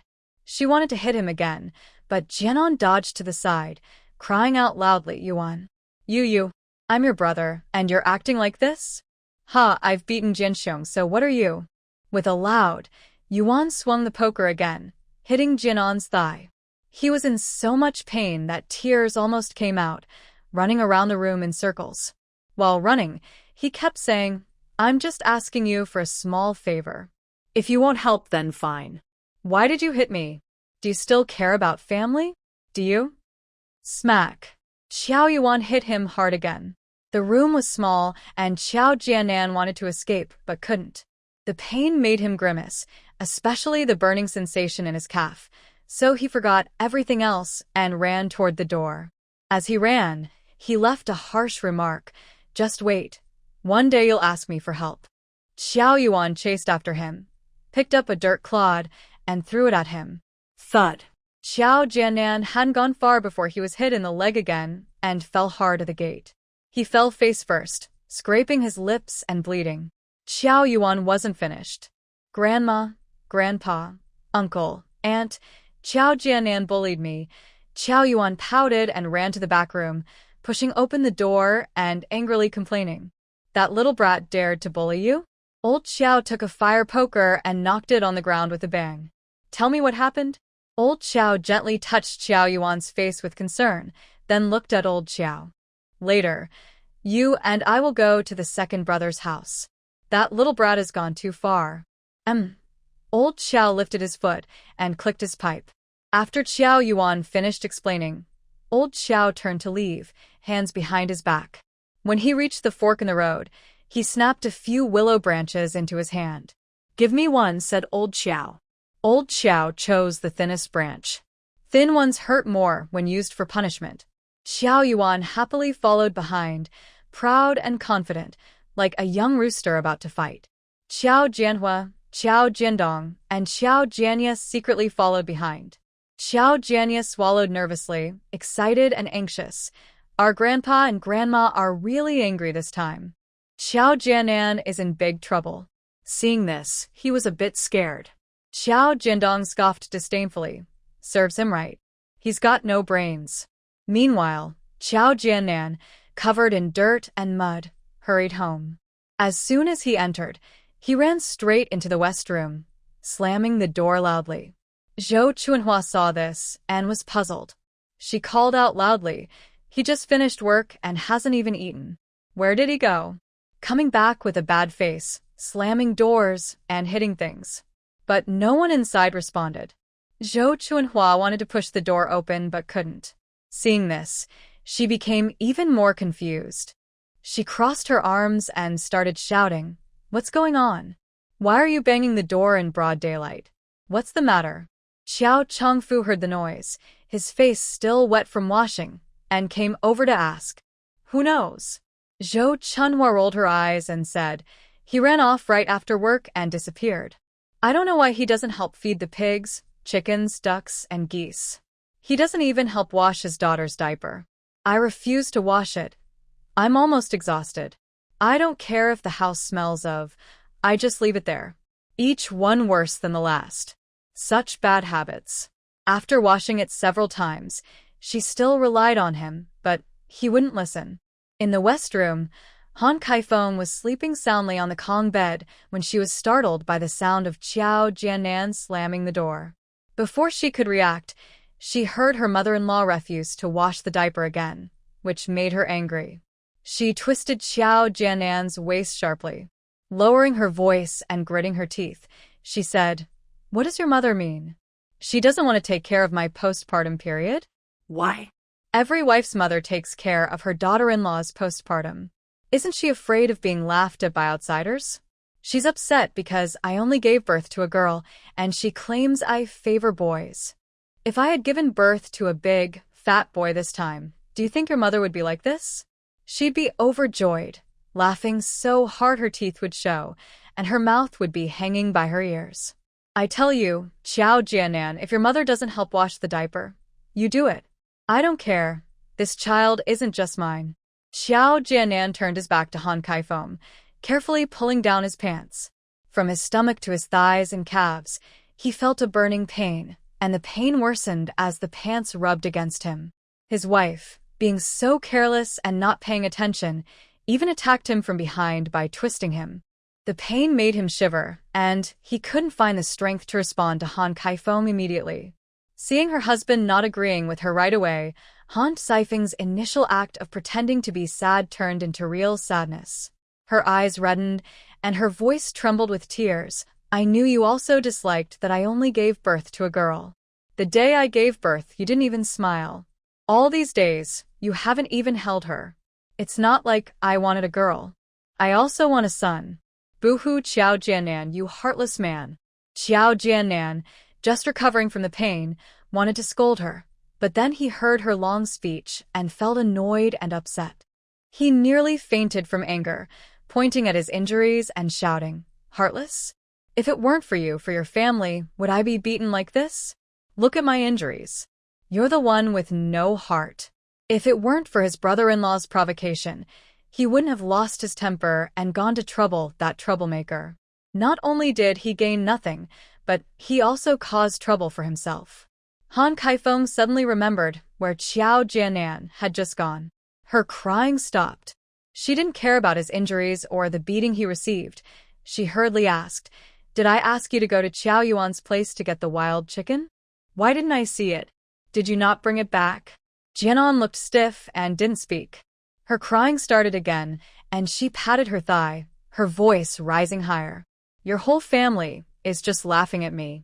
I was too weak to give birth. I wanted to eat some meat-filled dumplings, but your dad, your mom, and your brothers all looked at me with bad faces. Your sister, as the aunt, didn't even bring back a piece of candy for the kids after coming home from school. Do you blame me for being picky? And Qiao Yuan, she keeps making new clothes one after another. With that much money, she didn't even buy a piece of fabric for our child. How much fabric can a little kid use? Now, she's even more stingy, won't even share a wild chicken. If I had more milk, I wouldn't have to beg so humbly. I'm not craving food. I just want to help our daughter. What kind of life is this? I sat for half a month postpartum, ate only 2 chickens, and one was given by my family. If I had a boy, your grandparents and parents would definitely serve me chicken soup, pig's trotters, fish soup. Boo-hoo, I won't stay on the postpartum rest anymore. I'll get up and wash clothes, go to the fields to work, earn work points to support us too." Han Kaifeng didn't bother to hide her voice, which was loud. The Qiao family listened carefully. Jiao Chongfu's lips trembled with anger, his eyes turning red from frustration. He waved to his 3 sons. "You 3. Go find your grandparents, your great-uncle, the elders of the Han family, the accountant, and the old party secretary." His anger was fierce, but his voice was weak. Qiao Jianbei hesitated, wanting to say something but finally didn't speak. He nodded and went to call Qiao Jiandong and Qiao Jianxi. Zhou Chunhua, with red eyes, didn't say a word to stop her. She was afraid of having if they didn't separate soon.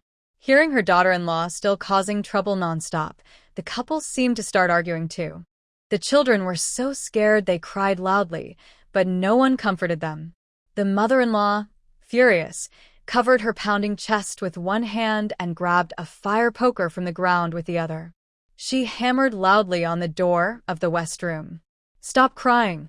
Come out and cry if you want," acting so pitiful for who to see. "Qiao Jianan, you come out and die now. If you don't, I'll break down the door and break your legs." Zhou Chunhua was so furious, she pulled at the door hard, making the frame shake. Han Kaifeng, scared, shrank her neck, stopped cursing, stopped crying, and even forgot to comfort her crying daughter. She curled up on the bed, not daring to move. She had just given birth and was weak, so she couldn't argue with her mother-in-law. What if she got hit? She stayed inside, not believing her mother-in-law could really tear down the door. Thinking this, she relaxed a little. Qiao Jianan sneered coldly. "Why don't you keep crying and pretending to be wronged? Aren't you capable? Hurry up and put on your shoes to go eat. After eating, follow me to work in the afternoon. Let's go. Who are you trying to disgust?" Qiao Jianan's voice was full of anger. Han Kaifeng shivered all over, feeling scared. It was her first time feeling a bit lost. Just now, her confidence had burst out, and she realized she had gone too far this time. She lost control and angered everyone. Feeling nervous, she quickly hugged her daughter to her chest. You scared the child." "Qiao Jianan. Ha, you're good at making excuses. Saying I, as a father, don't like children and you, as a mother, aren't any better. Han Kaifeng, Qiao Jianan, both of you come out here quickly." Zhou Chunhua didn't pull open the door but instead climbed onto a stool and knocked on the window, pressing her face hard against it. Hearing the noise, the people around hurriedly came out to see what was going on. On the east side, neighborly Baoxing's wife, Wang Manju, was leaning on a stick, happily watching the show. "Oh, dear, Chunhua, what's wrong? Why does her face look worse than when going to a funeral? Did the couple do something wrong again? The child is young, so we, as elders, should teach slowly. Don't hit or scare the kid. We don't want to frighten the little granddaughter. That would be terrible. Wang Manju and Zhou Chunhua didn't get along well, but it wasn't a big deal. It was just that Zhou Chunhua's chickens had laid eggs at Wang Manju's house a few times. One wanted them back, the other pretended not to see. Over time, they had some disagreements. Others nearby, hearing the commotion, also came out to watch. Everyone in the neighborhood, young and old, gathered in the yard. The gate couldn't hold all the onlookers. Zhou Chunhua didn't feel ashamed. She believed that family secrets shouldn't be kept quiet. Every family had conflicts between mother-in-law and daughter-in-law, husbands and wives fighting. Sometimes, husbands and other women from different families would sneak around in the haystacks or cornfields. Everyone knew about it in the village. Sometimes, stories were exaggerated to prevent rumors from spreading. Zhou Chunhua didn't try to stop people. She loudly said, "All right, I'll tell everyone, and you all can judge for yourselves." Mom. Han Kaifeng suddenly raised her voice from inside the house. She couldn't believe that her mother-in-law was spreading all these trivial, dirty family matters so everyone knew. She was her son's wife, part of this family. It wasn't just her shame. It was everyone's. Jia Jianan, my beloved eldest son, is also feeling embarrassed. Mom, what kind of mom? Zhou Chunhua crossed her arms, about to scold loudly. Old Mr. Chiao is here. Someone shouted, "Make way quickly." Oh no, something serious has happened. The elders are here. Seeing the situation was getting worse, Jia Jianan could no longer stay calm. He slowly walked out from the west room. Xiao Yuan quietly moved closer to her grandparents and whispered, "Something's not right." Grandma Qiao nodded slightly and followed behind old Mr. Qiao to the house entrance. Xiao Chongfu put down his already smoked-out cigarette and looked very discouraged. Before anyone could ask, he spoke first. "Dad, Mom, I want to split the family." His eyes turned red. Maybe because children are treasures, Jia Chongfu looked at old Mr. Qiao and Grandma Qiao with a hint of unintentional sadness. Raising children is 100 worries, 99 of which are stressful. Grandma Qiao also got anxious now. Chongfu. Dad. Jia Jianan was shocked and interrupted Grandma Qiao before she could speak. Dad, didn't you say we'd wait until the child is 1 year old before splitting? But I also said if you cause trouble again, get out immediately. Jia Chongfu suddenly got very angry. In just a moment, he felt exhausted, more tired than working in the fields all day. He was an incapable man who couldn't give his children a good life, but he tried his best to lighten their burdens. Today, he just couldn't hold it in anymore. The family must split today. You all move out. Dad. Jia Jianan was completely stunned. Zhou Chunhua took a deep breath. Big brother, your wife just said that your dad, as the father-in-law, gave her a hard time because she had a girl. I want to ask you, from the day she was born until now, has your dad ever entered her room? When she goes out to the bathroom or anything, your dad leaves for work. You still have a chamber pot in your house, and you haven't even seen each other these days. How could your dad give her a hard time? Zhou Chunhua, like a mother hen protecting her chick, snapped angrily, defending Jia Chongfu.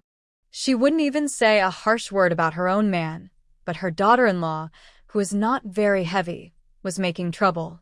Everyone watching the scene whispered among themselves, "Wow, big news." They exchanged glances and murmured, like boiling water suddenly exploding. Even the honest people who can't do anything are getting angry. How unfilial. Spreading lies. Even the father-in-law is talking nonsense. Is this true? Han's daughter doesn't seem like someone so naive. In the past, it was all good. The Han family members weren't very reliable and just did as they pleased. Look at Xiao's eldest son with that pale face. It's obvious he's really upset. The mother-in-law and daughter-in-law argue a lot, but the grandfather and his wife never have conflicts. If any grandfather dares to speak badly of his daughter-in-law outside, he would be laughed at and called useless. Especially after just having a girl, he would be very protective. The first granddaughter is especially loved. The Qiao family's traditions are still respected. When Qiao Fu's 2 daughters got married, they brought back the bride price and also received dowries. Xiao Chongfu's younger daughter is still in middle school. As for the third family, the other two granddaughters are rarely seen, so their situation is unclear. But it seems Wan's daughter is very spoiled. Look at her now, lying on old man Xiao's back. That look, that expression. Is she watching the fun? Watching her own family's drama? Before everyone could show their surprise, Wan's face immediately looked worried. Everyone's mouths twitched. Before they could think more, their attention was drawn elsewhere. An aunt, having suffered from her daughter-in-law, couldn't stand to see a good mother-in-law being slandered. She suddenly slapped her thigh and loudly said, "Oh, calling her a girl and giving her a hard time is all nonsense." Manhwa even went door to door exchanging eggs for Kai Feng's chickens. Yes, she also exchanged with us. We have 5, all given to Manhwa. When it's cold, the chickens don't lay eggs. We have 4, and Manhwa took them all. My family has 3. Mine has 5 too. Everyone chattered back and forth. Zhou Manhwa didn't mistreat her daughter-in-law, nor did she feel guilty. She raised her chin and said, "I exchanged 20, and we already saved 30 in advance. My eldest uncle's family also gave 20. Among relatives, everyone with 2 or 4 women in the family has quite a lot. In total, there are 92. My mother-in-law even sent half a pound of brown sugar. She also ate 2 chickens." She didn't blame her daughter-in-law for stirring the pot. Anyone can ask around the whole brigade, whose wife is enjoying such good treatment after giving birth. The chamber pot in the house has turned yellow, and twice it was cleaned by my mother-in-law. Zhou Manhwa felt very upset. In the end, she started crying softly, wiping her face with her sleeves. "I swear, I just heard Han Kaifeng complain that she only ate 2 chickens during her confinement. Her family looks down on her," Wang Manju said quietly, her testimony very convincing. Everyone knew she had a conflict with Zhou Manhwa. An older woman excitedly patted her thigh and said, "What? She only just sat for half a month and already ate 2 chickens. How can she complain? Oh my goodness, old Lord Heaven, this girl from the Han family really is from a landlord's family. She's got gold trim now. Ordinary people really can't afford to serve such a big family." Han Kaifeng, who had been listening to the noise outside, was already anxious. When she heard this, her whole body trembled again. Her face turned pale instantly. Her hands, holding the child, stiffened. Her reputation, her Han family's reputation, was all ruined. At this moment, the elderly lady of the Han family, Han's mother, Han's father, and Han's eldest son hurried over. They didn't know what had happened. Xiao Jiandong was very clever. He didn't say a word about the urgent matter on the way, just said it was an emergency. As for the couple brought by Qiao Fu, the accountant and the old secretary, they knew everything clearly. Even the onlookers, like Master Niu, overheard everything and felt pleased. Suddenly, they thought the countryside was much better than the city. There were so many gossip-worthy stories. They really wanted to see little Qiao's roasted sunflower seeds. More and more people came to watch the excitement at Qiao's house. Almost all the villagers who heard the news had come. Some held children, some supported their elderly, and even an aunt sat on a small stool at the front. Qiao Yuan was truly impressed by these people. When she heard the Han family had arrived, Han Kaifeng casually placed the child on the Kong and hurriedly put on her shoes. She rushed out of the house, crawling and stumbling, and threw herself into Han's mother's arms. "Mom." Han's mother looked at her face full of tears and her pale little face, and her head thumped. Instinctively, she directed her anger at the Qiao family, pointing at them and shouting loudly, "Good old Qiao family. You really turned a sparrow into a phoenix, rising to the top in no time. Your family produced a squad leader, and now you're all puffed up. Even your daughter-in-law, who just had a baby, is being bullied. Bah. If Han family doesn't get justice today, I won't consider myself finished." Then she stared wide-eyed at Xiao Jianan. "Xiao Jianan, I thought you were a good person, but it turns out you're just pretending. Fomer is your wife, and she just had your child. How can you just watch her being bullied by your family and not do anything?" Han's mother believed she was in the right this time and finally had a chance to stand up to the Qiao family. In the past, their Han family looked down on the entire brigade. No one dared to challenge them. But in recent years, they had been suppressed and felt bitter. Today, she finally found an opportunity. Her words shot out like machine gun fire, not giving anyone a chance to interrupt. Han Kaifeng quietly tugged at her clothes, but she was pushed away sharply, and she shouted loudly, "Everyone says girls are outgoing, but Mom only did it for whom? You're being bullied like a little green vegetable, and I just said a few words to defend you. Now you won't let me, blocking and stopping me. You're so focused on them. How can they treat you? My daughter, Mom is telling you, don't be foolish. Mom will always be on your side." Today, old Xiao's family refused to give me an explanation. "If they keep ignoring me, I'll tear their house apart, do you believe it?" Mother Han spoke passionately, confidently asserting her authority over her mother-in-law, full of energy. She was determined to confront the Qiao family.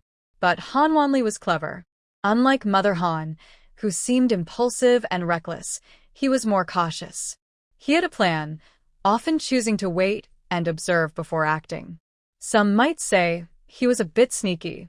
When he heard his wife talking more and more recklessly and noticed the meaningful, slightly mocking looks from others around, his heart sank. He thought, this is bad. He immediately shouted, "Shut up. Don't add fuel to the fire. It's normal for a young girl to make mistakes and be corrected by elders. She's young and inexperienced. That's understandable. You, as a mother, shouldn't be shouting and scolding her like this. It's not right." Wow, this was quite a display of words. Even Xiao Yuan wanted to clap for him. He blamed the problem on Han Saifeng's youth and inexperience.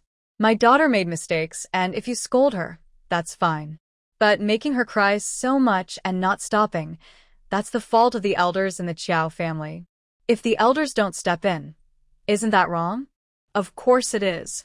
But unfortunately, Mother Han was too stubborn to listen. "I won't shut up. You think I'm a coward? I'm not afraid to stand up for my daughter. I love her and can't bear to see her bullied. The flesh from my own body, I cherish it."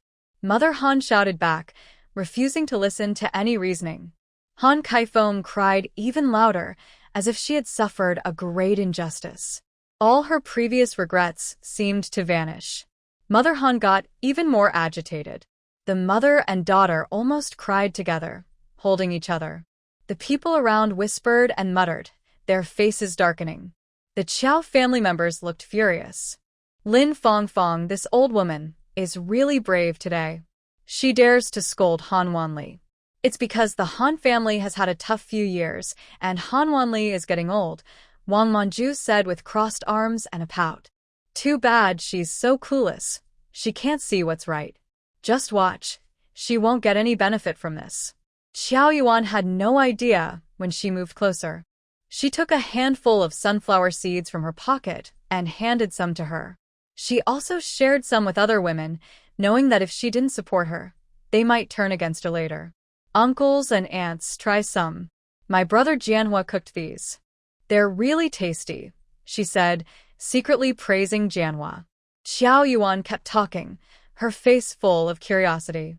"Auntie Manju, did Lin Fongfong get bullied a lot in the Han family before?" "Not just bullied," she replied. Wang Manju quickly spat out sunflower seed shells and scoffed dismissively. Back in the old days at old Han's house, things were different. They made Lin Fongfong get up before dawn to cook, and she had to prepare several dishes. Whether it was pickled vegetables, scallions dipped in sauce, or wild vegetables stir-fried, the table had to be full. Every morning, they would go to Old Han and Old Madam Han to pay respects. They also washed the feet of the two elderly every day, but even Old Madam Han was not satisfied. Sometimes, they would poke fun at Han Wanli for hitting his wife, joking about it. What was that saying again? An aunt nearby quickly chimed in, sounding quite disdainful. Hitting the wife, kneading the dough. Exactly. Wang Manju finished her sunflower seeds and asked Xiao Yuan for a handful. She pursed her lips and continued, Han Wanli was mischievous even when he was young. He never hit his wife in the face. Lin Fongfong was also very proud. Even when she went out, she refused to show weakness. At first, everyone didn't know about this. Once, a mouse crawled into Lin Fongfong's pants, and she hurriedly tried to catch it, revealing bruises on her thighs. When she lifted her skirt, her belly was also full of scars, old and new injuries. TSK, old wounds and new ones. After that, Han Wanli became more restrained and less aggressive. Over the years, with children getting married and moving out, and him getting older and less able to fight, he calmed down. No one has heard of Lin Fongfong being hit since. Qiao Yuan was stunned by this gossip. She didn't know about this side of things. She had no idea there was domestic violence in Qingshan Liangzi. People really shouldn't judge by appearances. Han Wanli now looks like a kind old man. At first glance, he seemed harmless. Qiao Yuan, having eaten a lot of melon seeds, forgot to continue snacking and asked for another handful from Qiao Yuan. She pursed her lips and said, "Did Lin Fongfong's family not intervene?" Wang Manju replied, "They did. But what could they do? Nothing but useless talk. They can't watch their daughter-in-law and son fight every day. They have children, and they can't just divorce. They have to put up with it." When she said this, the surrounding area fell silent for a moment. Some felt sympathetic, others thought Lin Fongfong should be more determined. After finishing her melon, Qiao Yuan hurried back to old Zhou and old Madame Zhou. The old couple didn't plan to interfere. They wanted to see how Qiao Chengfu and his wife would handle it. Old Madame Zhou asked what she was doing, and Qiao Yuan whispered her answer. Just as old Madame Zhou was about to speak, Zhou Chunhua couldn't bear it anymore. She rolled up her sleeves and shouted as she rushed forward. Slap. A loud slap landed heavily on Han's mother's face. Han's mother tilted her head, and mother and daughter hugged each other, falling to the ground together with Han Kaifeng. Zhou Chunhua ignored Han Saifeng's screams and pushed her aside without giving the others in the Han family a chance to react. She grabbed Han's mother's hair, forcing her head back and bringing her face close. Then she slapped her hard, shouting, "You keep cursing nonstop. You raised a troublemaker who's ruining my family. Instead of living a good life, you're always arguing and causing trouble. I don't know who you're following, but you've got 100 schemes, all with a rotten heart. I haven't even asked your family for compensation, but now you're getting aggressive. I can tell why your mouth smells so bad. It's because your behind is up above. Next spring, the team won't need to pick manure anymore. You can just sit on the ground and spit. You pig-nose pretending to be something you're not. I thought you were my relative and I respected you. But you refuse my kindness and want to cause trouble.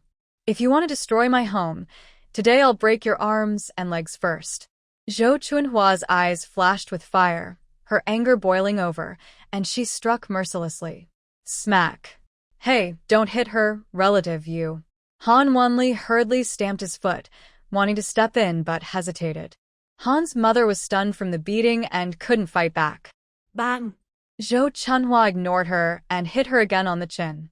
Han's mother fell face down to the ground with a thud. It looked so tragic. Are her front teeth still there? Qiao Yuan covered her eyes, afraid to watch. TSK, it was too bloody. She loved her family but whispered softly, "Second aunt, keep going."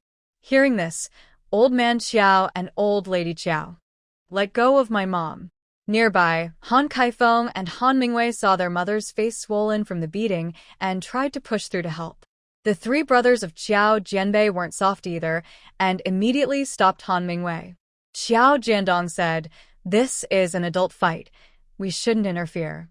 Qiao Jianxi added, "Yes, we should handle this properly, without hurting feelings." Han Mingwei almost spat blood in anger. Those two brothers are really shameless. Brother-in-law. He instinctively called Qiao Jianan for help, thinking it's natural for the older brother to discipline the younger. But after looking around, he couldn't find him. He didn't believe it and searched again, still no sign. Han Mingwei's chest felt tight with pain. At this moment, Qiao Jianan was stunned, pushed to the side by the onlookers. Usually, he was just good with words, but when real trouble came, he shrank back. He didn't know who to help, so he simply hid behind. Stop fighting. Son, daughter, save me. Han's mother was crying and sniffling, rolling on the ground to dodge the blows. Rural mothers are tough. Xiao Yuan giggled as she ran out, stretching her arm to block Han Kaifeng from stepping forward. Sister-in-law, both sides are the same, they're both mom. You shouldn't interfere. How can they be the same? Han Kaifeng was so upset she stomped her foot, focusing entirely on her own mother. She didn't even realize what she was saying. Why aren't they the same? Xiao Yuan asked softly, with a coaxing tone. One is my biological mother, and the other is none of my business. Han Kaifeng blurted out instinctively. As soon as she said this, everything around fell silent. The sound of a pin dropping could be heard. The people around looked at Han Kaifeng and the Han family with mockery. Some even openly looked down on her, spitting in disdain. Now, there was no such thing as a daughter-in-law not having the duty to respect her in-laws. Han Kaifeng was being very unfilial. Han Wanli closed his eyes tightly, his body trembling, almost fainting from anger. He wondered what kind of daughter he had raised, once clever and lively, now seemingly foolish. With so many people watching, she dared to speak nonsense. Even if she truly thought that way, she should at least pretend to be respectful. She wasn't afraid of being spat on or exposed. His mother was right. Marrying a wife shouldn't ruin 3 generations. Han Wanli felt cursed to have married such a foolish daughter-in-law and to have fathered a bunch of foolish children. Now, it seemed only his youngest son resembled him. The other 3 looked like foolish wives. Han Wanli understood that the tide had turned, and he couldn't hold onto the moral high ground anymore. He steadied himself, then with a look of pain covering his chest, trembling lips, began to speak softly. Old secretary, please help us say a word. Don't let them fight. Comrade leader, we're all relatives. Let's talk nicely and don't really ruin the harmony, so it won't affect the future lives of the young couple. Xiao Yuan curled her lips, thinking this man was really flexible, able to bend and stretch. The others also secretly spat in their hearts.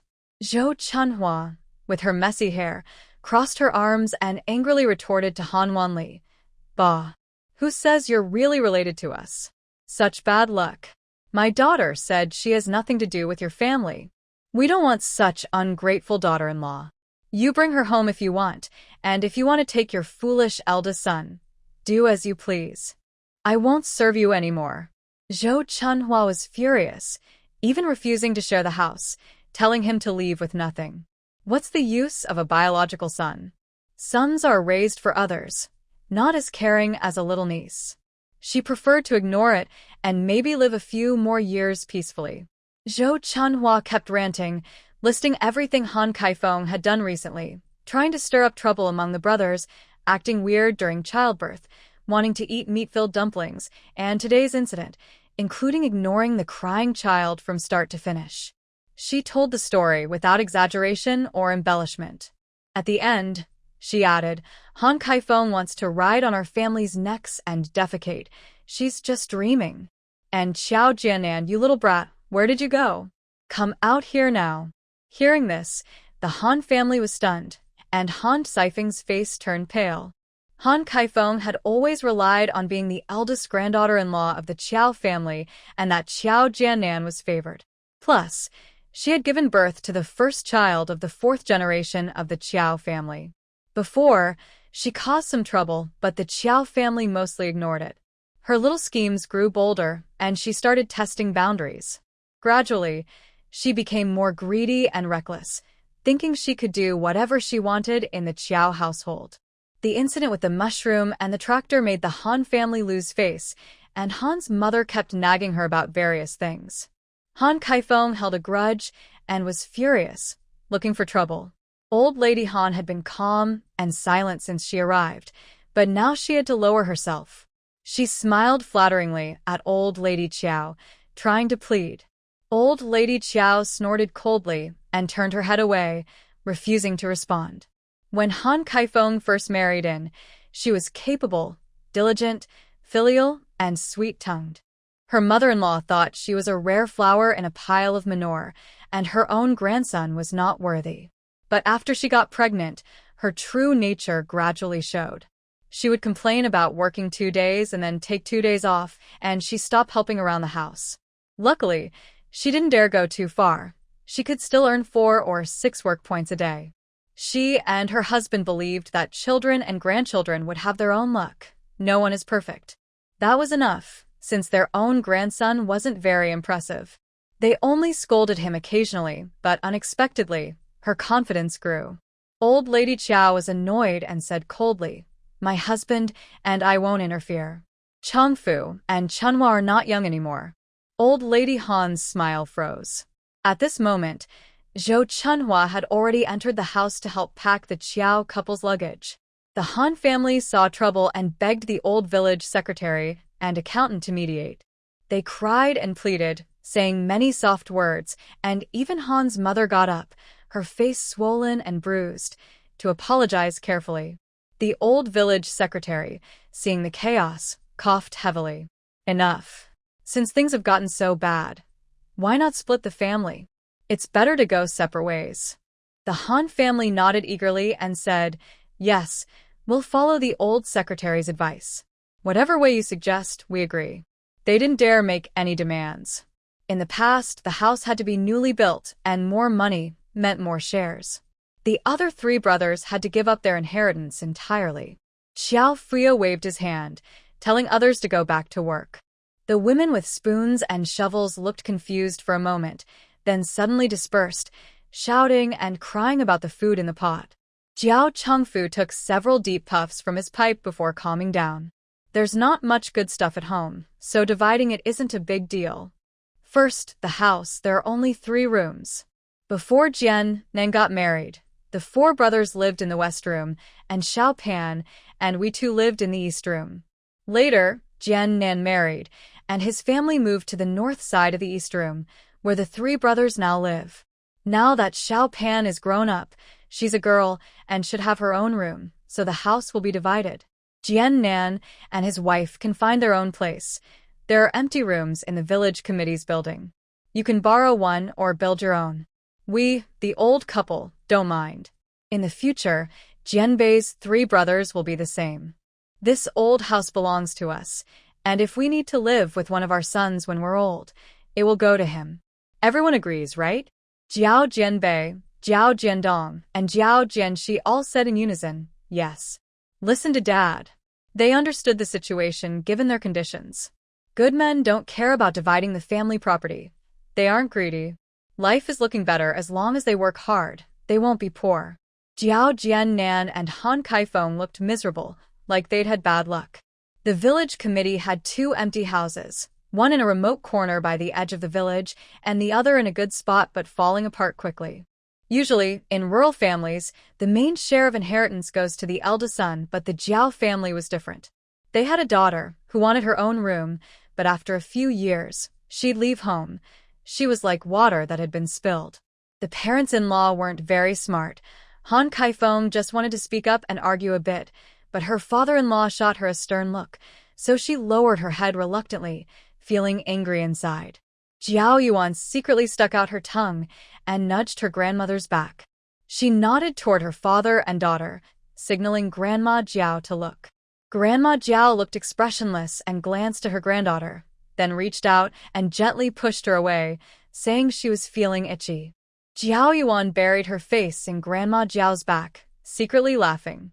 Jiao Chengfu pretended not to see the quarrel between his in-laws and daughter-in-law. Since no one objects, we'll continue with the division. The kitchen items, except for the iron pot and the big jar, will be divided by person. Jian Nan and his wife can cook separately. They get 1 pot and 1 small jar. The bowls, chopsticks, basins, and plates in the house will also be divided by person. Next, each person's belongings in their own room will go to them. The chickens, ducks, and geese, there are 4 of each, will be split between Jian Nan's family and the others. The geese are bigger than chickens and ducks, so they can choose one. The remaining one can be a chicken or a duck, whichever they prefer. This isn't fair. Han Kaifeng couldn't hold back anymore. tears streaming down her face as she complained with a resentful tone. Dad, even if I was wrong today, you shouldn't push me and Jianan so hard. We are family, and it's normal to argue sometimes. Jianan is your son. You can't just watch us struggle to get by. Xiao Changfu frowned and took a deep puff of his pipe without lifting his eyes. Jianan, don't hide behind your wife. What are you thinking? Everyone in the room looked at Jianan. Seeing no one to speak up for him, Jianan lowered his mouth and said, Dad, do we really need to each get a little of everything? Chickens, ducks, geese?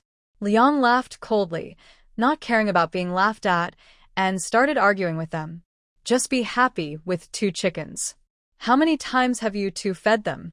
I've said it before, when you eat eggs, it's like both of you are eating for 6 people. You're always trying to get more. There are 5 siblings plus mom and dad, making 6 in total. Do you really need 2 chickens? Liang's tone was full of sarcasm, and he didn't bother hiding it. He even repeated how they ate eggs last time in front of everyone and how Jianan and his wife had cleaned the chicken coop several times. He listed how they gathered wild vegetables from the fields to feed the chickens, ducks, and geese. He even said he wasn't talking nonsense and hadn't lied. From under the bed, he pulled out a small notebook he had organized. Xiao Yuan leaned in to look. Wow, a family record book for 8 people. It had pages for each person, detailing their work points, clothing, expenses, and even complaints about chores. The dates and places were clearly recorded. There were summaries, with income added and expenses subtracted. Jianan and his wife's entries were heavily negative.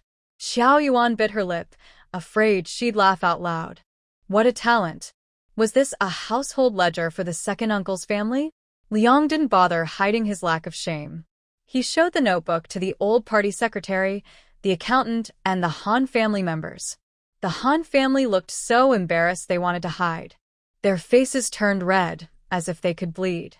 Anyone who saw the notebook would say their daughter was lazy, greedy, and had bad intentions. Completely useless. Han Kaifeng almost burst with anger.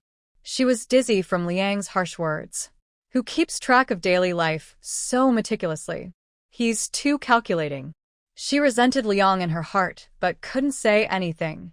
She lowered her head, tears welling up. She wanted others to see her suffering, to stand up for her. After the family split, it would be hard to take advantage again. She cried for a while, but no one responded. Even the old party's secretary impatiently tapped his cane on the ground. Her heart tightened, and she gradually calmed down. Suddenly, she felt a surge of hatred for all her in-laws. Everyone was mocking her, and the whole family looked down on the couple. They all waited for her to fail. The old village secretary and the accountant never expected that Xiao Changfu's family had been living so carelessly in the past. Everyone knew that Xiao Jianan was lazy, earning only a few work points a year and relying on the family for food. Surprisingly, they ate and took more than they should. The old secretary rarely spoke, saying calmly, "You can't be biased." Xiao Jianan avoided eye contact, feeling ashamed and angry. It was like being accused of being unfilial, making his parents regret raising him. He was the eldest son, so why shouldn't he get more? He had a wife and children to support. What's wrong with taking care of them? The family shouldn't argue so much. Zhou Chunhua couldn't hold back after hearing the old secretary's words and turned away to wipe her tears. Xiao Changfu's eyes turned red, and his rough hands harshly rubbed his weathered face. He sighed deeply and then continued, "Let's divide the money now." He asked Zhou Chunhua to take out the money. She hurriedly wiped her tears and took out a small handkerchief from her quilt. Her voice was still choked with emotion. "You all know our family situation. We are poor, and last year, Jianan spent some money on his wedding. We didn't sell pigs last year, so the total is only 96.54 yuan. We divided it into 6 parts. His 5 siblings each get 1, and my husband and I share 1. When Jianbei and the other 2 brothers and sister-in-law get married, Jianan and his wife should also contribute, since their wedding was paid for publicly." The old secretary and the accountant nodded, saying, "That makes sense." From the moment they knew that Xiao Jianband also had a share, Qiao Jianan and Han Kaifeng looked very unhappy, their faces darkening like a pot bottom. It was obvious they didn't like it. Xiao Yuan watched with boredom. These two always wanted to find ways to get more. In the end, only the grain remained. Xiao Changfu clenched his teeth and made a firm decision. As for the grain, the team now has a tractor. In about a month, the harvest will be finished, and in 2 months, we'll distribute the new grain, based on everyone's work points. Dad. Xiao Jianan shouted in shock, looking terrified. P.S. Qiao Jiandong looked very much like the person holding the recorder. Han Kaifeng looked dazed, tears streaming from her eyes, her teeth trembling. How will the three of us survive in the future? At this moment, the Han family members had to speak up. They didn't want to feed outsiders with their own grain. Besides, their grain supply was not abundant. Han's mother was so anxious she was spinning in circles, her swollen lips mumbling unclearly. If you don't believe it, the pot won't cook. Xiao Yuan found it very amusing and quietly translated for old Madame Qiao. She says it's not possible. We can't get by. She was too lazy before and didn't earn many work points. She also reflected on Han's mother's thoughts. Han's mother smiled gratefully at Xiao Yuan. Xiao Yuan. Has she lost her mind? Jiao Jiandong and Jiao Jiandi's faces were full of mockery. If they had known it would come to this, why did they start it? Jiao Jianbei sat quietly on a small stool, holding his head. He wasn't as clever as his two brothers, but he wouldn't be so foolish as to fall behind. Han Wanli rubbed his hands and shamelessly took out his trump card. Dear in-laws, for Xialina's sake. Jiao Jinan's daughter was named Jiao Lina. Han Saifeng's eyes sparkled with surprise. She hurriedly ran to the west room and picked up her sleeping child. She bent her legs and was about to kneel before Jiao Changfu and his wife. Xiao Yuan stepped forward quickly, grabbing her by the collar and pulling her up. Sister-in-law, what are you doing? Our family doesn't do this. This scene was truly nauseating. Jiao Xianqi withdrew his hand, giving Han Kaifeng a sarcastic look. Kneeling at home is useless. If you have the ability, kneel at the village entrance so everyone can judge. Big brother can't support his wife and children. Do we, as younger brothers, need to help support you? Jiao Jiandong's mockery was even sharper. As soon as he finished speaking, the atmosphere in the room grew tense. Those words were really harsh. Making his wife and children be supported by his younger brother was so pathetic. If someone with a sharp tongue heard this, they could make scandalous news, like claiming the eldest brother was useless and borrowed his brother's seed. Anyway, upon reflection, those words were somewhat insulting. The two brothers' unreserved mockery deeply hurt Jiao Jianan. His forehead veins bulged, his fists clenched tightly, and his eyes nearly bulged out. I agree, Dad. How should we split the pigs? Hurry up and divide it. Once done, the three of us will leave immediately, so we won't be a burden here. When he said this, everyone frowned. The old secretary shook his head and sighed. The accountant patted Jiao Changfu on the shoulder, thinking, how did such a troublesome person come about? Every family has its difficulties. Jiao Jiandong clenched his fists, about to hit Jiao Jianan, but seeing Zhou Chuanhua's slightly moist eyes, he slowly relaxed his hand. Norush. Xiao Changfu blinked quickly, struggled to swallow the lump in his throat, and spoke in a low voice. The pig will be slaughtered tomorrow. The money from selling the pig will be split into 6 parts, and the pork will be divided by person. This year's New Year was in February, and there were 4 months left. Usually, killing the pig now would mean a loss, but Xiao Changfu felt a bit cold inside. He didn't want to argue anymore. Just divide everything and forget about it. After everything was divided, Qiao Jianan angrily turned around and slammed the door to the west room. The children were frightened by the door slamming and trembled, crying loudly. Han Saifeng's eyes widened in anger. Enough? Why are you crying? Your grandparents have already driven our family out of the house. You're still crying now. Han Kaifeng vented her anger on the children, openly losing her temper in front of everyone. At this moment, she resented the Qiao family and naturally spoke harsh words. Zhou Chunhua felt sorry for her granddaughter and was so worried she patted her thigh, about to go forward and hold her. You should comfort her. My child, Mom thinks it's better not to worry too much. It's just bad luck for her, Han Kaifeng said coldly as she held the child and stepped back. What nonsense are you talking about?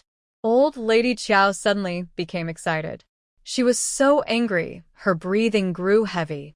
Qiao Yuan quickly poured a glass of water and added 2 drops of spiritual spring water. She helped soothe her, patted her back, and said, Grandma, it's not worth getting upset over such things. Seeing her husband in such pain, Old Man Qiao also got angry and slammed the table hard. He pointed at the 3 brothers, Qiao Jianbei, Jiandong, and Jianxi. Jianbei, Jiandong, Jianxi. All 3 of you go to the west room and bring out that troublemaker.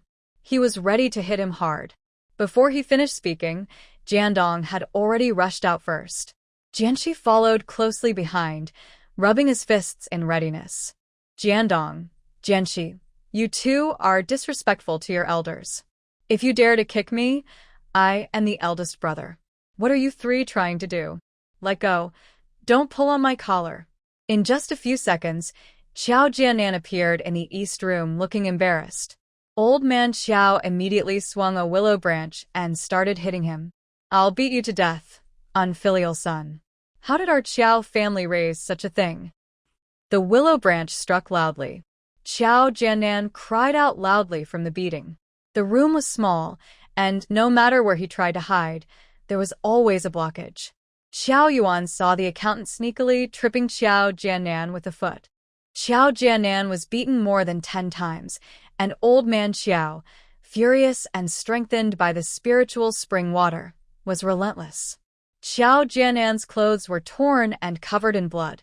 Grandpa, I was wrong. Stop hitting me. I know I was wrong. Boo-hoo. Mom and Dad, you're just watching me get beaten. Ah. Seeing him still calling for his parents, Old Man Qiao remembered how his second son's eyes had been red just now. He hit even harder. In the end, Qiao Jinan could only curl up in the corner, crying loudly. The Han family members, including Qiao Chongfu and Zhou Chunhua, all fell silent and fearful, only able to watch helplessly. Finally, Grandma Qiao stepped forward and said, Enough, old man. Don't tire yourself out. The Old Man Qiao, exhausted and gasping for breath, grabbed a willow branch and pointed at Qiao Jianan, who was sobbing in the corner. Through his clenched teeth, he managed to say, Try that again, and I'll break your leg. Your parents spoiled you so much that you don't understand anything. The old Qiao family has lost face because of you. Then he looked at the 3 brothers, Qiao Jianbei and his siblings.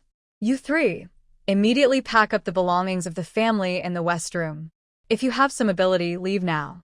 Whether you do well or badly, no one will care. The old man threw down the willow branch in anger, coughing violently. Grandma Qiao hurriedly handed him some water. Qiao Yuan picked up the branch and lightly tapped the edge of the Kong, then let out a soft laugh, breaking the tense atmosphere. Lena really has bad luck. Her lazy, greedy father and her mother, who doesn't know her own limits. The parents both favor boys over girls. Our daughter's voice is hoarse from crying, yet she's still spouting nonsense, trying to see who she can manipulate. Even animals know to protect their young, but some people... Ha. They're both stupid and mean. Qiao Yuan's words sounded like venom, each one hitting straight to the heart. Han Saifeng's face changed like a painted wall, pale, stiff, cracked, and weathered. How can you say such things? If she could, Han Kaifeng would have wanted to tear apart Qiao Yuan's foul mouth. If it's like a picture, it should be hung on the wall. Qiao Yuan raised her eyebrows slightly. Dogs shouldn't be fed too much, and some people shouldn't be treated too kindly. Flattering someone too much just spoils them, makes them think they deserve everything. Don't you agree, Grandma Han? She ignored Han Saifeng's grim face and smiled as she looked at her. Auntie, when the beam is crooked, the lower beam leans. Someone tears off the left cheek and sticks it on the right. Someone who's shameless and insincere. Have you heard that saying? Han Saifeng's face turned purple, and her finger trembled as she pointed at Qiao Yuan. You. Xiao Yuan didn't want to hear her stammering and babbling, so she turned her final toward Han Wanli. Uncle Han, I heard you went to a private school. You're a cultured person. Do you know what it means when people say, a rat has fur, but a person has manners? Without manners, what's the point of living? Can you explain that to everyone? From the moment Xiao Yuan spoke, Han Wanli knew trouble was coming. Sure enough, the Han family's reputation was being trampled on. He felt ashamed of himself. He understood Xiao Yuan's words were meant to make him hit Han Kaifeng. Being beaten by a younger person made Han Wanli unhappy. But if he didn't act, he looked at the willow switch in Xiao Yuan's hand, still stained with blood, and slowly raised his hand. He shouted at Han Kaifeng's frightened face. Smack. Old man. Dad. Son. Besides her bleeding lips and a pounding head, Han Kaifeng and the others in the Han family all screamed loudly. Zhou Chunhua was worried her granddaughter would be thrown out, so she quickly snatched the switch from Han Kaifeng's hand. Dear, keep going. Han's mother was so angry she wanted to rush forward and scratch Zhou Chunhua. Ah! Zhou Chunhua, you wicked woman. How dare you hit my man and scold my daughter? My Feng is still young. Zhou Chunhua hugged the child and hid behind her mother-in-law. Old Madame Qiao glared. Such filial piety. Seeing Han's mother's claws about to scratch Madame Qiao's face, instead of stopping, her eyes flashed with malice. Xiao Yuan swung the willow switch fiercely. Han's mother. Ah! You dare hit me! The room was chaotic. Some screamed, some cried, some cursed. It was a loud mess. Wang Manju, who was sitting and watching with a stick, was so anxious she stomped her feet, wishing she could learn flying head kung fu. Accountant Yu pulled the trembling old secretary onto the bed for safety. Old secretary, let's hide a bit farther. Careful not to get hurt. The old secretary trembled as he raised his pipe and took a puff. Go forward. If there's another family split, you and Fu you can go together. I'm old and can't stand this scene. Xiao Yuan was overwhelmed by Han's mother's shouting.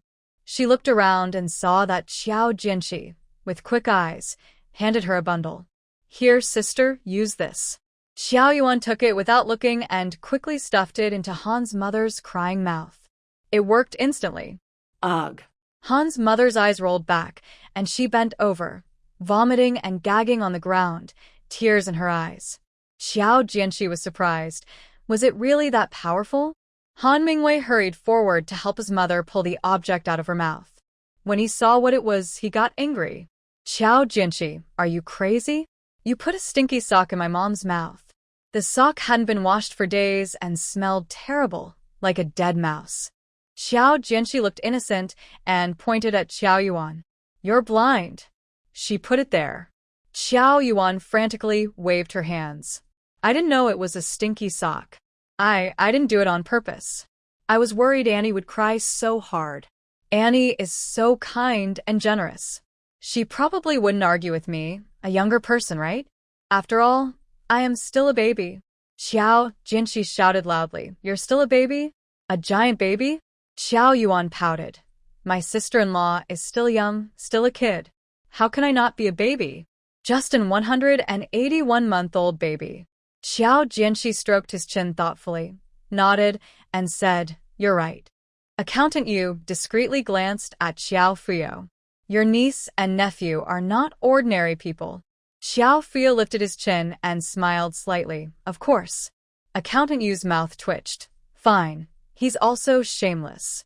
Xiao Yuan had just been bullied by her sister-in-law, then turned around with a gentle smile and looked at Han Wanli. Uncle Han, please continue. She made a polite gesture, very obedient and courteous. Han Wanli clenched his teeth and raised his hand to slap Han Kaifeng twice. He hated Xiao Yuan deeply, gnashing his teeth and asking, Are you satisfied now? Not satisfied. Bang! Han Wanli suddenly slapped Han Kaifeng twice more, making her see stars and cry loudly. Are you satisfied now? Not satisfied. Han Wanli raised his hand again, but Han Mingwei held him back. Dad, you can't hit her anymore. Feng is still postpartum. If you hit her again, she'll be hurt, and she still needs to breastfeed. If she's hurt, she can't take medicine. Han Wanli didn't speak, just stared intently at Xiao Yuan. Xiao Yuan shrugged and thought to herself, Han Wanli, ask me 100 times, 1,000 times, and I still won't be satisfied. If you want to hit, go ahead. It's none of my business. Anyway, if you beat her to death, I won't have to pay the price. You, as her father, are here with her. Everyone inside the room. Seems quite true. Han Wanli was gasping like a bull, his eyes turning red. Xiao Yuan smiled and looked at Han Kaifeng, who was lying on the ground, full of fear. Sister-in-law, your beating has nothing to do with me. There are so many people watching. I didn't ask your dad to hit you. He just dislikes that you lost the Han family's face and took it out on you. Extremely shameless. Only women and villains are hard to raise. Han Wanli was so angry he staggered. Han Mingwei clenched his fists. If you hadn't provoked him. Xiao Yuan just plugged her ears with cotton, pretending not to hear. She turned to sigh at Xiao Jiannan, shaking her head. Oh, everyone says a son-in-law is half a son, but I think that's nonsense. When Jiannan was beaten, no one from the Han family stopped him. But now it's his own daughter. TSK. Look at how worried the Han family is. Jiannan, you wanted to learn to drive a tractor for your big brother-in-law, even lowering your pride to ask me. You treat them like family, helping no matter how difficult it is. But what about them? Clearly, they see you as a fool to be taken advantage of. From now on, I will be responsible for my own household, but I need to be more careful. Unlike others, my parents didn't give me many skills. I can only learn by myself later. Keep going. Xiao Jiannan said she wanted to learn about tractors. She can understand it clearly even with her toes. Han Mingwei and Xiao Jiannan both blushed at the same time. The final separation ended with Xiao Jiannan and Han Kaifeng, both looking battered and embarrassed, moving into Han's house. They decided to rent a small, shabby room, which would take a couple of days to tidy up. In the village, small groups gathered and talked mostly about old Xiao family matters. Everyone was excited, talking eagerly. Especially Wang Manju, who always claimed to have the latest gossip and was always around. The Han family looked upset. Han's mother, with a swollen face, would talk badly about Zhou Chunhua and Xiao Yuan, saying they caused their injuries. She also blamed Xiao Yuan for making her husband sick and unable to get out of bed. No one believed Han's family. Everyone knew they never told the truth.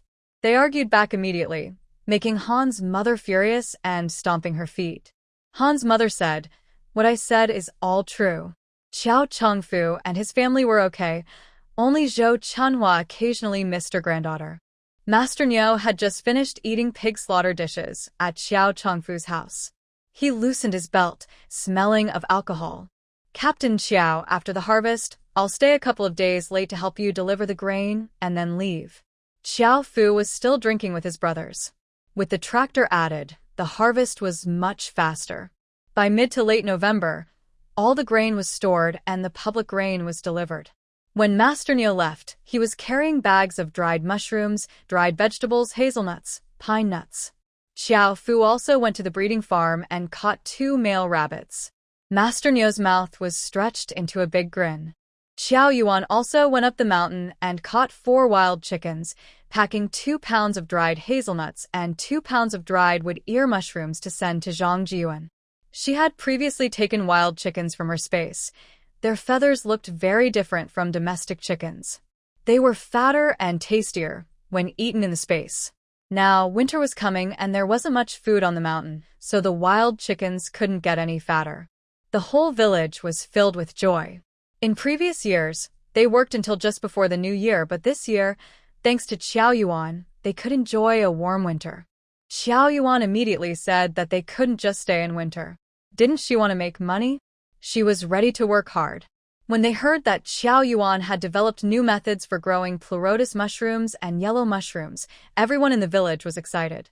Old folks, children, and even toddlers crowded into the village office, asking eagerly if it was true. Everyone finally believed it was true, and the excitement began. Some elderly people, leaning on their canes, faced the northwest wind, holding hands with old Qiao and old Madame Qiao, tears in their eyes. Old Qiao, you raised a good granddaughter.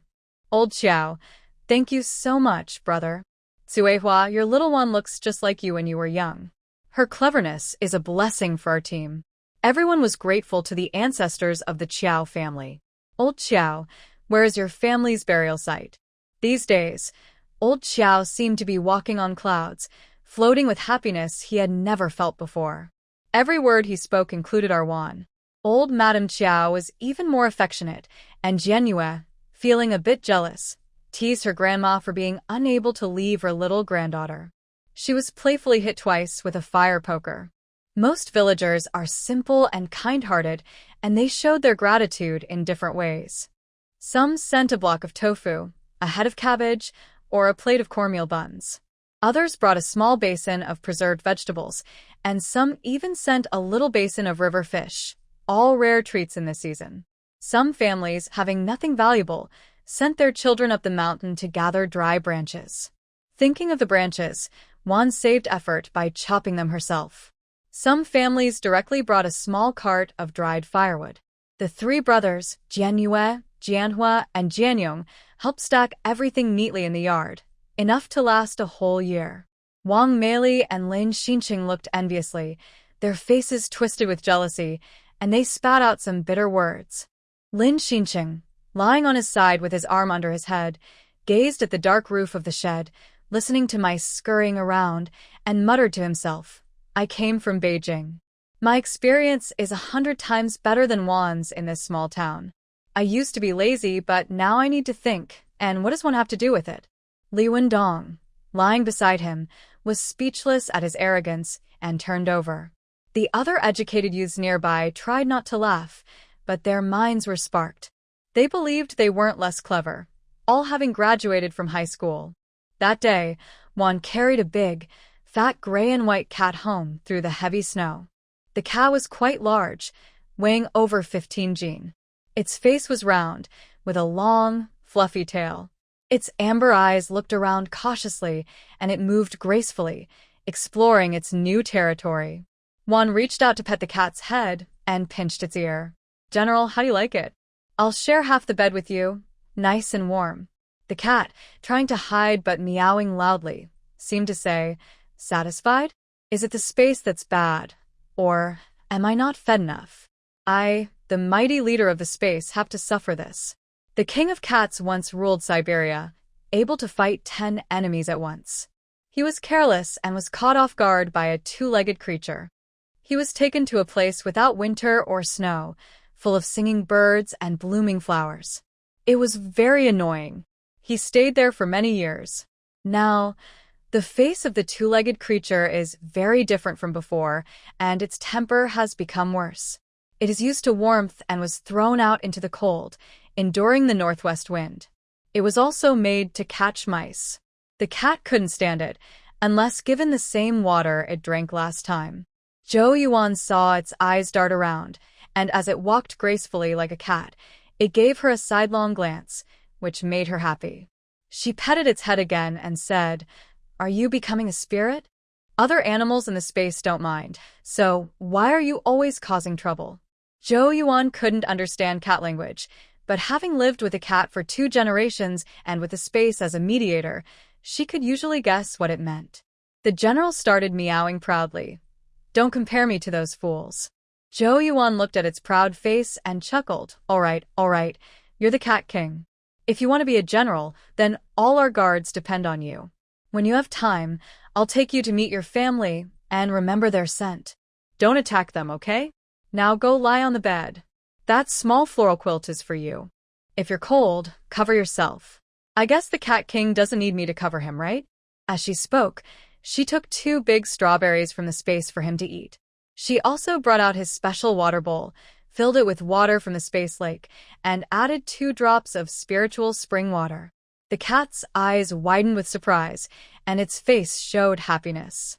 Its tone became a bit more charming. Two-legged creature, you're so kind. Zhou Yuan rolled her eyes at him. He was so quick to change moods. The cold north wind was blowing fiercely, and heavy snow was falling rapidly from the sky. Zhou Yuan buried a few potatoes under the stove. Suddenly, footsteps sounded outside, and the cotton curtain was lifted. Zhou Jianye, Zhou Jiandong, and Zhou Jianxi, 3 brothers, came in shivering, rubbing their hands and shrinking their necks.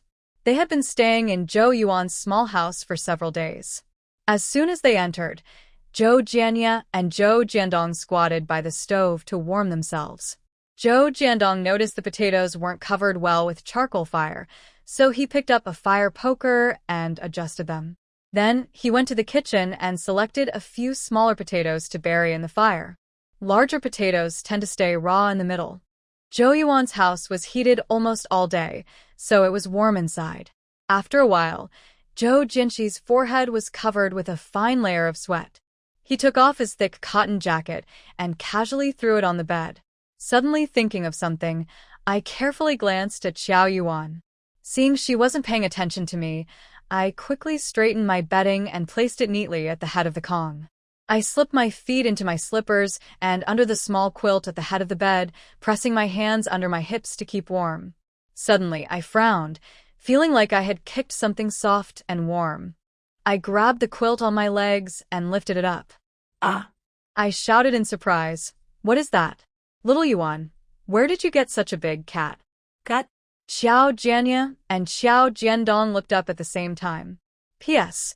Roasted potatoes and sweet potatoes are really delicious. General, Siberian forest cat. Such a big cat. A big lump.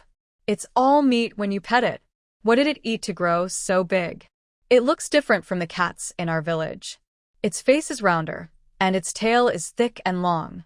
Xiao Yuan washed some prepared frozen pears, then brought a small basket of sunflower seeds, peanuts, and candies. This morning I took a walk up the mountain and found it in a valley. It was almost frozen stiff. I thought it looked nice, so I brought it back. Maybe it came from the Russian side, where it's even colder than here. The 3 brothers each took a bite of the frozen pear, feeling the cold and a bit of a jolt in their teeth. They ate the juice vigorously, making the pear wrinkle up. The flesh of the pear was like a sorbet, cool and refreshing. Sitting by the warm Kong, each of the boys could eat 2 or 3. Xiao Jinxi carefully touched the shiny, smooth cat's head, just as the general was about to puff up.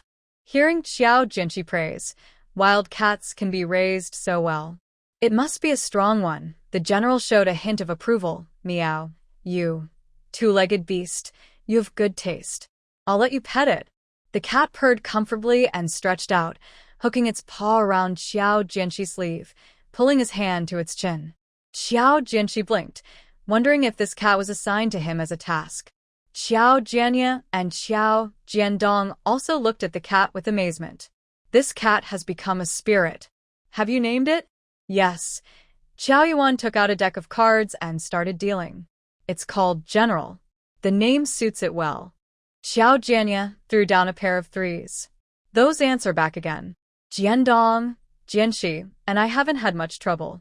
Big brother, second brother, and brother Jianbei are too afraid to go home or show their faces. They spend all day in the mushroom house. Recently, the matchmaker has been knocking on our door every day. My mom and second aunt have been busy, looking at every girl's family, eager to bring one home as a daughter-in-law.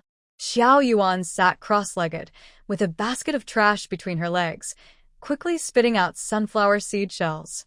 He played 2 cards, pair of hooks. There's no need to rush. The oldest brother Manhwa is only 21, Jianbei is 20, and Jianzhong is 18. Marriage depends on fate. If the ox doesn't drink water, it can't be forced. Hurry up and play your cards. I hate people who keep hesitating when playing cards. Don't. Right from the first round, they played a pair of hooks. The cards are so good that the 3 brothers are crying. In the first game, Xiao Yuan held a pair of 10s and won. In the second game, with a pair of 10s and the big and small jokers, she won again. In the third game, Sorry. she won again. The brothers became more confident and refused to believe it. Finally, in the 10th game, she got a good hand and thought they might be working together. Xiao Jianye immediately boasted, "Hurry up and play your cards. We agreed that the last person to lose will make lunch." Jiao Jiandong's smile couldn't hide, and you'll have to wash the dishes. Xiao Yuanwan looked at her pair of red tens and the messy cards, her eyes blacking out, lightning flashing. Jiao Jianxi asked, haven't decided which card to play first? Don't rush. Let me sort the cards. Xiao Yuanwan gave a glance to the cat. The clever general first stretched lazily, yawned, shook his fur, and made a fake move. Only after Xiao Yuanwan urged did he walk with a cat-like step, slowly standing behind the brothers for a while. His big eyes stared unblinkingly at their cards. The three brothers thought they had a sure win, kept shouting, and wished they had tails as long as the generals. Xiao Yuanwan showed a mysterious smile and started playing her cards. After some exchanges, Jiao Jianxi looked at the pair of sixes in his hand and almost cried. Ugh, I'm falling behind, he said. Jiao Jianxi, weak and exhausted, drooped his head. Why? Why didn't he play the pair? Why hesitated one by one? If he had played the pair from the start, why hesitate now? Little one seems to have eyes everywhere. Sour cabbage, stew with pork backbone. Go all out. Xiao Yuanwan packed her cards into the box. She smiled, swung her legs, and happily peeled sunflower seeds. TSK, look at her peaceful life, like a fairy. Oh, by the way, there's a silly roe deer in the bathroom that needs to be taken care of. The brothers exchanged glances, slipped on their shoes, and rushed to the kitchen. Xiao Yuanwan turned on the radio on the cabinet, skillfully tuned the channel, and found her favorite show, Journey to the West. Then she lay back on the bed, with her head close to the generals, cracking sunflower seeds.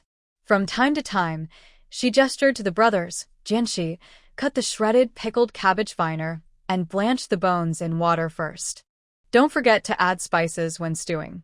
Add some garlic sauce, and put a plate of the salted vegetables that Aunt Chi gave us. The roe deer meat should be cut into small pieces, about 2 to 3 jin each. When you all leave, bring 20 jin each, and help me put the rest in the outside jar to freeze. The jar lid is pressed down with stones, so mice won't get in and cause trouble. The general patted Xiao Yuan's face with his paw and rolled his eyes. Who do you look down on? With the cat king here, mice are impossible. When they smell him, they get so scared they run away. Xiao Yuan gently fed him a handful of pine nuts. The cat licked and swallowed happily, showing it forgave her for now. The three brothers responded one by one, busy and lively, but they weren't eager to eat meat. Something was wrong with their minds. Meow, the general sniffed and lowered his head from the bed. Xiao Yuan then remembered the baked potatoes in the stove, quickly got up and used a fire poker to dig them out. She had buried 9 potatoes in total. Most families wouldn't dare do this. Baked potatoes should be eaten hot. Xiao Yuan crouched in front of the stove, carefully blowing on one to cool it, her left hand burning while she fanned it. She blew until it cooled, then brushed off the ashes. The crispy, fragrant crust of the baked potato was irresistible. She ate 2 before stopping. She grabbed a small basket from the kitchen and hurriedly packed the still hot potatoes, giving them to the 3 brothers. The general stayed still, lying on the bed like a cat pancake, his ears twitching. Xiao Jiandong took a basin outside to freeze meat, then came back into the house. Xiaowan, I just met Zhou Jiqing and Feng Jiqing shoveling snow. They asked me to help ask if you're selling roe deer meat? Yes, 1 jin for 1 yuan 20, and you can buy as much as you want, Qiao Yuan said, shivering, listening to her brother's voice. Oh dear, the daughter's kingdom. If only her river was a mother and daughter river, it would be a miracle cure for infertility. After a while, Qiao Jiandong came back with 6 yuan. Thinking of the children, Qiao Yuan also thought of the Wei family. Has Wei Jijun gone to pick up his wife again? No, Qiao Jiandong said with a shrug. After the autumn harvest, Wei Jijun went once more, and Wei's wife and Wei Zhigua went with him. No one knew what Yuan's family said, but the Wei family didn't go again. Rumor had it that Wei's wife looked very upset when she returned. On the same day, Wei Zhigua had a big fight with his wife. She was so angry that Feng Qingqing went into early labor, giving birth about a week early to a small girl weighing over 5 jin. What about Qiao Jianan and his wife? Qiao Yuan asked again. Xiao Jiandong pursed his lips. Not sure. They stayed less than 4 days at the Han family's house, then quickly moved with their child to a rented place. The Han family didn't try to stop them, not even a token question. The house was old, and the team charged only 2 mao a month for rent. An empty house was easy to fall apart, but if someone lived there, kept fires burning and tidied up, it could last for decades without problems. Therefore, the brigade only collects rent when there are vacant houses and someone borrows them. Most of the time, they don't charge. Most houses are not borrowed by outsiders, only by relatives. Xiao Jianan lives in a house left by an old bachelor from before. The house isn't big, about 20 square meters, but enough for a family of 3.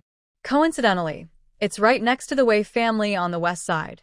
As for why young educated youths don't borrow houses, one reason is that they are outsiders, and the brigade is not very willing. Another reason is that the youths have no roots in the brigade and prefer to stay in groups for mutual support. But living together also has problems. More people mean more conflicts, and even small issues are watched by many eyes. Some people are very shameless, like toads, and can be quite annoying. Recently, the temperature dropped sharply. Xiao Yuan always wears full gear when she goes out. She wears a long, knee-length cotton coat made by Zhou Chunhua, a rabbit fur hat made by Grandma Qiao, thick high-quality cotton shoes, and thick cotton gloves. She only shows her big, round eyes. Many people envy her outfit, and among the young educated youths, some are also jealous. Qiao Jiqing, are you home? Just as the saying goes, speak of the devil. This kind of long cotton-padded coat, made of corduroy, 1 red, 1 green, and khaki, with 3 cotton-padded jackets. The sound of storytelling from the radio mixed with the crackling fire. The 4 siblings were busy working and chatting happily. Occasionally, a cat's meow could be heard from the general, but no one outside was calling the door. Outside, Wang Meili was standing in heavy snow, her hair wet in clumps. She refused to give up and called out twice. Qiao Jiqing, open the door. It's me, Wang Meili, Qiao Jiqing. Bang, bang, bang. Seeing no response, Wang Meili knocked harder. She called out twice more, feeling the cold wind into her stomach, making her shiver. Northeast winters are not only snowy, but also very windy. A northwest wind of level 4 or 5 feels like tiny knives on the skin, cutting painfully. When Wang Meili went to the countryside, she only brought an old, worn cotton-padded jacket and pants. The cotton had hardened into lumps, making her feel very cold. Every young educated youth sent to the northeast was given a few pounds of cotton. Wang Meili stuffed it into her cotton pants and quilt. But she lacked a proper cotton jacket. Seeing that last month, Qiao Yuan had sewn 3 new long cotton jackets, she became interested. But she was reluctant to ask for help, especially from someone she looked down on, Qiao Yuan. Just thinking about asking her made Wang Meili feel like ants were crawling all over her body, constantly reminding her that she is just a poor girl, not a wealthy lady, made her feel itchy and angry, hurting her deeply. But the snow was especially heavy this time, freezing her completely and turning her skin purple. She couldn't go outside at all. Usually, it's okay if a cat stays inside, but cooking, fetching water, and using the toilet all require going out. Plus, after the snow stops, she needs to go uphill in an ox cart or a sled to fetch firewood. She was really afraid of freezing, as frostbite can happen to hands and feet in the northeast. Helpless, she could only borrow some cotton from a nearby youth, but they were stingy and refused to help much. Only Wu Weimin generously lent her a small amount of cotton, but it was not enough. She gritted her teeth and mentally prepared herself to endure the shame and knock on the door. But she didn't expect Xiao Yuan to humiliate her so much. Knowing she was outside calling, she pretended not to hear. Furious, she kicked the door hard. Then, with a face turned purple from the cold, she rubbed her hands and went back to the youth station.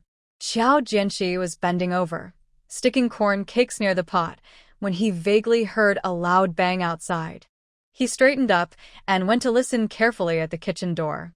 Xiao Jianya was still cutting the venison into pieces with a large knife.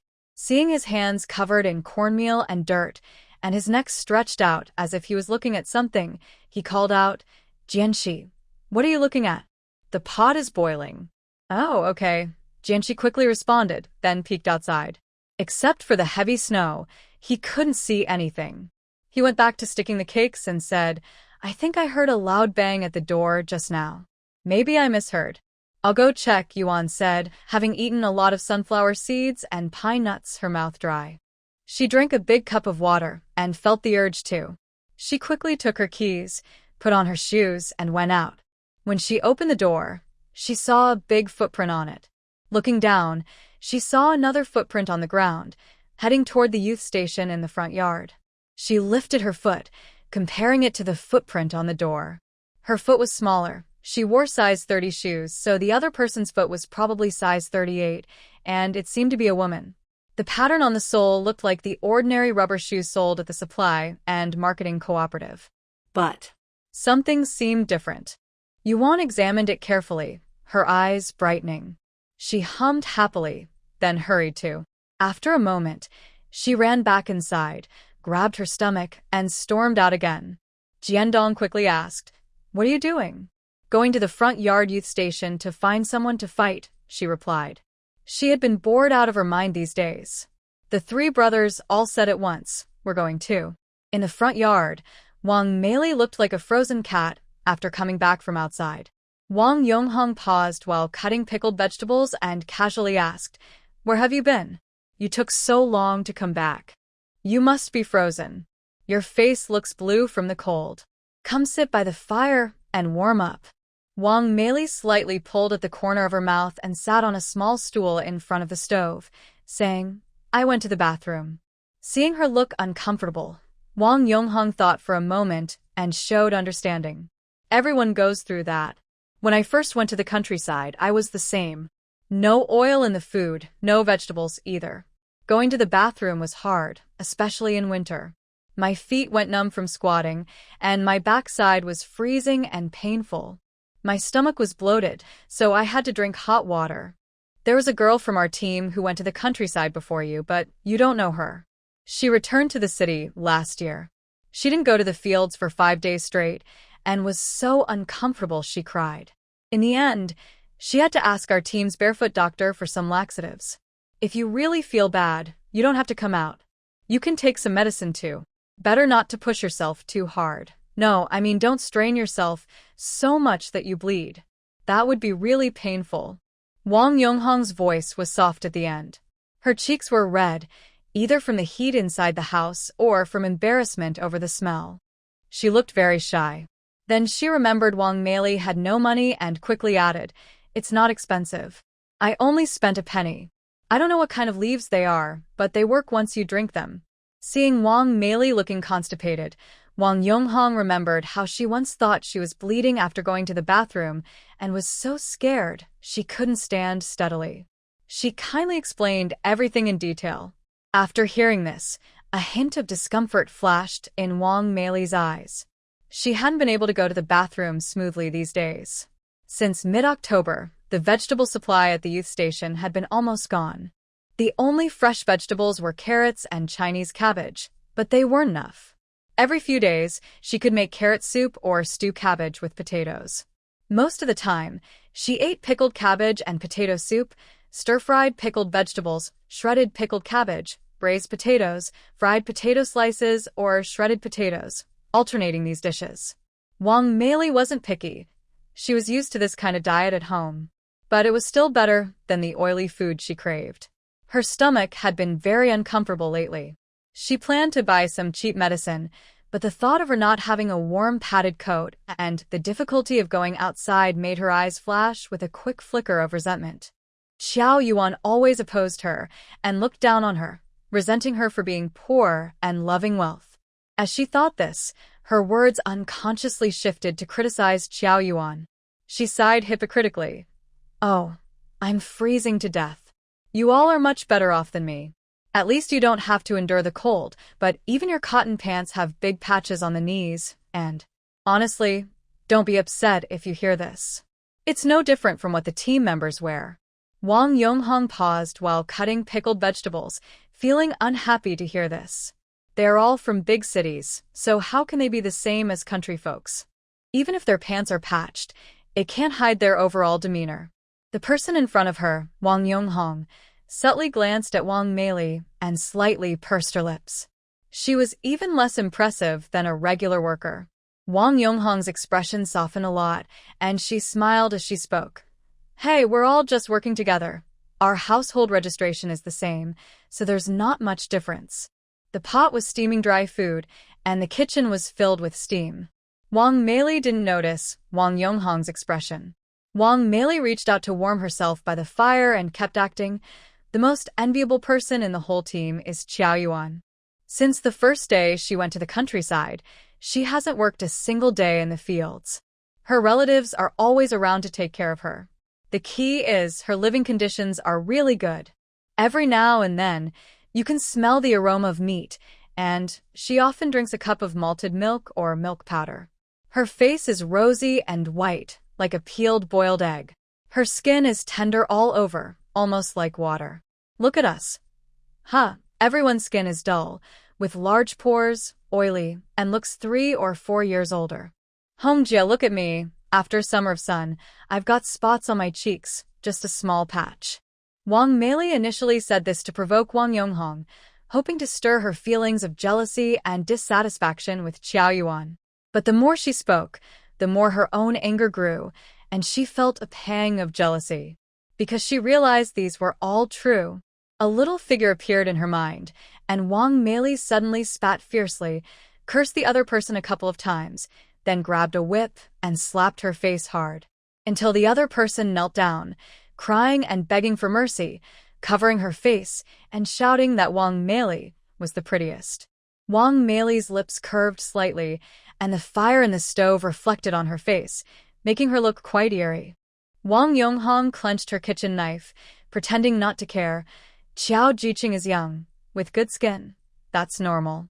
I'm 5 years older than her, but I can't compare to her. But Wang Meili, you and Qiao Jiqing are only 3 years apart, and we've been drinking the same water and eating the same food since we were kids. The difference is a bit big. But our looks are given by our parents, and there's nothing we can do about it. Next year, if you work hard, earn more money, buy a bottle of snow cream, and get a couple of new clothes, dress up nicely, you won't be worse than Qiao Jiqing. Wang Yonghong wasn't stupid. Even if she had opinions about Qiao Yuan, she could still hear Wang Meili's tone of provocation. She was willing to be a gentle, understanding sister, but she didn't want others to think she was a fool to be fooled. She wasn't a vegetarian either, so she quickly responded with some sharp words. Not wanting to cause a big fight, she finally gave Wang Meili a compliment, praising her a little. It was as if Wang Meili's looks weren't as good as Qiao Yuan's because of her dressing. The two spoke quietly, but someone was listening nearby.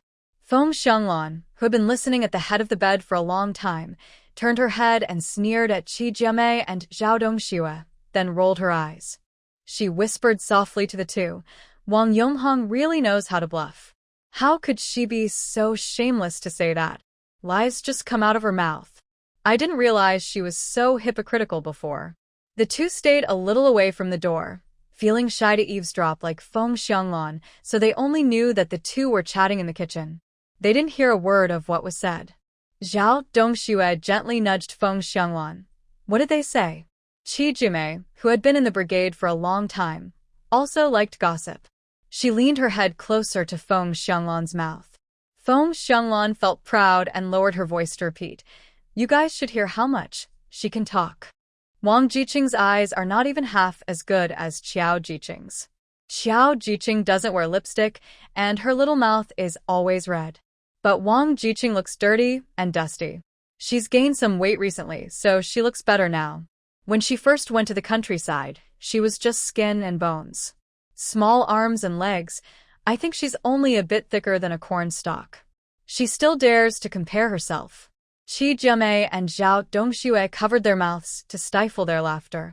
They both thought, it can't be that bad. Wang Meili's features weren't ugly, just thin and dark. Hearing some movement in the kitchen, Feng Xianglan shushed and pressed her ear to the wall again. She heard Wang Meili say with envy, I can't compare to Qiao Jiqing. She made 3 new cotton-padded coats. Each one is longer than her knees. That takes a lot of cotton, my goodness. I don't have that kind of money. But the styles are really nice. I've never seen such coats before. The coat even had a drawstring in the middle, making her look tall and slim, with a big fur collar, and her face was delicate and small. She really wanted one. When she became a wealthy lady in the future, she would make 3 coats to wear. No, 10.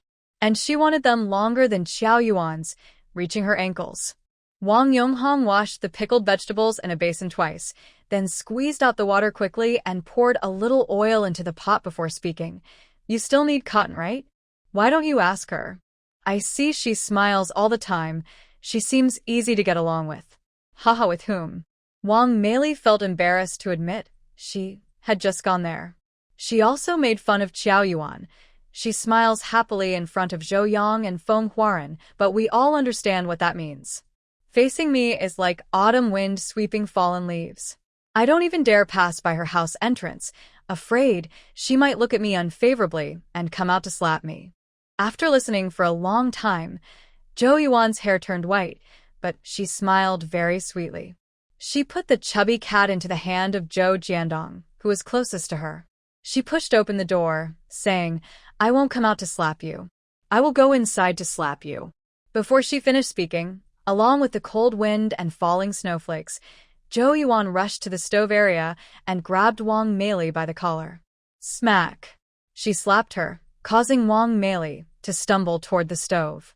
Zhou Yuan was close enough to smell the burning hair. Not waiting for others to react, she pulled Wang Meili up and slapped her 3 more times. That wasn't all. She grabbed Wang Meili's head and was about to dunk it into the water basin. Stop! Today, our group is fetching water. Feng Xianglan had already put on her shoes and leaned against the doorframe to watch the scene when Zhou Yuan pushed the door open. Zhou Yuan said, the water is dirty, so Wang Meili will fetch it. Feng Xianglan only fetched water if she wasn't working herself. All right, she agreed. Zhou Yuan kept moving her hands, continuing to press Wang Meili into the water basin. Wang Meili struggled desperately, crying, let me go. Sobs, let go. Wang Yonghong finally reacted and tried to step forward to stop her. As she moved, the 3 brothers, Zhou Jianya and others, blocked her. The soldiers also warned her with meows and showed their sharp claws. Wang Yonghong was so frightened she didn't dare move. She didn't want to be scratched by the cat. The male youth from the nearby men's team came out quickly and saw Zhou Yuan tilting the water basin with one hand while pressing Wang Meili's head inside with the other. Everyone was so shocked their souls almost left their bodies. A good winter day and now fighting? Stop right now, Li Wendong shouted loudly and quickly stepped forward. Seeing Zhou Yuan's hands still moving and 3 strong men standing nearby, he had to persuade her firmly. Zhou, in this cold weather, you're risking Wang Meili catching a cold or getting a fever. It's not convenient to see a doctor here, and if she gets sick, the team leader will have to send her in a cart. Hearing this, Zhou Yuan loosened her grip. Wang Yonghong hurried forward to help Wang Meili to the side. Wang Meili, who had just escaped danger, was crying loudly and trembling, curled up in Wang Yonghong's arms. Zhou Yuan blew dust off her hands and said, Humph, Wang Meili, you should thank Feng Xianglan. This group is too lazy. There's not even half a basin of water in the basin. She almost knocked over the basin, but it didn't drown Wang Meili, which made her furious. Thinking that the team leader convinced Qiao Yuan, Li Wendong said, Feng Xianglan from the lazy group, Wu Weimin. Others. The male and female educated youths live just separated by a kitchen. To avoid awkwardness, most of the male youths keep their doors closed. No one heard what Wang Meili and Wang Yonghong said, nor saw when Qiao Yuan arrived or how the fight started. It was only when Feng Xianglan's scream was heard that they hurried out. P.S. They thought it was malted milk or powdered milk, but it was actually space milk. Li Wendong rubbed his face hard, looking quite helpless. Qiao, what happened again? She suddenly burst in and hit me. Boo-hoo! It's so unfair, Wang Meili immediately complained, covering her swollen face with one hand and pointing fiercely at Qiao Yuan with the other. Xiao Yuan moved a chair and sat down casually, legs crossed, looking very relaxed, as if watching a show, not saying a word. Look, everyone. She has no words now, right? She's the one bullying others. I'm going to report her. Wang Meili jumped out of Wang Yonghong's arms, shouting and pointing at Xiao Yuan's nose. Wang Yonghong, what do you think? Li Wendong didn't quite believe Wang Meili, as she had a reputation for causing trouble before. Wang Yonghong was reluctant to speak up. She secretly favored Wang Meili because Wang Meili liked Feng Hua and wouldn't compete with her for Wu Weimin. Plus, Wang Meili was just average-looking and not wealthy, so Wang Yonghong felt more comfortable being with her. People's happiness often depends on comparison. With Wang Meili as a contrast, she thought she looked quite pretty. Wang Meili was quite mischievous, but it didn't really matter. Nothing had happened to her. But Xiao Yuan was someone she couldn't afford to offend. She was a bit crazy, and with the Qiao brothers present, she was probably listening. Wang Yonghong, trying not to offend anyone, recounted everything that happened. That's how it was. When Feng Jiqing and Zhou Jiqing were mentioned, Qiao Jiqing suddenly came out and slapped Wang Meili a few times. Xiao Yuan kept tapping her thigh rhythmically, unevenly, as if lost in thought. To Wang Meili, it sounded like a death sentence. She looked fragile, pale as paper. I really didn't mean anything bad. I just wanted to say that Qiao Jiqing and Zhou Jiqing and Feng Jiqing live close by and have known each other longer, so their relationship is better. Zhou Jiqing, you're overthinking things. I don't have such complicated thoughts. But I don't blame you. After all, I was the one who spoke those words. Please, just let me go. Boo-hoo. Don't hit me anymore. I really don't want to drown. This statement is interesting. Different people see it differently. If your mind is full of nonsense, then you see nonsense. Why did Zhou Yuan get the wrong idea? Wang Meili was subtly criticizing Zhou Yuan, implying she had bad intentions. Zhou Yuan immediately understood what Wang Meili meant. Others also understood and thought to themselves that Wang Meili's beating was undeserved. You're so rude. Zhou Jiqing is still young and just spreading rumors. She deserves to be beaten. Feng Xianglan openly supported Zhou Yuan. She was serious about backing her. Now is the best time to stand up. Zhou Yuan gave her a look of approval and took a small handful of milk candies from her pocket, giving them to her. Feng Xianglan was very happy inside. See, her efforts paid off. The return was quite good. Feng Xianglan became more enthusiastic. She first put the candies in her pocket, then crossed her hands on her hips, looking down at Wang Meili with a mocking expression. She said sarcastically, Wang Meili, don't think everyone is stupid. You say Zhou Jiqing got the wrong idea. Well, I also heard that you, Wang Meili, along with Wu Xiangnan, Lin Xinqing, Wu Weimin, Wang Chunlin, Li Wendong, and Xie Jiansheng, all live under the same roof. They eat together every day, often cooking for each other. They are very close, and sometimes they even cook for a few male youth. Feng Xianglan was really bold. She listed all the male youth's names without caring if they looked angry. Zhou Yuan excitedly patted her thigh. Oh, I almost forgot. When you mentioned it, I suddenly remembered something. The whole brigade is talking about it. Someone said Wu Jiqing. Oh, sorry, Wu Xiangnan Jiqing. No, I mean Wu Weimin Jiqing. Someone said Wu Jiqing was so kind-hearted that she gave Wang Jiqing. Oh no, that's not right either. I meant Wang Yonghong, but that's not you. I heard she gave a big bundle of cotton to Comrade Wang Meili, at least half a jean. It was given at the cattle shed, and the story has all sorts of details. People say Wang Meili was so grateful she was holding Wu Weimin Jiqing's hand and almost crying. No one knew why Wu Weimin secretly gave cotton to Wang Meili. Coincidentally, Wang Manju, who was in a hurry too and couldn't find a place, saw it happen. That day, she hurried over in the wind to gossip, asking if the two were dating. She said there was probably no affair, and Wang Manju turned around and spread the news. Soon, it was all over the team. As it was passed among a few people, the rumor started to change, and some even said the two were about to get married. It was just because it was cold, and the educated youths didn't go out much or socialize with the villagers, so they were kept in the dark. Nonsense. The cotton only weighs 4 ounces, and I didn't hold Wu Jing's hand and cry, Wang Meili said without thinking, wanting to add a little more to her story. Now, the educated youths looked at Wu Weimin and Wang Meili with strange eyes, exchanging glances. Qiao Jiandong and the others also felt they hadn't come for nothing.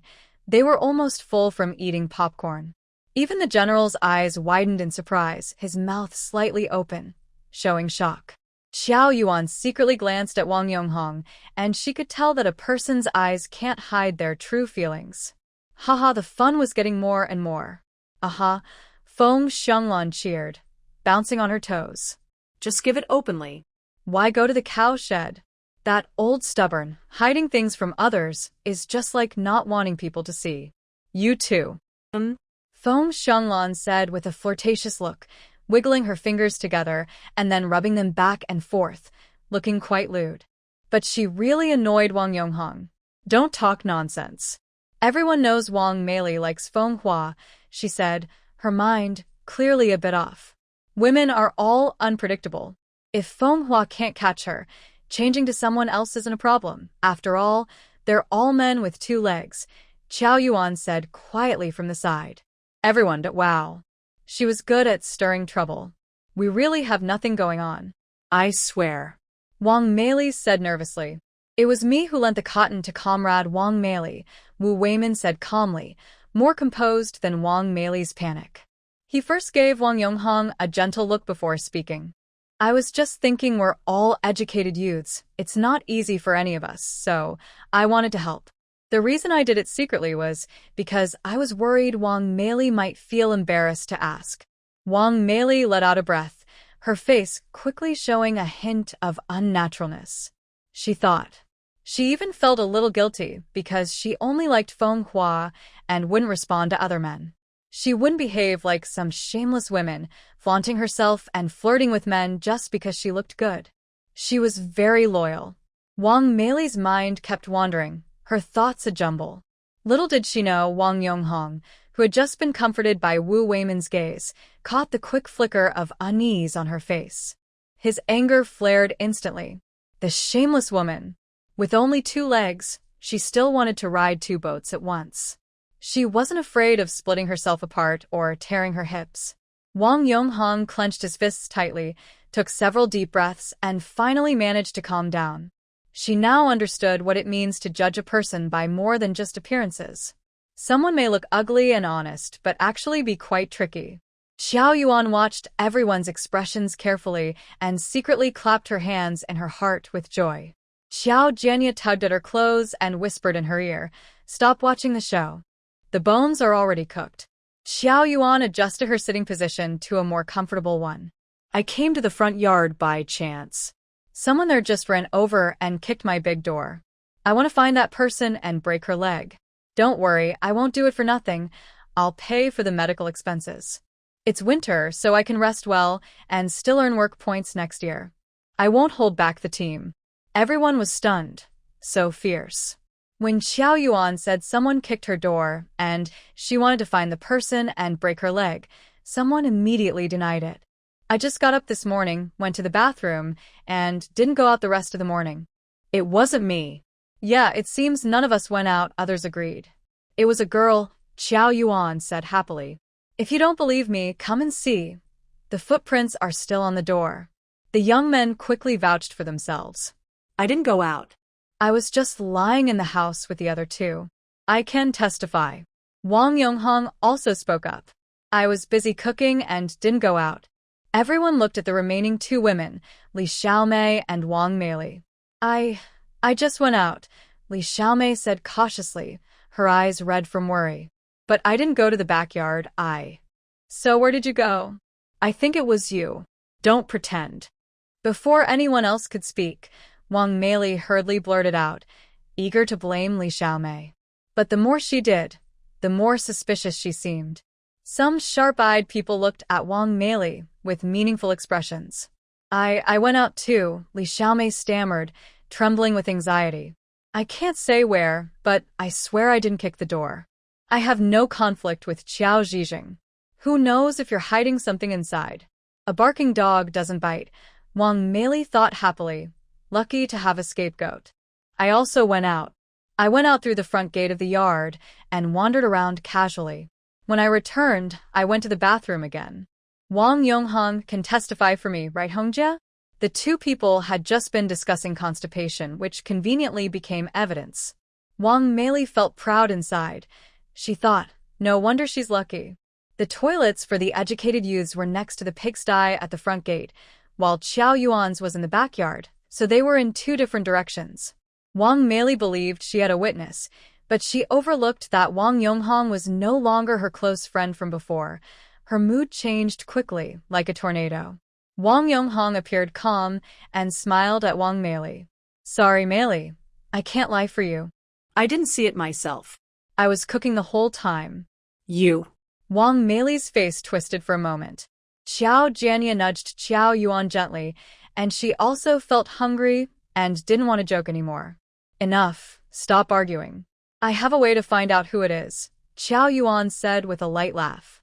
The shoe prints on the door are clear, right foot, probably size 38. The sole must have been patched with torn leather. Just look at their shoes and you'll see. I wear size 30 shoes and mine are new. My mom just sent them to me last week. Li Xiaomei quickly lifted her foot to show everyone. Now everyone's eyes focused on Wang Mei's feet. Wang Mei shrank uncomfortably. Feng Xianglan stepped forward quickly and took off Wang Mei's right shoe. Oh, it's been patched, she said, noting the rough patch, a thick. Everyone took the shoes and compared them at Qiao Yuan's door. They fit perfectly, exactly the same. The case was solved. Without shoes and wearing patched socks, Wang Mei was panicking in the kitchen. Her eyes flashed with fear and dread. She was afraid Qiao Yuan would come back and break her leg. She wanted to run away, but had no shoes. Besides, where could she run to? Wang Mei was so anxious, she almost cried. She thought Qiao Yuan was crazy. She might really break her leg. Who would save her? If she became a Feng Hua would dislike her. Wang Mei ignored the heavy snow outside and ran out in her socks. She could go find the old party secretary or the accountant. Anywhere outside was safe. She didn't want to be a. After the comparison, Qiao Yuan and her three brothers went home to eat meat. Li Wendong and others returned to the front yard carrying torn cotton shoes. When they pushed open the door and entered the house, the kitchen was empty. Feng Xianglan looked confused. Wang Mei is missing. Where did she go? They looked around the storeroom and checked the cabinets, but she was nowhere to be found. Everyone was stunned. Qi Jiaming was also stunned. She probably ran out of the youth camp, right? I remember Wang Mei only had this pair of cotton shoes. Everyone looked at the shoes in Li Wendong's hand. Look quickly, Lin Xinqing pointed to the footprints near the courtyard. Wang Mei really ran away. The footprints in the snow were clear and recent. Feng Xianglan shivered all over, her teeth chattering. Did she run without shoes? Sigh. I feel sorry for her freezing her feet. She probably thought Qiao Yuan would hurt her leg, right? Qiao Jiqing is so kind. She wouldn't do such a terrible thing. TSK, people just assume the worst. Everyone stayed silent. Li Wendong went inside to get a wool hat and put on a thick cotton coat, then headed out. Who wants to come with me to find her? Where can we look? Feng Xianglan pouted. She didn't want to go out in the cold, but she was curious about the fuss. She also wanted to see what was happening so she could tell Qiao Jiqing and cheer her up. Feng Xianglan patted her bulging coat pocket. She couldn't just take candy for nothing. Gritting her teeth and stomping her foot, she said, I'll go too. Hearing the noise from the front yard, Zhou Yang and Feng Hua also came over. After hearing the story, they were speechless. It seemed they were even somewhat involved. Zhou Yang chuckled angrily. She should have her leg hurt. It's nonsense to say she ran away. If she said it or it came from her, normal interactions would be spoiled. Good news doesn't spread outside, but bad news travels far. When a few people hear it, and then add their own exaggerations, even the wildest rumors become facts. Feng Hua and I live close to Qiao Jiqing, but there's a stick between us. Also, Qiao Jiqing lives with her family in the front and backyards, mostly staying with her relatives. We barely exchanged words with her, So, how could she make up stories about us? Zhou Yang and Feng Hua were from Beijing. They weren't very wealthy or powerful, but they were educated and cultured. They had never seen someone like Wang Meili before. They couldn't understand her personality. She was very changeable, extremely insecure, but also very arrogant. Usually, she was foolish, and when she had free time, she liked to cause trouble. Her tricks weren't clever, and everyone could see through her. She thought she was flawless. She often acted like a crazy dog biting people. Now, her acting skills had even improved. Zhou Yang said, "I'll go with you to find her." He looked at Feng Hua for approval. Feng Hua nodded, "Me too. I want to confront her face to face." Finally, except for Qiao Yuan, all the young workers followed the footprints to the old village secretary's house. When they arrived, Wang Meili was wrapped in a thick quilt, had taken off her socks, and was sitting with her feet over a fire basin, warming them. Her lips trembled as she sobbed, tears and snot running down her face, crying, "Woo-woo. Old secretary, I'm afraid to go find the team leader. His niece wants to hurt my legs, so he definitely won't side with me." Boo-hoo. Nonsense. Feng Xianglan and Zhou Chunhua arrived at the same time and both started scolding loudly. A young educated girl ran wildly through the snow in the middle of winter without shoes, crying and wailing, attracting several people along the way. Wang Manju's husband happened to go out to fetch water and saw her. He went home to tell Wang Manju about it. Naturally, everyone wanted to join in the fun. Wang Manju watched the scene and couldn't resist joining, calling Zhou Chunhua along. Wang Manju knew that Qiao Yuan and Wang Meili didn't get along, so she instinctively felt something was wrong. She had previously snacked on sunflower seeds at Qiao Yuan's place and was aware that words could be sharp. Wanting to be polite to Zhou Chunhua, they had recently started chatting about gossip, and it seemed like they were becoming close allies. The two hurried over, slipping and sliding, pushing their heavy cotton-padded legs to catch up. As soon as they opened the door, they heard Wang Meili loudly accusing Qiao Yuan. Before Zhou Chunhua could start scolding again, Feng Xianglan quickly explained the whole story, emphasizing, "It was her who kicked her. We can all testify." Xiao Jiqing didn't want to bother her. She didn't even go back to the front yard's youth station and went straight home for lunch. It's because she was guilty inside and scared, so she ran away. The villagers watching the scene saw Wang Meili trembling from the cold, her lips turning purple, and her mouth twitching as her eyes nearly popped out. It felt like 1,000 horses were galloping inside her heart. How could there be such strange people and events? Old party secretary, Comrade Wang Meili has seriously affected my life.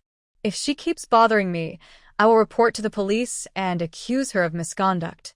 If that doesn't work, I will request to transfer to another team, Feng Hua said coldly, making a firm declaration. She now even had a shadow of fear when going to the bathroom and didn't want to cause trouble for others. Today, Wang Meili spread rumors about her and Qiao Yuan. Tomorrow, others might do the same. Buffed. The old party secretary spat out the hot water in his mouth. He was old but had gained new insights. Even a girl could act mischievously? Wang Meili clenched her quilt tightly, looked up in disbelief, her face pale as paper, lips trembling. The double to her body and mind made her look like a small white flower tossed by the wind. Zhou Chunhua grinned happily, slapping her thigh. Yes, Feng Jiqing, you can't be a beautiful flower growing among cow dung. Who says only men can act mischievously? You should have done this earlier. Auntie fully supports you. Zhou Chunhua made harsh remarks, insulting Wang Meili and calling her. Wang Manju also added fuel to the fire. Oh, look at how Feng Jiqing, a grown man, has been pushed around. Feng Jiqing, this is what happens when you're careless. Feng Jiqing is good-looking and has good qualities. Many women like him. If everyone were like you, pestering him all the time, it would be chaos. Listen to your aunt's advice. Forced affection isn't sweet. Also, you'll get married someday and find a family to settle down with. You keep chasing after men. Respectable people wouldn't want someone like you. TSK. If my daughter behaved like that, I'd definitely give her a good scolding. As Wang Manju kept stirring the pot, the topic drifted from Qiao Yuan hitting someone and Wang Mei kicking a door to a lecture about Wang Mei. Ever since Wang Mei had a dream and learned that Feng Hua was a notable person destined for success, she had openly pursued him, which everyone in the team saw. The gossiping women behind her back often mocked Wang Mei. Wang Mei knew but didn't care. When she became a billionaire's wife, all those people would come crawling to her, begging for her attention, and she wouldn't even bother to look at them. But now, Feng Hua was threatening to accuse her of misconduct in front of so many people. Her heart felt like it was being cut by a knife, as if her feelings for Feng Hua were ignored. She wondered why he couldn't see her kindness. She asked herself this question aloud. My goodness, I didn't expect Wang Jiqing to be so bold, and also as clueless as a fool. Zhou Chunhua showed a look of disgust. She looked Feng Hua up and down, muttering, he's quite handsome. Too bad luck isn't on his side, and he's stuck with someone like Wang Mei, who's deaf to reason. If he married her, his future would be hopeless. She'd just make him miserable until he's sick and dies. Feng Hua grew impatient and said coldly, I can't handle your compliments. I've already made it clear I'm not interested. I told you before I don't like you. Wah, who do you like then? Is it Qiao? Wang Mei became hysterical, acting like a madwoman. Before she finished speaking, Feng Hua sharply interrupted, You don't need to target innocent people. I never plan to find someone here. Please stay away from me in the future and stop doing things that bother others. I don't want unnecessary misunderstandings or to be the subject of gossip. After saying this, Feng Hua nodded to the old village chief and walked away without looking back, followed by Zhou Yang. The old village chief sighed deeply, not understanding these young people. She only thought about men in her heart, but love and romance can't feed her. She waved her hand and sent everyone away. Wang Mei didn't know how she returned to the youth commune, feeling dazed and stunned. It was as if the anger in her heart had been released, leaving her without a goal. She developed a fever that afternoon. Zhao Dongxue, who slept beside her, was the first to notice her body was hot. She hurriedly went barefoot to buy a pain relief pill from the doctor. Wang Mei lay on the Kong for 2 whole days, not speaking, not crying, not making a fuss. She barely ate. She just lay there from day to night, then from night to the next day. The snow stopped and started again. She couldn't understand her feelings, but after that, her personality changed a lot, and she became much quieter. This also drew some sympathy from others. Some blamed Qiao Yuan for being too bossy, but it was just an unintentional remark. She kicked the door but didn't break it, and there was no need to hit anyone. Others said Feng Hua was too indifferent, and the rumors about Wu Weimin and Wang Mei quickly faded. Wang Yonghong then found out about the marriage rumors between the two, and was so angry he almost ground his teeth. The whole team spread the news, and each family with a son kept whispering and advising repeatedly. They didn't care if her personality changed. They simply couldn't take care of such a daughter-in-law. Qiao Yuan directed Qiao Jianye to sift the soil. Sift these 2 bags, break the big clumps, and mix the small bag of rabbit manure in. Qiao Jianye responded. Just then the door opened. Old Madame Qiao pushed aside the cotton curtain and entered, holding a plate of freshly steamed sticky bean buns. Qiao Yuan quickly took them and placed them on the stove, then swept the snow off old Madame Qiao with a broom. Oh, Grandma, why didn't you let me go get it myself in such heavy snow? If it's really too much, you could ask Brother Jianhua and the others to bring it. The snow is falling so heavily, I can't see clearly, and the roads are slippery. What if I fall? Are your shoes wet or not? It's fine. The road is far, but De Yuan's family cleared it early. My shoes are completely dry. Old Madame Qiao took off her thick cotton coat, went onto the Kong, and cuddled the general, petting his fur. He's so chubby. Meow meow. The general looked a bit resentful. He's sturdy, not fat. Qiao Yuan still put old Madame Qiao's shoes behind the stove, so they would be warm when worn. P.S. In the past, when it snowed heavily and the weather was colder, especially in rural areas where snow wasn't cleared promptly, shoes were always cold or sometimes wet. People would put shoes on the stove to dry overnight, and the next morning they would be warm and comfortable. Xiao Yuan first brewed a pot of milk tea and poured it into a thermos, then packed a small basket of roasted sunflower seeds and placed it beside old Madame Qiao. Mom, I've turned on the radio. Listen while I go help Brother Jianya plant the vegetables. Grandma Zhou had never heard of anyone growing vegetables indoors during winter, but seeing Zhou Yuan had already prepared the soil, she went along. Still worried? She asked, is the soil ready? It's been ready for a long time, been in the house for 5 or 6 days. If she hadn't suddenly craved hot pot, Zhou Yuan would have forgotten about her head. I just want to try. My room is warm, and if anything happens, I can handle it. I'm only planting lettuce and bok choy. If it doesn't work out, no big deal. I won't lose much. She had spring water, so success was almost guaranteed. That's true. It takes some effort. If there's work, let Brother Jianya do it, so he doesn't get bored and start showing off everywhere. Grandma Zhou sipped her milk tea and stroked her cat. She liked her grandson coming here, warm, lively, and full of snacks. Jianya was using a shovel to mix rabbit manure into the soil when he heard this and groaned. Mom, am I really your grandson? I've been busy all morning, and you say I'm just idling around. It's past 5 in the morning, and little Yuan isn't even out of bed yet. I had to start the fire, heat the water, fill the thermos, and wait for her to wake up and wash her face.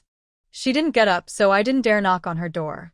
In the end, the general used the cat's paw to open the latch for me.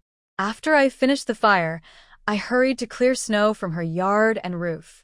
When I was done, I listened at the door. She was still sleeping, snoring loudly. The hotter I made the fire, the more soundly she slept. Jianya sounded more and more frustrated. Even in winter, he wanted to stay in bed. After I finish breakfast and wash the dishes, I'll come back. It's already 7:30. She's still sleeping soundly. If the general hadn't been hungry and given her a good shake, who knows when she'd wake up. Jianya listed all of Zhou Yuan's laziness. Grandma Zhou spat out sunflower seed shells and shot a sharp look at her grandson. What kind of person are you? Doing this little work and still complaining? Look at how much you've eaten lately. Your face is puffed up. Doing a bit more work could help you lose weight so you don't run out of clothes. Jianya touched his face and refused to admit it. He pointed at Zhou Yuan's face and said, Mom, little Yuan needs to lose weight. She's the laziest. She woke up, went to the bathroom, washed her face, then went back to bed and lay on her back, kicking her feet. She told me to cook frozen wontons for her. When I finished and brought them to her, she finally got up. After eating, she wiped her mouth and leaned back again. I was the one washing the dishes, and before I could catch my breath, she asked me to sift soil. I'm so tired of her commands. Spring, summer, fall, everyday planting. Finally, winter comes, and now she's messing with the soil again. I'm really fed up. Oh, heavens, I'm exhausted. Zhou Jianya blinked his eyes, but didn't shed a single tear, only crying out loud. Grandma Zhou looked at her little granddaughter touching her nose, then smiled and asked her grandson, Did you eat wonton this morning? Zhou Jianya choked, and his loud crying suddenly stopped. He had 2 breakfasts at home, drinking millet porridge.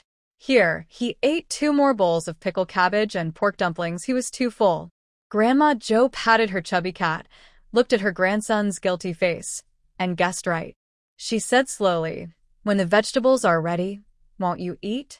In the cold winter, you can enjoy crispy bok choy stewed with potatoes and sip fresh vegetable soup. Think about it. Beautiful, isn't it? TSK, I think it's really good. Yeah, it's pretty good, said Zhou Yuan with a smile, joining in. You can't get enough of eating pickled cabbage all winter? This time, I won't just talk, I'll do it with you. Zhou Jianya was tempted. Despite joking around, he wasn't really lazy, mainly afraid of wasting effort. All right, let's plant more. Maybe some spinach too? Okay, your call. Zhou Yuan agreed happily. As long as there's work, it's fine. What they plant is for eating. Grandma Zhou was happy, taking a sip of milk tea. General, the cat, rolled his eyes and turned over, turning his back to Zhou Jianya, ignoring him to avoid annoyance. Meow meow, he's too easy to fool, thought Zhou Yuan, pretending not to hear. After mixing soil and manure, she sprinkled some rapeseed into the soil little by little. Then covered it with a thin layer of soil, watered it with spring water, and finished. The general sniffed and suddenly opened his eyes wide, his mouth forming an O, rushing down from the bed, paws reaching out to dig the soil. Meow meow, spring water, boo-hoo, you careless one. Zhou Yuan's mouth twitched sharply. Why was she so heart-wrenching? Did she drink too little spring water? Zhou Jianya washed his hands and asked, "What's wrong? Is he too impatient and needs to go to the bathroom?" The general was even more angry, meowing loudly until Zhou Yuan went inside and added half a bowl of spring water to his bowl. Only then did he settle down. He's thirsty. Zhou Jianya looked at the frantic cat drinking water, then turned to ask Zhou Yuan, "How long has it been since you last fed him water? Look at him. He's so anxious." "You're too careless." "Maybe I should take him back and raise him for a few days?"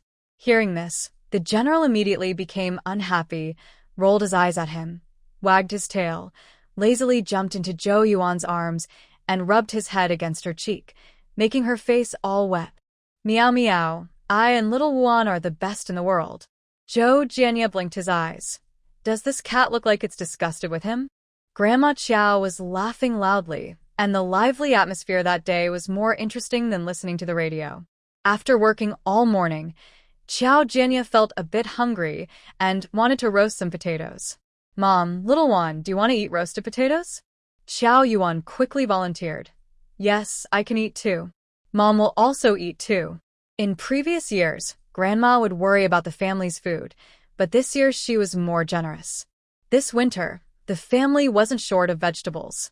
When they harvested the potatoes, they pulled up the vines and found a long string of potatoes tangled together.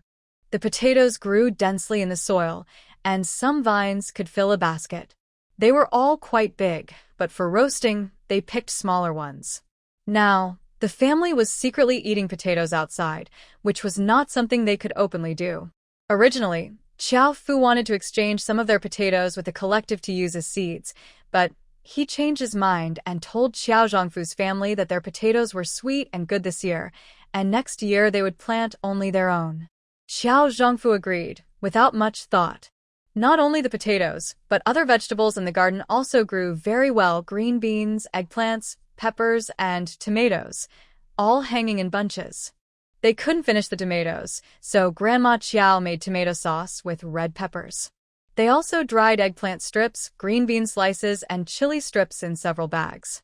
They pickled a lot of vegetables: small cucumbers, peppers, chives, mustard greens, and cherry vegetables in a big jar. In winter, they would take them out, soak in cold water to remove the salt, then cut into strips or pieces and mix with chili oil to make a tasty dish. They also pickled a small jar of garlic eggplant. Qiao Yuan also pickled a jar of spicy cabbage and spicy white radish, which were very delicious with rice. Plus, with occasional meat she added, the Qiao family's winter was not hard at all. After the three finished eating roasted potatoes, it was nearly 10:30. Qiao Yuan started preparing lunch. "Mom, you can stay here and eat lunch today. I'll make sour vegetable and pork bone stew for you. I also froze some tofu in the jar, so how about making cabbage and tofu stew? Add some vermicelli." Grandma Qiao sighed and patted the sunflower seed shells on her, about to get off the heated bed. "Mom, I'll help you quickly," Qiao Yuan said, stopping her. She threw the unfinished sunflower seeds into a basket. While putting on her shoes and heading outside, she instructed Qiao Jianya, "Brother Jianya, go to the back room and call everyone to come eat together." Qiao Jianya responded, grabbed his hat, put on his thick cotton coat, and rushed out. Qiao Yuan also put on her coat, then brought back a long piece of backbone and 2 large blocks of frozen tofu from the outside jar. Tofu is made by the family for their own use. Qiao Yuan took 2 jean of soybeans to exchange for a few pieces. When the tofu is fresh, she cuts it into small pieces and freezes it for easy eating. Frozen tofu and fresh tofu have very different flavors and textures. Frozen tofu has many tiny holes and a chewier feel. Xiao Yuan picks up a large kitchen knife used for cutting bones and chops the frozen bones with a few strong swings. She is very strong and easily cuts through the frozen bones. First, she lights the fire and adds a few ladles of cold water to the pot. Every morning, Qiao Jianhua and his brothers fetch water for her because the Qiao family has a well nearby. Grandma Qiao eats some snacks, but soon loses interest. She is restless and wants to do some chores, like cleaning the cabinets or sweeping the floor. Seeing her granddaughter neatly tidying the room, she thinks she has no place to help and suddenly calls out loudly, "Xiaowan, find your cotton-padded coat." Grandma will sew a few pockets inside. While filling firewood into the stove, Qiao Yuan asks sideways, "Pockets? Could she be thinking of something else?" "Yes, last time I looked inside your coat, there was only one small pocket. It's not big enough for money or tickets. It might fall out easily if a thief tries to steal. Grandma will sew a big pocket for you, the same size as the outside pocket, so you can carry some things safely when you go out." Grandma Qiao listens carefully, trusting her experience. Qiao Yuan's smile tightens and she hesitates. "Grandma, there's no need, right? It's cold, and I don't go out much anyway." She worries that sewing a big pocket on her pretty coat might look ugly. Grandma Qiao insists it's really necessary. She puts on her shoes and goes into the kitchen, sitting on a small stool in front of Qiao Yuan.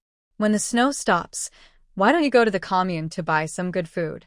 Your mouth is never idle." She's realized that her granddaughter always has something to say. She remembers the frozen pig bones, frozen fish, frozen venison, duck, chicken, and pig's feet in the jar. Delicious food all stored up. Grandma Qiao thinks sewing the pocket is very important. Qiao Yuan. The water boils, and Grandma Qiao casually pours the bones from the basin into the pot. In about a month, the big market will open. Are you going to the market to buy New Year's supplies? Every year before the New Year, the commune holds a few days of markets for people to buy holiday goods. Usually, there are no markets at other times, so the big market is lively and attracts people from 10 or even 20 miles away. Naturally, there are also pickpockets. My grandpa said that this year, our team will sell mushrooms at the market. We'll keep about 10 rabbits for breeding and sell the rest. Since it's close to the new year, we can get good prices. Qiao Yuan quietly calculates that once she sells the mushrooms, she can pay back her debt. The team was about to receive another payment, and Grandma Qiao was happy about it. She also didn't forget to sew pockets. "And your brother's wedding, aren't you coming back to the city?" Qiao Yudong's wedding was set for the 15th day of the lunar month. Whether rich or poor, getting married before the new year is a good idea. When Qiao Shengli came back to deliver his pension, he specifically mentioned that the wedding would be on that day, January 26th, which was a Sunday, an auspicious day for marriage. Qiao Yudong was the only son in the third branch of the Qiao family, so both Grandpa and Grandma Qiao would definitely attend. Shengli also asked Qiao Yuan to go along, though she wasn't sure what his real plan was. Maybe to create a happy family atmosphere? Grandma Qiao saw her little granddaughter run out of words and beaming happily, and she chuckled. "After the new year, will you need to go to Beijing again to buy seeds? Count how many trips you'll make. You're young, with a tender face, dressed nicely, perfect targets for thieves. If they don't steal from you, who will they steal from? On the train, there are all kinds of people. Some look honest but might be thieves. When you pass by, before you realize it, your money could be gone. The older folks on the train, even the police can't find them. If you lose your money and tickets and are out alone, what will you do? Sending you money in cash might be too late." Qiao Yuan wanted to speak several times. There are two types of people she could tell apart at a glance, obvious ones. One is the police or soldiers, full of righteousness, and she would be afraid of them. The other is thieves smelling of theft, but definitely not the same kind. Ugh. She had stolen from the Eagle Museum before, secretly praised for robbing corrupt officials and greedy merchants, even returning evidence to be a good person. Sigh, those days are hard to forget. She still considered herself a thief even now. She dared not reveal any of this. Qiao Yuan blinked her eyes, making a last effort. "Grandma, do I really have to sew this pocket? Kids don't understand. I won't talk to you anymore," Grandma Qiao said, standing up and going back to her room to sit on the Kong. She rummaged through her sewing box. "Oh, Xiaowan, where did you put your underwear? Grandma has sewn all of yours." Xiao Yuan swallowed hard, wiped her face, and decided to give up on her padded jacket pocket. "All right, thank you, Grandma. You're so kind." "Well, don't sew the pocket on my underwear. They're too small to have a pocket, and as a young girl outside, I wouldn't want to be embarrassed to take out money. Just sew the padded jacket. Make it look nice, since there's leftover fabric. Use that." She looked at the colorful cloth, which was faded and pink. Grandma Qiao reluctantly put down a small pink floral cloth she had just taken in her hand. She took out scissors and started cutting the remaining fabric directly. Grandma Qiao was quick and skillful, sewing a pocket rapidly. "Is someone outside?" she asked while looking out the window. It was winter and cold. The window had been covered with multiple layers of oil paper by Grandma Qiao Yuan. Only a few clear glass panes remained, making the room dim. Grandma Qiao couldn't see clearly. Just as she finished speaking, Grandpa Qiao and Jiao Jianyi pushed aside the cotton curtain and entered. Grandpa Qiao saw his little granddaughter slumped and curled up like a frostbitten eggplant through the steam, and he couldn't help but smile. He wanted to ask what was wrong, but Jiao Yuan looked upset and quietly pointed inside the room with her finger. Curious, Grandpa Qiao went in and immediately understood. P.S. In the past, many people would pay to untie their belt and reach into their pockets, haha. Jiao Jianyi followed into the room, laughing loudly and slapping his thigh. "Haha, such a big pocket, almost half my arm long. Grandma, this is too big. Not to mention thieves. Even Xiaowan reaching into her pocket might be tough. It could hold several tens of thousands." Grandma Qiao immediately put on a serious face and grabbed the broom from the Kong bed platform, giving Jiao Jianyi several swats on his backside. "What are you laughing at?" "Your guts are getting bolder. You think that much money is easy to see? The pocket on your shorts was sewn by me. Try robbing a bank." After scolding her grandson, Grandma Qiao sewed a few more stitches, but couldn't continue. It seemed too big. She sat there thinking for a moment, then looked sad, and took it apart again. She cut the fabric in half with scissors, measured it, and nodded with satisfaction. Jiao Jianyi got scolded for nothing. "Grandma, why did you cut it?" He couldn't help but ask, still wanting to be cheeky. "Get lost." Grandma Qiao shot him a glance. Couldn't he pretend not to see? No sense of awareness, such a frustrating thing. Jiao Yuan was boiling bones in a pot and steaming a big bowl of rice, then leaned against the doorframe and asked, "Uncle and Auntie, why didn't Brother Jianhua and Brother Jiandang come?" "They said they wouldn't come." Grandpa Qiao gently stroked the fat cat's head. Such a plump cat was rare. "Your Annie at home is almost done cooking with boiled cabbage and potatoes. Your uncle is at home repairing the sleds with Jianhua and Jiandang. Once the snow stops, they'll go up the mountain to gather firewood. This year's snow is heavy, and it's only been a few days with 2 big snowfalls. Your grandpa and I discussed it. While the snow hasn't blocked the mountain, we should hurry and gather firewood for a couple of days. If we wait for another snow, it might be too deep to go up. Tomorrow, your second uncle and a few others will go too. With more people, it's safer." The day before yesterday, the team went to Old Wang's house to gather firewood on the mountain. After about 20 minutes into the mountain, they encountered a wild boar. Because there were many people, the boar didn't dare to come close. If there had been fewer people, who knows if they could have returned safely or not. "I think tomorrow I will bring a saw, an axe, and a knife. There's less food on the mountain." Old man Xiao looked up and told Xiao Yuan, "Don't wander around the mountain alone. There are tigers, leopards, bears, and wolves here." "Okay, I understand." Xiao Yuan quickly nodded. She's not afraid of tigers or anything else. At worst, she can hide in the space. But no one wants to suffer through the howling wind and the trouble of stepping on something that makes their shoes fill with mud. The 4 of them talked for a while. The meal was ready, and Xiao Jianya hurried to set the table, get bowls, and chopsticks. "Wow, rice." "Oh, eating millet at noon isn't bad. You can keep the rice for yourself." Old Lady Qiao looked at the big bowl of rice with some regret. "No problem, I don't eat it all the time. Qiao Yuan said as she served a big bowl of pickled vegetables and pork ribs for Qiao Jianye to take to the back room. Qiao Jianye put on his coat, didn't even wear his hat, and rushed out with the bowl.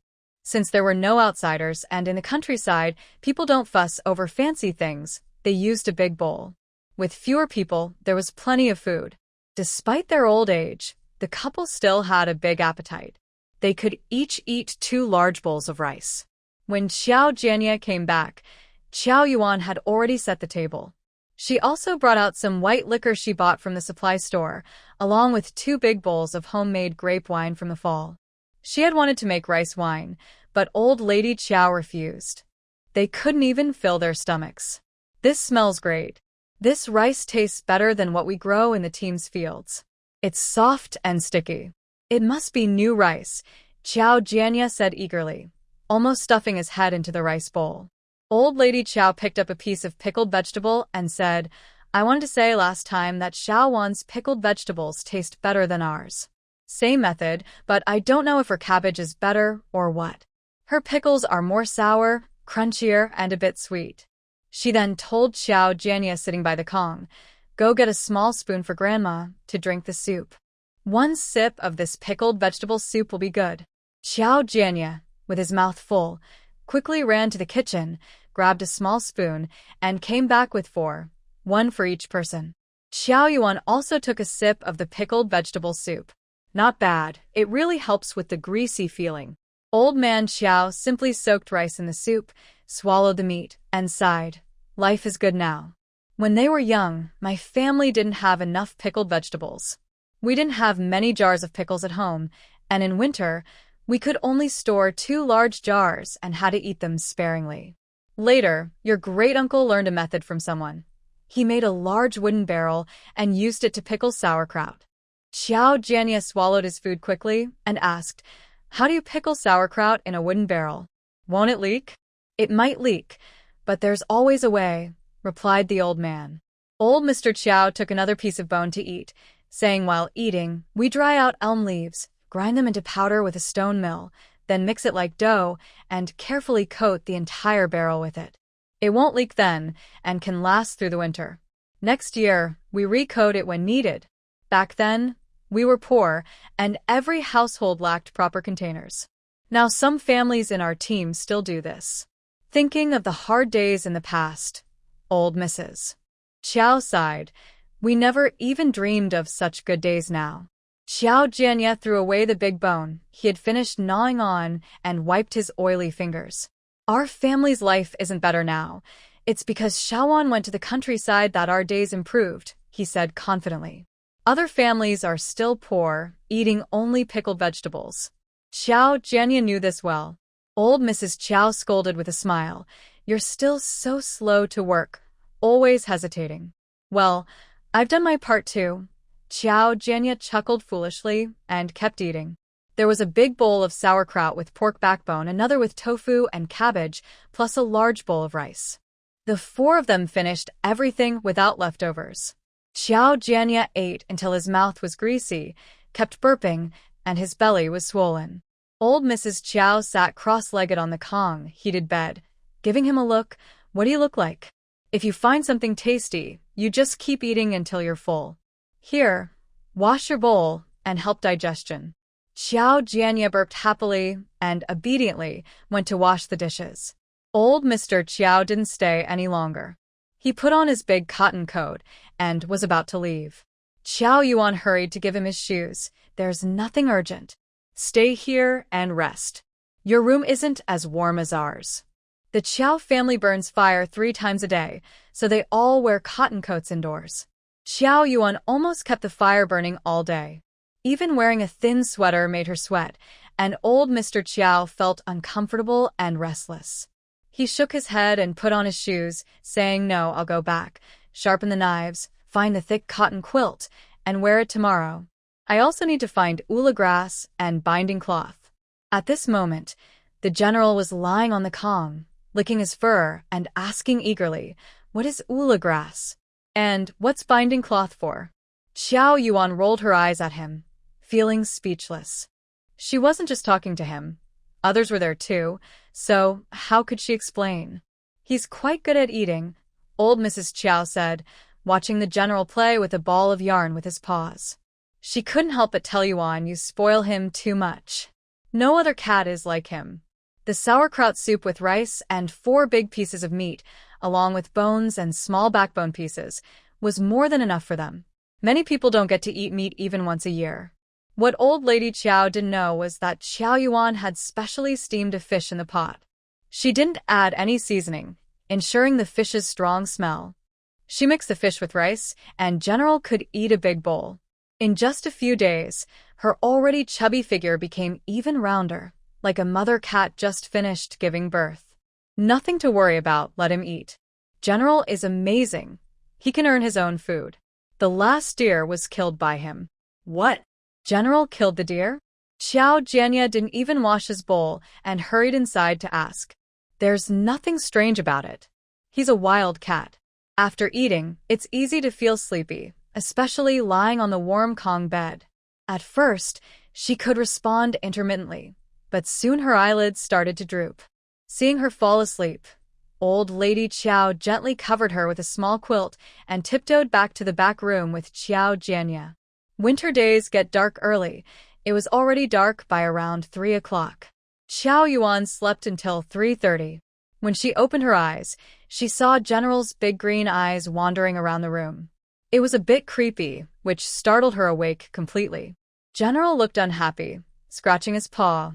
What's with that expression? Like you saw a ghost. In the dark, Chow Yuan lit a candle and drank a large bowl of plain water to settle down. Her soul felt like it had returned. She took a mirror and held it in front of General, then blew out the candle. Take a look and see if you're scared. General tilted his head, admiring his handsome face. Meow, I am really handsome. Chow Yuan. So narcissistic, but it had nothing to do with her. P.S. Old people in the Northeast used cloth strips to tie their legs, about the width of a palm, to prevent snow from getting in. Some people didn't wear socks. Their shoes were thin and cold, so they stuffed grass inside to keep warm. The cloth strips and cotton were wrapped around the legs. In winter, firewood was carried with the brigade's ox carts. Each family took turns for a day, cycling through until everyone had a turn. To avoid snow blocking the mountains, Qiao Fuyo decided to use a sled to pull the firewood slowly. Many families did this. Zhou Chunhua was sewing cotton pants and asked quietly, tomorrow, when we pull the firewood, did you ask Jiannan? Xiao Chongfu, holding a pipe and twisting rope with his hands, didn't even lift his eyelids. No, I haven't asked. Kaifeng is at home watching the kids and can't go up the mountain. Jiannan has to cut wood, tie it to the sled, and pull it back himself. He can't do more than a few pieces at a time, it's exhausting. Or he was annoyed because he was raising her, knowing it would be hard, but he couldn't worry less. Seeing the man without saying a word, Zhou Chunhua quietly wiped her eyes and sighed. I also feel sorry for the young girl. The house isn't warm enough. It's easier for adults, but what about the children? Qiao Chengfu finally lifted his eyelids slightly. Have you forgotten what Han Kaifeng said? As long as they don't freeze, it's fine. They are not fools, you know. Don't worry so much. For the past 20 years, you've been worried about Jiannan. Now you're worried about the little one, and it never ends. All the benefits are now with his family. Let those two handle it, and won't that be better for us? Our eldest was spoiled by us. Lazy, sly, selfish, always thinking about benefits for himself. He doesn't want to take responsibility. He's already a father, not young anymore, so he should stand on his own. If you have time, think about Jianbei's marriage. He's 21 after the new year. It's time for him to settle down. Jianbei is honest and straightforward. He should marry someone like the eldest wife, who is a bit sharp and difficult. They wouldn't get along. Xiao Chengfu secretly hoped to find an honest and steady girl who could live a good life. But she shouldn't be too naive either. It's better if she has some ideas. The couple can't both be lazy, or they might be bullied. No need for outsiders. His eldest daughter-in-law should be the first to choose. But she shouldn't be too fierce either. He's worried about his second son. As for the other two, he's not too worried, clever and sharp. Especially the youngest, Jiandong, who's as tricky as a monkey, always thinking one step ahead. Zhou Chunhua sighed deeply. I've run around so much for Jianbei's marriage. None of them are quite right. Some are too good, and Jianbei isn't worthy of them. The ones who are suitable either have a bad temper or brothers who are not reliable. I saw one girl who seemed pretty good. She's from the Yui Brigade. Her grandparents are alive. She's filial and honest, with 5 siblings. She's the third, capable since she was young, looks decent, not short, about 1 meter 6. These days, good food is hard to come by, and tall girls are rare.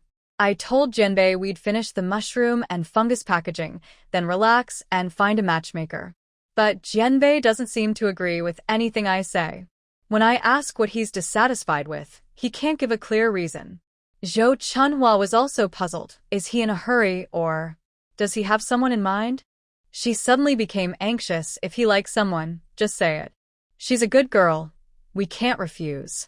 Maybe the girl is too good and our son feels he's not a match, but he can't let go.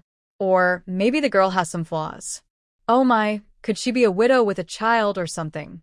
Zhou Chunhua's thoughts kept drifting, her mind racing, and she was so anxious she wanted to put on her shoes and go to the other room to ask directly.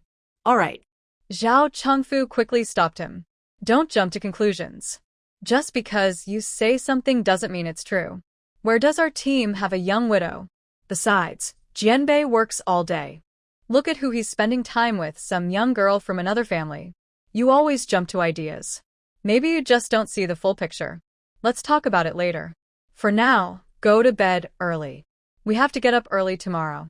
Okay. Zhou Chunhua thought for a moment and felt that her husband had a point. She threw the sewing tools into the basket, went to the kitchen to fetch water, wiped the Kong with a cloth, and laid out the mattress. After climbing into the warm quilt, she blew out the kerosene lamp. 10 minutes passed. 20 minutes passed. Chongfu, I still feel something's wrong. No young man would not want to get married. You know, Jianbei. No, he's a big, strong boy. That. Hoo. Zhao Chongfu suddenly snored loudly. Just fall asleep, huh? So, I've been wasting my breath. Zhou Chunhua was so angry she turned over sharply, her hips thrusting, pushing Zhao Chongfu aside. She lay in the warm bed, closed her eyes, and was asleep within a minute. Zhao Chongfu listened to her steady breathing, then quietly opened one eye, leaned toward the head of the bed, and tucked in her quilt. The Zhao family had been chopping firewood for 6 days straight, getting up early and working late. Old Zhao, Zhang Xianghua, and Zhou Chunhua all went up the mountain together. Jiao Jianan acted as if he didn't know anything about this, not even showing his face. Jiao Yuan was worried people couldn't handle it, so she prepared meat and vegetables for every meal, kept a leftover wild chicken in the storage, and drank spring water daily. After finishing the wood, except for Zhang Xianghua who had a runny nose, everyone else was fine. Luckily, Jiao Yuan had some medicine from Jiao Yudong she had taken from him. The villagers were tough. 1 pill was enough to fix it. They also paid back the wood they owed for building the house. Jiao Jianpan was looking forward to the winter break. After eating 2 meals at Jiao Yuan's house, he was taken back home by his mother. Soon after, Jiao Jiandong brought 10 jin of fine millet flour and 3 jin of rice. That day, the weather finally cleared up and the wind was gentle. Jiao Yuan put on her big red cotton coat, wool gloves, and a rabbit fur hat, then rode her bike to the commune. At the village entrance, she coincidentally met the team's ox cart heading to the commune.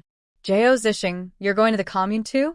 Zhou Yang, dressed in a military coat, walked slowly beside the ox cart with his hands in his sleeves.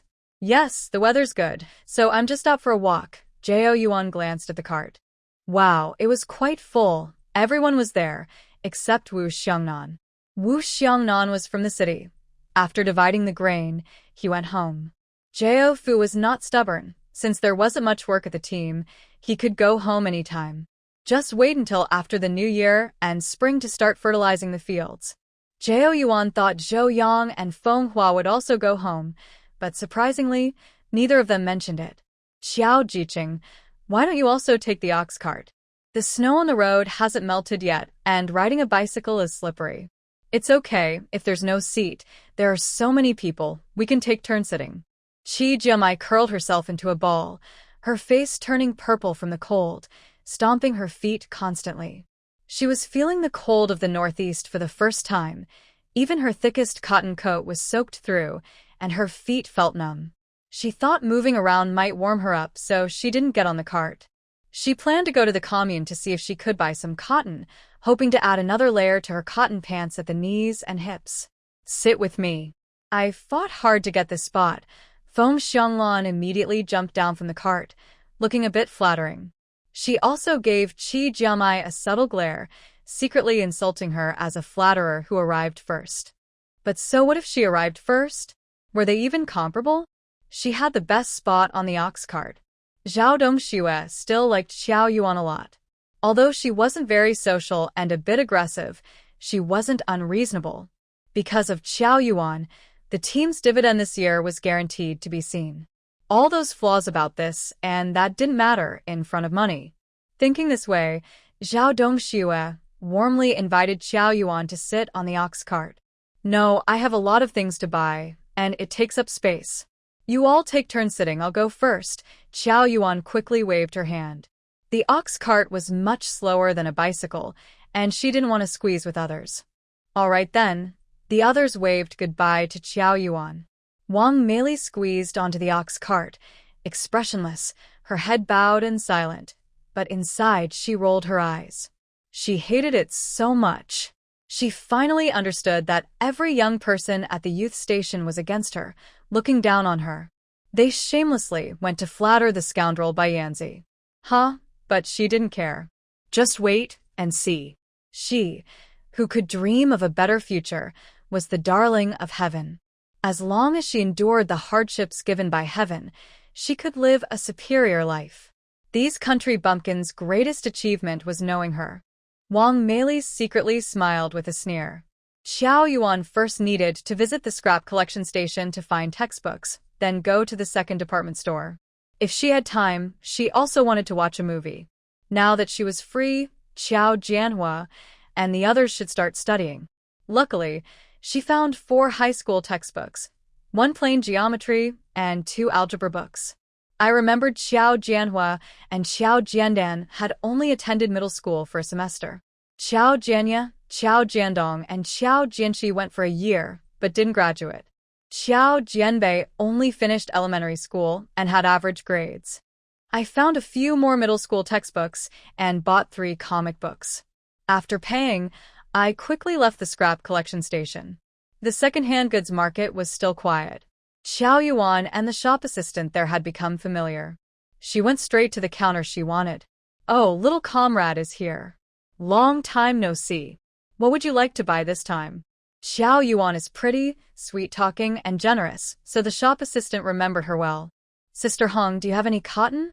This winter was snowy, and Xiao Yuan was worried that Grandma Xiao and the others' cotton clothes and quilts might not be warm enough. Yes, 89 cents a pound, but there's not much left. Recently, many people are buying cotton. Let me check. Sister Hong looked into the counter. There are 15 pounds left. How much do you want? Xiao Yuan looked at her ticket, smiled happily, and handed it over. 5 pounds. Sister Hong, please tie it tightly so it doesn't scatter. By the way, do you know where in our commune they spin cotton? We have 2 quilts that have been used for a long time, and I want to respin the cotton. Sister Hong, the shop assistant, always saw Xiao Yuan smiling happily and felt happy herself. She answered briskly, yes, you're asking the right person. I recently spun a quilt myself. Go out the back door of our department store, facing the alley. Take the first left turn and the 3rd house on the left is it. There's a sign at the door. That cotton spinner is very skilled, passed down from his grandfather. He can turn half a jean into 8 liang 8, and it's not expensive. 2 cents a jean. If you go now, you'll probably finish spinning by noon. Xiao Yuan quickly thanked her. She bought 3 jean of vermicelli, 2 jean of knife fish, 3 jean of frozen persimmons, and 3 jean of frozen pears. She also bought 2 jean of yellow tobacco for Grandpa Qiao.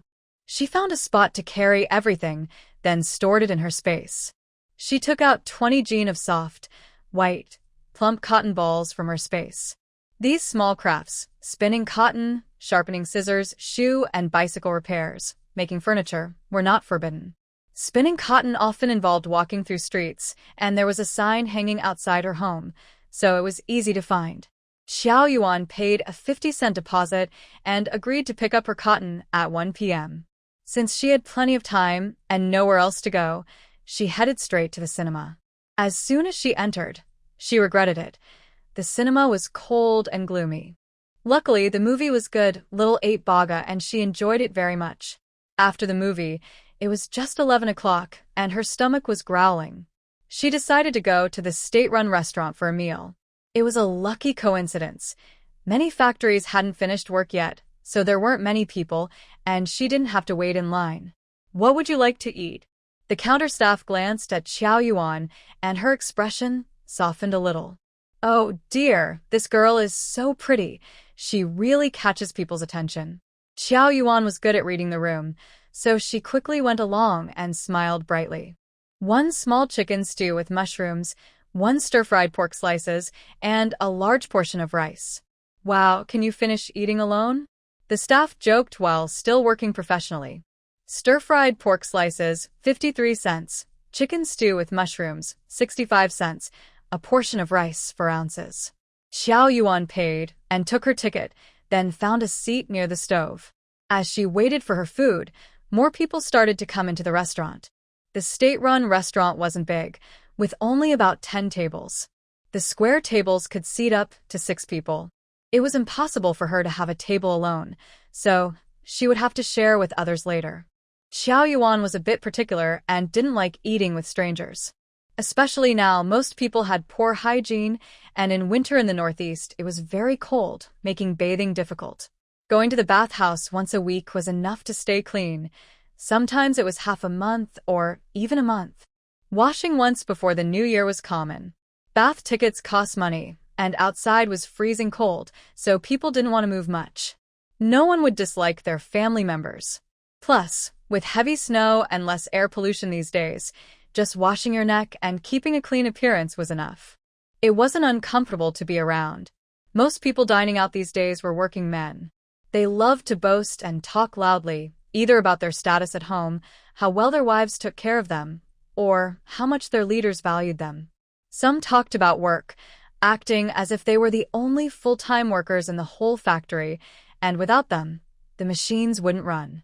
They held their chins high, looking proud, with their eyes full of arrogance.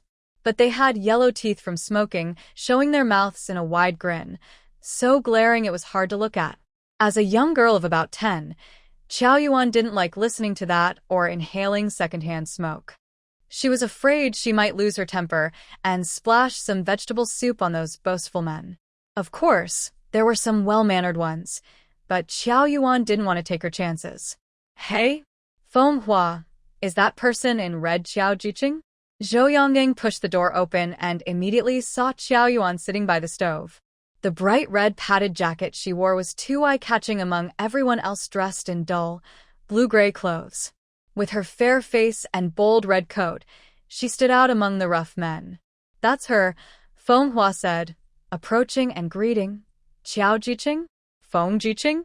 Zhou Jiqing? What a coincidence. You two are here for dinner too. Quickly put your bag on the bench to save a seat, or there will be no place to sit later." Tianju also helped her, and Xiao Yuanwan was especially warm and friendly. She preferred sitting with Zhou Yang and Manhwa, at least because they were familiar.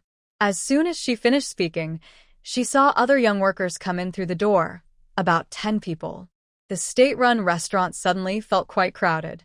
Wang Meili was walking in the middle, looking at her with a hidden malicious smile. She thought, no matter how well some people pretend, they can't change their nature, like a dog loving to eat or a bear cub loving honey. She was honey-sweet. Xiao Yuanwan made a gesture as if she was poking her eyes, which frightened Wang Meili so much she trembled all over and quickly put on a pitiful look.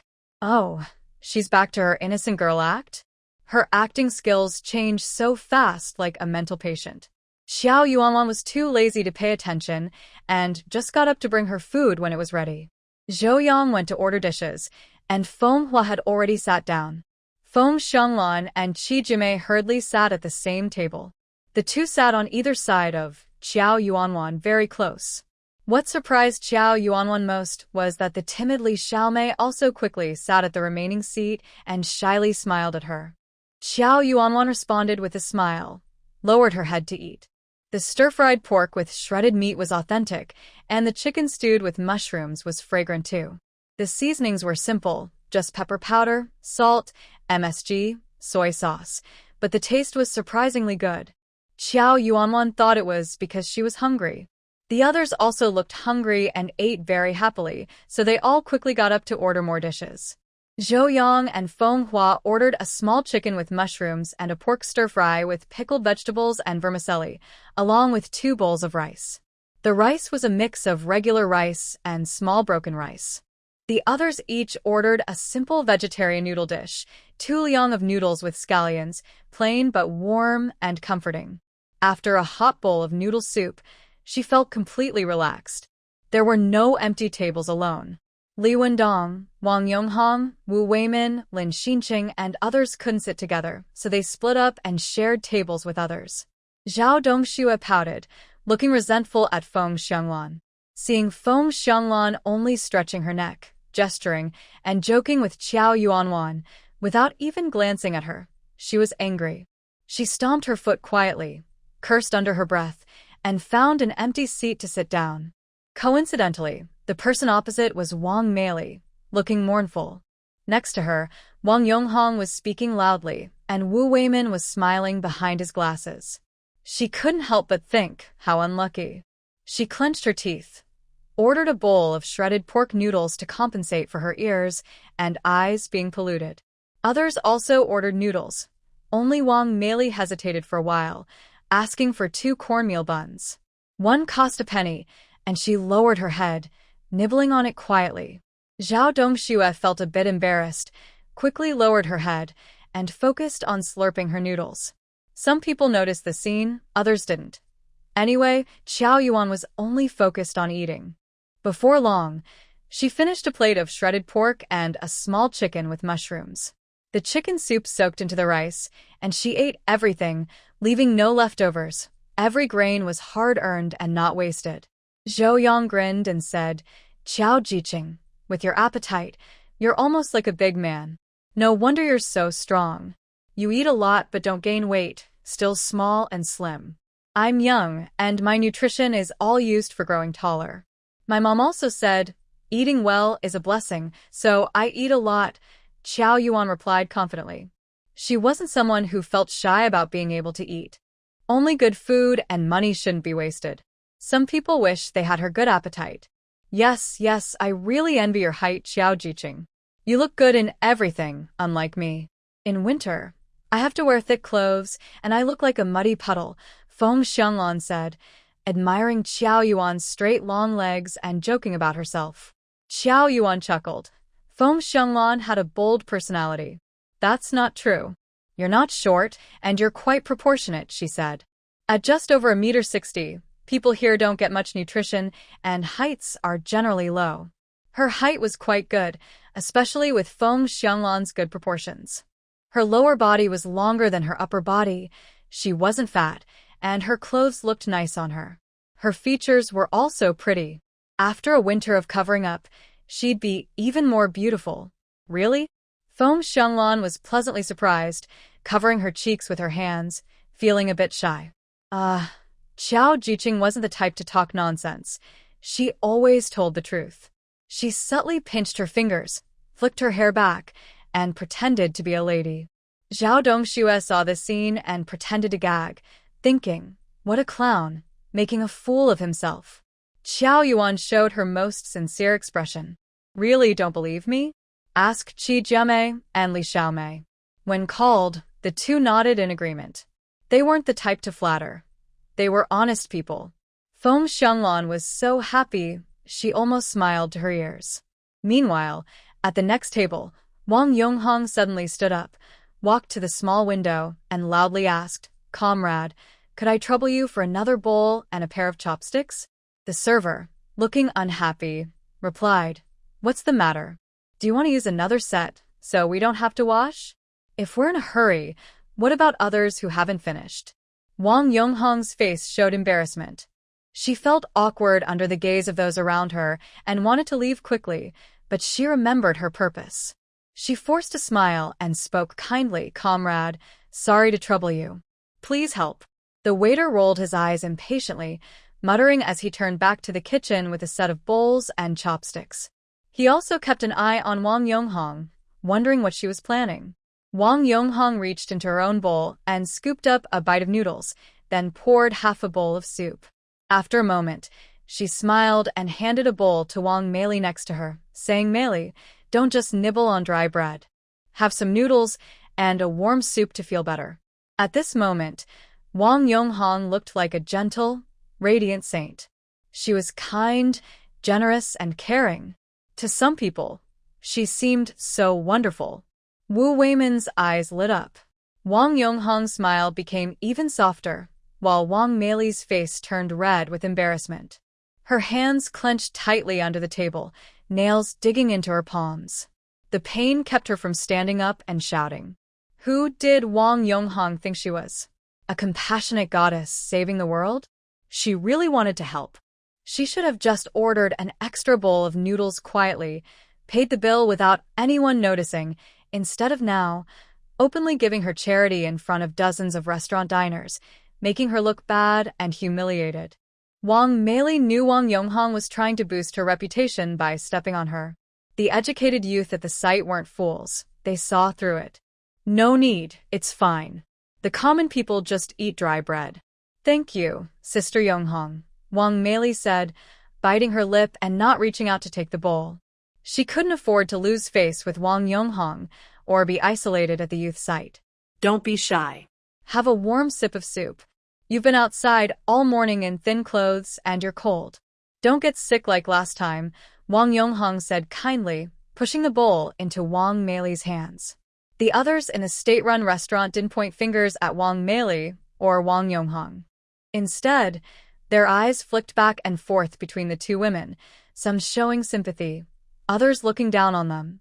Some even boasted to elevate themselves, creating a false image of being caring and noble. Wow, my daughter also went to the countryside just in the Yui Brigade. I love both my son and daughter equally, and I make sure everyone is treated fairly. I specifically sent her to the Yui Brigade nearby, so she can go home in less than half an hour. She can come back anytime she wants. When she went to the countryside, I also gave her a lot of money and things, 200 yuan in total. She was a bit more comfortable financially, so she wouldn't feel wronged or have to beg others for things. She was a bit spoiled. If my daughter dared to ask for food, I would scold her and threaten her. I can't afford to raise her otherwise. We, the elders, work hard to support our children. My monthly salary. She rambled on, spitting out words, flicking a cigarette with her left hand, occasionally blowing smoke, taking a sip of white wine, eating some food, and sitting cross-legged. The front door was not closed properly, revealing inside her worn-out cotton pants. Qiao Yuanwan was annoyed by this fatherly attitude and grimaced, saying, "Ugh, so greasy. It's really unpleasant to look at." Zhou Yang and Feng Huan initially didn't understand what she meant by greasy, but when they saw her face full of disgust and looked in the same direction, they both twitched their mouths and immediately understood. Zhou Yang shook his head and said, "When I reach his age, I won't be this greasy." He practiced using the word himself, feeling it was very fitting. Others at the table agreed, saying the man was so greasy he could cook with it. Feng Xianglan curled her lip and looked at Wang Yonghong, who was whispering with Wu Weimin. She leaned close to Qiao Yuanwan and lowered her voice very much. This person just pretends to be innocent. You wouldn't know if you didn't stay at the youth station. These days, Wang Yonghong has been acting strange, secretly targeting Wang Meili. Wang Yonghong is subtle, but Wang Meili hasn't realized it yet. Tisk, it's just because Wu Weimin lent Wang Meili some cotton. It's no big deal. It doesn't mean anything between them. Wang Yonghong looks decent, but he's actually very narrow-minded. Especially when it comes to Wu Weimin, his mind seems to change completely. Look, He's embarrassing Wang Meili in front of so many people. Wang Meili has to say thank you. If I could, I would. They're not even officially dating, and Wang Yonghong is so controlling. It's really disgusting. Have you figured it out? What about Wu Weimin? Xiao Yuanwan leaned in and secretly glanced at the blushing Wang Meili, who looked like she could bleed. TSK, even with a lucky encounter, he's not very smart. P.S. I once met a man who was smoking and pointing at the world, and his wife listened very carefully. But when the man said something wrong, he didn't understand anything. Ah, so greasy. Just hanging around, the two of them still acting a bit flirtatious. Today they talked about poetry, tomorrow about chrysanthemums. You remember before when you dug up the chrysanthemums and put them inside? Wu Weimin was disappointed he couldn't see them, and somehow it came up again with Wang Yonghong. Just some lousy chrysanthemums. They talked about them for half an hour. Wu Weimin explained. Wang Yonghong played along. They said the chrysanthemums were noble, tough, and symbolized longevity. TSK, do you think Wu Weimin is sick? Feng Xionglan took a bite of noodles and sighed happily. Xiao Yuan listened and felt a little nervous, glancing subtly at Wu Weimin. He looked gentle, not small-eyed, tall enough, not bow-legged, and he pushed up his glasses while talking. He didn't seem like that. Well, I have something to do. I'll go now. You all eat slowly. Xiao Yuan stood up quietly and slipped a small handful of candies into Feng Xionglan's pocket as a secret reward. She said goodbye to everyone and left the state-run restaurant, heading straight to the post office. She took out her old contact book from her bag. Hello, I want to make a call. Long distance or local? Long distance needs to wait for a number, a male clerk asked. Local, Xiao Yuan replied, giving the number. The clerk first told her the price, waited for her to agree, then dialed. When the call connected, he handed her the receiver. It rang twice before someone answered. Hello, I'm Wei Bank. Who's this? Came a steady voice from the other side. Xiao Yuan glanced at the clerk, then pulled the phone slightly aside. Uncle, it's your niece Xiaowan. Wei Dingbang. Where did he get a niece? Luckily, Wei Dingbang was an old police officer with a good memory. After a couple of seconds, he remembered. He had a niece who wasn't related by blood, but was like family. He even had a wanted poster for her. Oh, it's the Qiao family's niece. Why are you calling niece? He couldn't be calling for an old matter. Xiao Yuan's voice was still loud. Uncle, I've been badly bullied. That person is really fierce and mean. I fought him, but lost. He beat me up, I have a bloody nose and mouth, and I'm calling for help. Come quickly with your people and back me up, avenge me. It was heartbreaking like Xiaoying. The male clerk looked up, his mouth twitching twice. His face was smooth and white like a peeled egg, not bruised at all. His lips were red and teeth white, not bleeding either. If he really wanted to pick apart her story, he wouldn't think much. He just thought she was arguing with someone and calling her family for support. He shook his head and continued working. Wei Dingbang was a bit confused. Are you sure you dialed the right number? Are you talking nonsense? Who could beat her? Uncle. Xiao Yuan looked very upset and said, You are my real uncle. My father is sick and bedridden, and I trusted you to take care of me. You can't just ignore me. She complained that the person was even meaner than the last man from the Hao family. If you don't help me, I will be in danger. At first, hearing her mention her father on the bed made him want to laugh, but then she said he was even worse than the Hao family. Wei Dingbang suddenly stood up, looked serious, and lowered his voice. You made a call from the post office. Is someone with you? The person behind the Hao family was on the other side of the sea, connected to Beijing, an undercover agent. Others might not know, but Wei Dingbang, who handled it himself and even got promoted because of it, knew everything clearly. Yes, uncle. You can't ignore me. I trust you so much. Boo-hoo, I biked all the way from the brigade to call you at the postal office. Xiao Yuan pretended to cry very pitifully. People around looked sympathetic. She was young and clearly had been badly bullied. She was crying so much her eyes and nose looked like they were flooding. A male staff member looked confused. Wei Dingbang waved to a young policeman rushing in, signaling him not to speak yet. Niece, if we can't fight them, we shouldn't confront them directly. First, hide. Tomorrow morning, Uncle will bring people to find you. Just stay at home and be good. Xiao Yuan finished her call, casually wiped her tears with her hands, then pulled out a handkerchief to wipe her face and nose, and with a sad, pleading expression, left the post office. She looked very pitiful, with a sad back view. An aunt sighed.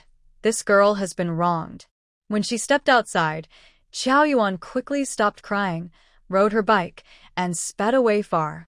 She first went to the cotton-picking house to get some cotton, packed it into a sack, and hung it on her bike. Then she found a quiet place and secretly took out a huge burlap bag from her space. The timing was perfect. When she reached the fire road, she coincidentally met a bullock cart returning to the brigade. The young workers on the cart looked surprised. It looked like they had bought a lot of good things. The burlap sacks were almost bursting, with a frozen fish head sticking out. The wheels seemed like they might break. The driver of the bullock cart sighed in relief. Luckily, they weren't riding the cart, and the old ox was planning to rest in winter. Some others looked jealous and wanted to ask what they had bought, hoping to get some advantage.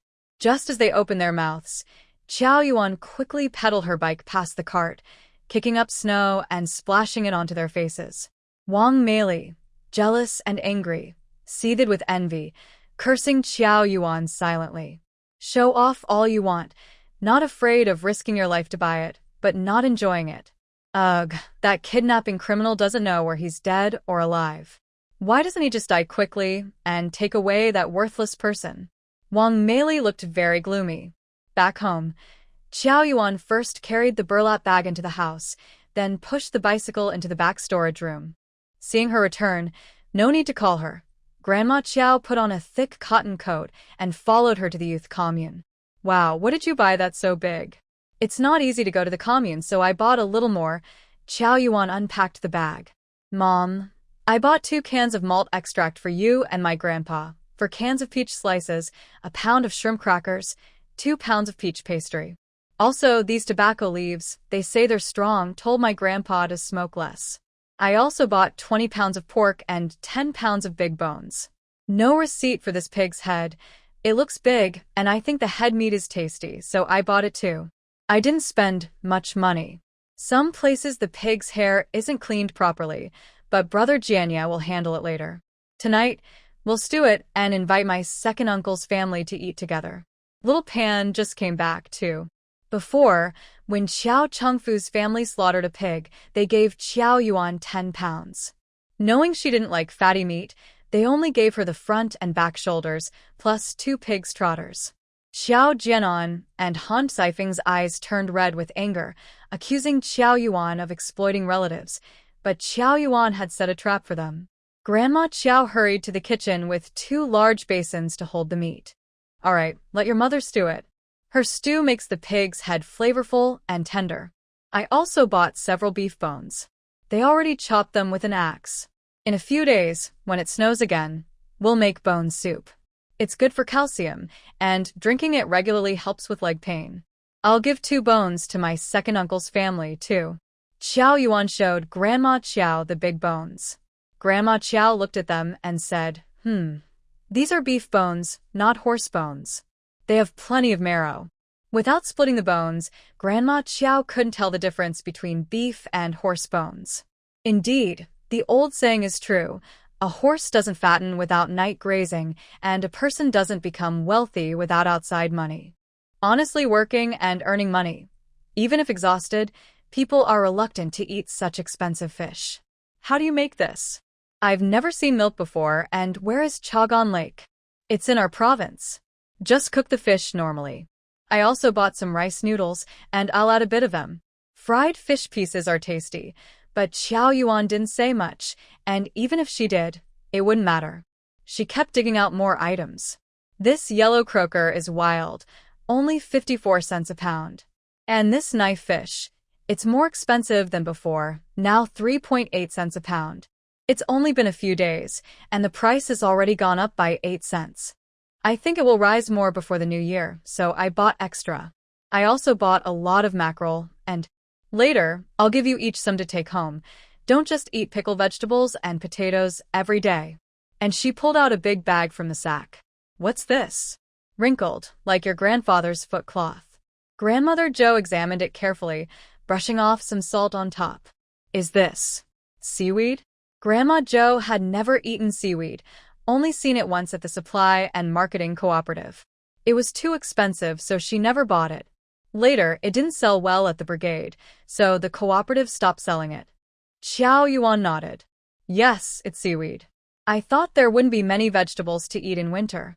I saw it was for sale and it wasn't expensive, so I bought over 10 pounds. When you cook it, just soak a little and it makes a big pot. It's delicious in soup with potatoes. You can also mix it with chili oil. The main thing is, eating seaweed doesn't cause big health problems. Grandma Joe's eyelids twitched. It wasn't expensive and she bought so much. Was that a common phrase in old Joe's family? Besides these, Qiao Yuan also took out a small bag of sesame seeds, a small bottle of sesame oil, a bag of preserved fruit, 10 pounds of white flour, a bag of frozen pears, a bag of frozen persimmons, 10 pounds of rice noodles, and 6 pounds of dried noodles. Grandma Joe took a deep breath, pounding her chest. How much money did all this cost? She opened her mouth to speak, but then thought about her granddaughter spending money and earning even more. It was 100 times better than Zhou Jianan, who was so stingy he wouldn't even buy a chicken or duck. When Qiao Yuan took out 25 pounds of cotton, Grandma Joe was already accepting it well. She was so happy she smiled broadly, praising how good the cotton was, so white and pure. She carried the big and small packages back to the back room, surprising everyone else. Zhang Xianghua immediately asked Zhou Jianye to bring 10 pounds of new rice, 30 pounds of finely ground cornmeal, and 20 pounds of yellow millet. That evening, the Zhou Chongfu family arrived early at the back room. Since winter nights come early, dinner was also early. Both large pots were heated, and Zhang Xianghua happily looked at the prepared pig's head in front of her. Little one, this pig's head you bought looks really good, fat and tender. Once cooked, it will be very delicious. She generously added some sugar to the pot, caramelized it, then cooked the pig's head in one pot and fish in another, filling the air with a fragrant aroma. Qiao Jianhua, Qiao Jiandang, Qiao Jianye, and the Qiao family members, Qiao Jianne, Qiao Jiandong, Qiao Jianxi, and Qiao Jianfan, sat around the fire, warming themselves. They all sniffed the delicious smell of meat, grimaced as they looked at the textbooks handed to them by Qiao Yuan. Each of them received one book. What are all these looks? No fighting without preparation. This is our tradition. Anyway, winter is slow, so reading more won't hurt. Who knows what will happen in the future? Many say studying is useless, I know that. When I first went to the countryside, many people laughed at me. They laughed because I was top of my class and skipped grades, but I still ended up working on the farm. Did I ever step into the field? No, because I was full of knowledge inside. You all should do the same. Study well. Who knows, maybe one day you'll get a chance to work as a worker, or even something bigger. Like what? Pan asked eagerly, needing some motivation. Qiao Yuan, with one hand on her waist and holding a fire poker in the other, looked like a tough teacher. Before 1966, our country had college entrance exams. Now, they've been stopped for 7 years. To develop, we need talented people. Maybe someday the exams will come back. Really? Are you sure? The Qiao siblings asked in unison. I don't have a third eye or the ability to predict the future. How could I be sure about such big things? Qiao Yuan rolled her eyes. I'm just saying, what if? Anything is possible. We should prepare early. If the opportunity really comes, we'll be ready to seize it. Don't wait until the chance to change your fate is right in front of you, and then regret it or regret not acting.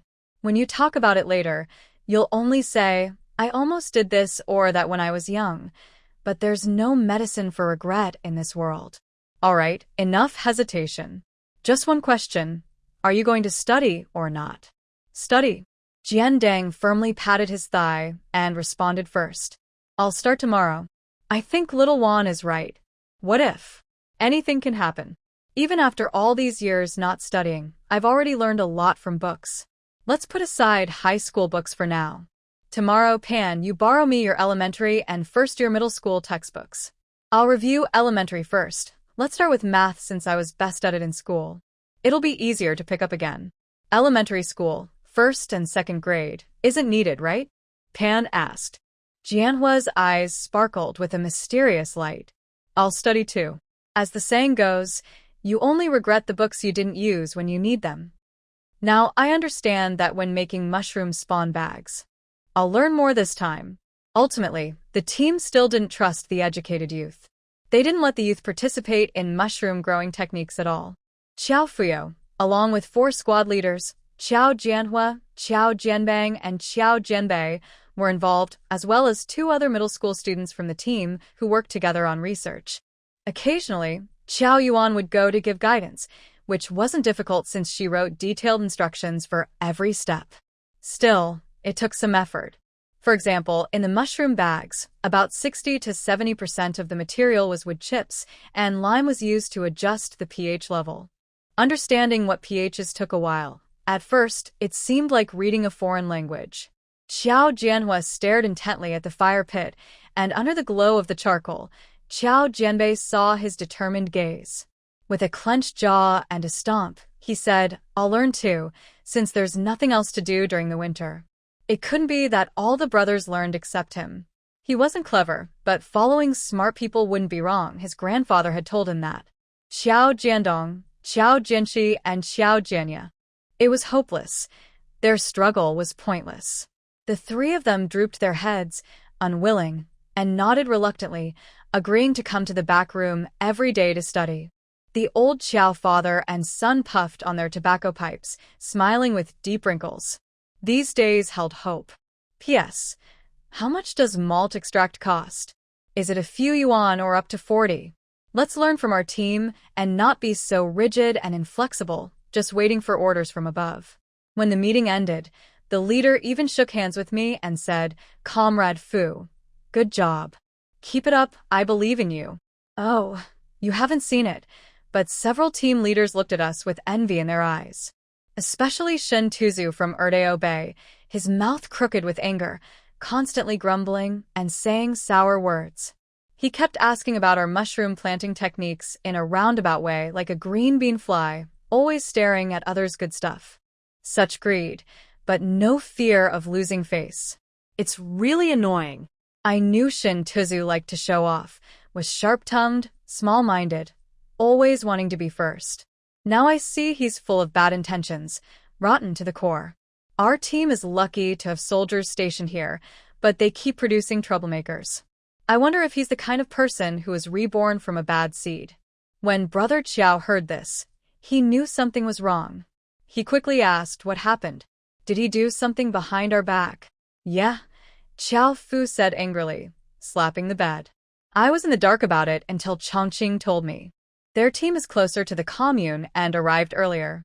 They overheard Shen Tuzu talking about me in front of the leaders, saying I lacked discipline and organization. That I didn't inform the higher-ups before building the farm and mushroom house, hiding things from them, not respecting the leadership. Said I was getting cocky. That's about it. Chongqing didn't hear the whole thing, saw someone coming and hurried to hide. When Chongqing told me this, I was so shocked I shivered. Luckily, the leaders weren't swayed by his words, and he didn't cause trouble for me. The Qiao family said the leaders are sharp, and you're really getting full of yourself. Oh my god, this is bad.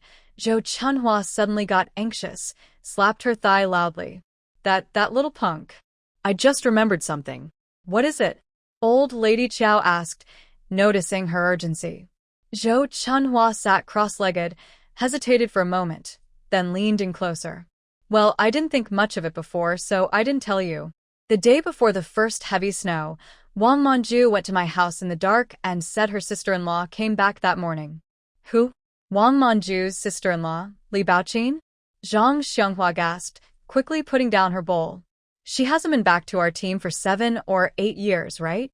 Zhou Chunhua suddenly slapped her thigh again. Exactly, more than 8 years now. I counted on my fingers. Since her parents passed away, she never returned home. If she really wanted to, Her mind is as crooked as a door arch, full of trouble. So, why did she suddenly come back in such a rush? Didn't they say they would cut off their sibling relationship with Li Baosheng? Zhang Xianghua's gossip spirit was burning brightly, and she wasn't even in a hurry to eat. Why cut it off? Xiao Yuanwan looked curious. At this time, everyone was getting to know each other, so it was quite surprising to hear about a severed relationship. I remember Li Baosheng's family had no issues with their background. She couldn't think of any other reason. I know. Xiao Jianpan hurriedly swallowed the meat in his mouth and raised his greasy hand. Old Li's family came from another province fleeing hardship. When they arrived here, they were so poor that their pants were falling apart. Just when they managed to get by, the 1950s came, and the harvest was bad. His family couldn't get enough to eat, and they were so hungry they couldn't sleep or walk steadily. Li Baosheng's youngest brother was very sick from hunger and needed money for treatment. They had no close relatives here to borrow from, so they had no choice but to marry Li Baoqin to a family in Erdwin, exchanging bride price and grain. Li Baoqin felt her family sold her and didn't love her, so she held a grudge. Xiao Yuanwan, it's hard to forgive. Back then, life was tough and many such things happened. It was hard to say who was right or wrong. Everyone was just trying to survive. How old was Li Baoqin then? What was the family she married into like? Old Lady Qiao pouted. That's exactly it. Li's little girl was already 17. She was at the age to get married. Her parents didn't just marry her off to anyone. They looked carefully, choosing again and again. They found 2 suitable families, and in the end, Li's parents let Li Baoqin choose between them. Zhang Xianghua added, the only thing worth mentioning is that they only paid 10 yuan in bride price and a small bag of corn. They didn't give any dowry, not even a comb or a mirror. But you have to understand, at that time people were starving. They ground tree bark into flour, used elm bark to make dough, and steamed dry food. Many families couldn't even eat that. Li Baosheng's family had fled here only a few years earlier and had little property. Li Baoqin left home wearing an old dress, and she didn't return for 3 days. Later, Li's family had a better life. They sent over a pair of pinewood trunks, and then the 2 families started to get along again. Old Lady Qiao pursed her lips again. Getting along doesn't mean much. Li Baoqin only went back to her parents' house once a year, and she went empty-handed. She only took a few mouths to feed, and when she left, she still brought some things. But Li Baosheng and his wife didn't say much. They remembered the kindness from before. They were siblings after all. During the hardships, everyone else had lost their family, but they tolerated it. The more they tolerated, the more Li Baoqin looked down on them. What happened next? Why did they stop talking? Xiao Yuan thought the Li family was doing quite well. Zhang Xianghua sighed. When the old couple from the Li family fled from hardship, they got injured. Within a few years, they gradually passed away.